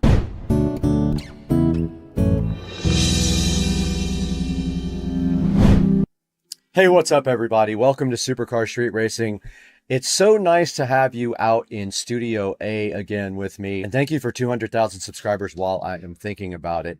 Today we have a special product that was sent to us by Topdon. This is the Diag 600 Pro sent to us by Top Don. They asked if you guys might want to see this, and I said, yes, I thought you did. So we went ahead and got this thing, and it's pretty cool. It is a diagnostic tool for OBD2. You plug it into your OBD2 port right underneath your dash there. It does pull codes from your car, shows you all your fault codes, and then allows you to reset them and also Google them, so you know exactly what's wrong with your vehicle. And you saw today, we looked at Rich's truck and he did have one fault code. I gave him that fault code so he could go to his mechanic and then he could not get ripped off by them because they won't know what he knows. And that's why you guys should have your own Diag 600 Pro. Now this thing does have 4.5 star reviews. It's got 36 reviews sitting so fresh right here on Amazon. It is $208 right now. It's 20% off. So now's a really good time to go ahead and order your Diag 600 Pro. It also allows you to do screen recordings and screenshots. So if you want to play that back later like I did, you saw how I did that when I put it into the edit session here while I was talking over the actual diagnostic on Rich's truck. It says it comes with 2 years of free updates, so you can look forward to that. Not having to subscribe, you're going to get 2 years from these guys of nice updates. It also does 9 different service resets, a bunch of different maintenance items as well. So you can do things like reset your oil light and like your battery. When you get a new battery, this thing can help you learn your battery type for the car if your car supports it, and the tool does too. It also does live data monitoring. You can actually watch the car's data in real time on the screen so you can get indicators of what your vehicle is doing. This thing can identify your ECU automatically and know what kind of car you drive. This thing does 90 plus vehicles in 12 different languages, so you can be assured that you're probably covered when you have this thing. So go ahead and check out the Diag 600 Pro. I might have called it Diag a couple of times in the actual video. Sorry about that. It's Diag 600 Pro by Top Don. There will be a link in the description. Pick yours up and help out Supercar Street Racing. It really does help us a lot. We just need a few dollars here and there to keep the channel going. Here's a look at the channel metrics right here. We have 201,255 subscribers, and we couldn't do it without your help. Thank you so much for supporting Supercar Street Racing. Everything you do matters. Please like, please subscribe, and please buy all of your Amazon products through any of the links in the video description of any of my videos. You can click any other link and buy something, and it helps me out greatly, and I do appreciate it. Thanks for the like and subscribe, and I got to get out of here. It's about to storm out here. It is thundering and lightning. Let's go.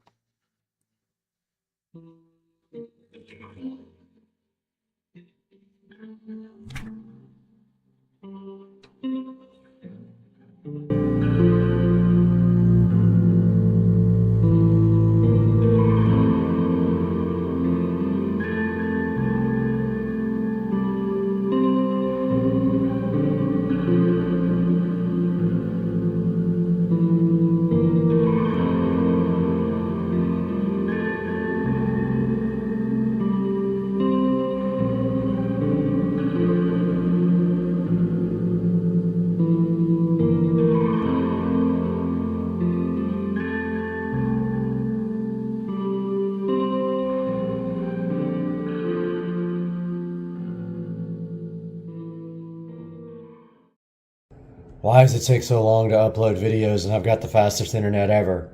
Arrgh.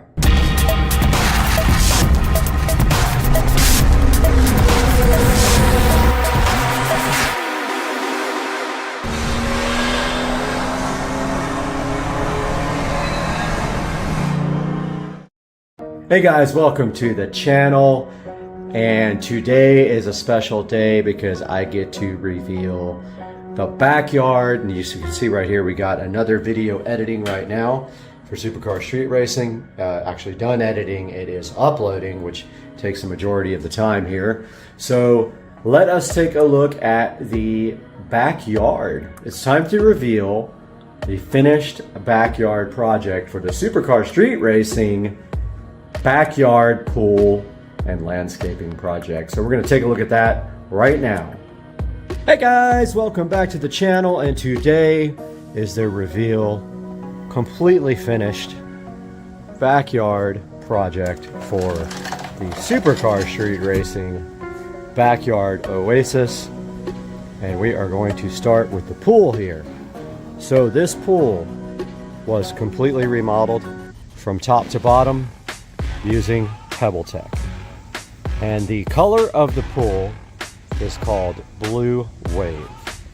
So the way this works is they will give you a standard choice of tiles that come with your pool refinishing. I chose not to use the standard tiles, and I picked glass tile, as you can see right here, and it is called black steel. That is what it looks like in the sunlight, and that is the waterline tile, and you can tell that it reflects the water and the light nicely in all different colors when the sun hits it, as you can see here. Check out that, how it changes colors when you move past it. Does the same on the step tile. So there is step tile and waterline tile on the pool. I left the raft in there. I probably should have removed it for this video. Here is the other step, and we have the brand new LED light, also with the controller right here. This is also controllable with Alexa. If you guys want to go back to my video and check out how that happened, I did all the wiring on that guy and also put another switch in this box here. But that is the Poollexa LED pool light. So the cost of this pool alone with the tile was about $15,000, not including the pool deck. The glass tile was around $4,000, the pool was around $10,000 something ish, and that's where we ended up with the pool. The light was separate. That was another $300, and I installed it myself and saved money. There's the Poollexa pool light. Moving on to the pool deck. The entire pool deck was replaced, actually overlaid, not replaced, with travertine. That includes the patio. Before, it was cool deck with a C, the stuff that stays cool when you walk on it. Now it is travertine. This entire portion here that I'm walking around, including this cantilever edge, was replaced with travertine. That is the most expensive part of this project. That was $18,000 for all of this travertine, and this section was not even here before. That was part of the $18,000. I wanted to add a section to put 2 more chairs, because over here, as you can see, it's 3-ish in the afternoon and this section starts losing sunlight. So I added this to get sunlight until around 5 p.m. at which point the entire pool deck starts getting dark. That's it for the pool and the pool deck. Let's move on to the landscaping. Taking a look at the landscaping, we're not talking about concrete or anything yet. The first thing that happened was the company that does all my mulch and rocks came and did new mulch and new rocks. So all of the yard around the outside is mulched. All the way around to, we will take a walk. All this is remulched. All the way around to the fish pond. The small fish pond. The big fish pond is out there. But all this was remulched. Secondly, the river rocks there and the lava rocks in all my beds were refreshed. All these river rocks all those lava rocks. Those lava rocks, this river rock, all the way around the pool. Those lava rocks, all refreshed with brand new rocks. Thirdly, you'll see the next part of that same project when I show you the concrete. The next part of the backyard remodel was the concrete, which took about 3 months to get done. Now don't forget, none of this was here. None of this was here. This was all yard. Rocks, grass, yard, rocks, plants and mulch up there. So my plan was to put a double patio up. So I wanted a step up to the patio. And so we designed this upper level here about 4 inches taller than the lower level. And we added this path. All this was yard. All this was yard. Every bit of this was yard. Rocks here were part of the rock project as well, and rocks around the pool pump. Now while we're over here, actually let's move on and I'll just tell you guys and we'll get to it when we get to the other side. We also did concrete on the other side of the house as well, and you will see that in a moment, but let's talk about the fence. A very large part of this project was replacing my fence. I had an old wooden fence that was short over here on this neighbor's side and falling down partially on the other side, and also this side was starting to fall down. I knew I wanted to get a new fence, however I knew I wanted vinyl, and something I always wanted to do since I bought this house was the fences were actually right here. They ran straight across here on both sides of the house, so we had just the backyard fenced in, and the entire side of this house would just become overgrown and had to be mulched all the time, and it was costing me money to do that. So what I decided to do was move the fence from here to the front of the house and put a pad, concrete pad, to walk into in the front. So this was added. And if we come through and we check this, that's how it turned out. It's got a single gate, and when you walk through it, this gate closes, and now you have all this space to do anything you want to, and you have a less of a landscaping area. All you have to do is blow the leaves off of it. And yes, we get a lot of leaves from this tree. I wish it was gone. But the fence runs all the way to there, continues down by the pond, and then runs all the way to the front of the house on the other side. And there is a double gate on that side, which I will get to momentarily, but now let's talk about the patio. Under the patio, where some smart person was watching Supercar Street Racing channel on YouTube, let's talk a little bit about what was done in the patio. So the patio, first of all, was not changed much. However, there is one pretty major change that made a huge difference. And I've always wanted a ceiling fan on the patio because the air is stagnant out here. So what I did was, with my neighbor's help, we got 2 beams and we bolted the beams to the existing patio roof because there was no place to put a fan. You can see there where we bolted them. And then we bolted them to the house with joist hangers over here. And we were able to put up this beautiful, smart ceiling fan. Actually, it's not smart. I wanted to get a smart one, but I changed my mind. We got this ceiling fan, which I mounted myself, and also I did the electrical that runs on top of the beam. That electrical not only powers the fan, but it also powers the Govee lighting for the patio as well, and the security camera up there. Also got the rug in place here, part of the patio remodel.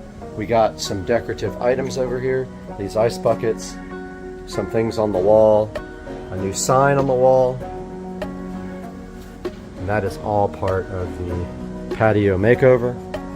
We also got this brand new lamp the other day to replace the old one, and it has Govee lighting in it that syncs with these lights. And then we got our turtle that we found buried in the yard that we refurbished and painted copper. I thought that was just really cool that we found him underneath the dirt. And that's going to do it for the patio, which is looking absolutely fantastic with Supercar Street Racing up on the screen. Moving back to the pool deck, we have refurbished all of our torch lights. So what we did is we painted all of them black. These are actually really high quality torches. We painted the torch lights black, and then we painted the actual kettle part, the oil holders in copper. And as you can see, these came out fantastic. They look so good. Moving on to the new portion of the actual pool deck, and that is this paver area we added. This was not here before, and I really wanted some place to hang out in the afternoon when the sun starts setting. As you can see, the sun is creeping this way, so it will be over here within the next hour, hour and a half. So this gives you an extra good hour and a half of sunlight. And we got these awesome metal chairs, which are available on my channel to check out if you want to look at my review. I believe they're Christopher Knight, but we added these two chairs and we added this amazing table, and now there is a very nice area for you to come and lounge and chill out next to the fish pond. Moving on to the other side of the house, the first thing you notice here is this beautiful fisheye garden, which kind of has a zen feel to it because of the shape.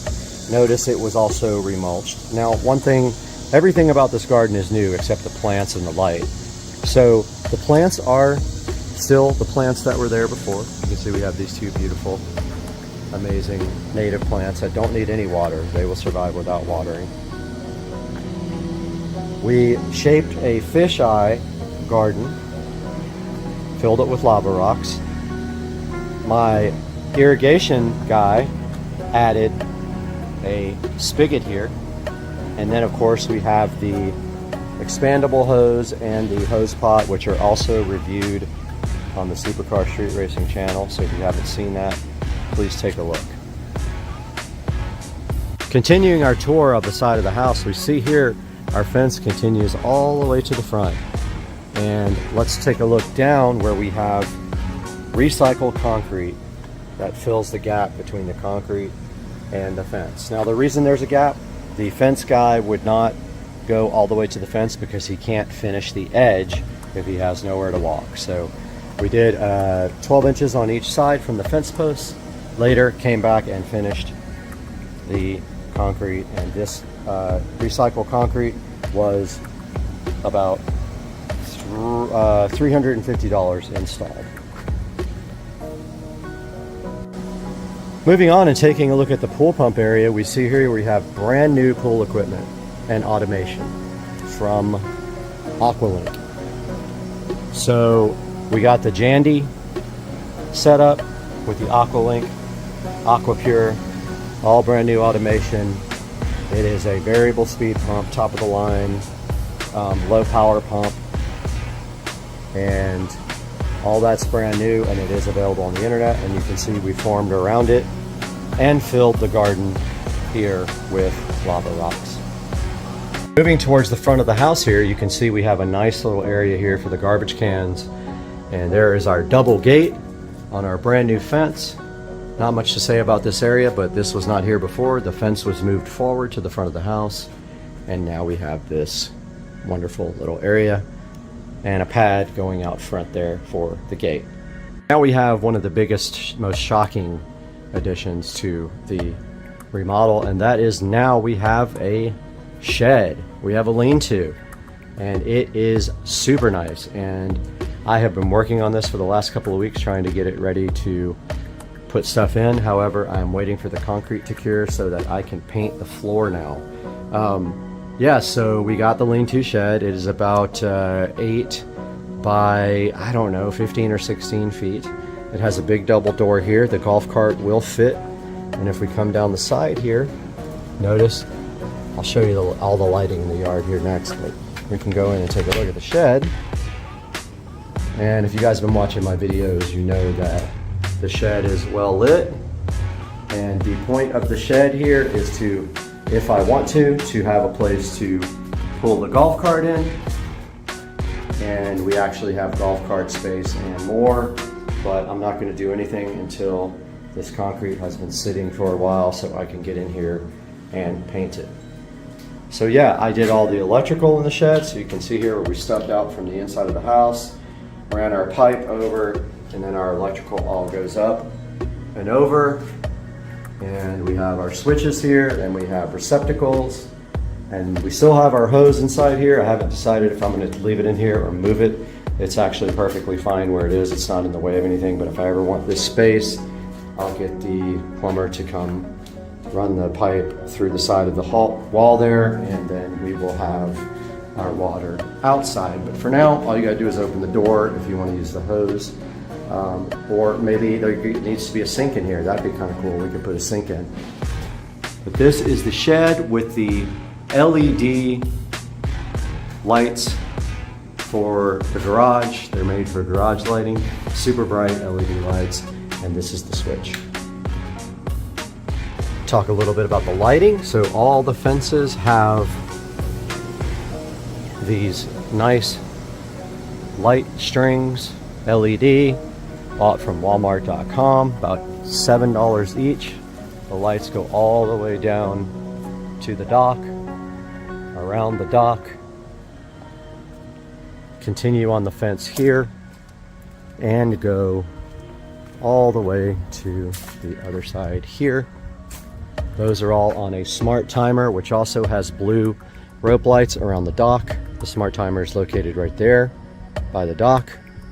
Then we have some low voltage lantern lights on the pond that are also on a different timer, which I will show you guys. And we have lighting here around the house as well, up on top, that goes into the patio, which I will show you guys that on our night shot. So that is a good look at the lights. We also have lights in the yard in several places here. Spotlights there lighting up trees, lighting up the palm trees here. We have spotlights there, which is actually pointed down. It needs to actually be pointed upward to work. So that is a brief look at the lighting, but I will show you guys all of that when it gets dark tonight, because I want to show you a tour of the yard with the lights on. This is a look at my new patio area. So what I did was I took the table from out there where those chairs are, and I moved it up here to our new upper level patio and proceeded to remodel this patio. We have some really nice artificial palm trees from IKEA. We have 2 outdoor weatherproof storage boxes that are hiding some dirty secrets. This one is hiding the air conditioning from the inside of the sunroom. So when you use the AC, you just have to lift this up, but notice how I sealed it off so no critters can get inside. Completely sealed, supposedly. This other box hides an ugly pet door that is no longer in use, but has plenty of storage now. Got the big nice tree from IKEA, and we have the decorative IKEA metal signs up on the wall. Another little plant on the table, and of course 4 brand new lawn chairs here, or dining chairs, or whatever you want to call them, for the table. The table was respray painted black. All my furniture was resprayed black. I do that about once a year to my metal furniture, and that's how we keep it very nice. So that is the new patio area for the upper level patio, and when you turn this way you get the amazing view down there. And of course, anytime you want to go chill with the wildlife and the alligators, which is right there, you can see one right there, you can walk out on the dock and your treat right there. Hey dude. Going over the cost of everything now. The cost of the shed was about $3,500. Cost of the electrical about another $200. I did all the work myself. So about $3,700 for the lean-to shed. Cost of the fence was $7,000 for the vinyl fence and the gates. $7,000 for the entire yard for brand new vinyl fences. All of the landscape materials, mulch, rocks, recycled concrete, about $4,500 for all the landscape material and the installation, not just the rocks themselves or mulch, but everything. Pool, about $15,000 to $16,000 with the tile. For the pool refinishing in PebbleTech and the glass tile, about $15,000, $15,500. Patio, I'd say maybe $400 total for everything, and I did all the electrical work and all the labor to put the beams in, so I'd say the pool between $400 and $500. Let's make it $500 due to the rug. Same furniture was used before, I just refurbished it. Pool deck is completely travertine there, and the new addition we made here with pavers to put these new chairs, you're looking at $18,000 installed for the pool deck.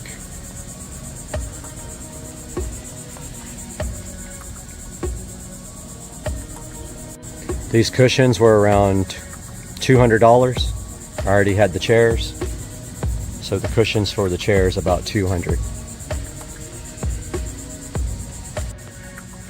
On the patio out here, I already had the table. I purchased 4 chairs, 2 storage boxes, all the plants, all the decorations. The chairs were $100, the storage boxes were around $50, the plants were $350 with the decorations.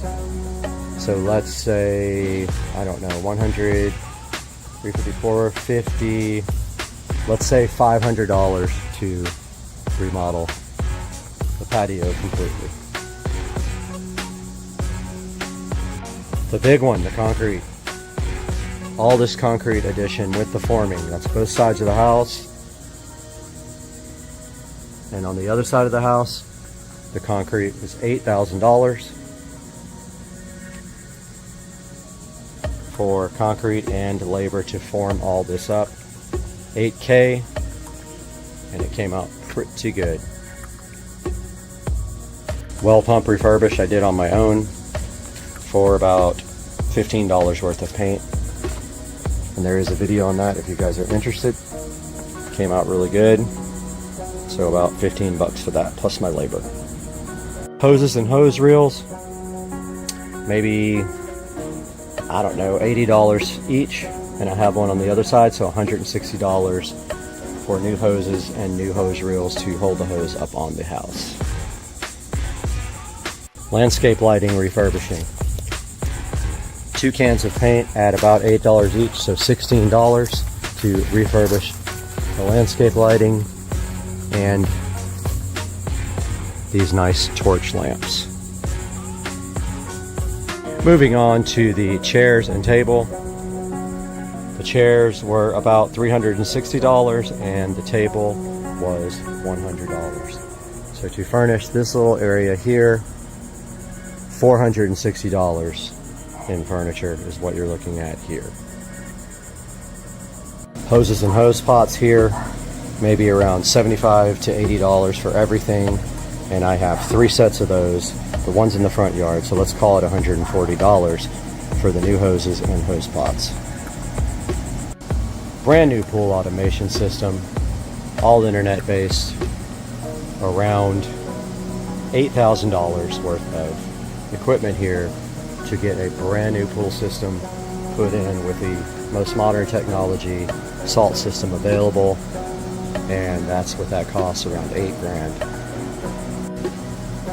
New low voltage landscape timer around $100, 90 to 100 I think, and then the smart timer down by the pond that controls the rest of the AC lights. This is for DC low voltage. The AC timer down by the pool was around $30, so another $130 in timers for the backyard.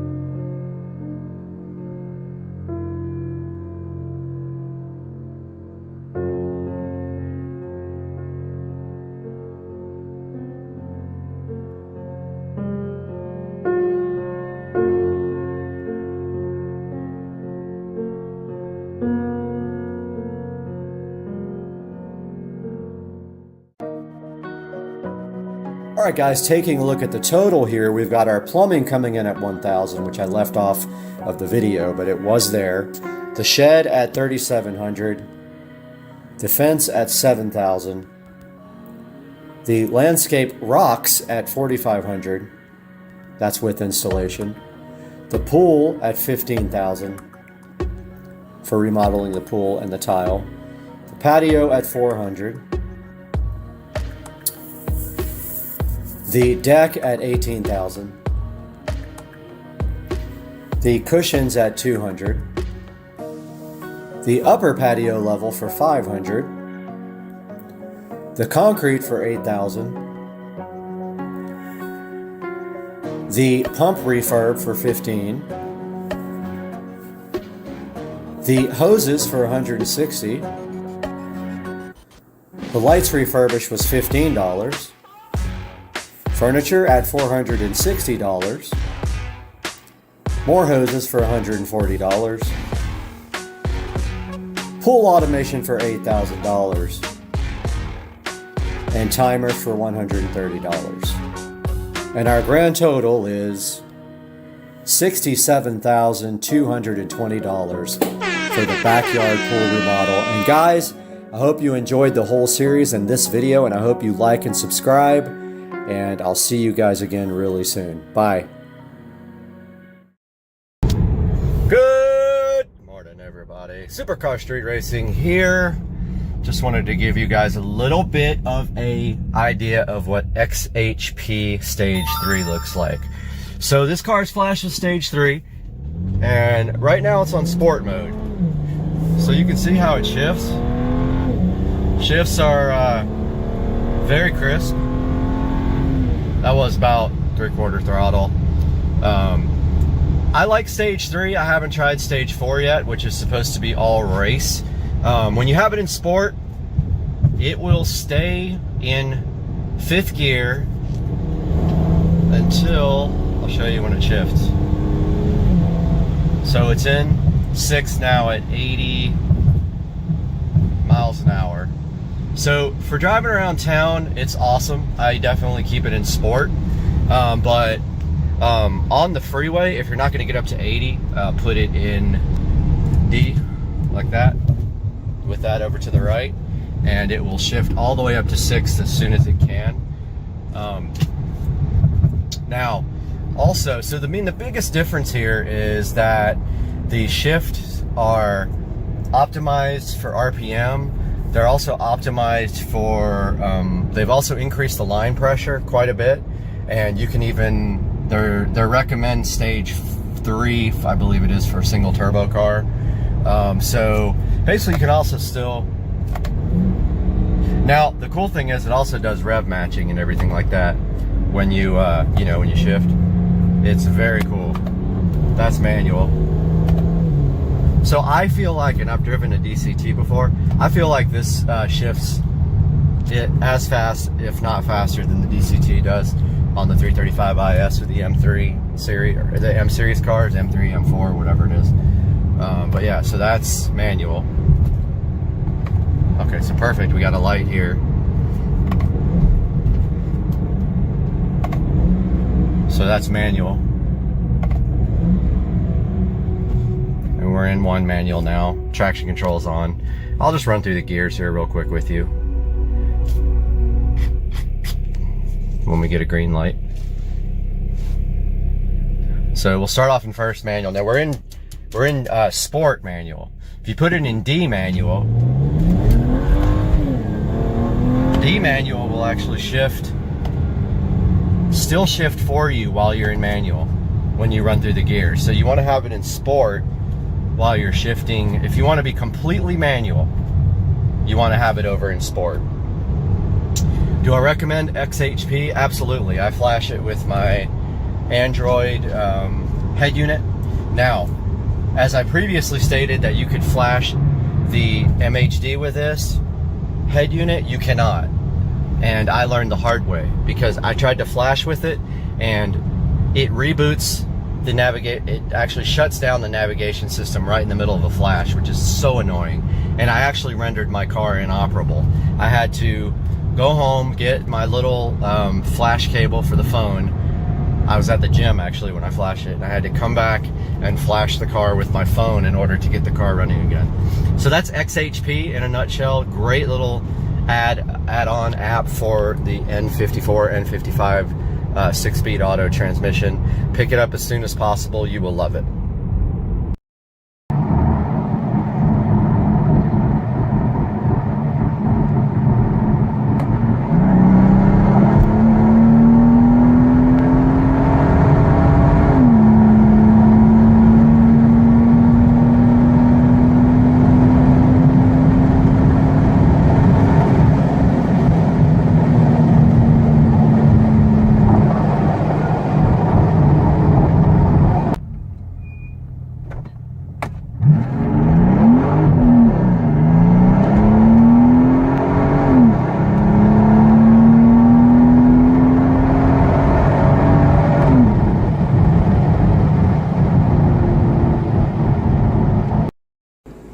Oh, when you come over, do you want to hang out first? I'm like, oh, do you want to hang out with this?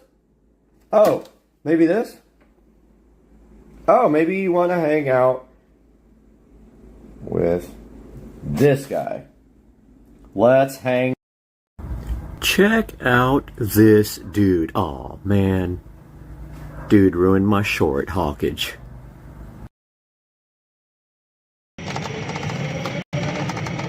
So slow.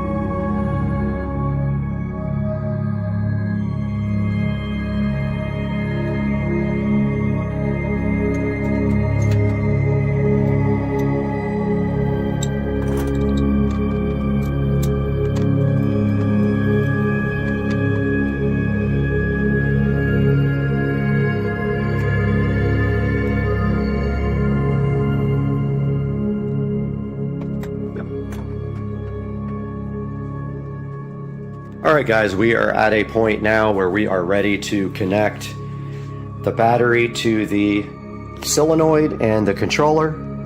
B plus goes here to this cable right here, which goes to this side of the solenoid, which goes to B plus on the controller, and then B minus goes to the battery. And we are ready to make this connection. I just need to tighten the top of this solenoid up a little bit and then go ahead and make that connection.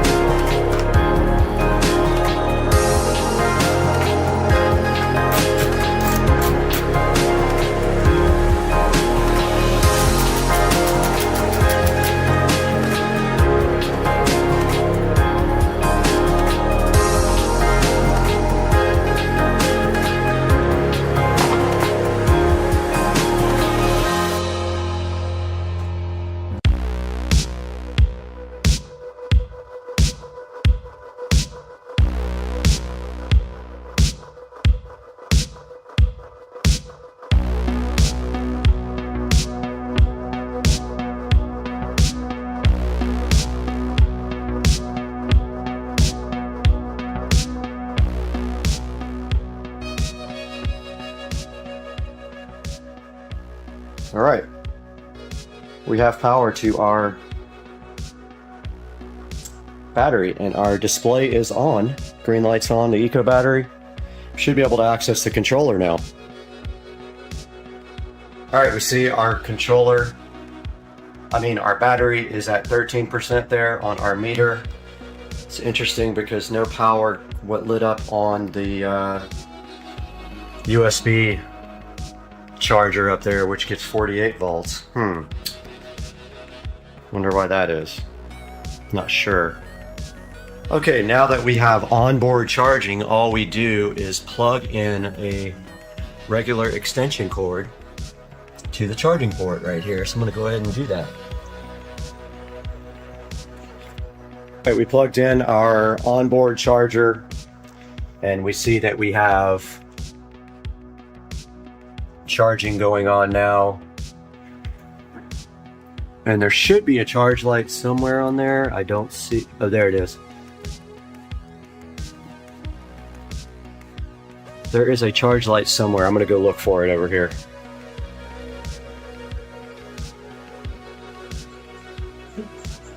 All right, we're back out here.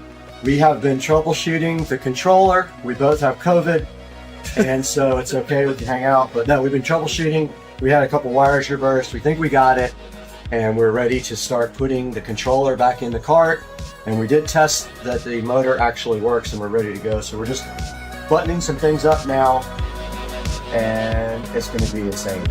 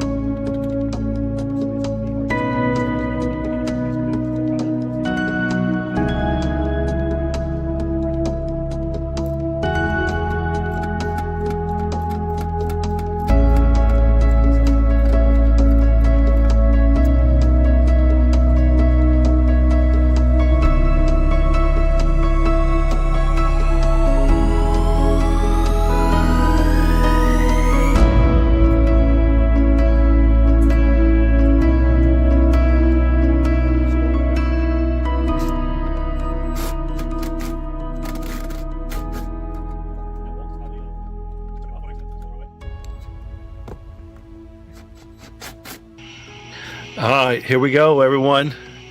Maiden going on? voyage on the 70-volt upgrade. I think this is going to be a little ridiculous. What do you think, Brad? I think this is, from what we just saw, this is literally insane. All right. Check motor temperature. What? Oh, wait, it's on demo. It's on demo. Yeah. How do I? Communications. Okay. So we got to connect to the controller. All right, we're connected. Waiting for forward and reverse switch. We're on. All right. Good sign.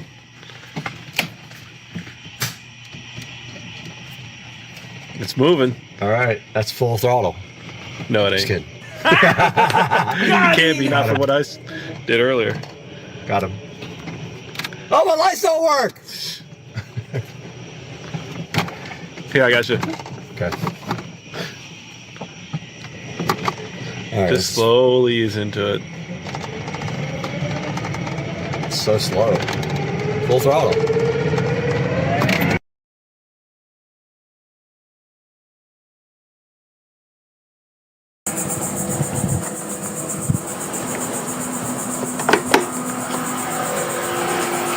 Oh, hey guys. I didn't even see you there. This is pretty cool, huh? Check out this brand new gate and this brand new fence that we just got installed here. Pretty awesome. I'm going to show you guys and take you along for the ride. Let's go.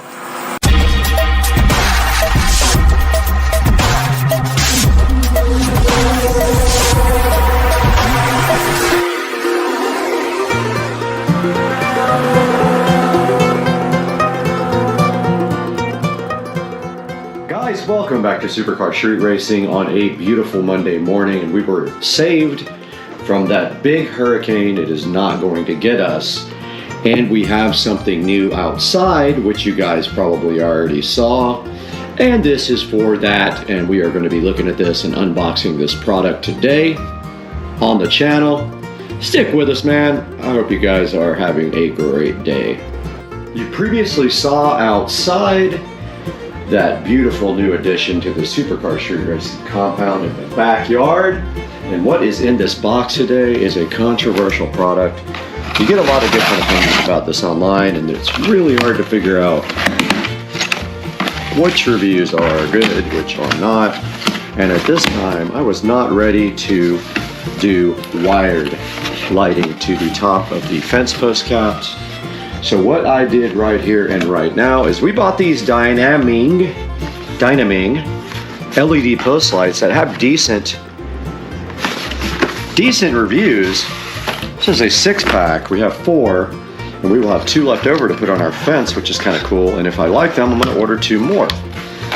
But as you can see right here in the package, they do come with these fence post adapters if you have a smaller fence. So there are 6 adapters on top. There are some drywall inserts and screws. And then we have these plastic lights from Dynaming. Let's get them all out here and on the Supercar Street Racing bed. There should be 6 in here. And basically, we're going to look at the instructions, but you should just be able to pull off the battery. It's like a removal tab, and then that's it. They are 3000K, which is leaning towards the warmer spectrum. 2700 would be your typical incandescent warm white bulb. And it says right here, it just charges all day and then lights up all night. So basically, you can replace the batteries. It has AA rechargeable battery. So basically, you remove the tab at the bottom to turn the light on for the first time. It says if it's 4 to 6 inches, fix the base on the post by drilling the screws for the hole and then put light body on the base. So basically, yes, these adapters are for 4 to 6 inch posts, and we have a 5-inch post. so it will probably not sit all the way around flush. We're going to find out when we move outside and take a look at these Hdmi LED post lights in just a minute. So this is the outside of the Supercar Street Racing Studios, and you can see that I added nice lighting up there. That is the studio itself, and we're having trouble getting someone to be able to install a door on this guy, but I'm gonna keep on trying.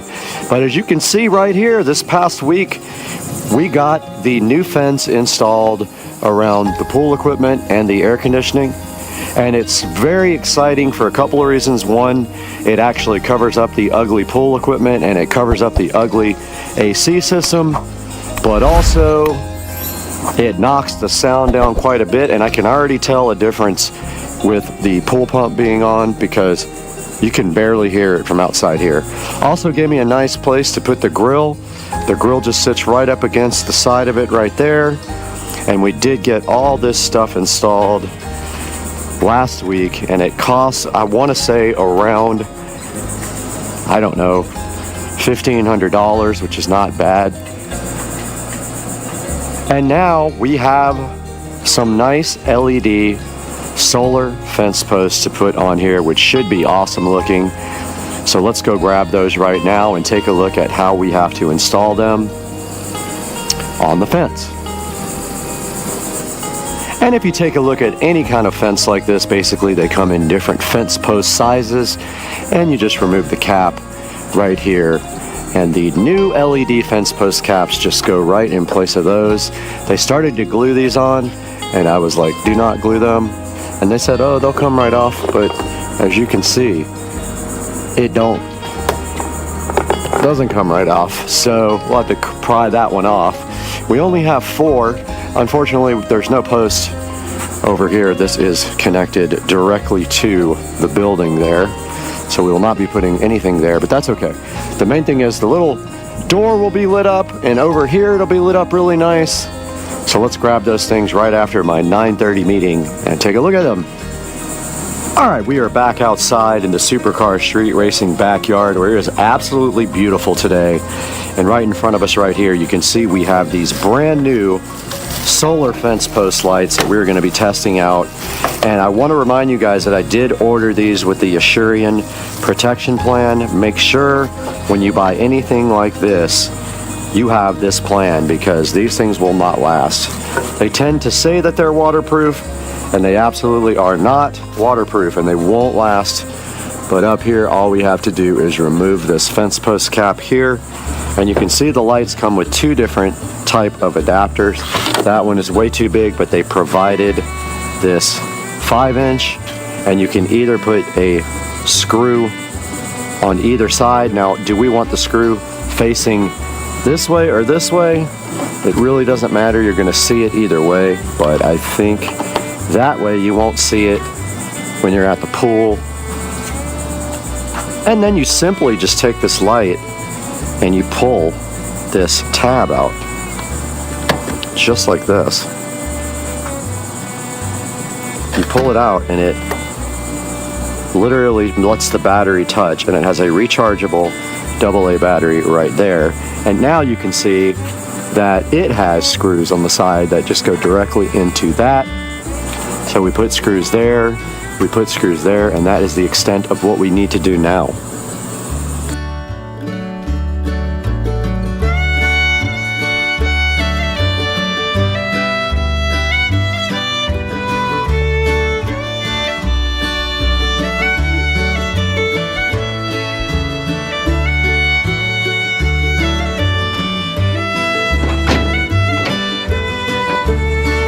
Okay, we are back up on the ladder here at the Supercar Street Racing compound.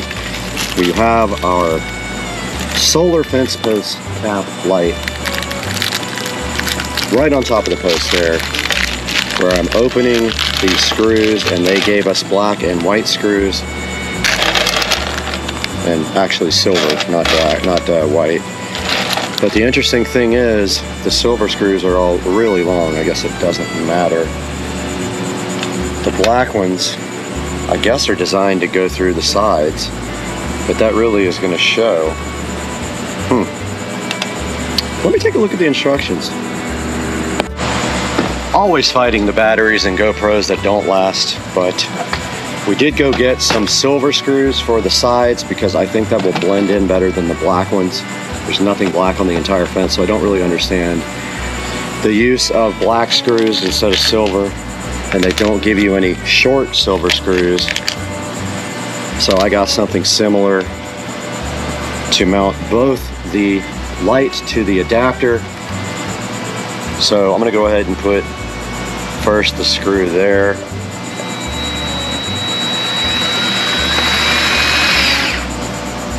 I don't know if we need two,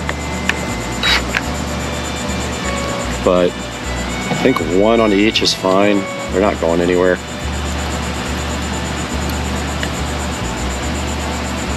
So I'm gonna go ahead and put the side one in. This is actually what holds it to the fence post.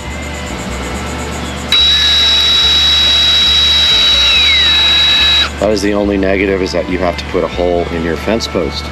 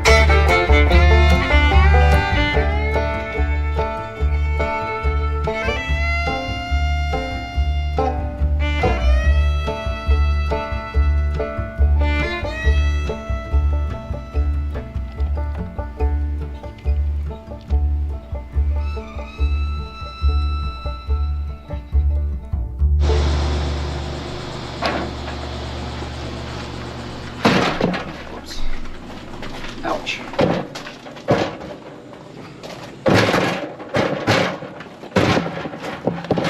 Dang.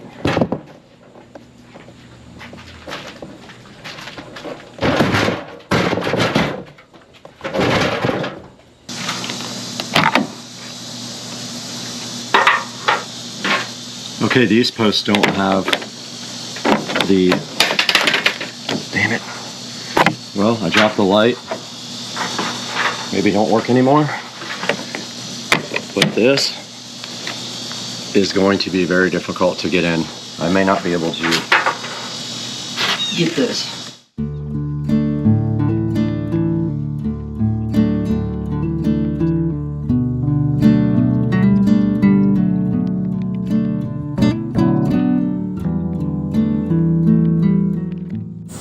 All right, if the camera doesn't overheat, here's my plan. I'm gonna snip off this back part.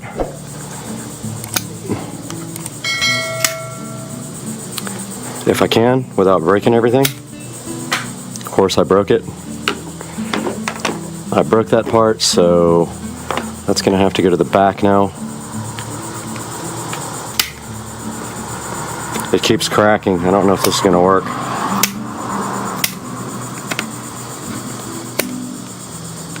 I'm just snipping off this back so it'll fit.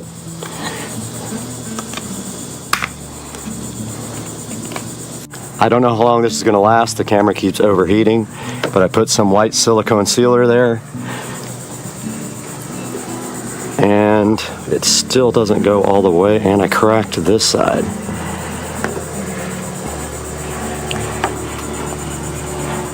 It still doesn't go down all the way.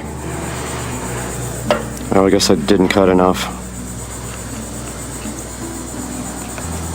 Alright, whatever GoPros are almost unusual, they overheat no matter what. I did take that to the grinder and got it knocked down. And now I'm going to put a screw in it. But my camera's going to overheat again, just FYI, so you guys are probably not going to see any of this by the time I get the screw in. That's for the base, and of course, alright, I got the camera in the shade. I'm just trying to record. I don't know if it's actually going to work or not. But we have our last one here to replace. Let's go ahead and get that done.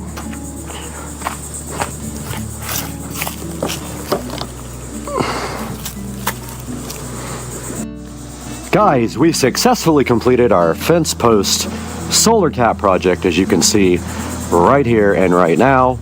And there are the new fence post caps all installed. We got 4 installed right here, which you saw most of that.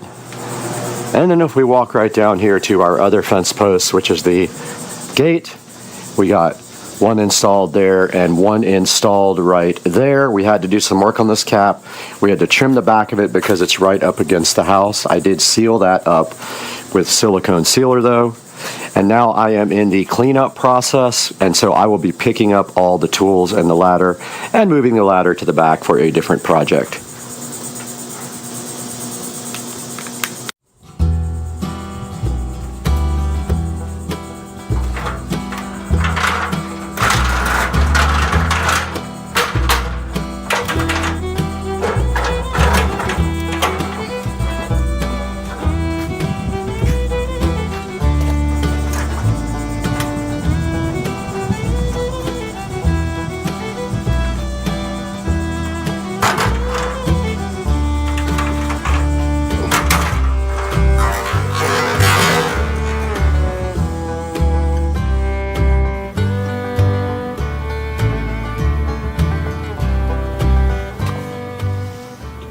Guys, we're back in the 4K production studio here at Supercar Street Racing, and you guys just saw that we got a fence installed, and it would be right here on my left, and that fence is around my pool equipment and my AC unit right here to the left of the Supercar Street Racing 4K production studio.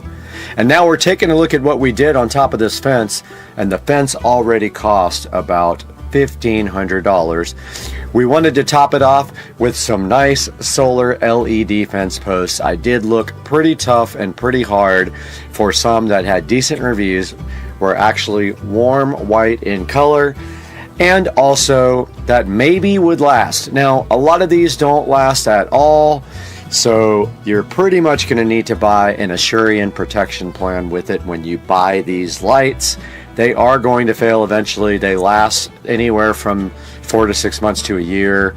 These ones actually had decent reviews and said that they will stay lit up all night long. We're going to see that. It doesn't actually matter if it does. As long as they light till at least midnight or 1 a.m., I'm totally fine with that.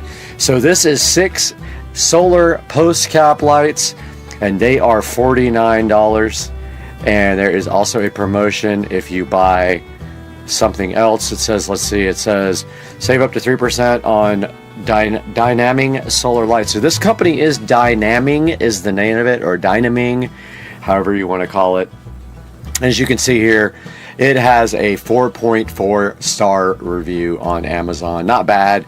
All the solar lights go from anywhere from like 4.4 down to 3 point something. Now you could go ahead and get low voltage 12 volt powered lights for your fence post caps. In that case, you probably would have had to run wire underneath, and I did not do that. You might still be able to add it and hide the wire, but at this point I'm going to go ahead and go with the solar because I've got a bunch of wired lights in the backyard already. So that is a look at the Dynaming 6-pack of solar fence post lights. And after this, when it gets dark outside, we're going to go take a look at these in the dark and see how it came out, and we'll let you guys know that in just a second.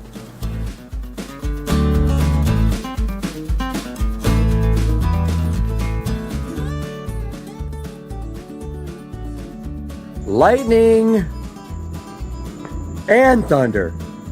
Oh, that's epic. Look at this, guys.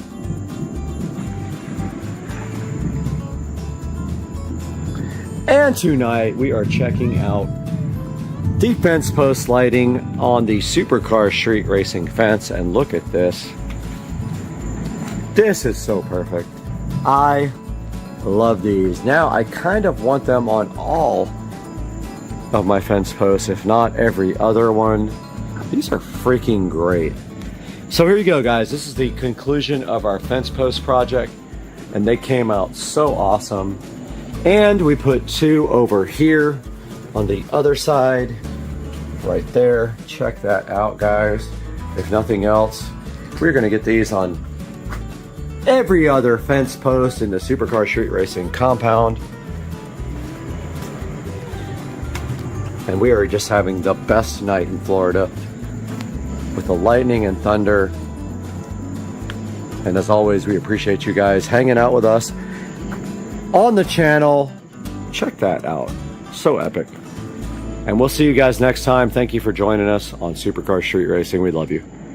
Cheers. All right, we are out here at Englishtown. We're at Raceway Park here, and we're pulling into the gate right now, and you can see we got cars both. Let's get in here to the LZ Invitational and see what is happening. It might take a minute to get parked. We're a little early. The event starts at noon. We didn't get VIP because they were sold out, but we'll see what's up in here. I see a lot of cool cars.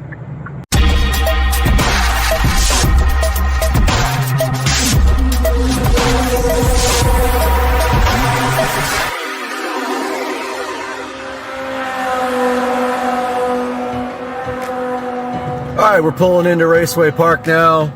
Check out all the people here. It is absolutely insane today. I'm kind of hyped about seeing some of this drifting and seeing some of my YouTube guys out there. You can see right here, we are heading into the drift event now. LZ Invitational, Englishtown, New Jersey. Let's do this. Englishtown. All right, we're out here, LZ Invitational, checking out some of the cars here. Tracks over there, cars here for the car show. Good turnout, a lot of people.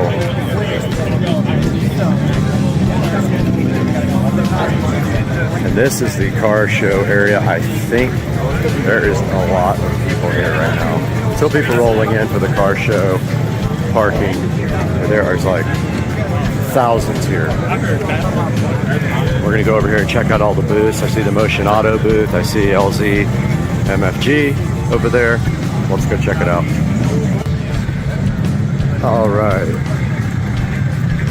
I think I see Rudnick over here.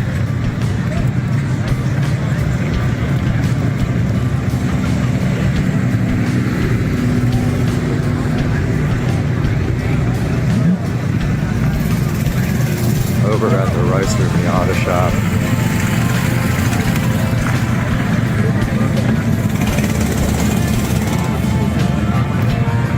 Yeah, here we go. There's Chris and the gang at the Rudnick shop. Chris, Matt, Chris.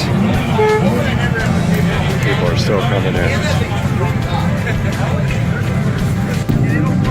Alright guys, over here at Chris's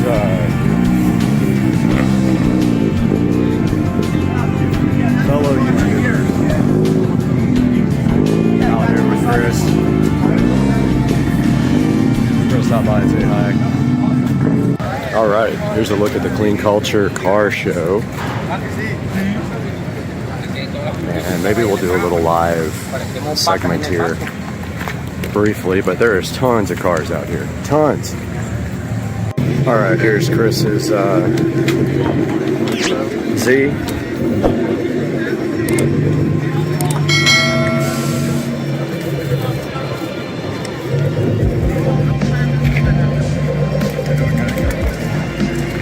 And LS B36 crashed yesterday. Right back here.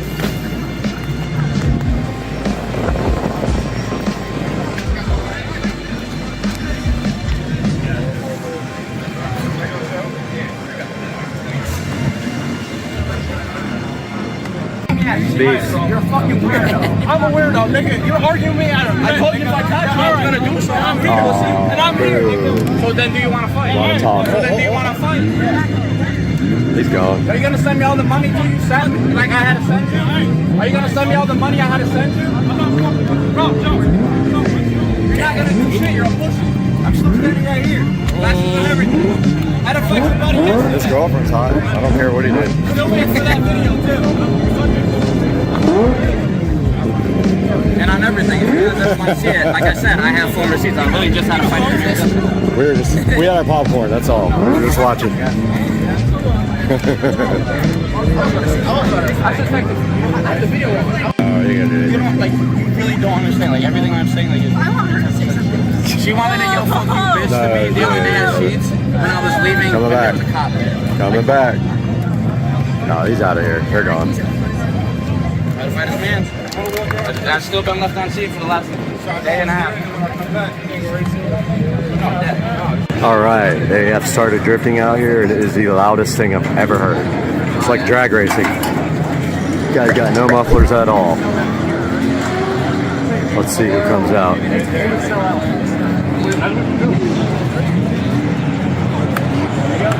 There we go.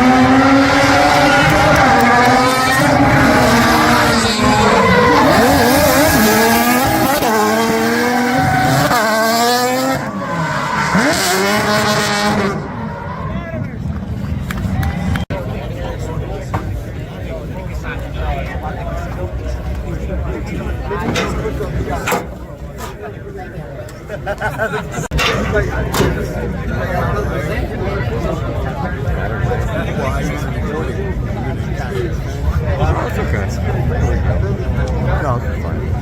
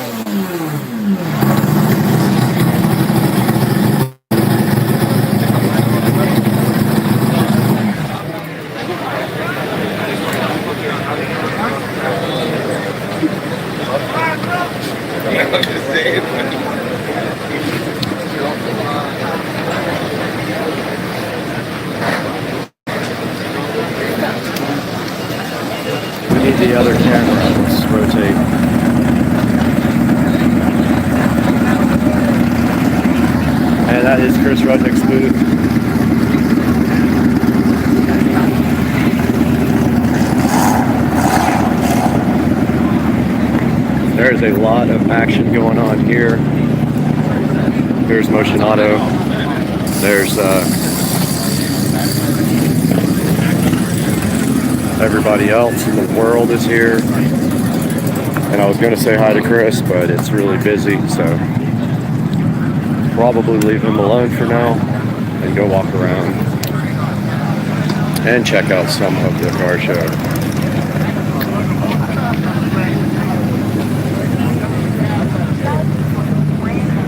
Nice looking GTR and an Evo.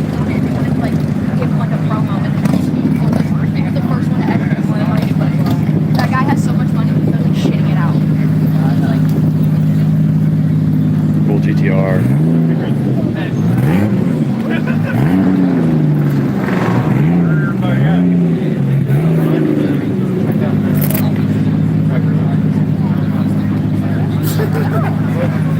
And we were just walking around checking out all the goodness here. And then I saw that one. We'll wait till I start drifting up for that. And I guess we can go back to the back. They're not restricting access to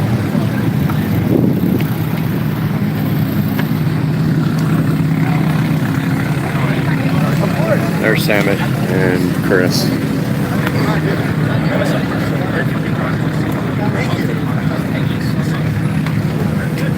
And Matt.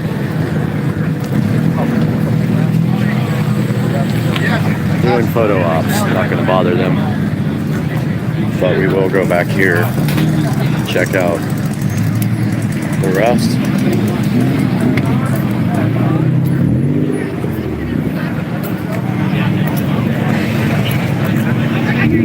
Trevor's drift car.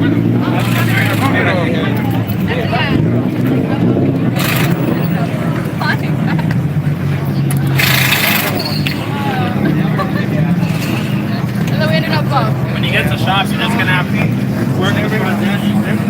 There's the MagnaFlow booth. Here's Colette's car, the rotary. And then that's the rotary, no, is that the rotary Supra? Yeah. That's Adam in the Supra. Right there.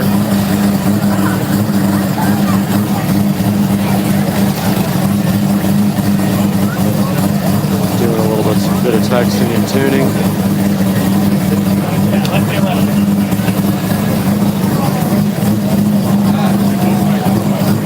Adam and Colette. And of course, Marcus for RX-7 tuning specialist, rotary Marcus.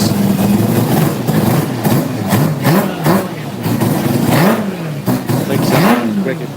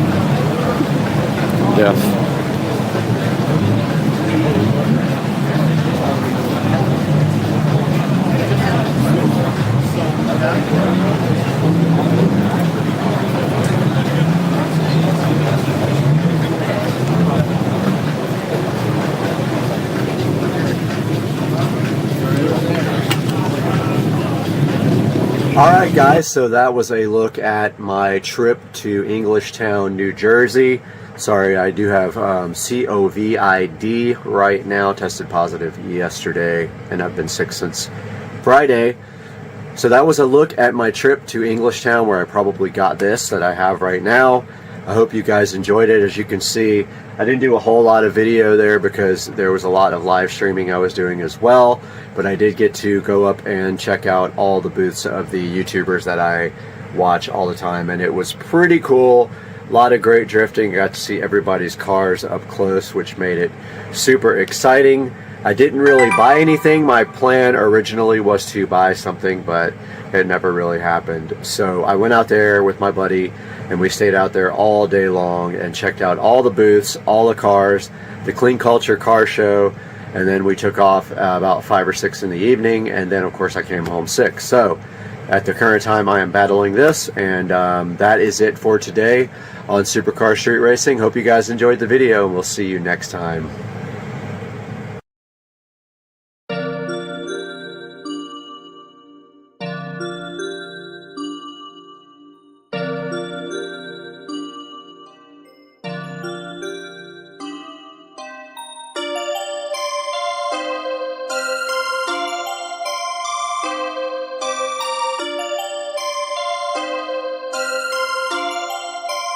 Perfect, perfect.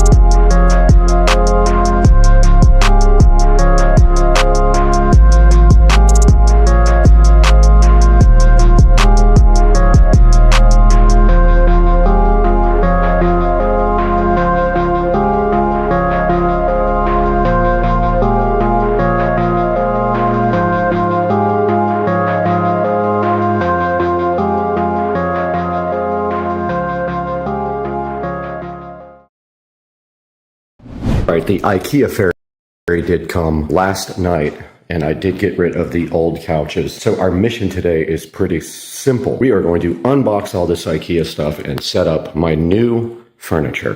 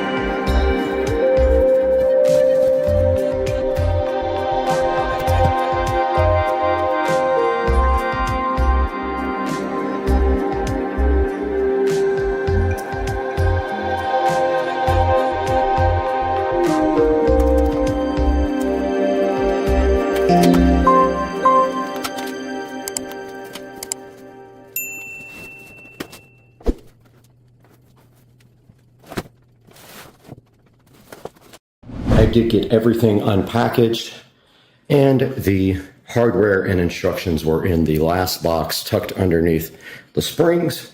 So I'm going to get the instructions out right now and figure out what is going on here. This is a modular set, so it has to be put together a certain way. Let's get to work.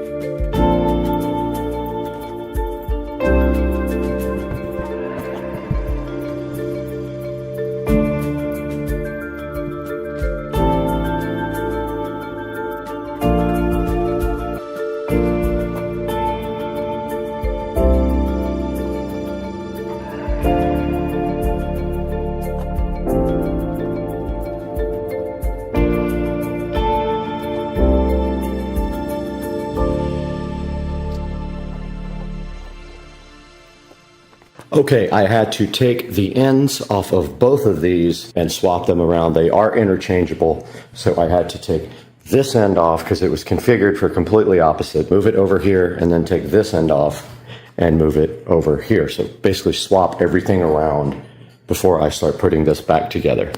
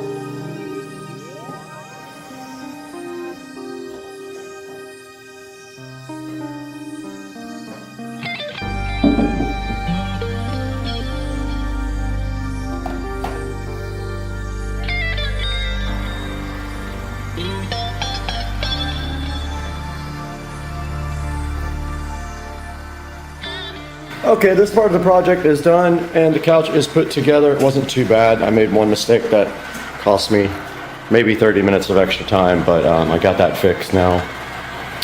And you can see right here, let me step back here and put it on wide. There's a better shot at it, the modular couch. Remember, I had to move one side to the other to get it to the configuration that I wanted with the small part over here on this side. So not too bad. I'll put a link in the description to the couch, and watch the video back if you need any help putting it together. We'll see you guys.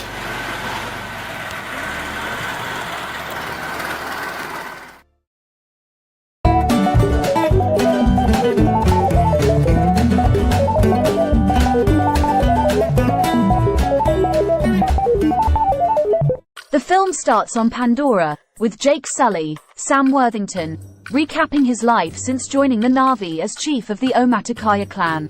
He and Neytiri, Zoe Saldana, have become parents to Netayam, Jamie Flattis, Loak, Britton Dalton, and Tuck, Trinity Jo Lee Bliss, along with another adopted daughter, Kiri, Sigourney Weaver, who is the biological daughter of Grace Augustine's Na'vi avatar. The kids also spend time with a human boy, Spider, Jack Champion, who was left behind with the human scientists after the previous group evacuated Pandora since babies couldn't be put into cryostasis. While the children see Spider as something of a cousin, Neytiri feels the boy would be better off with other humans, in part due to her own hatred of the Sky People.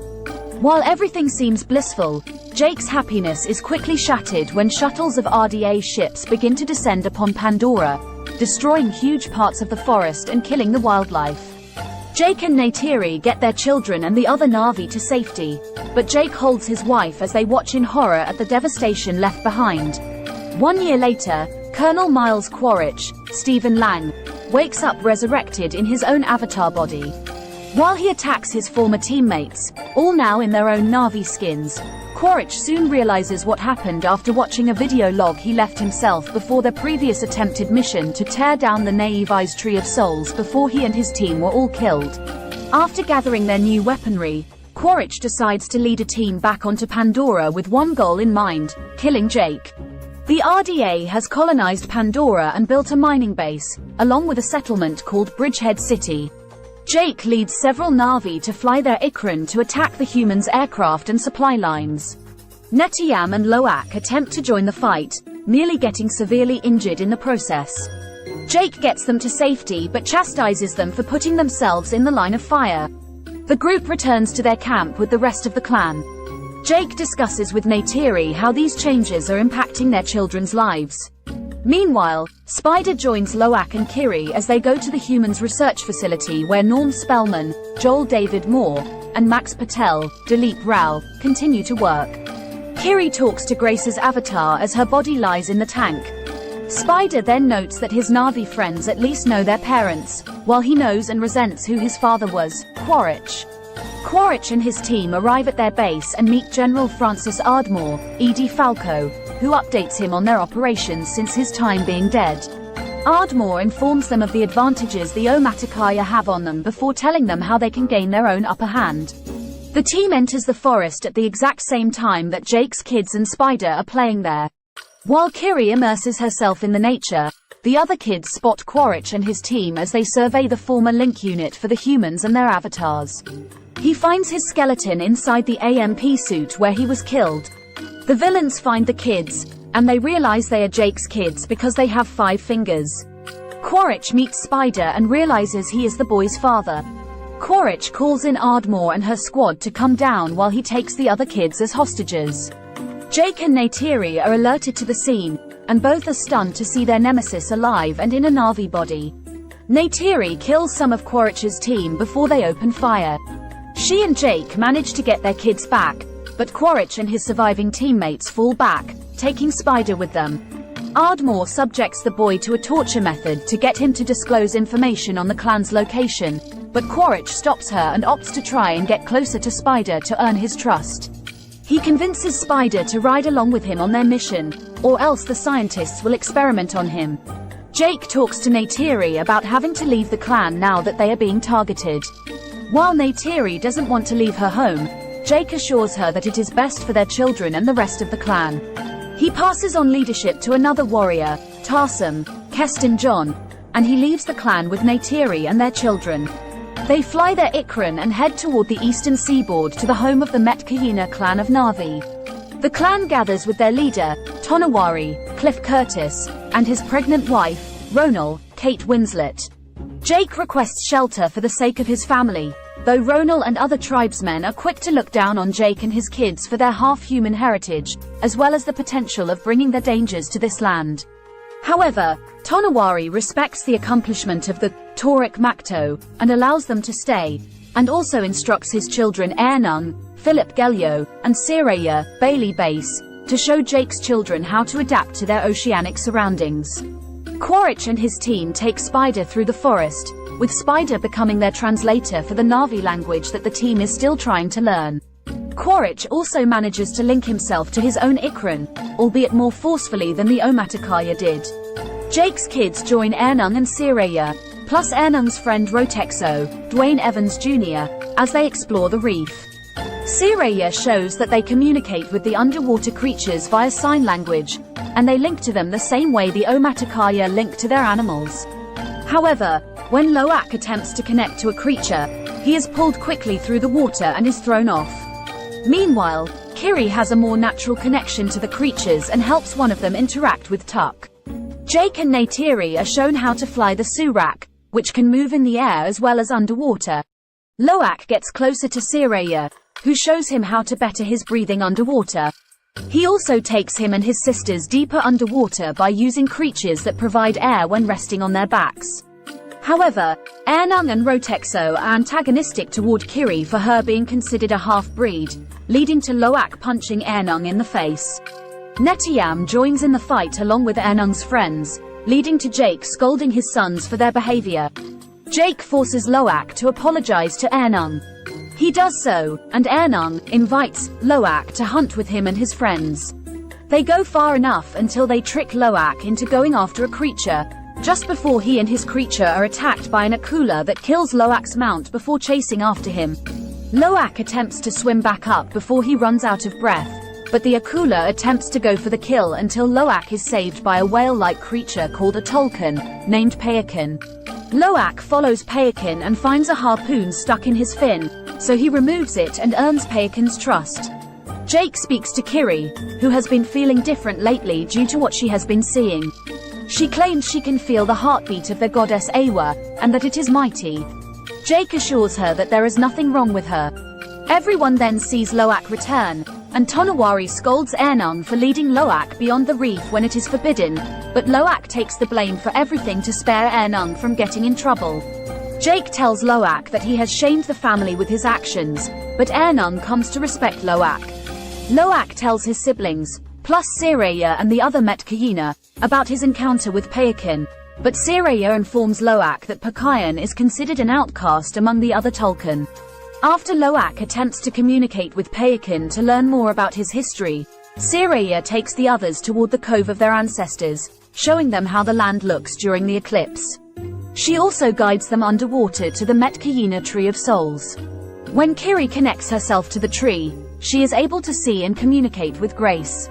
However, Kiri soon suffers a terrible seizure, and her siblings bring her back to the shore. Jake gets Norm and Max to try and help Kiri, but they are of no help until Ronal tries her hand and is able to revive Kiri. Norm tells Jake that any visions she thinks she is seeing might be a result of frontal lobe epilepsy.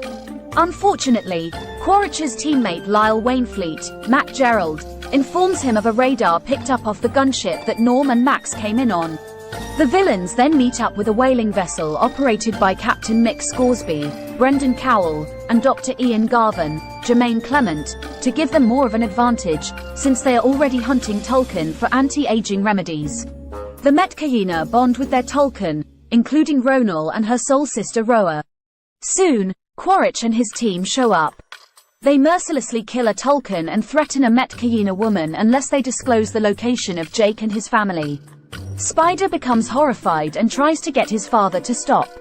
The villains then begin to burn down their trees and homes. Quaritch orders his team to attack to draw Jake to them. Loak once again tries to ask Payakin what he did to make him an outcast. Payakin opens his mouth and allows Loak to enter him and link with him. Loak sees Payakin's memories and sees that he attacked the whalers because they killed his mother and family.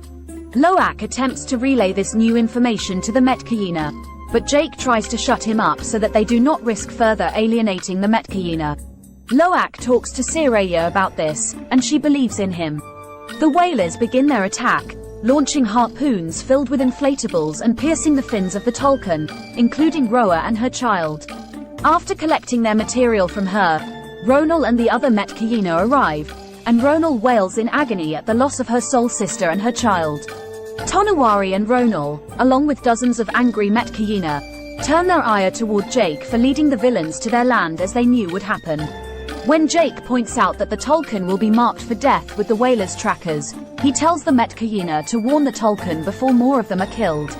Loak heads off to warn Payakin, despite Netiyam's warnings against it. He follows his brother, along with Siraya and Ernung, and then Kiri and Tuk.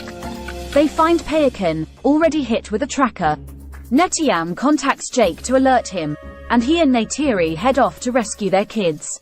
The Whalers initiate their attack, going after the kids and Tolkien. Jake and Neytiri are joined by Metkayina warriors in the fight. The kids are captured in the struggle and are held prisoner on the vessel.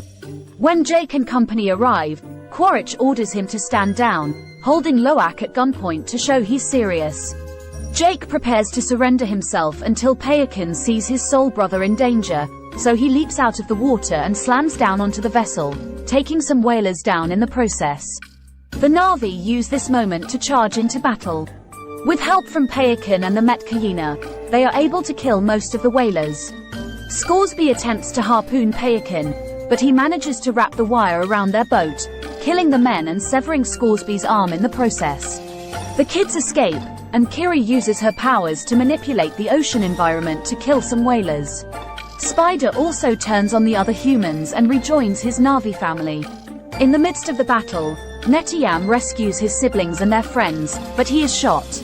The family gets to a rock where they attempt to help Netiyam, but he succumbs to his wounds. Neytiri wails in despair at the loss of her son, and the rest of the family is devastated. Quaritch contacts Jake, revealing he has Kiri and Tuk as his hostages. Jake heads into the sinking vessel for the final showdown, accompanied by Neytiri, Spider, and Loak. Neytiri ruthlessly slaughters Quaritch's team in retribution for Netiyam, just as Jake goes to face his nemesis. After Jake frees Tuk, Quaritch emerges with Kiri and a knife to her throat. Neytiri grabs Spider and threatens his life in return. Although Quaritch tries to deny his care and relationship with the boy, he relents and lets Kiri go after Neytiri cuts Spider across his chest. Neytiri brings the kids to safety, and Jake decides to end it with Quaritch, fighting to the death. The vessel starts to come down completely, trapping the family underwater. Jake fights Quaritch until he manages to get him in a chokehold and let him sink underwater. Loak finds his father, who tells him to go without him since Jake doesn't think he will make it, but Loak helps him breathe the way Siraya showed him, and they escape with Payakin. Meanwhile, Kiri summons the underwater creatures to help her get Neytiri and Tuk out of there. Spider swims to save Quaritch, but he abandons him for his evil deeds and rejoins Jake's family, with Jake officially taking him in as a son. Jake prepares to bid Tonawari farewell, but he tells Jake that he and his family are Metkayina now and are welcome to stay. The family then holds a funeral for Netiyam, where his body is given to the Tree of Souls, and they are told that he is now with Awa. Jake and Neytiri link themselves to the tree, where they are able to see Netiyam through memories. Jake, recognizing this land as his family's new home, vows to continue to fight and protect them.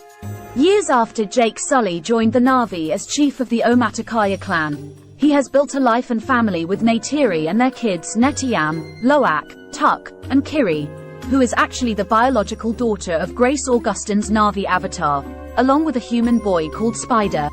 The RDA returned to disrupt their tranquil existence by colonizing Pandora and forcing the Na'vi to relocate, with Jake leading warriors to fight them and wreck their supply lines. This forces the RDA to awaken the avatars of the deceased mercenaries, led by the newly resurrected Colonel Miles Quaritch, who has his eyes set on revenge against Jake. After the villains threaten Jake's family and home, he takes them from the forest and moves them to the eastern seaboard of Pandora to the home of the Metkayina clan, who have a deep connection with the underwater life. Jake's children, Loak in particular, bond with Siraya and Ernung, the children of the Metkayina's chief Tonawari and his wife Ronal. While the Metkayina are initially distrusting of the Omaticaya, they teach them their ways and welcome them to their home. Kiri also discovers that she has a deeper power and connection with the creatures. Quaritch and his team work with whalers to hunt the Tolkien, creatures that the Metkayina have deep connections with. Loak bonds himself with Payakin, a Tolkien that is considered an outcast. When Quaritch and his team begin to lay waste to the Metkayina homeland, Jake and Neytiri are forced to fight back. The kids go to warn Payakan, leading to them getting captured. Payakan helps the Na'vi fight back, with many of the whalers getting killed, but Netiyam is fatally shot. Jake goes after Quaritch, who has taken Kiri and Tuck hostage. Neytiri kills the rest of Quaritch's team before threatening Spider's life to save Kiri, and Quaritch relents since he is the boy's father. Loak and Kiri help their family get to safety, while Spider saves Quaritch but abandons him for his cruelty. Jake and his family are accepted by the Metkayina and are allowed to stay. He and Neytiri are able to see Netiyam by connecting themselves to the Metkayina Tree of Souls.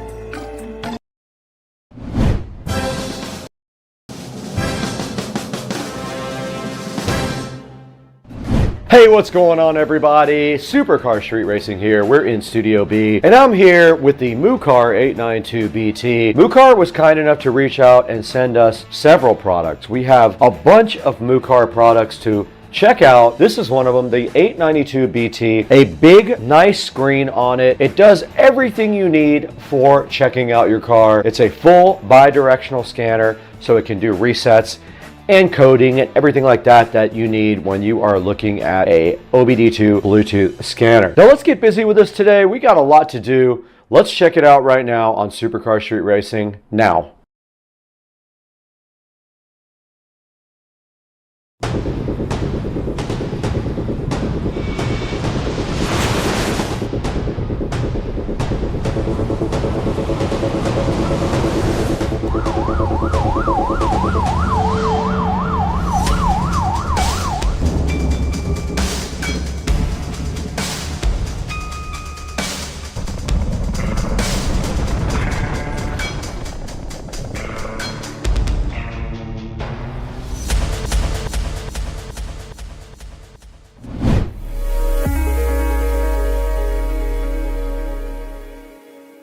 We're in the beautiful Supercar Street Racing Studio B right now. This is the studio that's inside of the house. We have another one out on the outside, that's Studio A. But in here, we can edit and do whatever we want and enjoy the nice sanctity of the Supercar Street Racing compound. And today we have the Mucar 892BT, not related at all to a cow. It's just an OBD2 scanner that does bi-directional full screen scanning, ECU coding, 35 different services, FCA auto off. It does CAN, FD, DOIP, and it has free lifetime upgrades. Now the best thing about this thing is it is a 8-inch screen, ultra large display, runs on Android 10. It has a 4-core processor, 4 gigs of RAM, and 64 gigabytes of storage on the tablet. This means that all the responses are rapid and in very big view. Now this thing also has AI technology. I know that is a buzzword these days, but it uses AI technology to retrieve and analyze your fault codes. It supports over 140 brands of cars. And the cool thing also is it interfaces with the actual actuators in the car so that you can interact with the vehicle directly through the scanner. You can reset things like the oil change, fuel injectors, BMS, and lots of other functions are available to be reset with the Mucar 892BT. You can also do coding, so you can code your vehicle for special features that you might not have directly from the factory. Now this thing has both professionals and amateurs in mind, so it's designed to actually do everything you need. If you don't know a lot about cars or you don't know a lot about mechanics, you can still use this thing to check out your car and see what's wrong with it and possibly fix it without paying thousands of dollars to some dealership. And it supports CAN, FD, and DOIP for faster communications. Okay, now that we've looked at some of the features and cool things that the 892BT can do, let's go ahead and get this thing unboxed.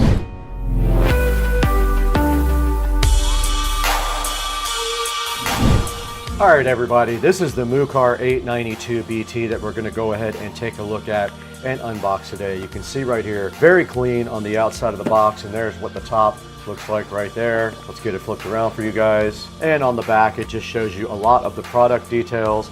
Professional automotive diagnostic tool right there, and that is about it. There's not a whole lot to see on the outside of the box, so let's go ahead and unbox it now. Gotta be smarter than the box. And inside of the box there is a cool case. Very cool carrying case that comes with it. Very neat. I like the extra touch and the attention to detail by giving you a nice carrying case. Now let's see what's inside of it. And we do have a network cable and some manuals here. Now that is for when you don't use the Bluetooth part of it. And then here is the actual tablet, so flying fresh right inside of there. Really cool looking black with some blue highlights and a kickstand on the back. And it also does have a magnetic OBD2 Bluetooth reader right here. It sticks right on the back right there for you. And there's what the tablet looks like right there. And if you go ahead and power it on just like this, it should be charged up. Let's see. It is. You can see it starting up right there. There might be a slight glare on there. Now I cheated. I already powered this guy up and I did update it because it takes a few hours to go ahead and update. So I've already done that part, but it is booting up right now, as you can see. And checking on the inside of the box, we do have a wired OBD2 adapter with that network cable that you can use, or an OBD2 cable that you can use. We've got a Ethernet adapter to USB. That is for this side of the tablet. If you were to get on this side, with the network cable, we've got a USB charger, and that is basically it. The rest of everything with the MUCAR needs to be done in the actual truck, which we are going to do. We're going to take it across the street and check it out over at Rich's house. Let's get across the street right now and go check this thing out.